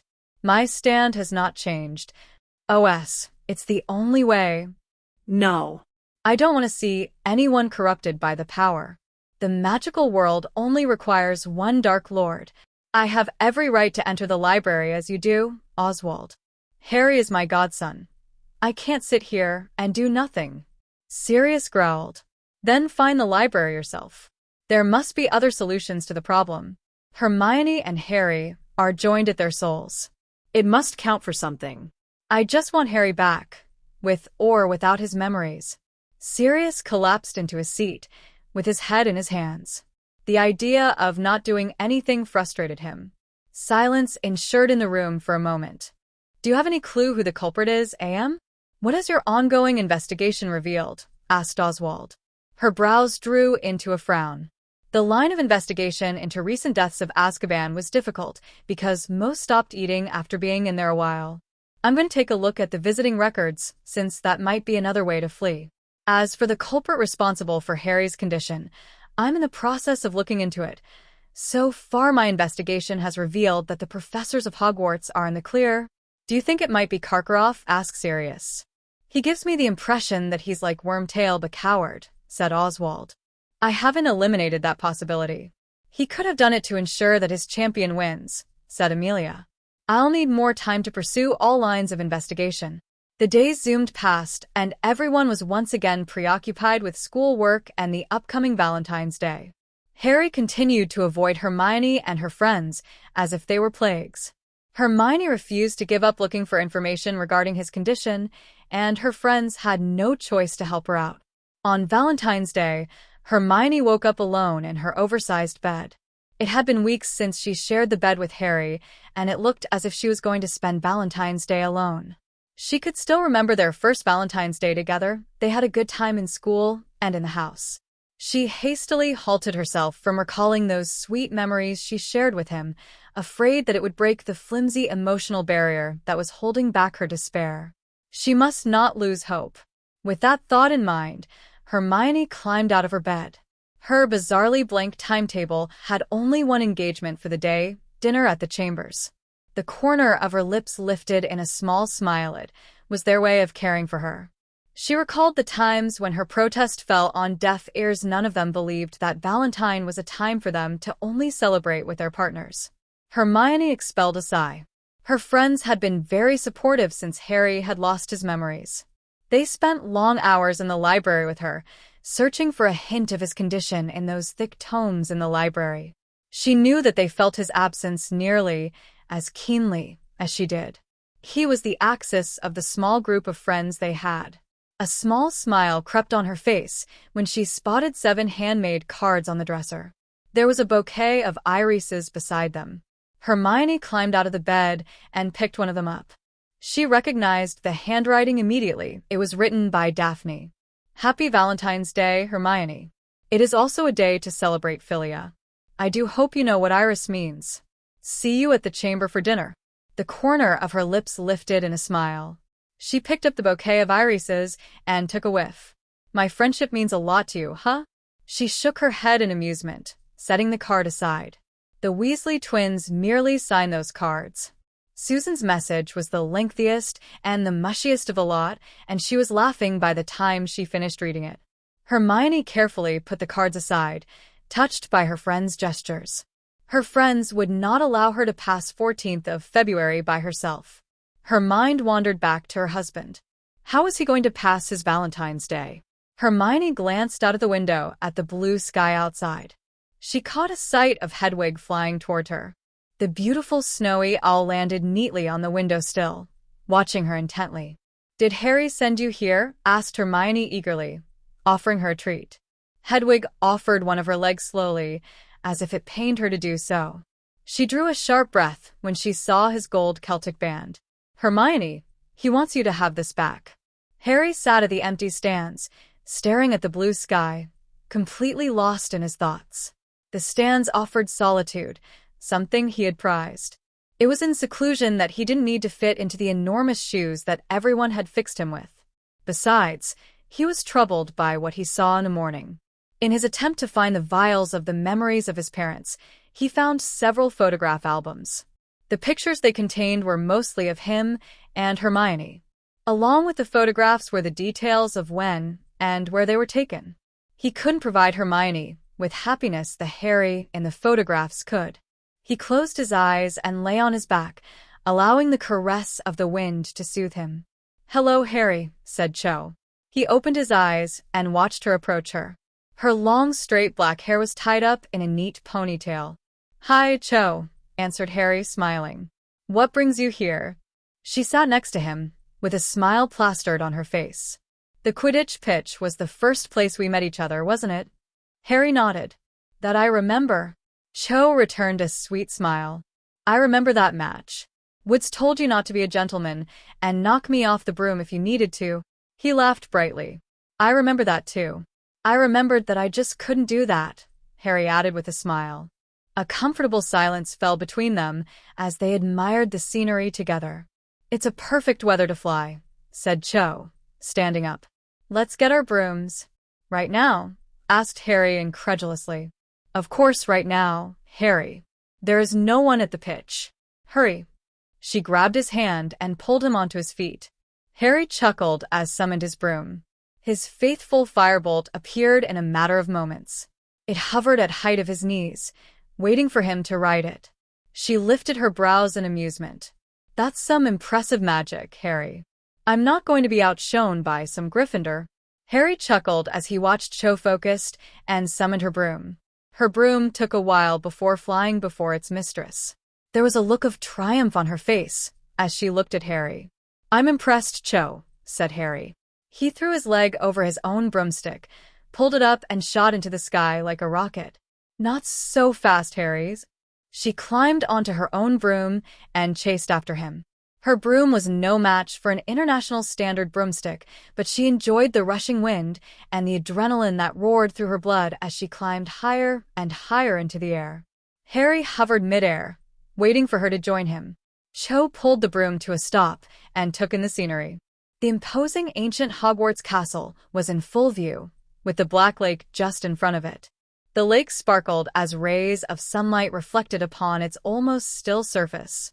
On the three other sides of the castle, miles and miles of lush green and unbroken forest stretched beyond their sight and surrounded the old fortress. The forbidden forest looked peaceful from their vantage point with no signs of movement. "This is my favorite spot," remarked Harry, gesturing around. There was a tranquil smile on his face. "It's beautiful in the evenings when the setting sun cast an orange glow around this place." "It's splendid," agreed Cho, her eyes fixed on him. They spent several minutes admiring the picturesque vista quietly. Cho decided to spoil the moment. She bolted towards him and tapped him on the shoulders. "Catch me if you can." Cho pressed herself on the broomstick and dived. "Hey, Harry," with a large smile plastered on his face, pursued after her. Cho tried to pull off several stunts to outmaneuver him, knowing that his broom was better than hers. He was always on her tail, like a relentless bulldog. It was an exhilarating dive back to ground. The ground was coming up to them fast as they continued to plunge. "Pull up," commanded Harry in panic. He urged his broom forward until he was nose to nose with her. "Cho, pull up," he yelled, estimating the amount of time they had before either of them crashed. There was an insane gleam in her eyes. He whipped out his wand, an incantation on his lips. To his surprise, she pulled up at the last moment. Cho causally swung her leg over the broom. "Scared you, didn't I?" she said with a smirk on her face. Harry landed on the grass with a light thud next to her. "I guess I know how others feel when I use that stunt." He cleaned the sheen of perspiration on his brow. Cho laughed gaily as she sat cross-legged on the grass. "The feeling is amazing." "You tire me out," mock-complained Harry, plopping himself onto the grass. "I guess Ravenclaw would have a chance against the Gryffindors for the next Quidditch game." "That's great.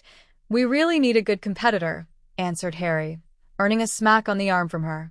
"Cho, what do you say to a dinner together after lessons?" asked Harry finally, watching her closely. "What is the meaning of this, Harry James Potter?" He turned and found himself staring at an enraged Hermione. Her hands were on her hip, in an akimbo stance. "Hermione?" Harry started as he climbed onto his feet. Cho, I don't want you to be around Harry. I know Cedric wanted you to stay close to him, so that you can keep an eye on him. "You don't have to do that any longer," said Hermione, training her eyes on Harry. "I've things to discuss with him in private." Her tone was steel, and it sounded exactly like an order. Harry gaped at her. Cho nodded, took her broomstick, and hastily left. "You sent someone to watch over me?" demanded Harry, throwing his hands up. "Don't you feel as if you're taking things too far? Besides, you've no right to order her around. Have you forgotten that we're married? You asked for time out because you were uncomfortable being with me without developing any feelings. I know for certain that those feelings will not develop if you continue to avoid me. Besides, don't you think you're taking things too far by going out with Cho?" demanded Hermione. Her fists were balled with rage. His facial muscles twitched slightly as he turned away. "Cho and I are just friends," said Harry, shoving his hands in his pockets. "If you would excuse me, I think I want to head up to the tower and hide in some place."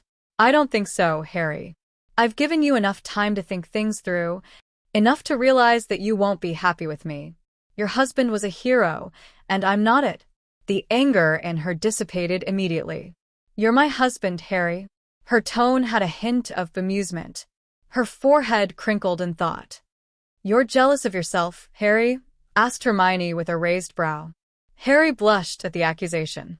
"It's not exactly that way. It's from my point of view." "Is that the reason why you're avoiding me?" asked Hermione tenderly. "No," said Harry. He took a step back as he averted his gaze. "Not really. So, what's the real reason, Harry?" "Just that," answered Harry in frustration. She was baffled by his answer. "Just what, Harry?" He raked his hand through his hair.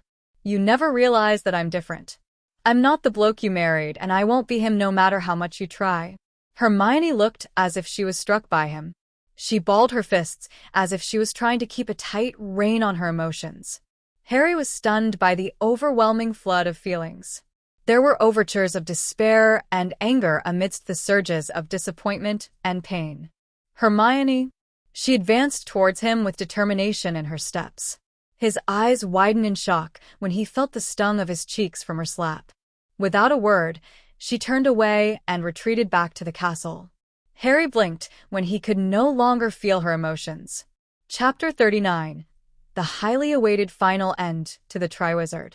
Everything seemed to click at once when Amelia was scanning through the report. Tonks had compiled a list on visitors of Death Eaters and Death Eaters that died in Azkaban.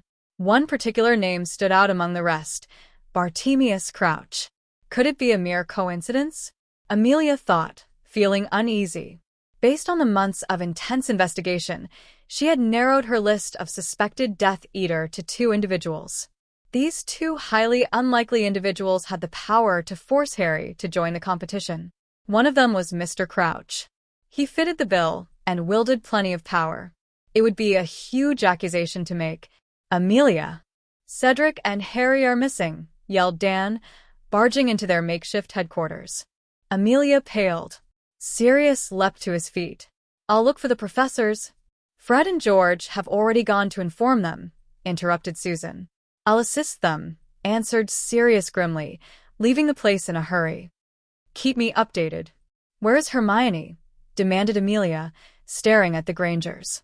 "She wanted us to tell you that it was a port key, and that he has them." "Wait. So she has shifted to him? Someone try contacting her. She might have the location," ordered Amelia, putting the records aside. "Someone try contacting Harry and Cedric." The teenagers began to contact their companions as requested, but there was no response. Amelia began pacing up and down the small room, trying to figure a way to locate them quickly. They had only 2 choices: finding the servant or trying to make contact with them. "We're onto something," yelled Lupin, staring at the small handheld system that tracked the suspects they had been following since the Quidditch World Cup. Subjects seemed to be gathering in a place. We are beginning process to compute the coordinates of the location. Are they in Great Britain? Yes, but we need time to compute the exact location. Do you think their gathering have anything to do with Harry and Cedric's disappearance? Asked Jean. Most likely. Turning to Tonks, she commanded, summon all oars. They are to be fully armed and ready for a battle. Tonks hesitated for a moment, but she complied with that order. How long do we need to take to get the location? A few more minutes. We will only be able to get the general location of the place, precise to the radius of 10 kilometers, reported Oswald, taking controls of the small handheld device. They could be anywhere, remarked Daphne. There was silence in the room. We've no choice but to search the entire area. The coordinates are out. It's located in central Britain, announced Oswald. He whipped out a muggle map of Britain with the help of Dan. They marked out the location on it. There are 2 villages and several large private properties in that location. Those large private properties are Quidditch stadiums, said Amelia, peering at the map. What are the names of the villages? Great and Little Hangleton, replied Jean.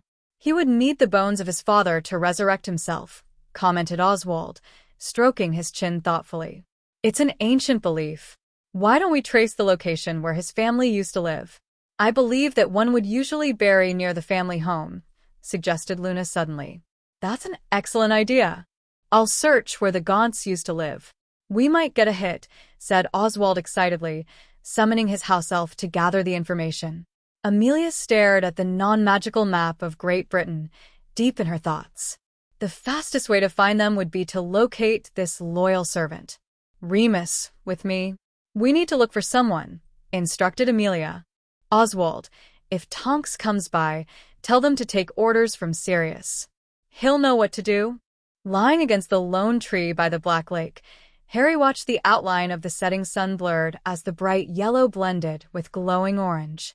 The entire Forbidden Forest was bathed in a tangerine glow as the sun sank into a bank of clouds. Only 24 hours left to the concluding task. Harry expelled a deep sigh. He took his wand out from his pocket, checked the guide he had been carrying for any accompanying wand gestures and proper enunciation of the spell. That should be quite easy, muttered Harry to himself. Point me, whispered Harry, placing the wand on his palm. The wand swung towards his right and pointed north. A smile softened his features. He checked the final spell listed on the parchment. His eyes fell on the neat scrawl on the parchment. He fingered the parchment almost tenderly as his thoughts wandered to a particular wavy brown-haired witch, Hermione. Ever since Valentine's Day, she had broken all contact with him, no thoughts and no emotions. He picked up the thick book of offensive spells he had been reading and practicing religiously for the past month and slipped the precious paper between its pages. He let out another sigh. Did he not want anything to do with her? Why then did he feel so miserable? Harry pressed his palms to his face. He had found the book along with the note outside the door of his room in the morning after the last task was announced to the 4 champions. The final task was quite straightforward. The first person to reach the Triwizard Cup in the center of the maze wins. There will be obstacles along the way. The next task would be an excellent test of your wit, agility, and skills. He remembered the accusing stares he received from Cedric and Victor, and the awkwardness between them. Fleur was more audible about her disapproval. She gave him a dressing down for choosing Cho over Hermione. It was difficult to explain the status quo between Cho and him to her, so he hurriedly left the place to avoid talking to any of the champions. Harry? Not heading back in? Asked Cho, distracting him from his thoughts. She walked up to him, a concerned expression on her face. Harry learnt from her that Hermione had apologized to Cho after Valentine's Day for crossing the line, an action he found admirable. After all, Hermione was his wife, and she had every right to be angry if she thought that he was going out with another girl. I was just doing some last-minute preparation, said Harry, gesturing to his tome. He stood up and dusted his cloak. Let's head back to the castle. It's getting late. Quietly, they fell into step, strolling back to the castle. Are you sure that it's enough? Asked Cho dubiously, breaking the silence. She reached out and tried to take the book from his hands. It is, defended Harry firmly, deftly moving the book away from her reach. She widened her eyes in surprise as her hand fell to her side. There was a long and fidgety silence. "How do you feel about tomorrow?" asked Cho finally, breaking the awkward silence. I've tried my best to prepare for it. After all, I'm up against 3 7th years. I guess I would need to be lucky to survive." Her eyes narrowed in a glare. "Survive? You should be thinking about winning the competition. It's an opportunity to prove that you do have abilities," protested Cho. "I don't need the fame or the money. When you play Quidditch, don't you play to win? Moreover, if you do win the competition, it proves that you're the Harry Potter of the past, right? Isn't that what you always wanted?" Harry halted. "What do you mean?" There was a pregnant pause. She expelled a breath and spoke in a slow and deliberate manner as if she was explaining some obscure concept to a particularly dense person. "The book that you're carrying faithfully like a talisman is from Hermione, isn't it?" She ignored the way he stammered. "Look, I do know that you like Hermione, and the only reason that is keeping you away from her is your self-esteem." He stayed quiet, but his jaws clenched and unclenched in irritation. Harry's reaction indicated that she was correct. "Well, if you win the triwizard tournament, you can get back with Hermione." His brows furrowed. "Things are just more complicated between Hermione and me. Winning the competition won't solve the issues between me and Hermione." "No, it won't." "It will give you the courage to face her and talk things out. It will give you the confidence you lack to be with her." Seeing that he was contemplating silently, she leaned in and kissed both of his cheeks chastely. "For luck," she answered when he lifted a brow inquiringly. "I have lessons until the start of the last task." "I'll be looking forward to see you in the competition tomorrow," said Cho, giving a smile finally. The corner of his lips lifted in a smile. He knew it was Cho's way of letting him know that she knew that it was impossible for them to be together. Weary and nervous, he headed to the hall for breakfast at the Gryffindor table alone. The next morning, he spent a sleepless night tossing and turning in his large bed. He mindlessly acknowledged the well wishes of his housemates when he passed them in the hall. Finally, he settled at an empty place at the end of the long table. Feeling queasy, he chose something light to eat. Biting into his first toast, he was interrupted by the appearance of the head of his house. Professor Vector. "Mr. Potter, the champions are congregating in the chamber off the hall after breakfast," said Professor Vector. "The champions' families are invited to watch the final task, and this is a chance to greet them." "Good day." Harry gaped after her. Who would they invite to watch the competition? The other heads of the ancient families? Curious, he finished his breakfast quickly. He walked across the hall and opened the door to the chamber. Cedric and his parents were just inside of the room, chatting with one another in low voices. He could tell from his expression that the Hufflepuff was very happy to see them again.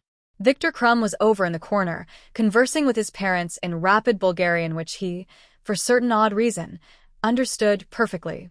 Frowning in confusion, he turned his gaze to the other side of the room.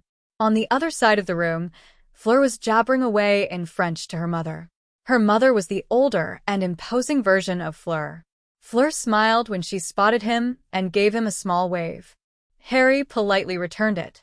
Then he saw 2 auburn-haired adults standing by the fireplace, smiling at him. A glance at the woman, and their clothes told him their identities. Hermione's parents were Muggles? His eyes widened in astonishment. "Hi, Harry," said Dan, smiling warmly as he walked over. "Surprise." He nervously drew his hand through his hair. Before he could greet them politely, Jean pulled him into a bone-crushing hug. He inwardly debated at keeping his arms at his side or returning the hug. After a few moments of contemplation, Harry awkwardly patted her on the back until she released him. Hermione's mom smiled at him. "It reminds me of the first time that I hugged you. You didn't know how to react then. Hermione told me that you won't remember us. I'm Jean, Hermione's mom, and this is Dan. You usually call him Dad, and me Mom." Noticing his discomfort, Dan spoke. Sirius and Remus will be coming much later. They were caught up with work. Amelia is already here, making sure that the risk any of you are exposed to is minimal. How did both of you get in? Hogwarts has a muggle-repelling charm around her. Professor McGonagall had to put a spell on us so that we could see and enter Hogwarts, explained Dan. Would you care to show us around? Yeah, okay, said Harry, and they made their way back towards the door into the Great Hall. Harry was feeling very jittery. Did they know about the condition of their relationship? He was quite surprised when the Grangers stopped to talk to the Crumbs and the Diggory family, as if they had known them. Harry was bugged with more questions. Were they not Muggles? How did they know them? It was also quite clear that Mr. Diggory and Dan were on good terms. Dan even introduced the Diggorys to him when he noticed his inquiring stare. Harry felt extremely uncomfortable when he noticed that the Crumbs and the Diggorys were looking at him strangely. To his immense relief, Jean expressed her interest in touring Hogwarts again. We'll catch up during dinner or after the competition, called Mr. Diggory after them as Harry led them away quickly. The Grangers were very thrilled about Hogwarts, liking everything that he showed them. The way their eyes lighted up with childlike excitement as Harry took them around brought a smile to his face. It reminded him hazily of someone he could not really put his finger on. He shook off the thought since it gave him a splitting headache. They spent almost the entire morning exploring the interiors of the majestic castle. The Grangers expressed a keen interest in the places they hung out and rest, so he took them to these places. He guessed that this was one aspect of Hermione's life that they never had the chance to explore and that they were making good use of it. The house elves do a great job maintaining the castle, ensuring that we have clean beds, a warm fire in the fireplace and good food, said Harry, giving the password carelessly. The fat lady swung open nevertheless, eyeing the Grangers with keen interest. Never let us live in the magical world for too long, said Jean, looking very odd as she entered the Gryffindor common room. The room was large and comfortable-looking. It was empty of all students because they had lessons. I'll be too spoilt to do anything in the non-magical way when I return back home. This statement was met with good-natured chuckles. After exploring the castle, he took them out to the grounds. The Grangers seemed sincere in getting to know him. They weren't as pushy as Hermione, he decided. At least, they hadn't tried forcing him to recall his past. Harry treated them to a picnic lunch on the grounds so that they could appreciate the setting better. He took them to his special spot, a single tree by the Black Lake. He loved the place after chancing it by accident. The view of the castle was extraordinary, yet there was just something exceptional about the spot he couldn't put his finger on. The feelings of awkwardness had magically dissipated by afternoon. He did not know them, but he was oddly at ease with them. The conversation over the meal was light and sprinkled with good-natured laughter. It struck him suddenly that it was probably due to the past. He remembered, from the photographs he had found, that they had spent some very memorable times together. It would explain why he had those strange, intense, and frightening feelings about Hermione. The moment they had finished the meal, house elves appeared to clear up. It is beautiful. I don't think it's comparable to the Potter Mansion, remarked Dan. Wait till you take the aerial view of the place, Dad. Endless lush green forests flank three sides of the aged castle. The surface of the large lake sparkles with the rays of the sun. It's so serene and majestic. Dan chuckled lightly. It sounds great. There was a comfortable silence between them as they admired the scenery before them. Do you mind us being here? Asked Jean suddenly. Harry raked his hand through his hair. It was a surprise. I didn't expect that you would make an effort to come. Why wouldn't we? Asked Jean thoughtfully, watching Harry closely. How did you know who we were? Asked Dan curiously, staring at the clear waters of the Black Lake.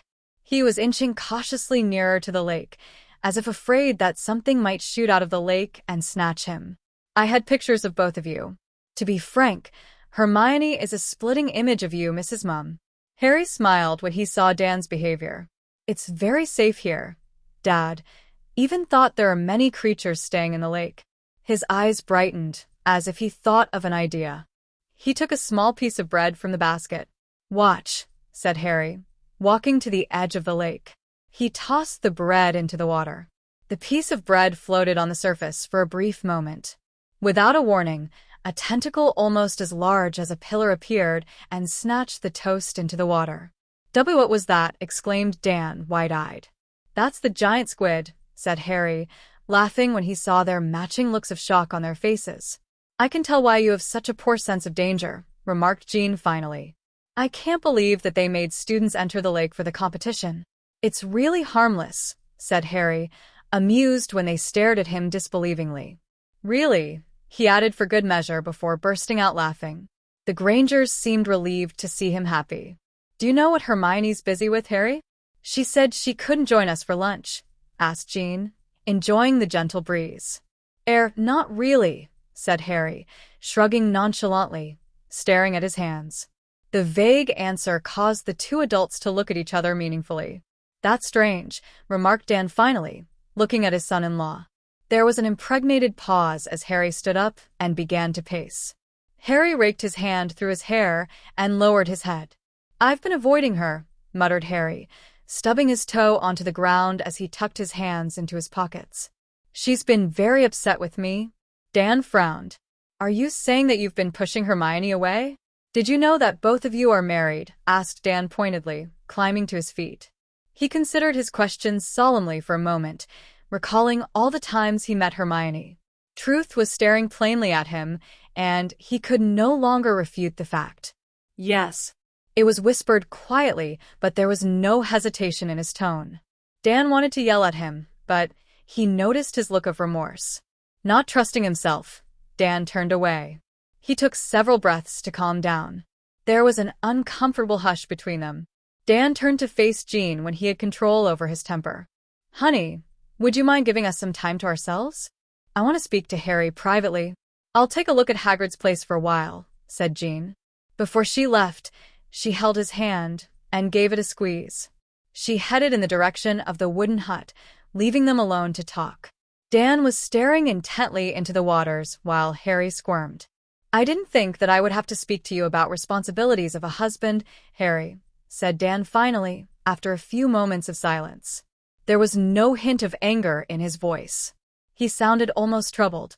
His brows were furrowed in a frown. If given a choice, Harry, I wouldn't want either of you to marry at such a tender age, continued Dan quietly.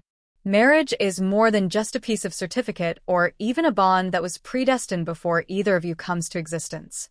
It's a commitment of a lifetime, a promise that requires you to put your back into it every day of your life. He turned and looked at Harry. I don't believe in divorce, Harry. I believe in earnest. Attempts at working on the relationship. We know it's never naturally, happily ever after. We are soul-bonded, Dad. I'm not too sure if we had fallen in love before we were married.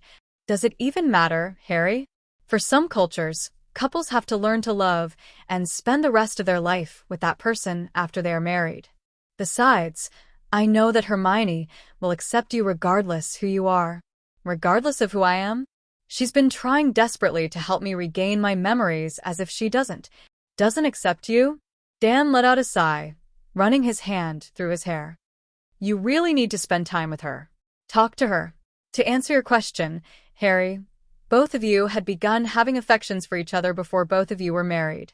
I believe that you and Hermione fell deeply in love with each other much later. It scares me as a father, sometimes, to learn the depth of her love for you. I'll speak to Hermione, promised Harry solemnly. Dan gave a small smile, clapping on his back. He began pressing several buttons on his watch. How did you tell that we were not on good terms? Asked Harry cautiously. Both of you were so out of sync with each other. I think it's the nature of your bond that allows you to be so in tune to each other. It was really frightening. There was a thoughtful pause.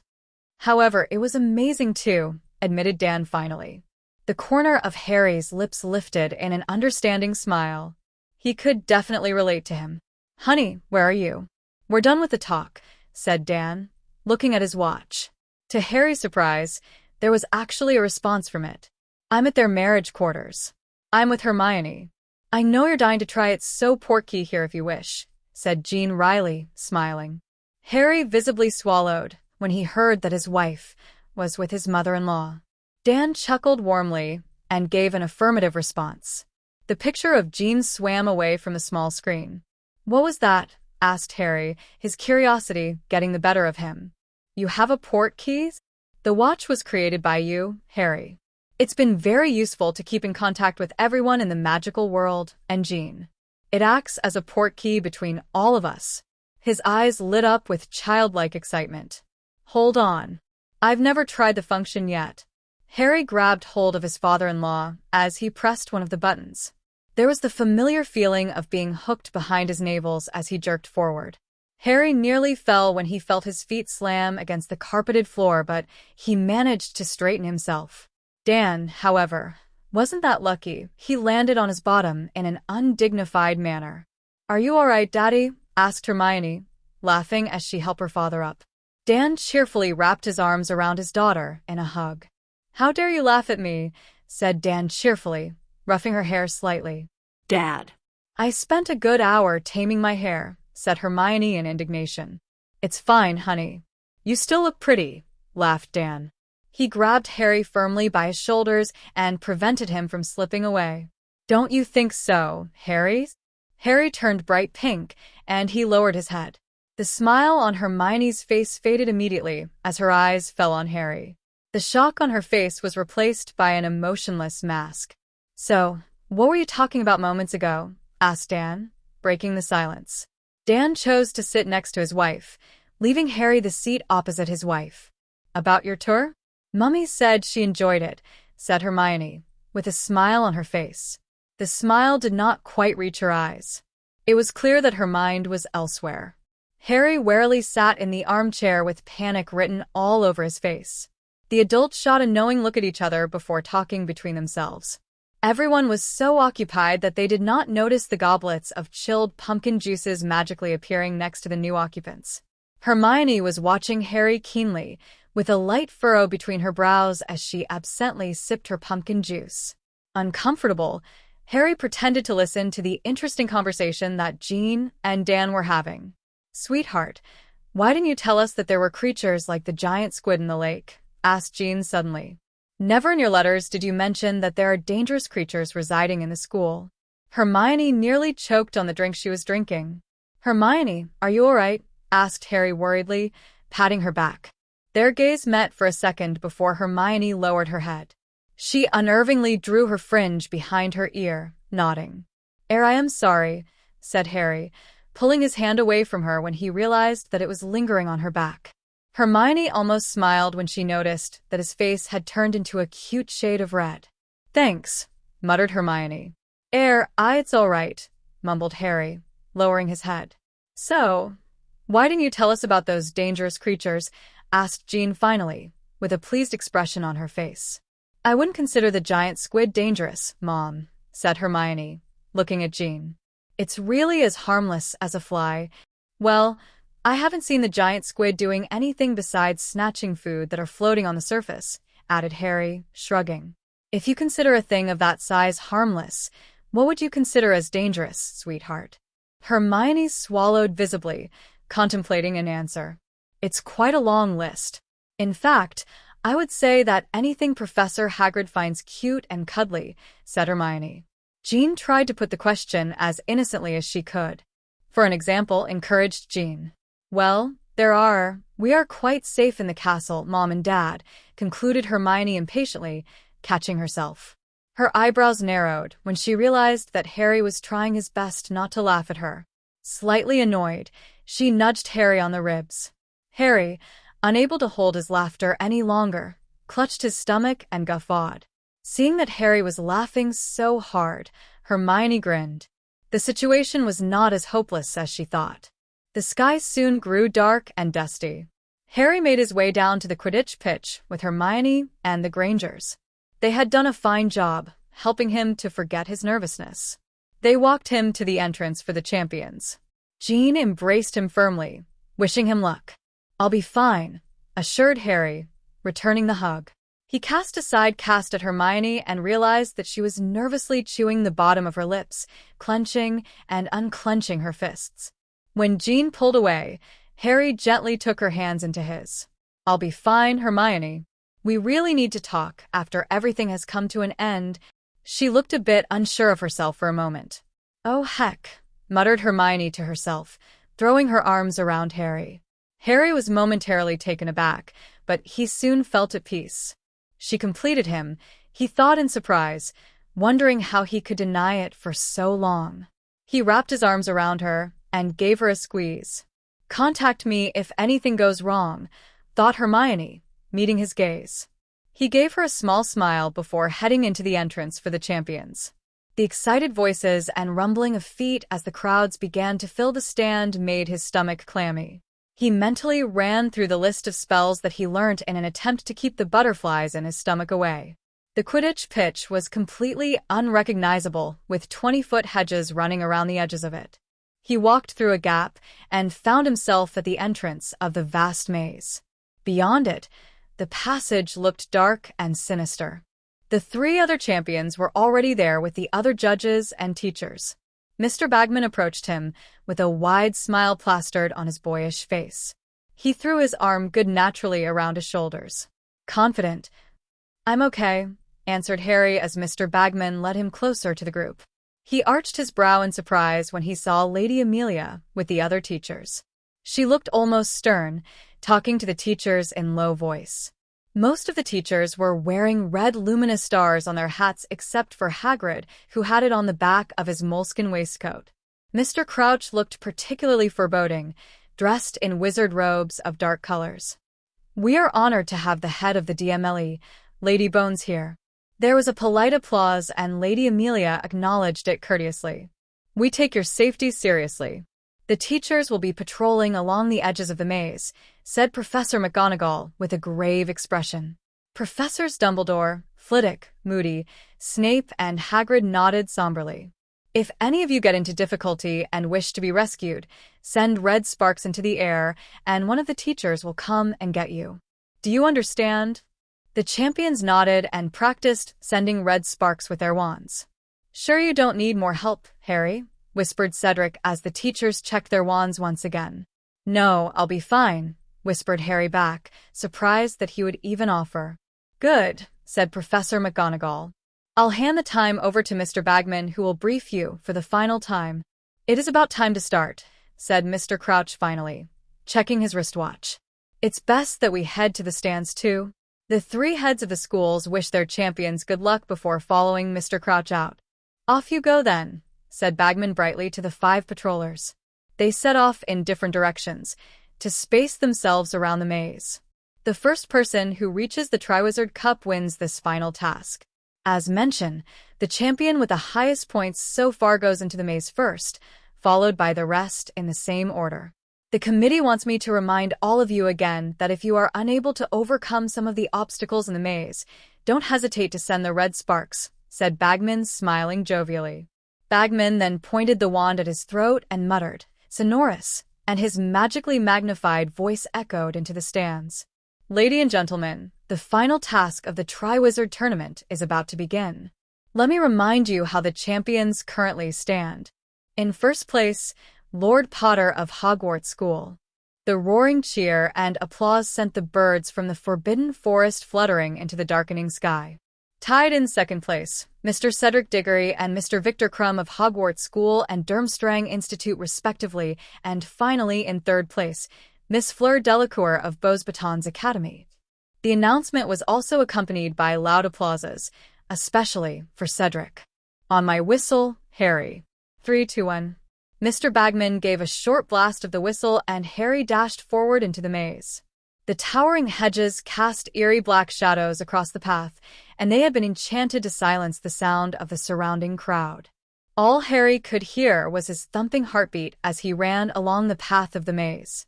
Realizing it was too dark to see anything, he whipped out his wand, cast the Lumos spell, lighting up his path. Just a few minutes later, he heard another short blast of whistle and Harry knew that he was no longer alone. He dashed another 50 yards until he reached a fork. Going with his instinct, he turned left. He heard Bagman's whistle for the 3rd time. All the champions were in the maze. He sped up. The path that he'd chosen looked completely deserted, and he began to wonder if he had taken the correct one. It would be a waste of time if this particular path led him to a dead end. When he was presented with another fork, he took a right after using the 4-point spell. North was somewhere at his right, and the center of the maze was at northeast. He realized that it was best for him to take another right if he came across another fork. Positioning his wand as high as he could so that he could see farther, he ran as fast as he could. Still, there was nothing in his path. As he hurried down the path he had chosen, Harry had a distinct feeling that someone was watching him, and he shrugged off the feeling.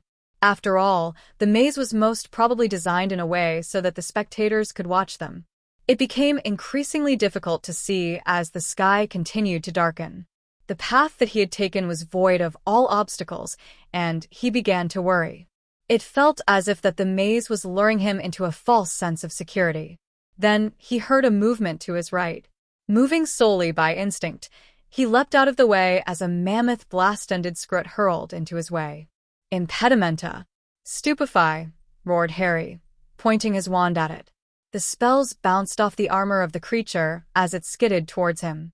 De primo, shouted Cedric. The spell hit the soft fleshy belly of the blast-ended scrut and blasted a large crater in the creature. I've got it, Harry, shouted Cedric emerging behind the giant blast-ended scrut. Hagrid is going to kill me if he knows that I've just killed one of his pets. Experiments, corrected Harry, catching his breath.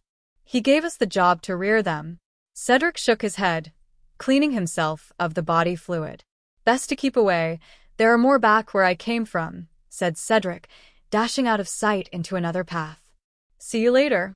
He nodded, watching Cedric disappearing into the path he had chosen. Harry bolted into another alleyway, keen to put a lot of distance between himself and the scruts. Then, as he turned a corner, he saw a girl. The moon was just rising, setting the place aglow. Her long, wavy, and brown hair fanned around her as she lay unusually still, her face tomb-like pallid. The moon drank of all her color, and there was a kind of deathly grace about the way she laid on the grass. Curious, Harry slowly lowered his wand and approached. Her brown eyes were wide open, and she looked strangely stiff. His heart stopped. Hermione, whispered Harry as he stood like a statue. His knees buckled under him. No, it can't be. Lowering his gaze, he spotted a large gaping wound on her midriff. His heart stopped momentarily. No. He ran to her side, sliding along the grass and pulling her still body into his arms as tears began to fill his eyes. No, yelled Harry. Realization dawned upon him suddenly as he cradled her close to him. Wait a moment, you're not Hermione, said Harry finally, wiping the tears off his face with the back of his hand. She may look like Hermione, but she was not her. Ridiculous, shouted Harry. There was a loud crack as the pseudo-Hermione exploded in a wisp of smoke. He straightened himself, surprised to know that the boggart had taken the form of Hermione dead rather than a Dementor. Point me, he whispered as he placed the wand on his palm. It had pointed somewhere to his right. He took a right, then a left, then a right again. Harry found himself facing dead ends twice when he went due east, and he retracted his steps to one of the forks that he took the wrong turn. There was an odd golden mist floating ahead of him. He could not see if there was an end to the mist as he approached the mist guardedly, pointing his wand's beam at it. His brows drew into a frown as he tried to remember the kind of spell that would produce such a mist. He used the 4-point spell once again, and realized that he was on the right track. He would have to double back a long distance if he did not want to take this path since the other paths led to a dead end. He was still hesitating when he heard a piercing scream a distance in front of him. Fleur, yelled Harry, running into the enchanted mist. His world turned topsy-turvy the moment he entered the mist. Harry was hanging from the ground, with his hair on end, with the endless star-filled sky and the moon dangling below him. Harry looked desperately at his feet and saw that they were magically glued to the grassy ground above him. He could hear his heart thumping loudly, like loud bass drums. If he took another step forward, he was going to plunge to his death. Blood rushed into his head as he contemplated on his situation. What could he do? Blood was pounding in his ears. None of the spells that he had practiced could reverse the effects of an illusion spell. He didn't want to be stuck here. He pondered over the list of spells he knew and found one that he could attempt. Finite incantum, he yelled, scarcely expecting it to work. To his astonishment, his world righted itself suddenly, and he fell forward onto his knees. He felt temporarily limp with shock. I can't believe a simple spell was all it takes, said Harry, raking his hand through his hair absently. Harry took a deep and steadying breath and got up again. Fleur, he mumbled under his breath as he sprinted forward. He came to another junction and stopped. He had no idea where Fleur was, and there was no red sparks. Was she all right? Was she too hurt to fire red sparks? He couldn't help thinking that it was one less rival for the Triwizard Cup. Using the Point Me spell again, Harry took a right, feeling increasing apprehensive about the whole tournament. The path he took led him to several dead ends, and he had not crossed the path of Fleur yet. On one hand, he was delighted that he would not meet the obstacle that took Fleur down, yet he was worried about her safety. He gave a sigh of relief when he saw red sparks being fired in the air somewhere to the right of his position. It took him a good 15 minutes to search for a new route he could take. Knowing that his chances of winning were falling with every dead end he found, he sprinted along the path as swiftly as he could. He rounded another corner and found himself face to face with a 10-foot-long blast and its Scrut. It struck Harry in that moment that it looked more like an enormous scorpion with its long sting curled over its back. Its thick armor glinted in the light from Harry's wand. He hurriedly ducked when the Scrut issued a blast of fire from its end and smelled burning hair. It had singed the top of his head. Harry rolled over and fired a stunning spell at the giant creature. The spell bounced off the shiny armor. The Scrut lunged at him. Without considering his actions, he withdrew a small blade within his pocket and plunged it into the underside of the Scrut. The blade expanded in size, and he could hear the tearing of flesh as it plunged deeper into its flesh. Expulso! He yelled as the creature exploded before his eyes, covering him with the green fluid of the Scrut. He cleaned the slime covering his eyes off with the back of his hand. He pointed his wand at himself and used the cleaning spell to get rid of the fluid. "I'm definitely getting a long shower when it's over," muttered Harry. He was momentarily distracted by the sword. Harry gingerly lifted his sword with a hand, surprised that it felt like a natural extension of him. The blade reduced its size suddenly, and he sheathed his tiny Gryffindor sword back into its scabbard after cleaning it thoroughly. So it was more than just a decoration, he thought in amusement. He needed to ask Hermione about the sword. Satisfied, he moved forward again. He lost himself a few more times before he found himself a new path. In his hurry, he nearly walked straight into a mystical creature he saw only in his books. It had a body of a large lion, but the head of a woman. The Sphinx was watching him closely, showing no signs of hostility. "You're very near your goal. The quickest way is past me." The voice was hoarse and deep. "So may I pass?" asked Harry, knowing what her answer would be. Suddenly, an image of a younger Hermione standing before 7 bottles in front of a large black fire flickered in his head. She was pacing up and down the line of bottles, reading the scroll and muttering to herself. He stared at the Sphinx disconcertingly. "Answer it correctly, and you may pass. Answer it wrongly, and I'll attack. Keep silent, and I'll let you walk away." Harry expelled a deep breath. "May I have the riddles?" The Sphinx took a step closer towards him so that moonlight bathed its face with its pale glow. Its voice took on a mysterious and throbbing edge. "I with borrowed silver shine. What you see is none of mine. First I show you but a quarter, like the bough that guards a Tartar, then the half and then the whole, ever dancing round the pole. And true it is I chiefly owe my beauty to the shades below." Harry stared at the Sphinx bemused. "Can I have that slowly?" Harry inquired, thinking hard. The Sphinx gave the riddle, line by line, as Harry muttered to himself. He lifted his head and stared at the large moon looming overhead, casting a soft pale shade over the maze. He paced around the place, trying to put them all together. "A Tartar bow," mused Harry, stroking his chin. He remembered that it was curved almost like a new crescent moon. "Quarter, half then whole," murmured Harry. "It's the moon," said Harry excitedly. A smile stretched across the Sphinx's lips as it moved aside for him to pass. "Thanks," said Harry elatedly, dashing along the path. It was getting increasingly darker, and he knew that he was nearing the cup. A few minutes into the path, he heard something in the path running parallel to his which made him stop. It was a voice belonging to Crumb. "Crucio." The air was suddenly filled with Cedric's anguished yells. Terrified, Harry bolted toward the source of the voice, anxious to get to Cedric as fast as possible. Towering hedges stood between his path and Cedric's. Harry pointed his wand towards the hedge and used the cutting spell on it.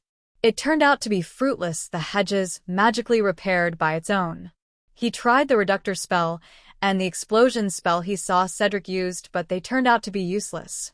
With no other options left, he withdrew the Gryffindor sword and expanded it to its normal size. He stared at the blunt blade, wondering if it could actually cut through the hedge. He raised the sword above his head and brought it down. To his surprise, the blade had sliced through the hedge as if he was cutting tofu. The hedges did not regrow, much to Harry's relief. Cedric was lying on the ground, twitching and jerking as Crumb stood somberly over him.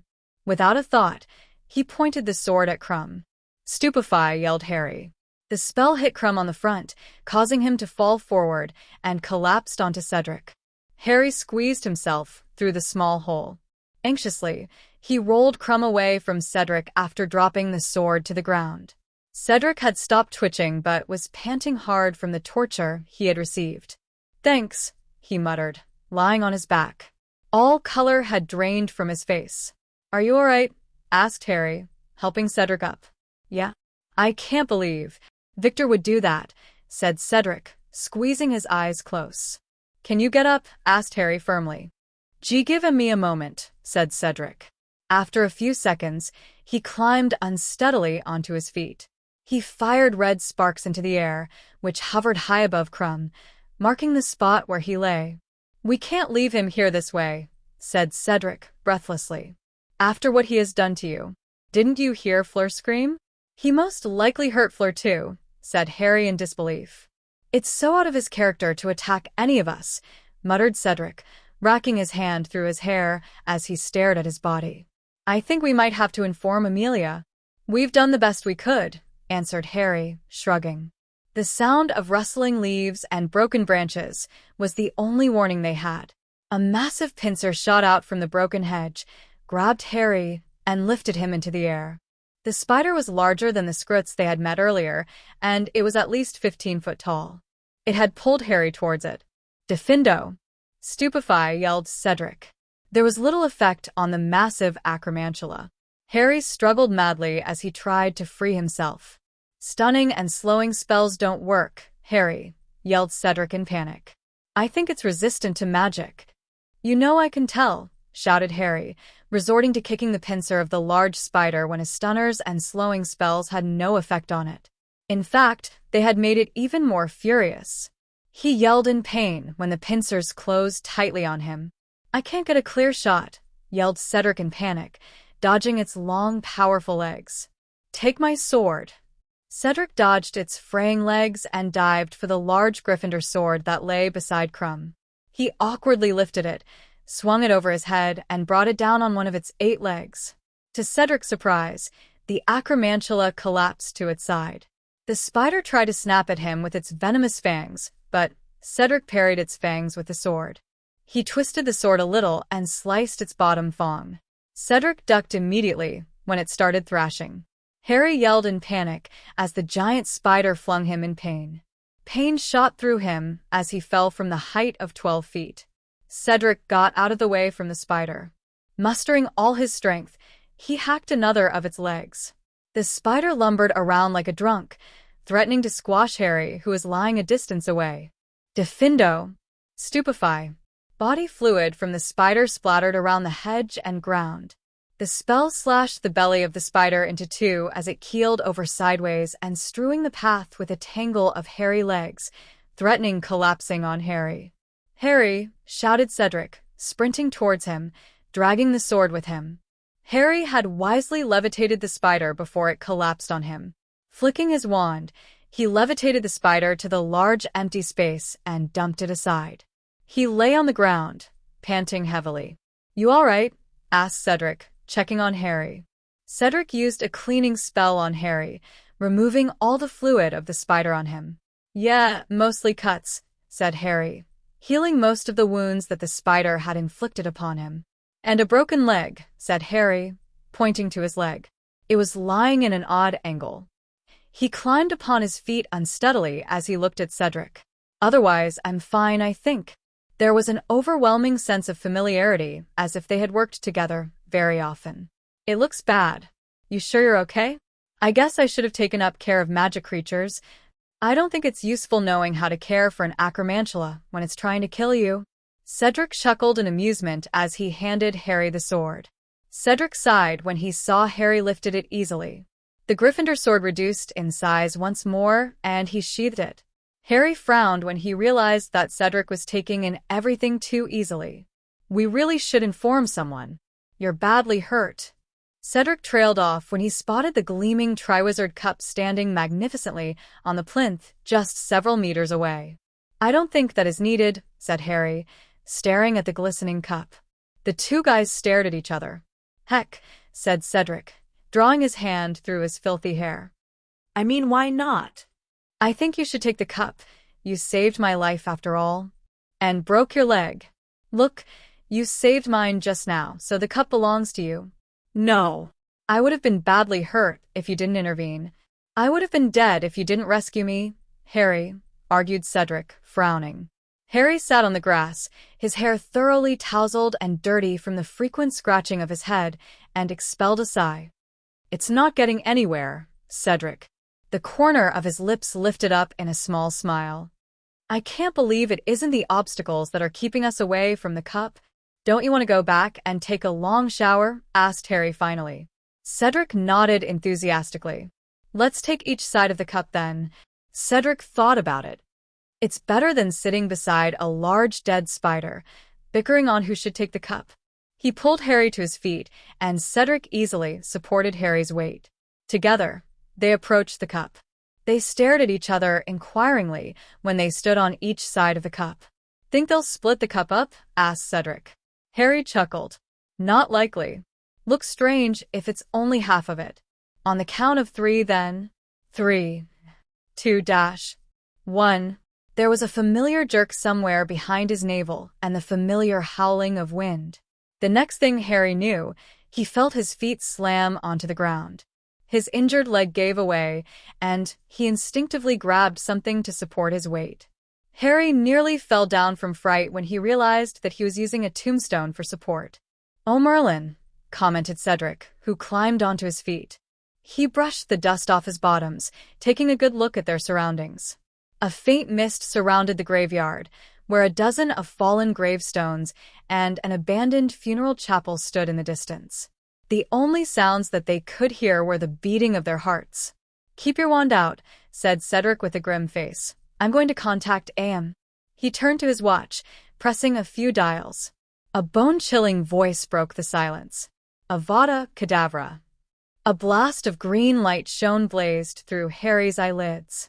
There was an explosion so loud that it caused his eardrum to vibrate.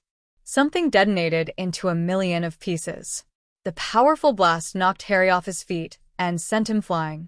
The pain in his scar increased to such a pitch, and he was fighting to keep his eyes opened. The last thing he saw was a person in dark cloak. Stupefy. It was a voice he knew. Blackness consumed him, and Harry knew no more. "How peculiar. The cup has disappeared," commented Dan, looking at Hermione. "We can't see what's going on in the maze with those tall hedges." Without a warning, she leapt onto her feet. "Tell Aunt AM that the cup was a port key, and he might have them," yelled Hermione shrilly, disappearing into the crowd. Identical expressions of fear were reflected on both of her parents' faces. Dan leapt to his feet, took his wife's hand, and made their way to the judge's table. "We'll inform the professors," said Fred to the other teenagers. The Weasley twins took off in another direction, towards the maze. Daphne, Luna, Neville, and Susan chased after the Grangers, anxious to help them in every way possible. Her heart was beating furiously as Hermione dashed to an isolated area of the Forbidden Forest. "I must keep my wits," she chanted, fighting the fear that threatened to engulf her. Her heart was beating furiously. She knew she could not go there unprepared, it would kill all of them. She hastily came out with a mental list of things she needed to bring. She needed to head to an isolated area to apparate. The forbidden forest was appealing since no one would approach the forest in the night. She lighted her path with her wand. The sound of the crowd grew fainter and fainter as she ran away from the crowd into the forest. Sounds of dry branches cracking a distance away from her were the only warning she had. She ducked. A bright red bolt whizzed past her and ricocheted off a tree. Without a thought, she whipped out her wand. Impedimenta! Stupefy! Yelled Hermione, breaking into a run through the thick undergrowth. Her heart was beating frantically. Adrenaline was pumping wildly through her veins. Hermione knew she was most disadvantageous on open ground. Her opponent was invisible to her. She had only two choices: to goad him to reveal his position or force his hand. Her spells did not hit. They began exchanging curses and hexes. It was apparent that her opponent was not out to kill her. She began hatching a plan as she dodged or attacked. His position could be roughly estimated from the sound of the broken twigs. All she needed was a chance. She chose the second choice. She was familiar with the tempo of his casting, and she chose to counterattack the second he cast a spell. While he cast the blasting spell, she summoned his invisibility robe, then disarmed him. The servant was not expecting that she would summon his robe to expose his position. In the brief moment of surprise, he lost the upper hand. He lost both his wand and his invisibility robe. He laughed brightly. "You're quite good at dueling, Miss Granger." Hermione recognized the voice. She illuminated his face with her wand. "Why you?" Taking advantage of her astonishment, he whipped out his spare wand and neatly cut the tree behind and in front of her using two fast-cutting spells. "Sectum sempra," yelled he. The leaves rustled noisily as the large trees tumbled down. Hermione sidestepped and dived onto the ground, and she narrowly missed the trees. However, she was not lucky enough to avoid his spell. A large gash formed across her right wrist. Hermione let out a yell of pain, dropping her wand. He lazily summoned their wands into his hands. "Not bad," said Mr. Crouch with a cruel smile, pocketing her wand as he approached her slowly. He pointed his wand at her, reading the expression on her face. He was standing before her, watching her with a satisfied smile. "Really not bad at all. A good wizard keeps a spare wand. I've been watching you, Hermione Granger, since the night when you saved Harry from the lake. I knew that something was different about you. You had me confused for a moment when both of you fell out with each other. Yet, you seemed to know whenever Harry was in danger, as if you're connected to him." Hermione slowly climbed to her feet, keeping her silence. His words made her realize that he wasn't the one responsible for Harry's loss of memory. Someone else had done that. Someone else in the castle had done that. Rope shot from the end of his wand and wrapped around Hermione's body. A cruel smile spread across his face. "He is with the Dark Lord right now, Miss Granger, or should I say Lady Potter?" "You're the servant of the Dark Lord, but who are you?" questioned Hermione, trying to distract him. She quietly cut off the ropes with wandless magic. His face lighted up with delight, excited to share his side of his story. "I'm Bartemius Crouch Jr., this man's son." Everything seemed to fall in place. He had been taking polyjuice. She recalled Amelia sharing the tale of Mr. Crouch. "So it was your mother who died in your place. Your father smuggled you out." "On my mother's instruction," interrupted Crouch menacingly. "He didn't love me, but he loved my mother, and she begged him to do so. She was careful to drink every single drop of the polyjuice and died in my name. He'd placed me under Imperius after I was brought home and left to the house elf's care." "Winky's care? So you were the one who cast the dark mark into the air that night," ventured Hermione. He smiled. "You're right. It scared away those cowards that swore loyalty to my master. My master found me and freed me from his hand. He set me here on an important mission to get your husband, and I succeeded. My master will reward me for my devotion after tonight." There was an insane gleam in his eyes. "You've had a taste of the Imperius curse, and I'm not allowed to kill you. Let's have a little fun, shall we?" He took a step closer to her, with his spell on his lips. Without a warning, she leapt at him. She grabbed his wand with one hand and tugged, causing him to stumble forward, as she punched him firmly with the other. There was the awful sound of breaking cartilage. Crouch stumbled backwards. She had effectively disarmed him. He was, however, not going down without a fight. He lurched at her with outstretched hands, trying to take possession of his wand. He hurt her with a wandless sectum sempra. Hermione stepped to the side and tried to stun him with her wand. Crouch whipped out another wand from his pocket and cast the shield spell in time to deflect. Without missing a beat, he shouted Crucio. His head felt very heavy as he began to stir. He tried to massage his scar, but he realized that he was firmly bounded to the headstone. His entire body ached, and he was bleeding in many places. Harry tried to speak, but he realized that he was gagged. In desperation, he pulled against the chains that bounded him, and they rattled noisily. A stone cauldron large enough to hold a full-grown man caught his attention, and he could see that the surface was alight with sparks. The potion was hissing and a burning red. A man he recognized as Wormtail was doing the ritual. He approached him, with a silver dagger dripping with blood. One of his arms ended in a bleeding stump, as if he had just chopped his hand off. Blood of the enemy forcibly taken. You will resurrect your foe. He tugged helplessly against the chains, knowing the inevitable. He let out a strangulated scream when he felt the silver dagger plunging deep into his arm. Wormtail fumbled around for a vial to collect the gushing blood. Wormtail poured his blood into the potion. The moment the potion turned white, Wormtail collapsed, whimpering and nursing his bleeding stump. The cauldron was simmering, sending its diamond sparks so bright that it turned everything else dark in all directions. Through the mist, he saw, with icy dread, the dark outline of a man, tall and skeletally thin, rising slowly. "Robe me," said the high and cold voice. Wormtail, still sobbing, hurried to robe his master with one hand. The man approached Harry. Harry found himself looking into the crimson eyes of the newly risen Lord Voldemort. He looked away from Harry and began examining his body. Enthralled and thrilled, he ran his fingers over his new body, taking no notice of his servant. A large snake slithered back into sight and slithered away. A figure in dark cloak made his presence known by bowing deeply. Lord Voldemort acknowledged the bow with a nod, and the figure disappeared out of sight. Voldemort slipped his long fingers into his deep pockets and withdrew his wand. He raised the wand and pointed it to Wormtail. Cedric Diggory must be kept alive. Was it difficult to comprehend Wormtail? Asked Lord Voldemort silkily. The trembling servant screamed when he was magically lifted into air and tossed violently onto a headstone. A cruel smile appeared on his face as he watched the diminutive man whimpered in pain. "I thought that I am as sorry, and master, but please." "Fortunately for you, Wormtail, the young boy is not dead." "He's barely alive, but at least not dead," said Lord Voldemort. "I expect you to follow my instructions carefully in the future." The servant gave a whimpering but audible yes.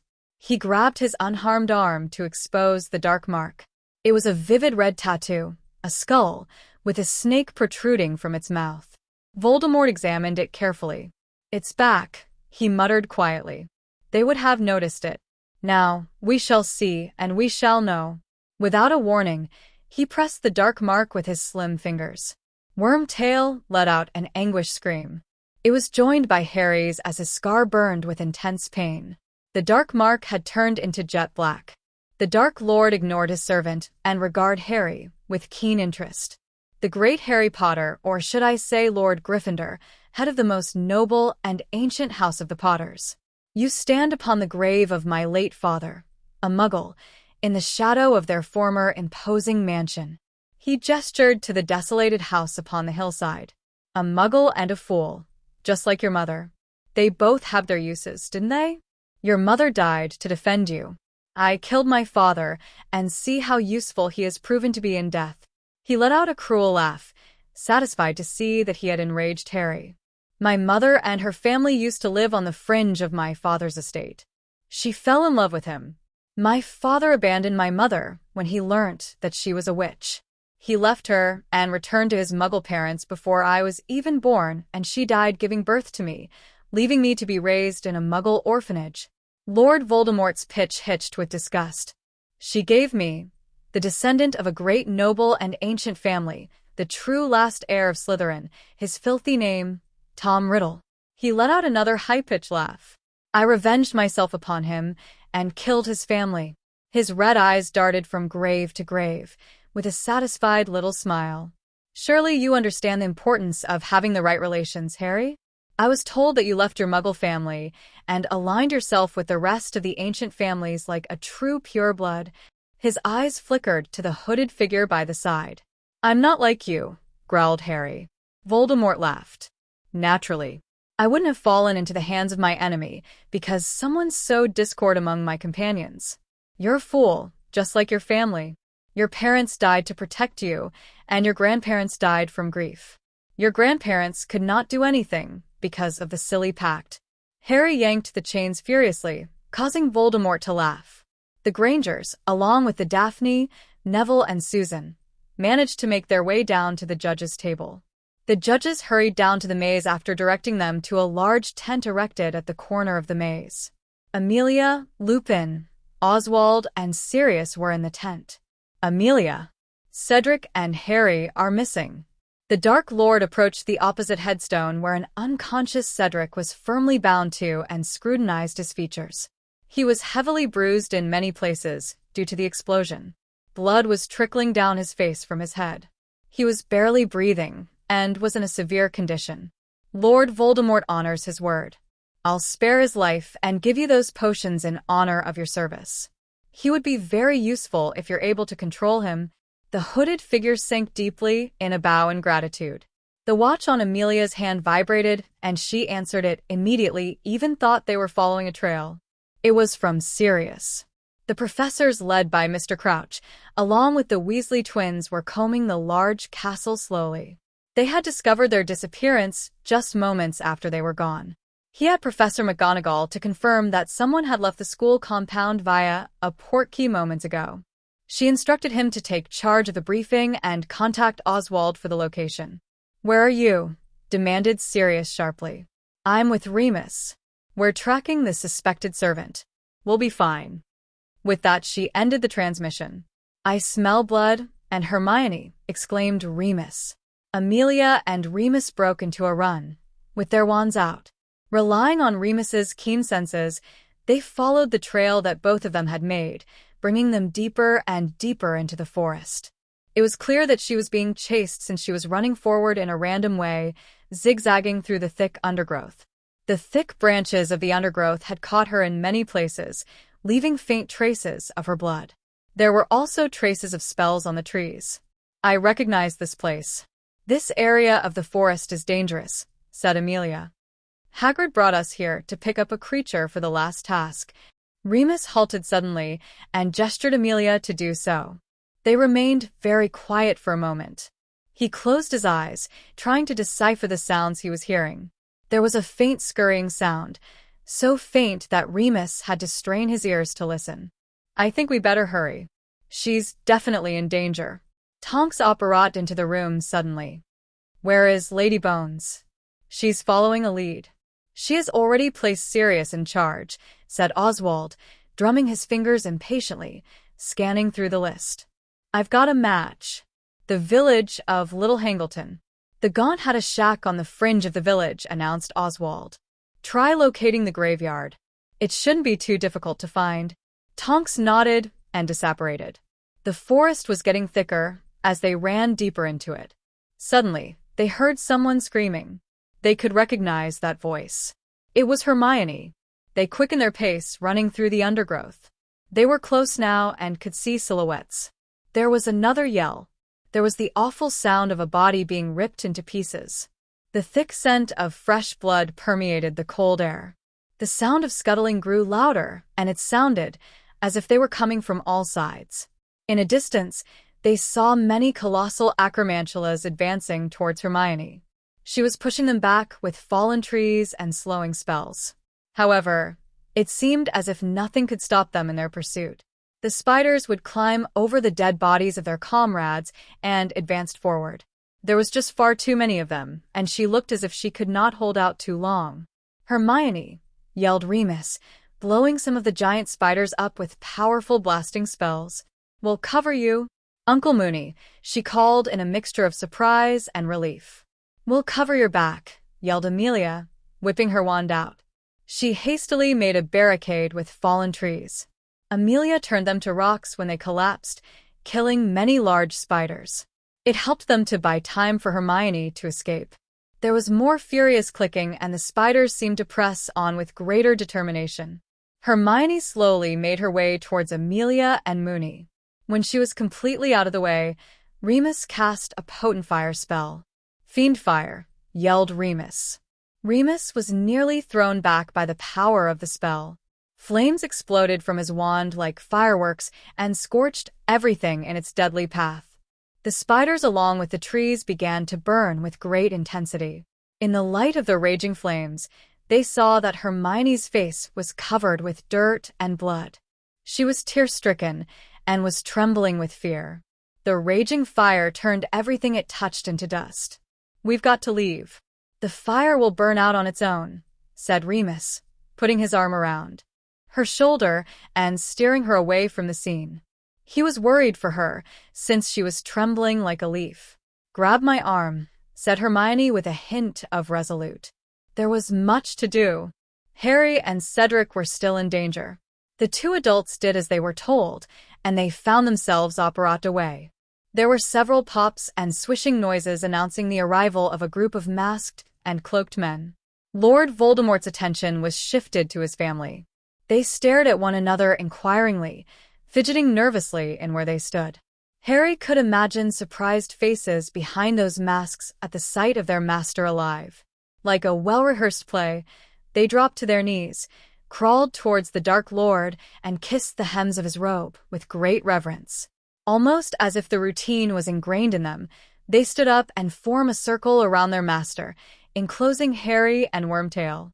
There were gaps between them, as if they were waiting for more people to join them. "Welcome, Death Eaters. It has been 13 long years since we last met. You seem well, with your powers fully intact. I see that you seem to be surprised that I would even return." No one dared to speak. "You, who witnessed my power and the preparations I've painstakingly done to prevent a mortal death, would even doubt." I asked myself as I waited quietly the last 13 years the same question: why would a band of wizards who swore allegiance to their master not come to his rescue? Maybe, I thought to myself, it was because that they believe in a greater power. Another power great enough to vanquish even the Lord Voldemort. Perhaps even great enough to counter Albus Dumbledore's abilities. I confess myself disappointed. "Forgive me, my lord," whimpered a Death Eater, throwing himself at the foot of Voldemort. Showing no pity, he tortured him with the Cruciatus Curse, causing him to scream in pure agony. He stared at his followers calmly. "I do not forgive. I do not forget." Get up, Avery. "I want 13 years of service. Wormtail here has paid some of those debts, haven't you?" He whimpered pitifully, holding his stump. "You came back to me not out of loyalty, but of fear. However, you've aided me in resurrecting my body. Lord Voldemort rewards his followers. Give me your arm." With a flick of his wand, Voldemort had conjured something silvery. He carefully shaped the silvery thing into a perfect imitation of a hand. Voldemort directed it to fit it into his stump. His whining stopped abruptly. Wormtail couldn't believe his eyes when he flexed those silver fingers. "Oh, thank you, my lord," exclaimed Wormtail in excitement, kissing the hems of Voldemort's robe. "Thank you, my lord. I expect more faithful service from you, Wormtail." He nodded vigorously, climbed onto his feet, and joined the circle. Voldemort began approaching each of the Death Eaters, silky reprimanding them or promising a better future for them. Voldemort stopped once before a space large enough for two. "The Lestranges should stand here. They were faithful. They would rather go to Azkaban than to renounce me. When we take possession of Azkaban, they will be honored beyond their dreams. The Dementors would join us. They are our natural ally. We will recall the banished giants. I'll have all my devoted servants return to me, and an army of creatures whom all fear." He walked on until he came to a large gap. He stood there, surveying it as if he could see people with his red eyes. Here we have 6 Death Eaters missing. 3 dead in my service. 1 too cowardly to return, he will pay. 1, who I believe has left my service forever. He will be killed, and 1 who remains my most faithful servant. He has already re-entered my service. He was at Hogwarts, and it was largely due to his effort that our young friend was brought here tonight. Harry felt all eyes turn to him. Our dear young Lord Gryffindor, said Voldemort silkily. He touched Harry's face with his long fingers, causing his scar to burn intensely. It was clear that his protection was no longer effective against him. He began recollecting his story of how he was killed and his failed attempt at getting the Philosopher's Stone. He punctuated the tale by casting the Cruciatus Curse on Harry. It was pain that he had never experienced, causing him to buckle and scream in pure agony. It felt as if his nerves were replaced by barbed wires, and he screamed. Every fiber of his being was on fire, even his bones. There was no end to it. He wanted it to go away, he wanted to die. They had reached the marriage quarters safely despite the state of Hermione's mind. Hermione looked even worse in light. Her clothes were torn in many areas, and she even had a large bleeding gash on her arm. Her robes were covered with muck and blood. Hermione was ghostly pale, but she was hurrying around the place, packing the things she would require as she recollected.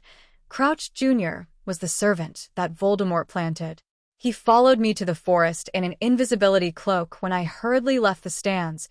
We followed the trail and saw the marks left by the battle, said Remus. I believe there might be another servant in the castle, said Hermione, putting the 2 invisibility cloaks in a bag with trembling hands. He didn't know that Harry lost his memory of us. She handed the Marauder's map that she had found in Harry's trunk to Remus. He activated the map immediately. This might be useful, Uncle Mooney. I didn't. He didn't give me Harry's location, though. You must be bloody insane, said Amelia finally, putting her foot down. You're not going to rush into battle in this state. Harry's in danger. Voldemort isn't going to turn him loose after he has been resurrected. We don't have much time. Enough for me to heal you while Remus gets in touch with Sirius, said Amelia calmly. She forced Hermione to take a sit as she began healing and cleaning her wounds. We have already determined the location where Harry and Cedric might be. Sirius has already finished briefing the Oars. By the look of things, you will be courting your death if you choose to go alone. She cleaned all the mud and blood with the cleaning spell. She frowned when she realized that she would have a scar on her right arm from her encounter with Crouch. At least she managed to survive the battle, thought Amelia in relief. Amelia, there's a glitch back at the Ministry. Fudge got a wind of everything. What? Demanded Amelia, leaping to her feet. Heal Hermione. I noticed that Hermione has 2 invisibility cloaks. Accompany her. I think you'll know what to do, right, Remus? I'll focus on bringing both of them back, said Remus, taking over the task of healing Hermione. Good luck. We really need it, said Amelia. Using the watch, she portkeyed to the Ministry. Remus finished the task that Amelia was doing. The Death Eaters have already gathered. I believe the Dark Lord has been resurrected, so we'll have to take precautions. She nodded and listened attentively to the plan he had. Harry yelled until his throat was hoarse. Then the pain stopped when Voldemort lifted his wand. He shared with the Death Eaters how Wormtail returned to his service and how they learned about the faithful servant from Bertha Jorkins, the hidden library, and the Triwizard tournament when Wormtail chanced upon her. I knew that I had the blood of the 5th ancient house, the House of Gaunts, flowing within me. I didn't know that I could inherit a legacy. I managed to uncover the hidden library that housed the largest collection of books on dark arts. It was there where I found the potion I needed for rebirth. I needed the flesh of the servant, something I had on hand. For the bones of my father, I had to come here. Finally, I needed the blood of my enemy. He smiled. I knew I needed the blood of Harry Potter, now also known as young Lord Gryffindor. If I wanted to be more powerful than before, then I must have his blood. Voldemort gave a small and mirthless chuckle. We know that Lord Gryffindor was difficult to get, especially after the other heads of the ancient family had taken over the duty to protect him. He was made untouchable by his relations and was powerful enough to denounce Albus Dumbledore. How do I put my hands on him then? Now see the way that fate favors Lord Voldemort. I was led to find another servant, one who is willing to do anything I bid of her. His eyes fell on the hooded figure guarding Cedric. Voldemort smiled. She was obedient enough to get close to Lord Gryffindor and distance him from his relations, making him vulnerable again. It couldn't be. Harry stared at the hooded figure carefully. However, I knew that she was only loyal to me so that she could get what she wanted. Potions to entrance another boy, spat Lord Voldemort sardonically. I think she might even like Lord Gryffindor after spending that much time with him. Did you not plead for mercy on his behalf? The hooded figure trembled. Voldemort turned and faced Harry. A cruel smile was on his lips. Do you want to know who betrayed you, Harry? Said Voldemort silkily. With a flick of wand, the hood was lowered. Her long black hair spilled out of the hood, partially covering her face, but there was no denying who she was. Harry gasped. It was Cho. My lord. Please spare me. She sobbed pitifully. She fell to the ground and pleaded. However, Lord Voldemort ignored her pleads. You're of no use to me, now that he knows your identity. Your beloved will take your place. Harry's heart beat furiously, instinctively knowing what was to come. The corner of his lips lifted to form a cruel and twisted smile on his face as his gnarled long finger stroked his wand fondly. The moon had cast a long shadow on his ashen face as those crimson eyes gleamed hungrily with bloodlust. The next words were uttered, with a slight hint of uncontrolled childlike excitement. Avada Kedavra. And oh, yelled Harry, yanking the chains that bound him firmly to the gray gravestone. The bolt of green light cast an eerie pale glow on his face. No, whispered Harry hoarsely. No. It was filled with disbelief. Unknown to Harry, a lone tear slipped down his dirt-smudged face. She began her descent, falling onto the ground with surreal grace. No, he screamed, yanking the chains with all his might before dropping his head, bowing. Those lively eyes were vacant, as if life had been snuffed out like a candle flame. No. It came out in a weak voice as tears streamed down, leaving behind a trail on his grim-covered face. He knew she'd betray him, but he couldn't fight the grief at watching her die before him. Harry let out a heart-wrenching howl. A spine-chilling, malicious laughter echoed around the graveyard. There was a faint pop sound which no one heard. Remus was momentarily stunned when he looked at the face of the revived Dark Lord and the body of Cho Chang. However, he got to work immediately, sneaking past the circle of Death Eaters to Cedric. He picked up the scent of a large snake a distance away and decided to use the wind to his advantage, proceeding only when the wind was against him. Harry was so wallowed with misery that he did not notice that most of his wounds were healing on its own. I want there be no mistake in anyone's mind that I'm stronger than Lord Gryffindor. He escaped me by a lucky chance. I'll give him a chance to die with honor. Now untie him and give back his wand. Wormtail approached him and broke the chains with his new powerful hand. Harry was like a lifeless zombie. He fell onto the ground the moment his chains were broken. The Death Eaters chuckled at the way he fell on his feet. Harry, you need to pick yourself up. I'm here for you. Harry. He blinked his eyes twice. Hermione?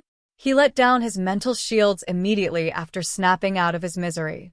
She was completely exhausted and was running on pure nerves. Hermione, what happened? What are you doing here? You'll get yourself killed. Uncle Moony is freeing Cedric as we speak. We're here to rescue you. Her tone was clipped as she struggled with her emotions. She could feel his pain and knew what he had been through. You know this is completely insane. You shouldn't risk your life. He could sense her irritation. Well, you can't expect me to sit aside and wait for others to rescue you when you're in danger. I just can't. Wormtail had returned with his wand. He roughly thrust the wand back to him. I believe you know how to duel, Lord Gryffindor, said Voldemort smoothly. The Death Eaters began to close on them, leaving them with no room to escape. They were trapped. They needed a distraction. There was hissing noises a short distance away, and someone was casting spells. The smile from Voldemort's face disappeared suddenly. "Nagini!" he hissed loudly. Remus had thrown Cedric over his shoulder like a sack and was battling with Voldemort's large serpent. The large snake was trying to corner Remus to a headstone by striking at him from different angles, slithering on the ground quickly. However, she was no match for the speed of a werewolf. He neatly dodged all her strikes easily and pushed her with spells. Nagini was badly hurt by his spell in many places, but she was still determined to attack him. Knowing that he didn't have much time left, Remus carved a large part of tail, causing Nagini to thrash about in pain. "You shall pay for it," yelled Voldemort in rage. Kill him, Screamed Voldemort, pale. The Death Eaters began chasing him, throwing an assortment of offensive spells at him, but Remus managed to avoid them with his lightning reflexes. Harry realized that his reflexes had been greatly enhanced.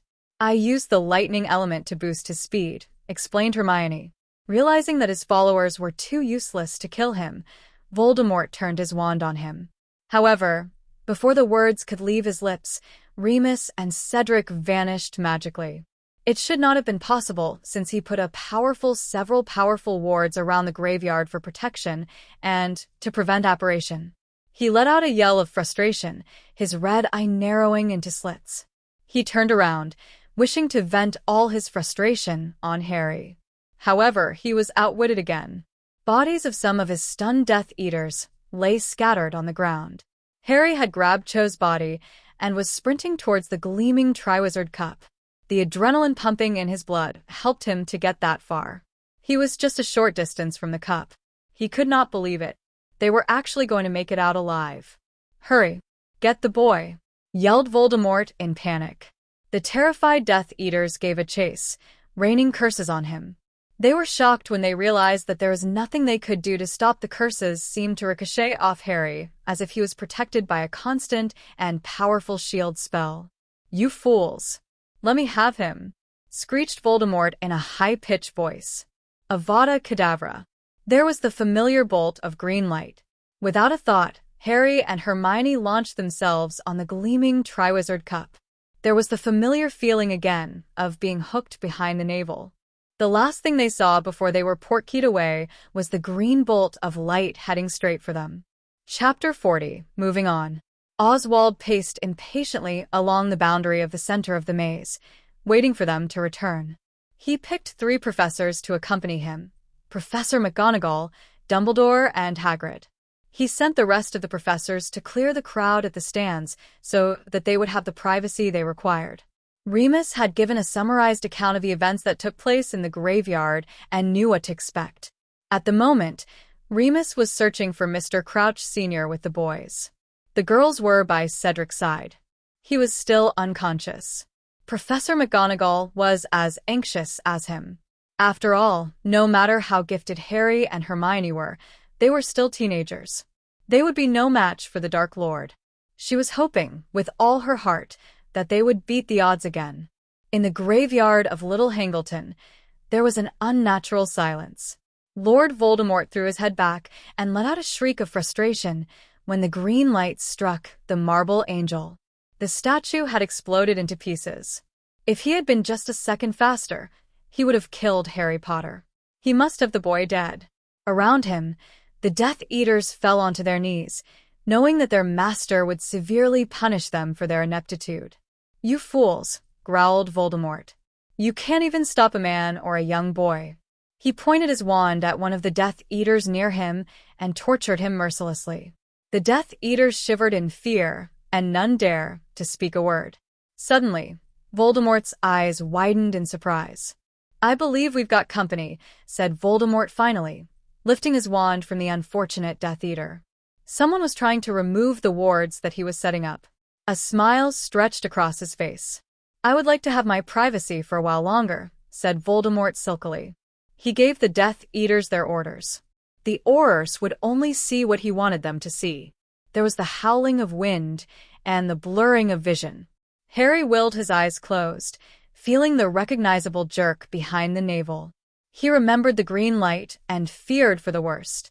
He clasped Hermione's invisible hand tightly, afraid that if he had let her go, he might lose her.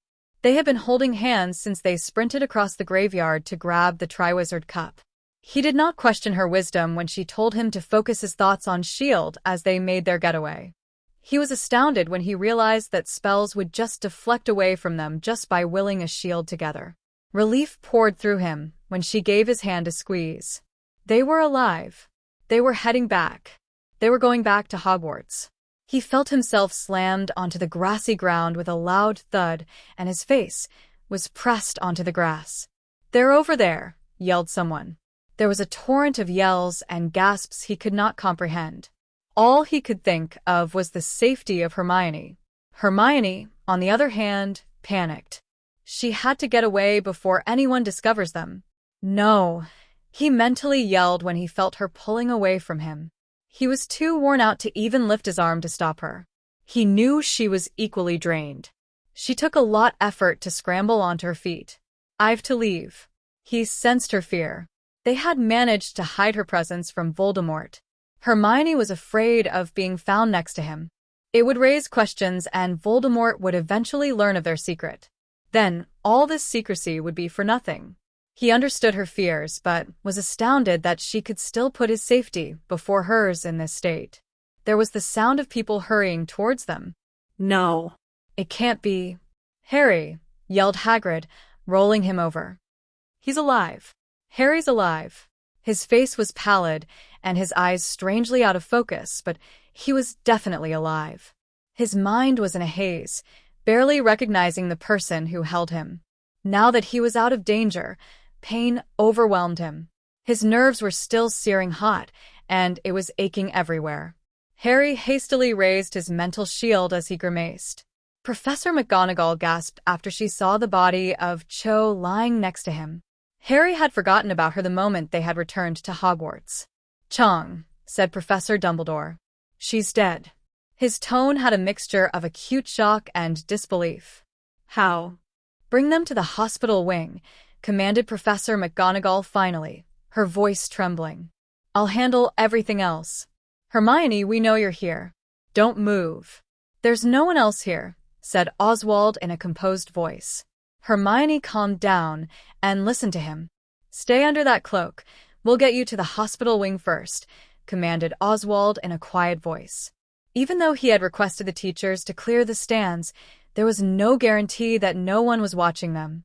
He searched around the area with his hands until he found her. He gently helped her on her feet. "Dobby, Winky." The reliable house elves appeared, with anxious expressions on their face. Winky looked as if she had just cried. "Take your mistress and master to the hospital wing. Madame Pomfrey is waiting for them. Be gentle with them." The two house elves gently took the arms of their owners. Oswald also took one of Dobby's arms. They operated away. There was a profound sense of loss as the professors stared at the body. Professor McGonagall bent down and gently closed the eyes of Cho. She conjured a piece of white cloth to cover her. With misery in her voice, she told Professor Dumbledore that they would break the news to the Diggories. Professor Hagrid levitated her with his wand. A sense of pity washed over Dumbledore. It was going to be difficult for the Diggories. They would have to cope with the loss of their charge while their son's life was still in jeopardy. He shook his head and let out a sigh. This was just the beginning. It was time to gather the old crowd, the old man thought tiredly. Daphne, Luna, and Susan were at the hospital, watching over Cedric. It was clear that he was not responding to any of the potions administered. Madame Pomfrey had cleaned and healed all his external wounds. There were two pop sounds suddenly. Harry. Harry was on the bed, his eyes closed. Dobby was next to him, watching him helplessly. It was clear from the grimace on Harry's face that he was hurting badly. "Uncle OS, please end the spell." "I put a sticking spell," said Hermione weakly. Her voice came from the empty bed beside Harry, and the girls realized that she was under an invisibility robe. "Hermione, you're fine," said Susan excitedly. There was a smile on Oswald when he ended the sticking charm and removed the robe from her. "You never fail to astonish me," said Oswald, with mirth in his eyes. Hermione looked very drained and pale. However, she did not seem to have any injuries. "All right, girls, we need you to leave for a while," said Oswald finally. Madame Pomfrey needs to check both of them. Madame Pomfrey's lip thinned when Oswald told her that Harry was tortured by Voldemort. She hurriedly went to the cabinet to retrieve several potions. He would need a lot of potions to endure through the night. That beastly man, remarked Madame Pomfrey irately. There is not much I can do to combat with the after effects of that curse. I can prescribe the strongest numbing potion for his nerves, but it can only soothe his overloaded nervous system for 3 hours.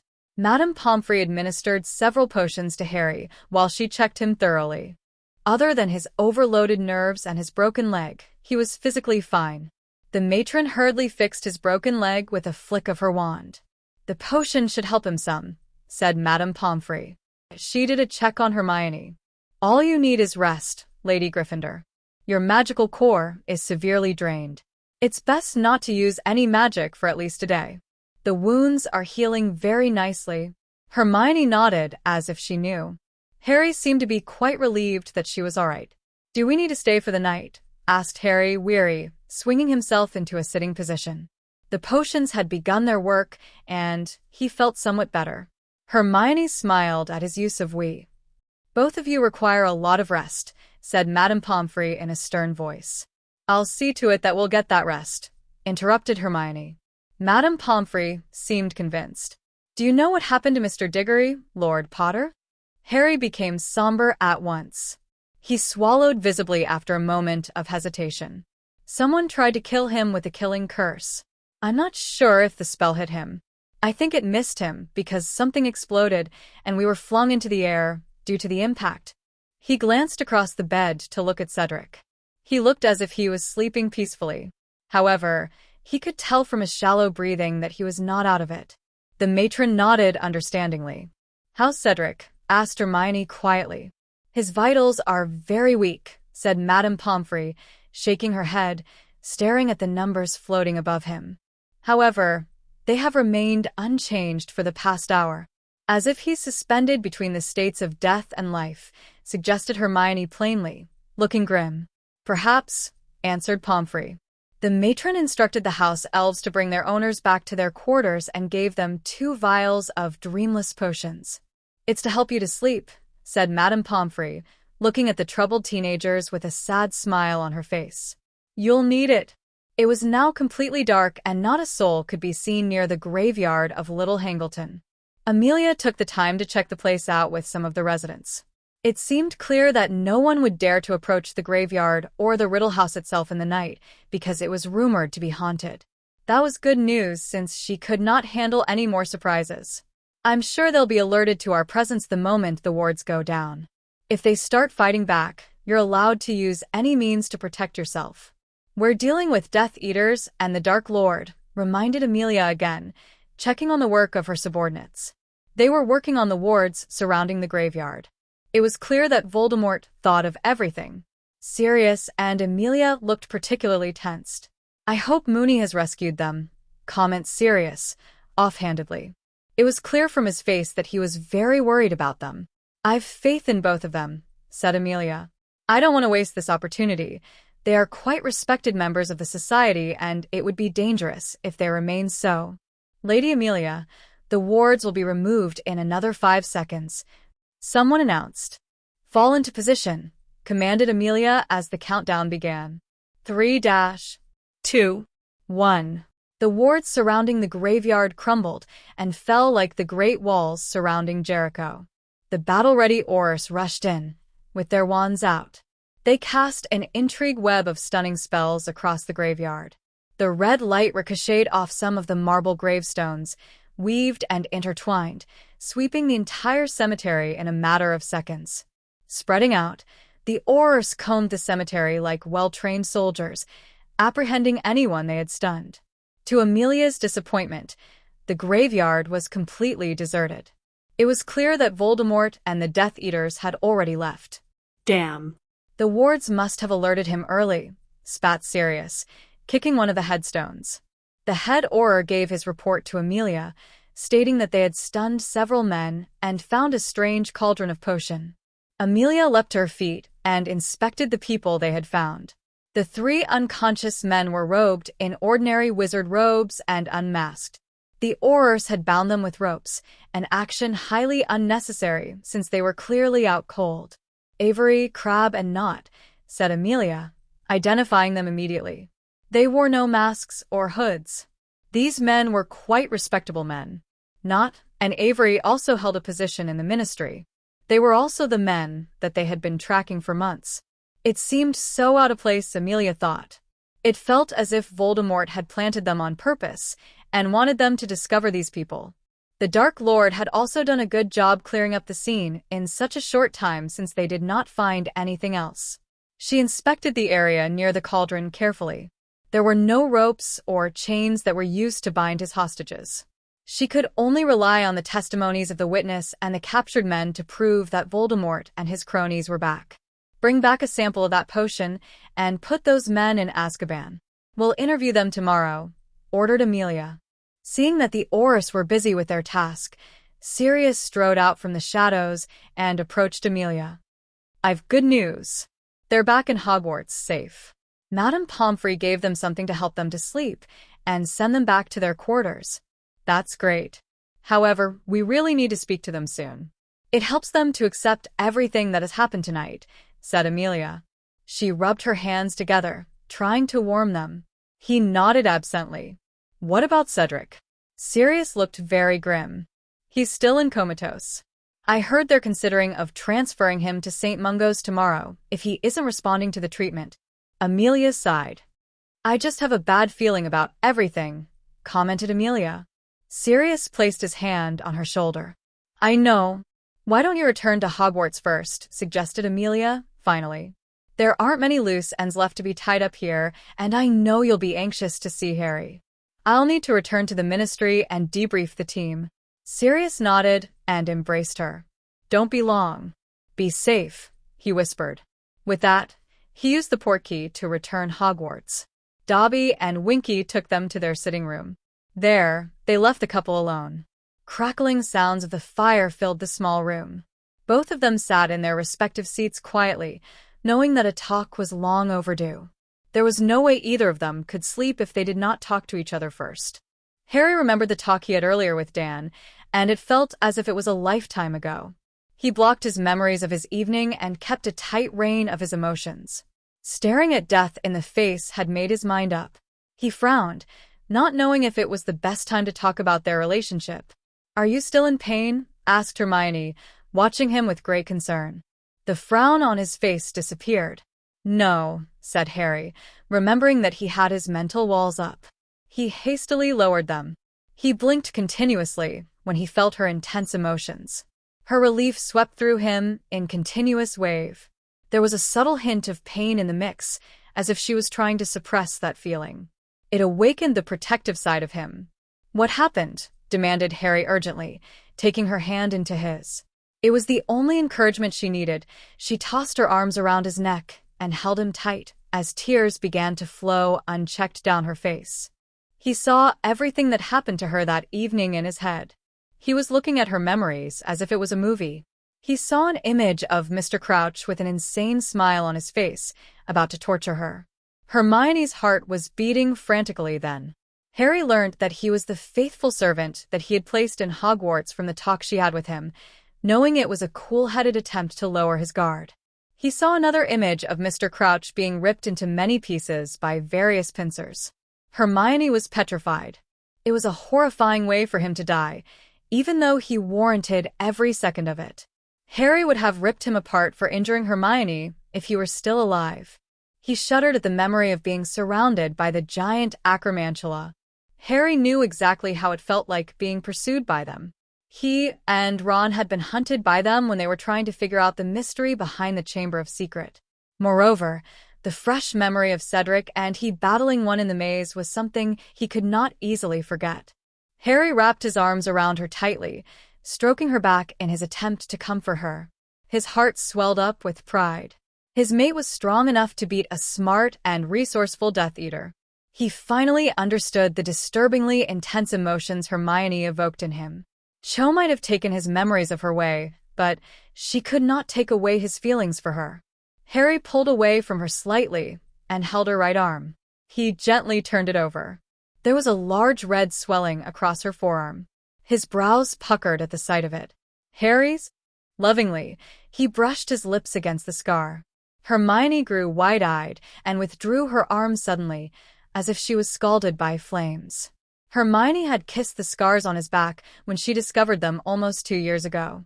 She had nearly destroyed the beach in her wrath when she realized that he was abused by his relatives.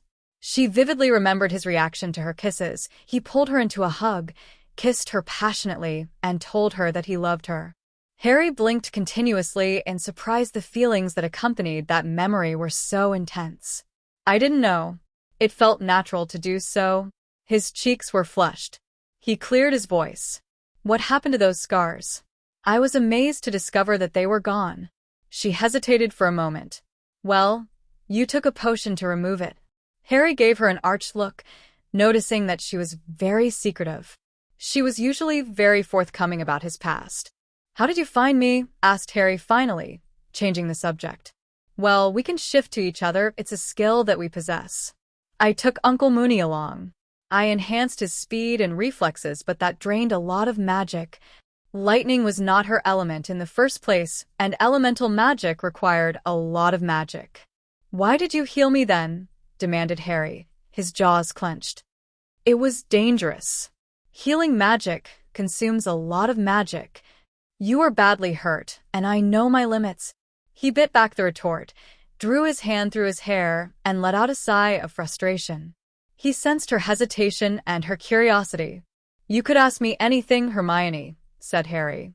She faltered because she did not know if he was ready to share. He turned away from her suddenly, as if he had guessed the question she had. An overwhelming sense of misery and pain swept her, and she shuddered. He put his head between his knees. Hermione waited patiently, knowing that she had to give him time. He expelled the breath he was holding. Cho was working for Voldemort, and she did that in exchange of some potions to be with Cedric. Her mission was to get close to sow discord among us and keep me isolated. He killed her because of me. She pleaded for my life. Hermione wrapped her arms around him and pulled him into her embrace, and Harry wept. He was not crying because Cho had betrayed him, but for losing a friend. The sobbing grew louder as he released his pent-up agony, fear, and revulsion. Hermione tenderly rubbed his back, trying to comfort him. She understood why he needed to bring Cho's body back. He did not want her name to besmirch in her death. Hermione knew it was going to be tricky to explain her involvement. His weeping soon stopped, and he pulled away slightly. I am sorry, her dash. His words trailed when he felt her hands on his face. Almost tenderly, she cleaned the tears off his face with the pad of her thumb. Harry was enamored by the love in her gaze. A look of determination crossed his face briefly, and he reached up to take her hands into his. Harry stared at their hands. Hermione, I don't know where to begin. I've been really stupid. I was so afraid. You were a stranger, yet you invoked such strong emotions in me. I was so petrified when I realized that I'm so transparent before you, and I was afraid you couldn't accept me. After all, you were married to a confident, powerful. Hermione tossed her head back and laughed brightly. Harry understood the reason for her amusement.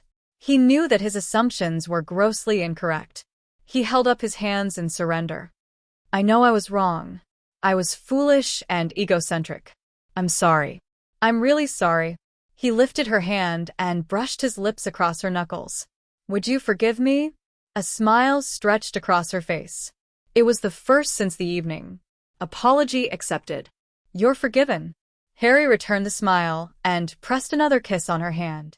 For the first time in the evening, the mood lightened up. To make things really clear, added Harry with gravity, I've never liked anyone else. That's nice to know, said Hermione, chuckling. Anything else? One last thing, said Harry, grinning. I love you. The humor from her eyes faded immediately. Did I say something wrongly? Questioned Harry anxiously, touching her face gently.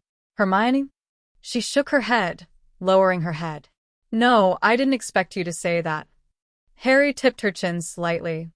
I'll have to try that again, whispered Harry huskily, bending forward. Besotted by the love reflected in his eyes, she unconsciously leaned in. His words were like a gentle caress.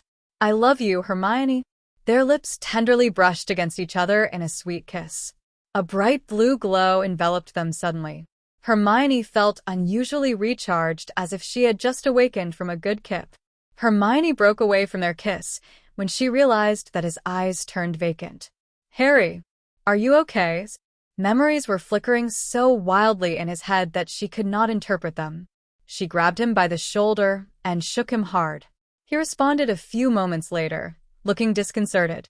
He unconsciously rubbed his temples gently, processing those memories.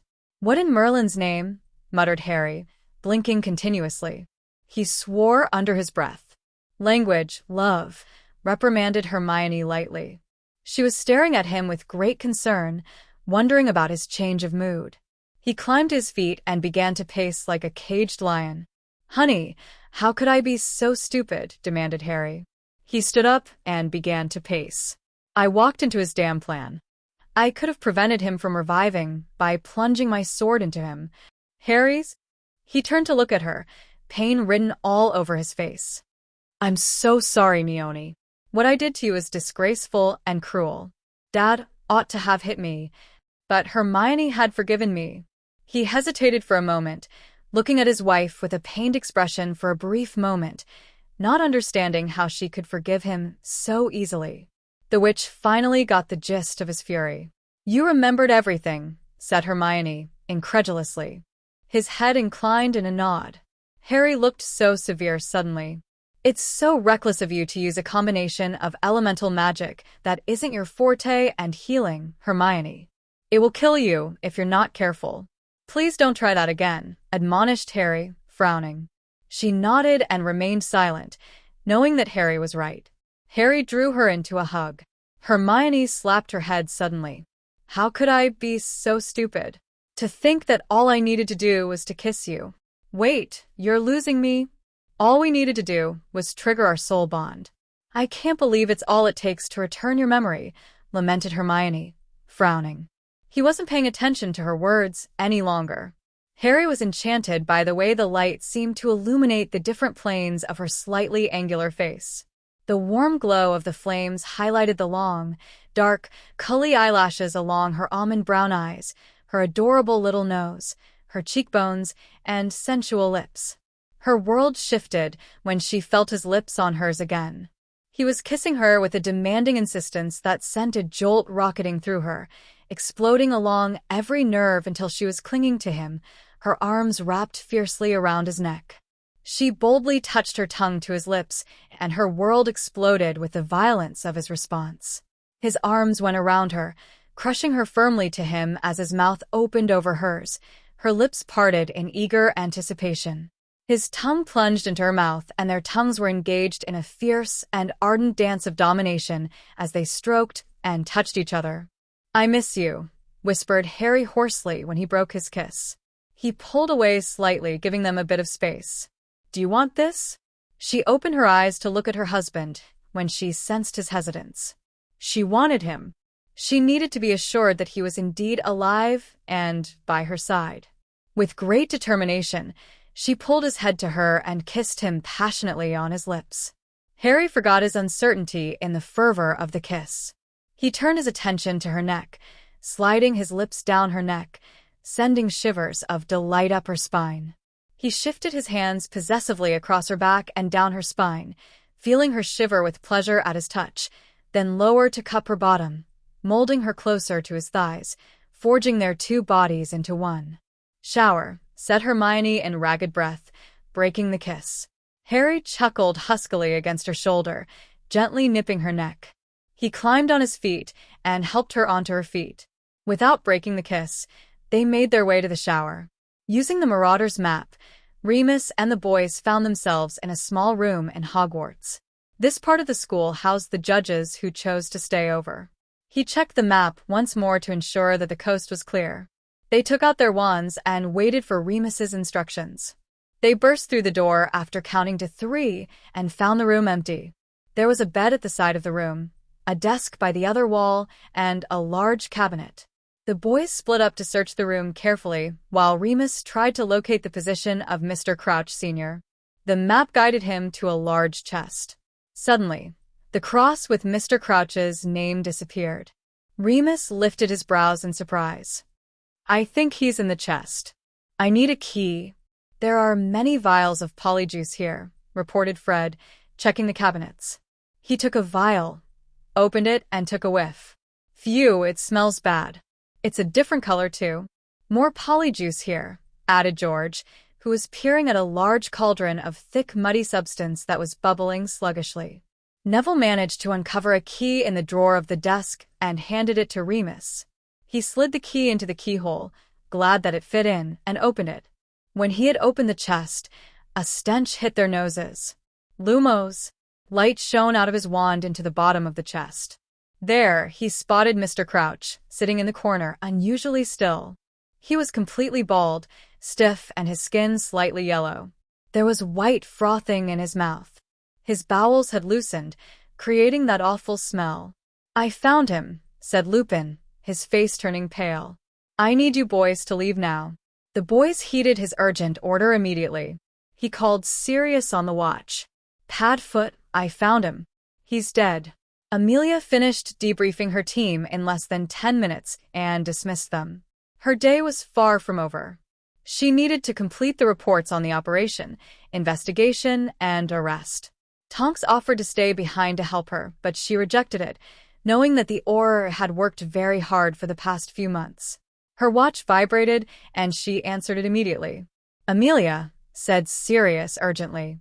I have bad news. Mooney found Crouch dead. I'll be there with Tonks. We need to check the scene out. With that, she ended the communication between them. She took a portkey to Hogwarts. Pup? Asked Sirius, arching his brows when Harry hugged him. Amelia was beside him, looking very tired. They decided to check on the couple after they had settled Mr. Crouch's body. Hermione nodded when Sirius made eye contact with her. A smile stretched across his lips. He tousled his hair playfully. You'd me worried for a while, said Sirius. I'm sorry for my demeanor the last time I met you. I was furious at the way you were treating Hermione. Amelia was overjoyed that Harry was back. I understand, said Harry, a shadow of smile on his face. His fists were clenched for a brief moment, and a frown marred his features. When he saw Hermione looking curiously at him, he forced himself to relax. How's Cedric? Asked Harry, joining Hermione at the love seat. He's not responding. We were fortunate to have him alive. We're moving him to St. Mungo's tomorrow, said Sirius indifferently. Pomfrey is quite certain that he's not in any danger. Harry knew that he had to be satisfied with his answer. They needed to talk. Pumpkin juice, offered Hermione, trying to get Sirius comfortable. He shook his head and loosened his collar. If you don't mind, I need something stronger. It had been a long and difficult night for everyone. We've just attended to the body of Barty Crouch Sr. A bottle of fire whiskey appeared next to him. Sirius took a good swing from the bottle and handed the bottle to Amelia. She put the bottle to her lips and drank deeply too. How did he die? Asked Harry. Crouch was poisoned and died just minutes before Remus found him, said Amelia in a clipped voice, setting the bottle aside. His son probably poisoned him. He didn't like his old man one bit. I'm quite surprised that he would actually keep him alive for so long. It's the best way to smuggle into Hogwarts without raising an alarm. He is, after all, very loyal to his master, answered Hermione, frowning. Harry gave her hand a squeeze of comfort. He would put aside his disgust and vengeance to finish the mission that his master has given him. Luna was right after all. Hermione was referring to the time when Luna gave a profile of the loyal servant. It had assisted Amelia and Tonks to narrow the scope down. Amelia nodded absently at her fair assessment of Crouch Jr. The ministry would be arranging a state funeral for him. He was, after all, a high-ranking member of the ministry. So Fudge was here? Asked Hermione. Yes, he gave me and Professor McGonagall grief over his death. It would be difficult to prove the cause of his death. We could only speculate since Crouch Jr. is dead. Fudge did not seem happy that he could not interfere with the matters in Hogwarts. He will not let the matter rest, said Harry thoughtfully. Harry, I'm sorry for everything that happened tonight, said Sirius, with profound misery. We could have prevented it. It's not your fault, insisted Harry. It has already become the past. We cannot afford to dwell in it. He's back, and we need all the help we can get. There was a knock on the door announcing the arrival of Remus and Oswald. They were glad to see that Harry and Hermione looked well. Both of them requested for a bottle of fire whiskey each, as if they needed a strong drink to wash off the bitter taste the triwizard competition brought. I just spoke to Amos and his wife, and they're not handling very well, said Oswald, plopping himself unceremoniously on one of the armchair. Professor Sprout and Flitwick are with them. He poured for himself a generous glass of fire whiskey and finished the contents in the glass in one gulp. They are taking her body back tonight. Harry could see the question in Oswald's eyes when they briefly meet, but he kept quiet. He turned to Harry. I believe you know why we're gathered here now. I'm sorry, but we need you to tell us what happened tonight. He looked at both of them in the eye. I meant both of you. It would help you. Harry and Hermione looked at each other, not knowing where to begin. Harry started from the point when Wormtail met Voldemort. He told them about the death of Jorkins and the information the Dark Lord got from her. Hermione told them how Crouch Jr. had escaped from Azkaban and that Voldemort freed him from the control of his father. In an afterthought, Hermione summoned Winky. The house elf appeared promptly before her, her eyes filled with tears. She felt upset, but she knew she had to break the news. Her tone became gentle and soft. Winky, your previous masters, Mr. Crouch Sr. and Jr. have just died. Tears began to overflow from her large eyes. Winky knows, she sobbed quietly. We need to ask you a few questions, said Hermione delicately. You may choose not to answer, Winky. It was obvious that she was torn between her loyalty for the Crouch and the Potters. However, she made her choice immediately. How did Mr. Crouch Sr. rescue his sons? Winky's account collaborated with Hermione's recollection. They also learnt that it was Mr. Crouch Jr. who set the dark mark into the sky during the Quidditch Cup finals. Winky nearly tried to hit her head while she recounted, but Harry stopped her. May Winky go to Old Master's funeral? Asked Winky, in tears. Of course, said Hermione kindly. She summoned Dobby to look after Winky before dismissing both of them. Hermione also recounted the plan Crouch Jr. had carried out to ensure that Harry would be in the hands of his master. Wait, so he was not the reason Harry lost his memory, interjected Amelia. Harry shook his head. It was Cho who did it. She was instructed by Voldemort to put some distance between me and you. She gave me a potion to lose those memories and made sure that we kept that distance. Amelia's eyes narrowed into slits. Harry, Cho betrayed you and nearly killed you. Why you did even risk your life to bring her body back? Demanded Amelia. She pleaded for my life and was killed for it. I believe Voldemort had plans to use her to control Cedric, but he discarded her when she became a liability, said Harry, frowning into the distance. Hermione gently massaged his hand. She might have made a bad decision to serve Voldemort, but she was, ultimately, a victim of his. The adults were speechless. We understand, said Oswald finally, looking at Amelia. It will be difficult to explain her death if we excluded that fact. We don't have to, added Hermione suddenly. I agree with Harry. It is clear that Cho is a victim in this situation. We don't need others to know how she had assisted Voldemort. That would work, said Lupin, looking at Amelia. The head of the Bones family did not seem as if she felt Cho was deserving of their efforts to keep her name untainted. She folded her arms across her chest and changed the subject. What happened after you and Cedric touched the Triwizard Cup? Instead of telling them the events that transpired at the graveyard, Harry decided to show them the memory. The way Voldemort tortured Harry and killed Cho made them flinched and squirmed in their large, comfortable seats. They knew that Voldemort was back, but watching the memory sealed the fact that Voldemort was back in their minds. Nothing was more important than get rid of the Dark Lord. The adults shivered, knowing what it really meant. The death of Cho affected Amelia badly. She turned ghostly pale. Another question soon surfaced in her mind. You were tortured, weren't you? Why do you appear so well? Blurted Amelia, turning to Harry. It was a change of subject they needed, and the adults looked at the young couple curiously. Harry and Hermione exchanged looks between each other. Neither of them knew really how to explain. Now that you mention it, I don't feel uncomfortable at all. I think it was our soul bond. We can only speculate. It broke the effects of the potion and recharged Hermione's magical core. Perhaps it was able to heal my overloaded nerves. That's fantastic, Harry, said Oswald, expelling a sigh of relief.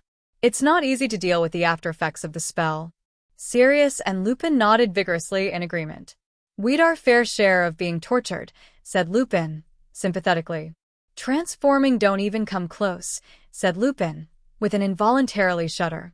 Sirius and Lupin were in an order that was active against Voldemort in the First War, so it was no surprise that they were at the receiving end of the Crucio curse at one point of their lives. Amelia and Oswald seemed to be consumed by their thoughts. Harry knew that looked they were planning. We had an operation just now. I mobilized all the Aurors to sweep the graveyard. I believe that Voldemort was alerted when his wards were destroyed. We found 3 Death Eaters, stunned. We also found the cauldron of potion that Voldemort used to revive himself. It feels suspiciously like a setup because we found nothing else. It was clear that they did not leave the graveyard in a hurry. You don't exactly need their testimony to put them behind bars. I believe Harry's testimony would be sufficed, added Sirius. We need to propose to remove the Dementors or put in another security measure. Most of the faithful Death Eaters are still in Azkaban, alive. I would include that in my report that I will be writing. I'll arrange a meeting with a representative of Gringotts, too. It's one thing to monitor their accounts and another to freeze it. We need their permission to do so. Sirius gently massaged her shoulders. I'll arrange the meet, volunteered Sirius. I'll come along, added Harry. There is another thing I wish to discuss, said Oswald suddenly. It's not very important, but we need to discuss this. The Dark Lord mentioned that he learned his potions from books kept in a secret library. In light of tonight's events, it's far too dangerous for it to be ignored. Hermione cringed inwardly at the thought of the amount of books destroyed. The sheer amount of knowledge loss made her inside squirm. Perhaps there is another way out. It's heartbreaking, I know. It's something that was supposed to be done ages ago but wasn't, said Oswald gruffly. If I had made my mind to destroy the library earlier, then we won't be facing Voldemort again. This task is difficult, added Sirius. We would have to alert the Ministry and try to contain the damage, or find ways to dismantle the wards, suggested Hermione. The only real problem is that only the heads of the Blacks, Gaunts, and Greengrasses would be able to enter the library, and that neither could deny access to one another. Is it really that important to demolish the library now? Questioned Harry finally. I doubt that Voldemort would storm into the Ministry with such a small band of followers. Only if he's forced to, added Lupin suddenly. Knowledge is power after all.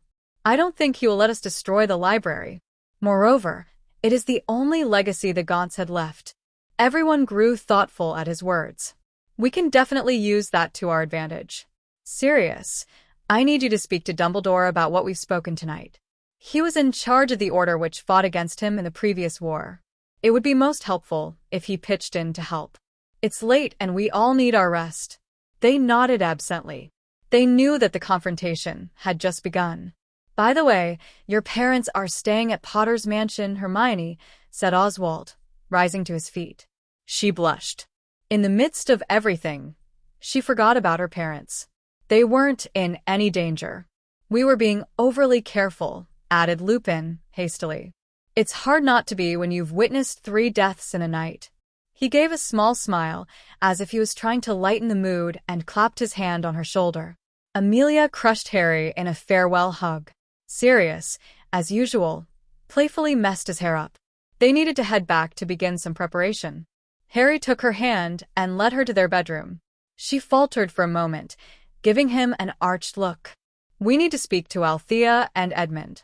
They might have some idea on Cedric's condition, explained Harry, not understanding why she was hesitating. Oh. She pinked slightly, lowering her head. Harry chuckled brightly, wrapping his arms around her affectionately. Wordlessly, they entered the house. Edmund was pleased to see them again. It had been a while since he last saw any of them. For a period of time, I thought that the glass bottle was a decoration, said Harry, scratching the back of his head. They updated Edmund about the recent happenings. He gave a sigh when they told him that Voldemort was back.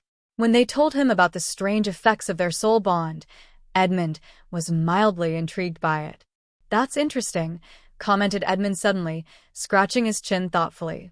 Anyway, it's most unfortunate to hear about the plight of your friend. Is there a cure for it? Asked Harry. Do you know how the killing curse works? Questioned Edmund, twirling his wizard hat. It severs the soul from the body, prompted Hermione. That's correct. We assume that his condition was caused by a watered-down spell hitting your friend. Some of his soul was detached, concluded Harry in disbelief. Ah. Which brings us back to the old debate. What does a soul comprises? Asked Edmund. Hermione frowned slightly. I thought you knew better, since you created soul bonds. Let's simplify this a bit. Some believe that man is made up of the body, soul, and spirit. The soul is made up of one's consciousness, emotions, and thoughts. Edmund nodded absently. Going by that theory, we can deduce that he is out cold because he lost his awareness, proposed Harry. A strange image of a piece of soul dissipating in the air like smoke appeared in his head. He recalled the time that he destroyed Riddle's diary with the sword of Gryffindor. Riddle had screamed and writhed when his essence was destroyed. There was none of that drama when Cedric collapsed. He grew hopeful. He reckoned that maybe Cedric had his whole soul, but he was badly hurt. It's not conclusive. The victim of the killing curse dies quietly, added Hermione. Usually when the soul is damaged, so is the body. Think of psychosomatic illnesses. He's not conscious to show signs of illness, interjected Harry. His body system is in working condition, yet he's still in comatose. It's simply mind-boggling. You can drift the case to Althea. I fear that she might not be of much help. Althea was glad to see them. Cedric's condition even boggled the mind of the unruffled Althea, the manifestation of the healing art.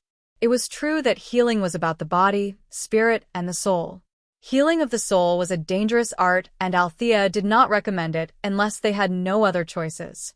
Why not? Asked Harry. It is not safe for the healer. You, of all people, would understand.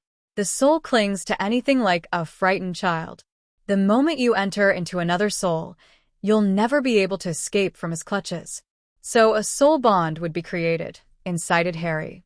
Althea shook her head and decided that she would explain the whole situation using sets. She drew 2 large circles in the air with her finger, and there was an intersection. You could describe the soul bond as the area your soul and your partner's soul intersect, which means that both of you have your own identity, thoughts, and emotions. Harry and Hermione understood that. Althea erased the first drawing with a swipe of her hand and drew 2 circles in the air. However, in the case of delving into the soul of another, your own soul would be consumed by the other. One of the circles entered the other and became a subset, and then the smaller circle disappeared immediately, leaving only one circle. The teenagers frowned at the sight of only one circle flickering in the air. Harry brightened suddenly. Perhaps they might have a solution for it. Hermione and Althea exchanged looks between each other. It was barely sunrise when Amelia received an urgent summons to the minister's office. She was still dressed in her nightclothes, sipping coffee and running through the proposal. She thought she had more time to rest before meeting him. Fudge was hardly early. She sighed and started to prepare for the meeting. Amelia immediately noticed that the atmosphere was strange when she entered into the large office of the minister. The wizards working in the cubicles were unusually absorbed with their work. There was a lack of the usual chaos in the place. She smoothed down the front of her robe slightly and marched to Fudge's private office. She was admitted immediately. The small man was sitting behind his desk, absently flipping through her report. His eyebrows drew together in a frown as he perused her report. "Good morning," said Amelia, after the door clicked shut. "You called for me?" "Why did you mobilize all the Aurors, Amelia?" questioned Fudge, sharply, clasping his hands. "What in Merlin's name is going on here? Your report did not make sense. Why did you send those people to the Azkaban?" Her voice was brisk and composed. I have indicated clearly that the Dark Lord has returned, with the help of his servant. Those people we have arrested and put in Azkaban are Death Eaters. They were summoned by Lord Voldemort after he was revived and— "Don't be ridiculous," said Fudge, standing on his feet. "They had a history of being Death Eaters, but their names were cleared. I've looked at the physical evidence you've gathered last night. It is clear that they were just dabbing in dark arts. Besides, Crouch Jr. died in Azkaban. There is no way he could revive and help his master. Barty, a high-ranking member of the Ministry, is dead in Hogwarts. You should be investigating into the cause of his death. As I have clearly indicated in the report, it's my belief that his son killed him when he no longer found him useful. His son has been impersonating him since the start of the triwizard tournament, using polyjuice. A house elf cannot testify. You don't have enough evidence to prove that Crouch Jr. was responsible. I have another statement from a student. Crouch Jr. revealed his identity and his plot. He was working for Lord Voldemort. He's mentals. We had 2 accounts stating that they saw Lord Voldemort resurrected. His face turned blotchy red from her repeated use of his name. You know WHO can't be back, bellowed Fudge. He straightened his robes with great dignity. It's an account from a werewolf. They are not trustworthy. You know better than to accept it. The other account is from a head of an ancient house. His eyes lighted up suddenly. There was a sly look in his face. Oh. I know what this is really all about. You're trying to discredit my administration. That won't work. Don't be ridiculous, Fudge. Just look at the evidence. Lady Bones, consider yourself terminated as of today for misuse of powers and corruption, said Fudge, in a somewhat calm voice. The ancient houses attempt to usurp the government, and taking full control of the country won't work. She froze for a moment when the news hit her, then laughter began to bubble within her. Soon, she was laughing loudly, casting deportment to the back of her mind. Fudge was dumbfounded by her behavior. Suddenly, she calmed down, casually wiping the tears from the corner of her eyes. Her eyes narrowed into slits, and she took a dangerous step closer to Fudge. He backed away immediately, his knees shaking beneath him. "We have to prepare for a full-scale war," said Amelia in a calm, no-nonsense tone. "It's the only way we can stop Lord Voldemort." He shuddered at her use of the Dark Lord's name. "You may have forgotten about the horrors of the war, Fudge, but I haven't. Anyway, the ancient houses will take out Lord Voldemort alone if we have to." "Why, you're mental," stammered Fudge under his breath, clutching the edge of his desk tightly. "You are blinded by power, Fudge. Your ignorance would cost many lives. Lord Voldemort is back, and ignoring it won't make him go away. Why you?" She placed a vial of memories on his desk. "This is a memory from Harry. If I were you, I would remove the Dementors from Azkaban." With that, she left his office to pack. Luna's dreamily blue eyes widened when she saw Harry and Hermione exit Harry's room. Luna was sitting at one of the armchairs at the sitting room, waiting for Hermione. She stood up immediately, watching the couple closely and quietly. The couple looked refreshed. Their hands were entwined together, and Hermione appeared to be teasing Harry good-naturally. "Well, I haven't been jogging for a while," said Harry. "You know that you'll lose your stamina if you don't jog regularly." "But panting before we finished half a lap, Harry," demanded Hermione, mirth reflected in her eyes. Harry chuckled deeply, leaned in, and kissed her on her lips fondly. "It was a good idea to exercise, though." "Good morning, Harry and Hermione," said Luna, grinning. "Oh, it's you, Luna. Good morning." The look of surprise was replaced by a genial smile on Harry's face. Harry was actually smiling at her instead of avoiding her. "It's so nice to have you back," said Luna, throwing her arms around him in a quick hug. "Everyone would be so excited to know that you've regained your memories." I'm sorry. "I've been very mean," said Harry. "Distrustful," corrected Luna, smiling. She pulled away. "You look fine, Harry. Were you waiting for someone?" asked Hermione suddenly. "I was waiting for you," said Luna, grabbing Harry's arm. "The rest are in the hospital wing. Let's go." Daphne and Susan were sitting by Cedric's bed, talking in low voices. The boys were not in the hospital wing as Luna had predicted. The girls looked quite flabbergasted to see Harry with Luna and Hermione. "Daph," said Harry quietly, extending his arms to Daphne in a hug. There was melancholy and compassion in his eyes. She accepted the hug readily, burying her head into his chest. "I'm really sorry," whispered Harry to her hair.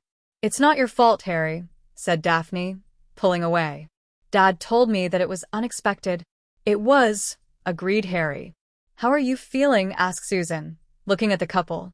"Good. We had some rest," said Hermione, watching Harry. His face was void of emotion as he peered at his good friend, Cedric. Hermione turned to regard her friends. "Did you rest? We have lessons later." "I'm fine," answered Susan with a tired smile. "How are Victor and Fleur?" asked Harry. Hermione updated him about the relationship between Susan and Victor. Apparently, Victor was on the verge of asking her out. "They are physically fine." Victor was quite livid with himself. "He said he was forced to hurt Cedric," said Susan, looking at Harry hopefully. He could tell that she was hoping that it was false. "Yeah, I was there." "Victor wasn't acting like himself," said Harry, drawing his hand through his hair haphazardly. "He was probably under the imperious curse." Oh. He placed his hand on Susan's shoulder. "He was just another tool in the scheme of things." "How's Cedric?" questioned Hermione. "They're moving Cedric to St. Mungo's. He's physically fine, but they have no idea why he has not regained his consciousness," said Daphne. "Do you remember the Chinese wizard we met in Singapore? We spoke to Chengzu about his condition. He promised to get back to us if he has any information," said Hermione. Harry and Hermione spoke to Chengzu in the morning, and they were quite surprised to know that their theory of soul was quite different from theirs. There was an unspoken agreement between the couple that neither of them would suggest the other option until they knew more about it. "How did you regain your memory?" asked Luna. "You wouldn't believe it," said Hermione, rubbing her temples. "He regained his memory after we kissed." Daphne and Luna looked incredulous. "You mean all both of you had to do was to kiss?" demanded Daphne disbelievingly. "It's hard to believe since we spent more than a month trying to find a solution." There were several pop sounds, and the boys appeared. They looked unusually revitalized, as if they had spent some time exercising and were already dressed for the day. "Harry, old mate, you're here," said Fred with a smile. "Took you this long to realize, huh?" asked Fred, staring at Harry and Hermione's intertwined hands. "You were mental to reject her." Harry brushed his lips past Hermione's knuckles tenderly. I know. "I was mental." "Nice to have you back, Harrikins," added George, slapping him on his back. He looked at Cedric, who was lying in the bed. "He would be glad to." Fred pretended to be sobbing. "He would be so proud that both of you got together even though he didn't have the chance to see." His antics earned a death glare from Susan. "He's not dead," admonished Daphne coolly. "Stop speaking as if he is." Daphne was not at all offended since she knew that they were also worried about him. "Do you know of Mr. Crouch's death?" asked Neville. "Yes, Sirius told us last night," said Harry. "We believed that his son killed him." Everyone realized that Harry was going to share with them the events that took place last night, so they got comfortable. Hermione, vigilant as ever, put a few wards to prevent eavesdropping. It was easier for Harry and Hermione to give an account after talking to the adults about it. He told them the obstacles he overcome in the task. Since Harry only had knowledge of a fourth year, it was quite remarkable feat they became quiet when he shared about walking into the scene of Victor torturing Cedric with one of the unforgivables.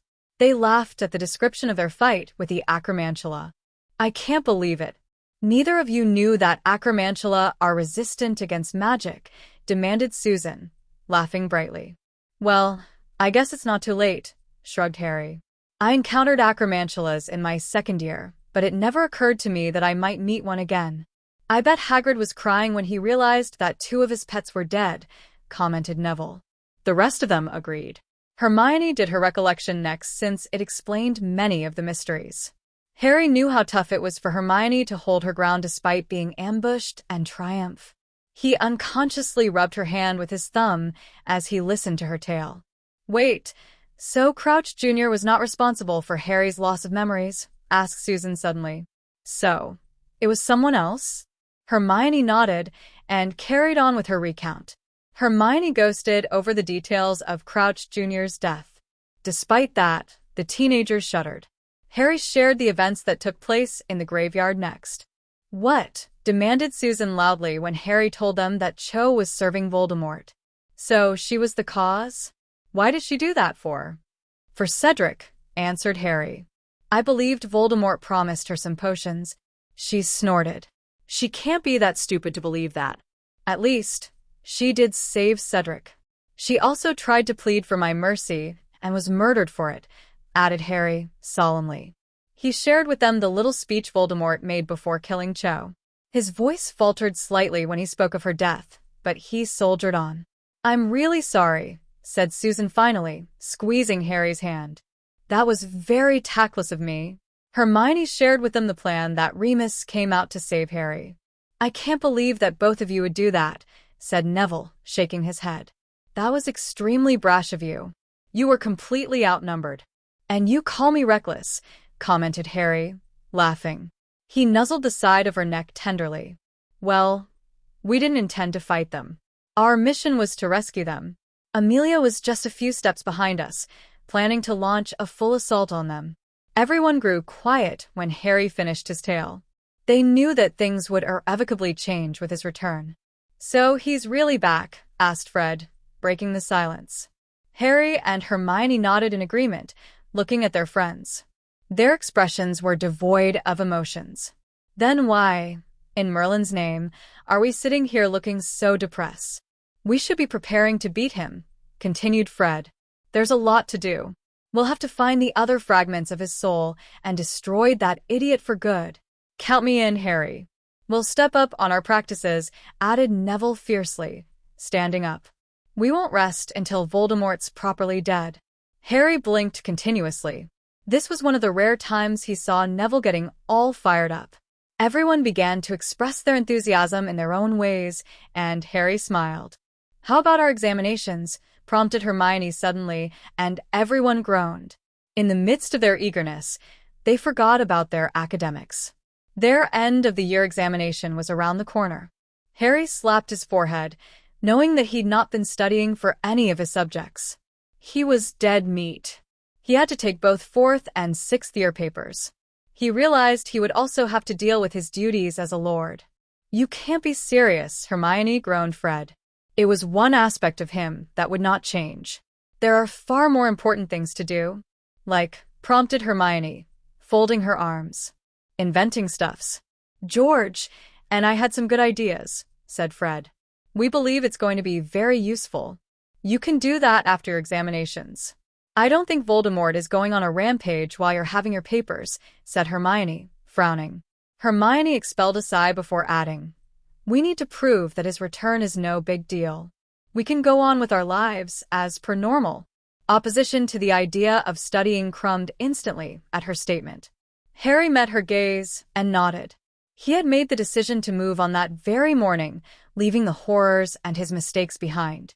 It was only the beginning, and they needed the strength to triumph over Lord Voldemort. The Weasley twins kept quiet and followed the rest of them to the chambers to study. Thank you for joining us on this magical journey with Grimoire Audiobooks. We've reached the end of Part 4, Chapters 31 to 40 of H.J. Potter by S.M. Wane. As the story continues to unfold, the twists, revelations, and heartfelt moments remind us why this tale is so enchanting.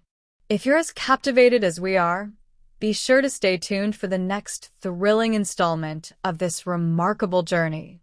There's so much more magic and adventure waiting just around the corner. Don't forget to like, subscribe, and hit that notification bell so you never miss an update. Your support helps us bring these incredible stories to life. Until next time, thank you for being a part of the Grimoire Audiobooks family. See you soon for more magical adventures.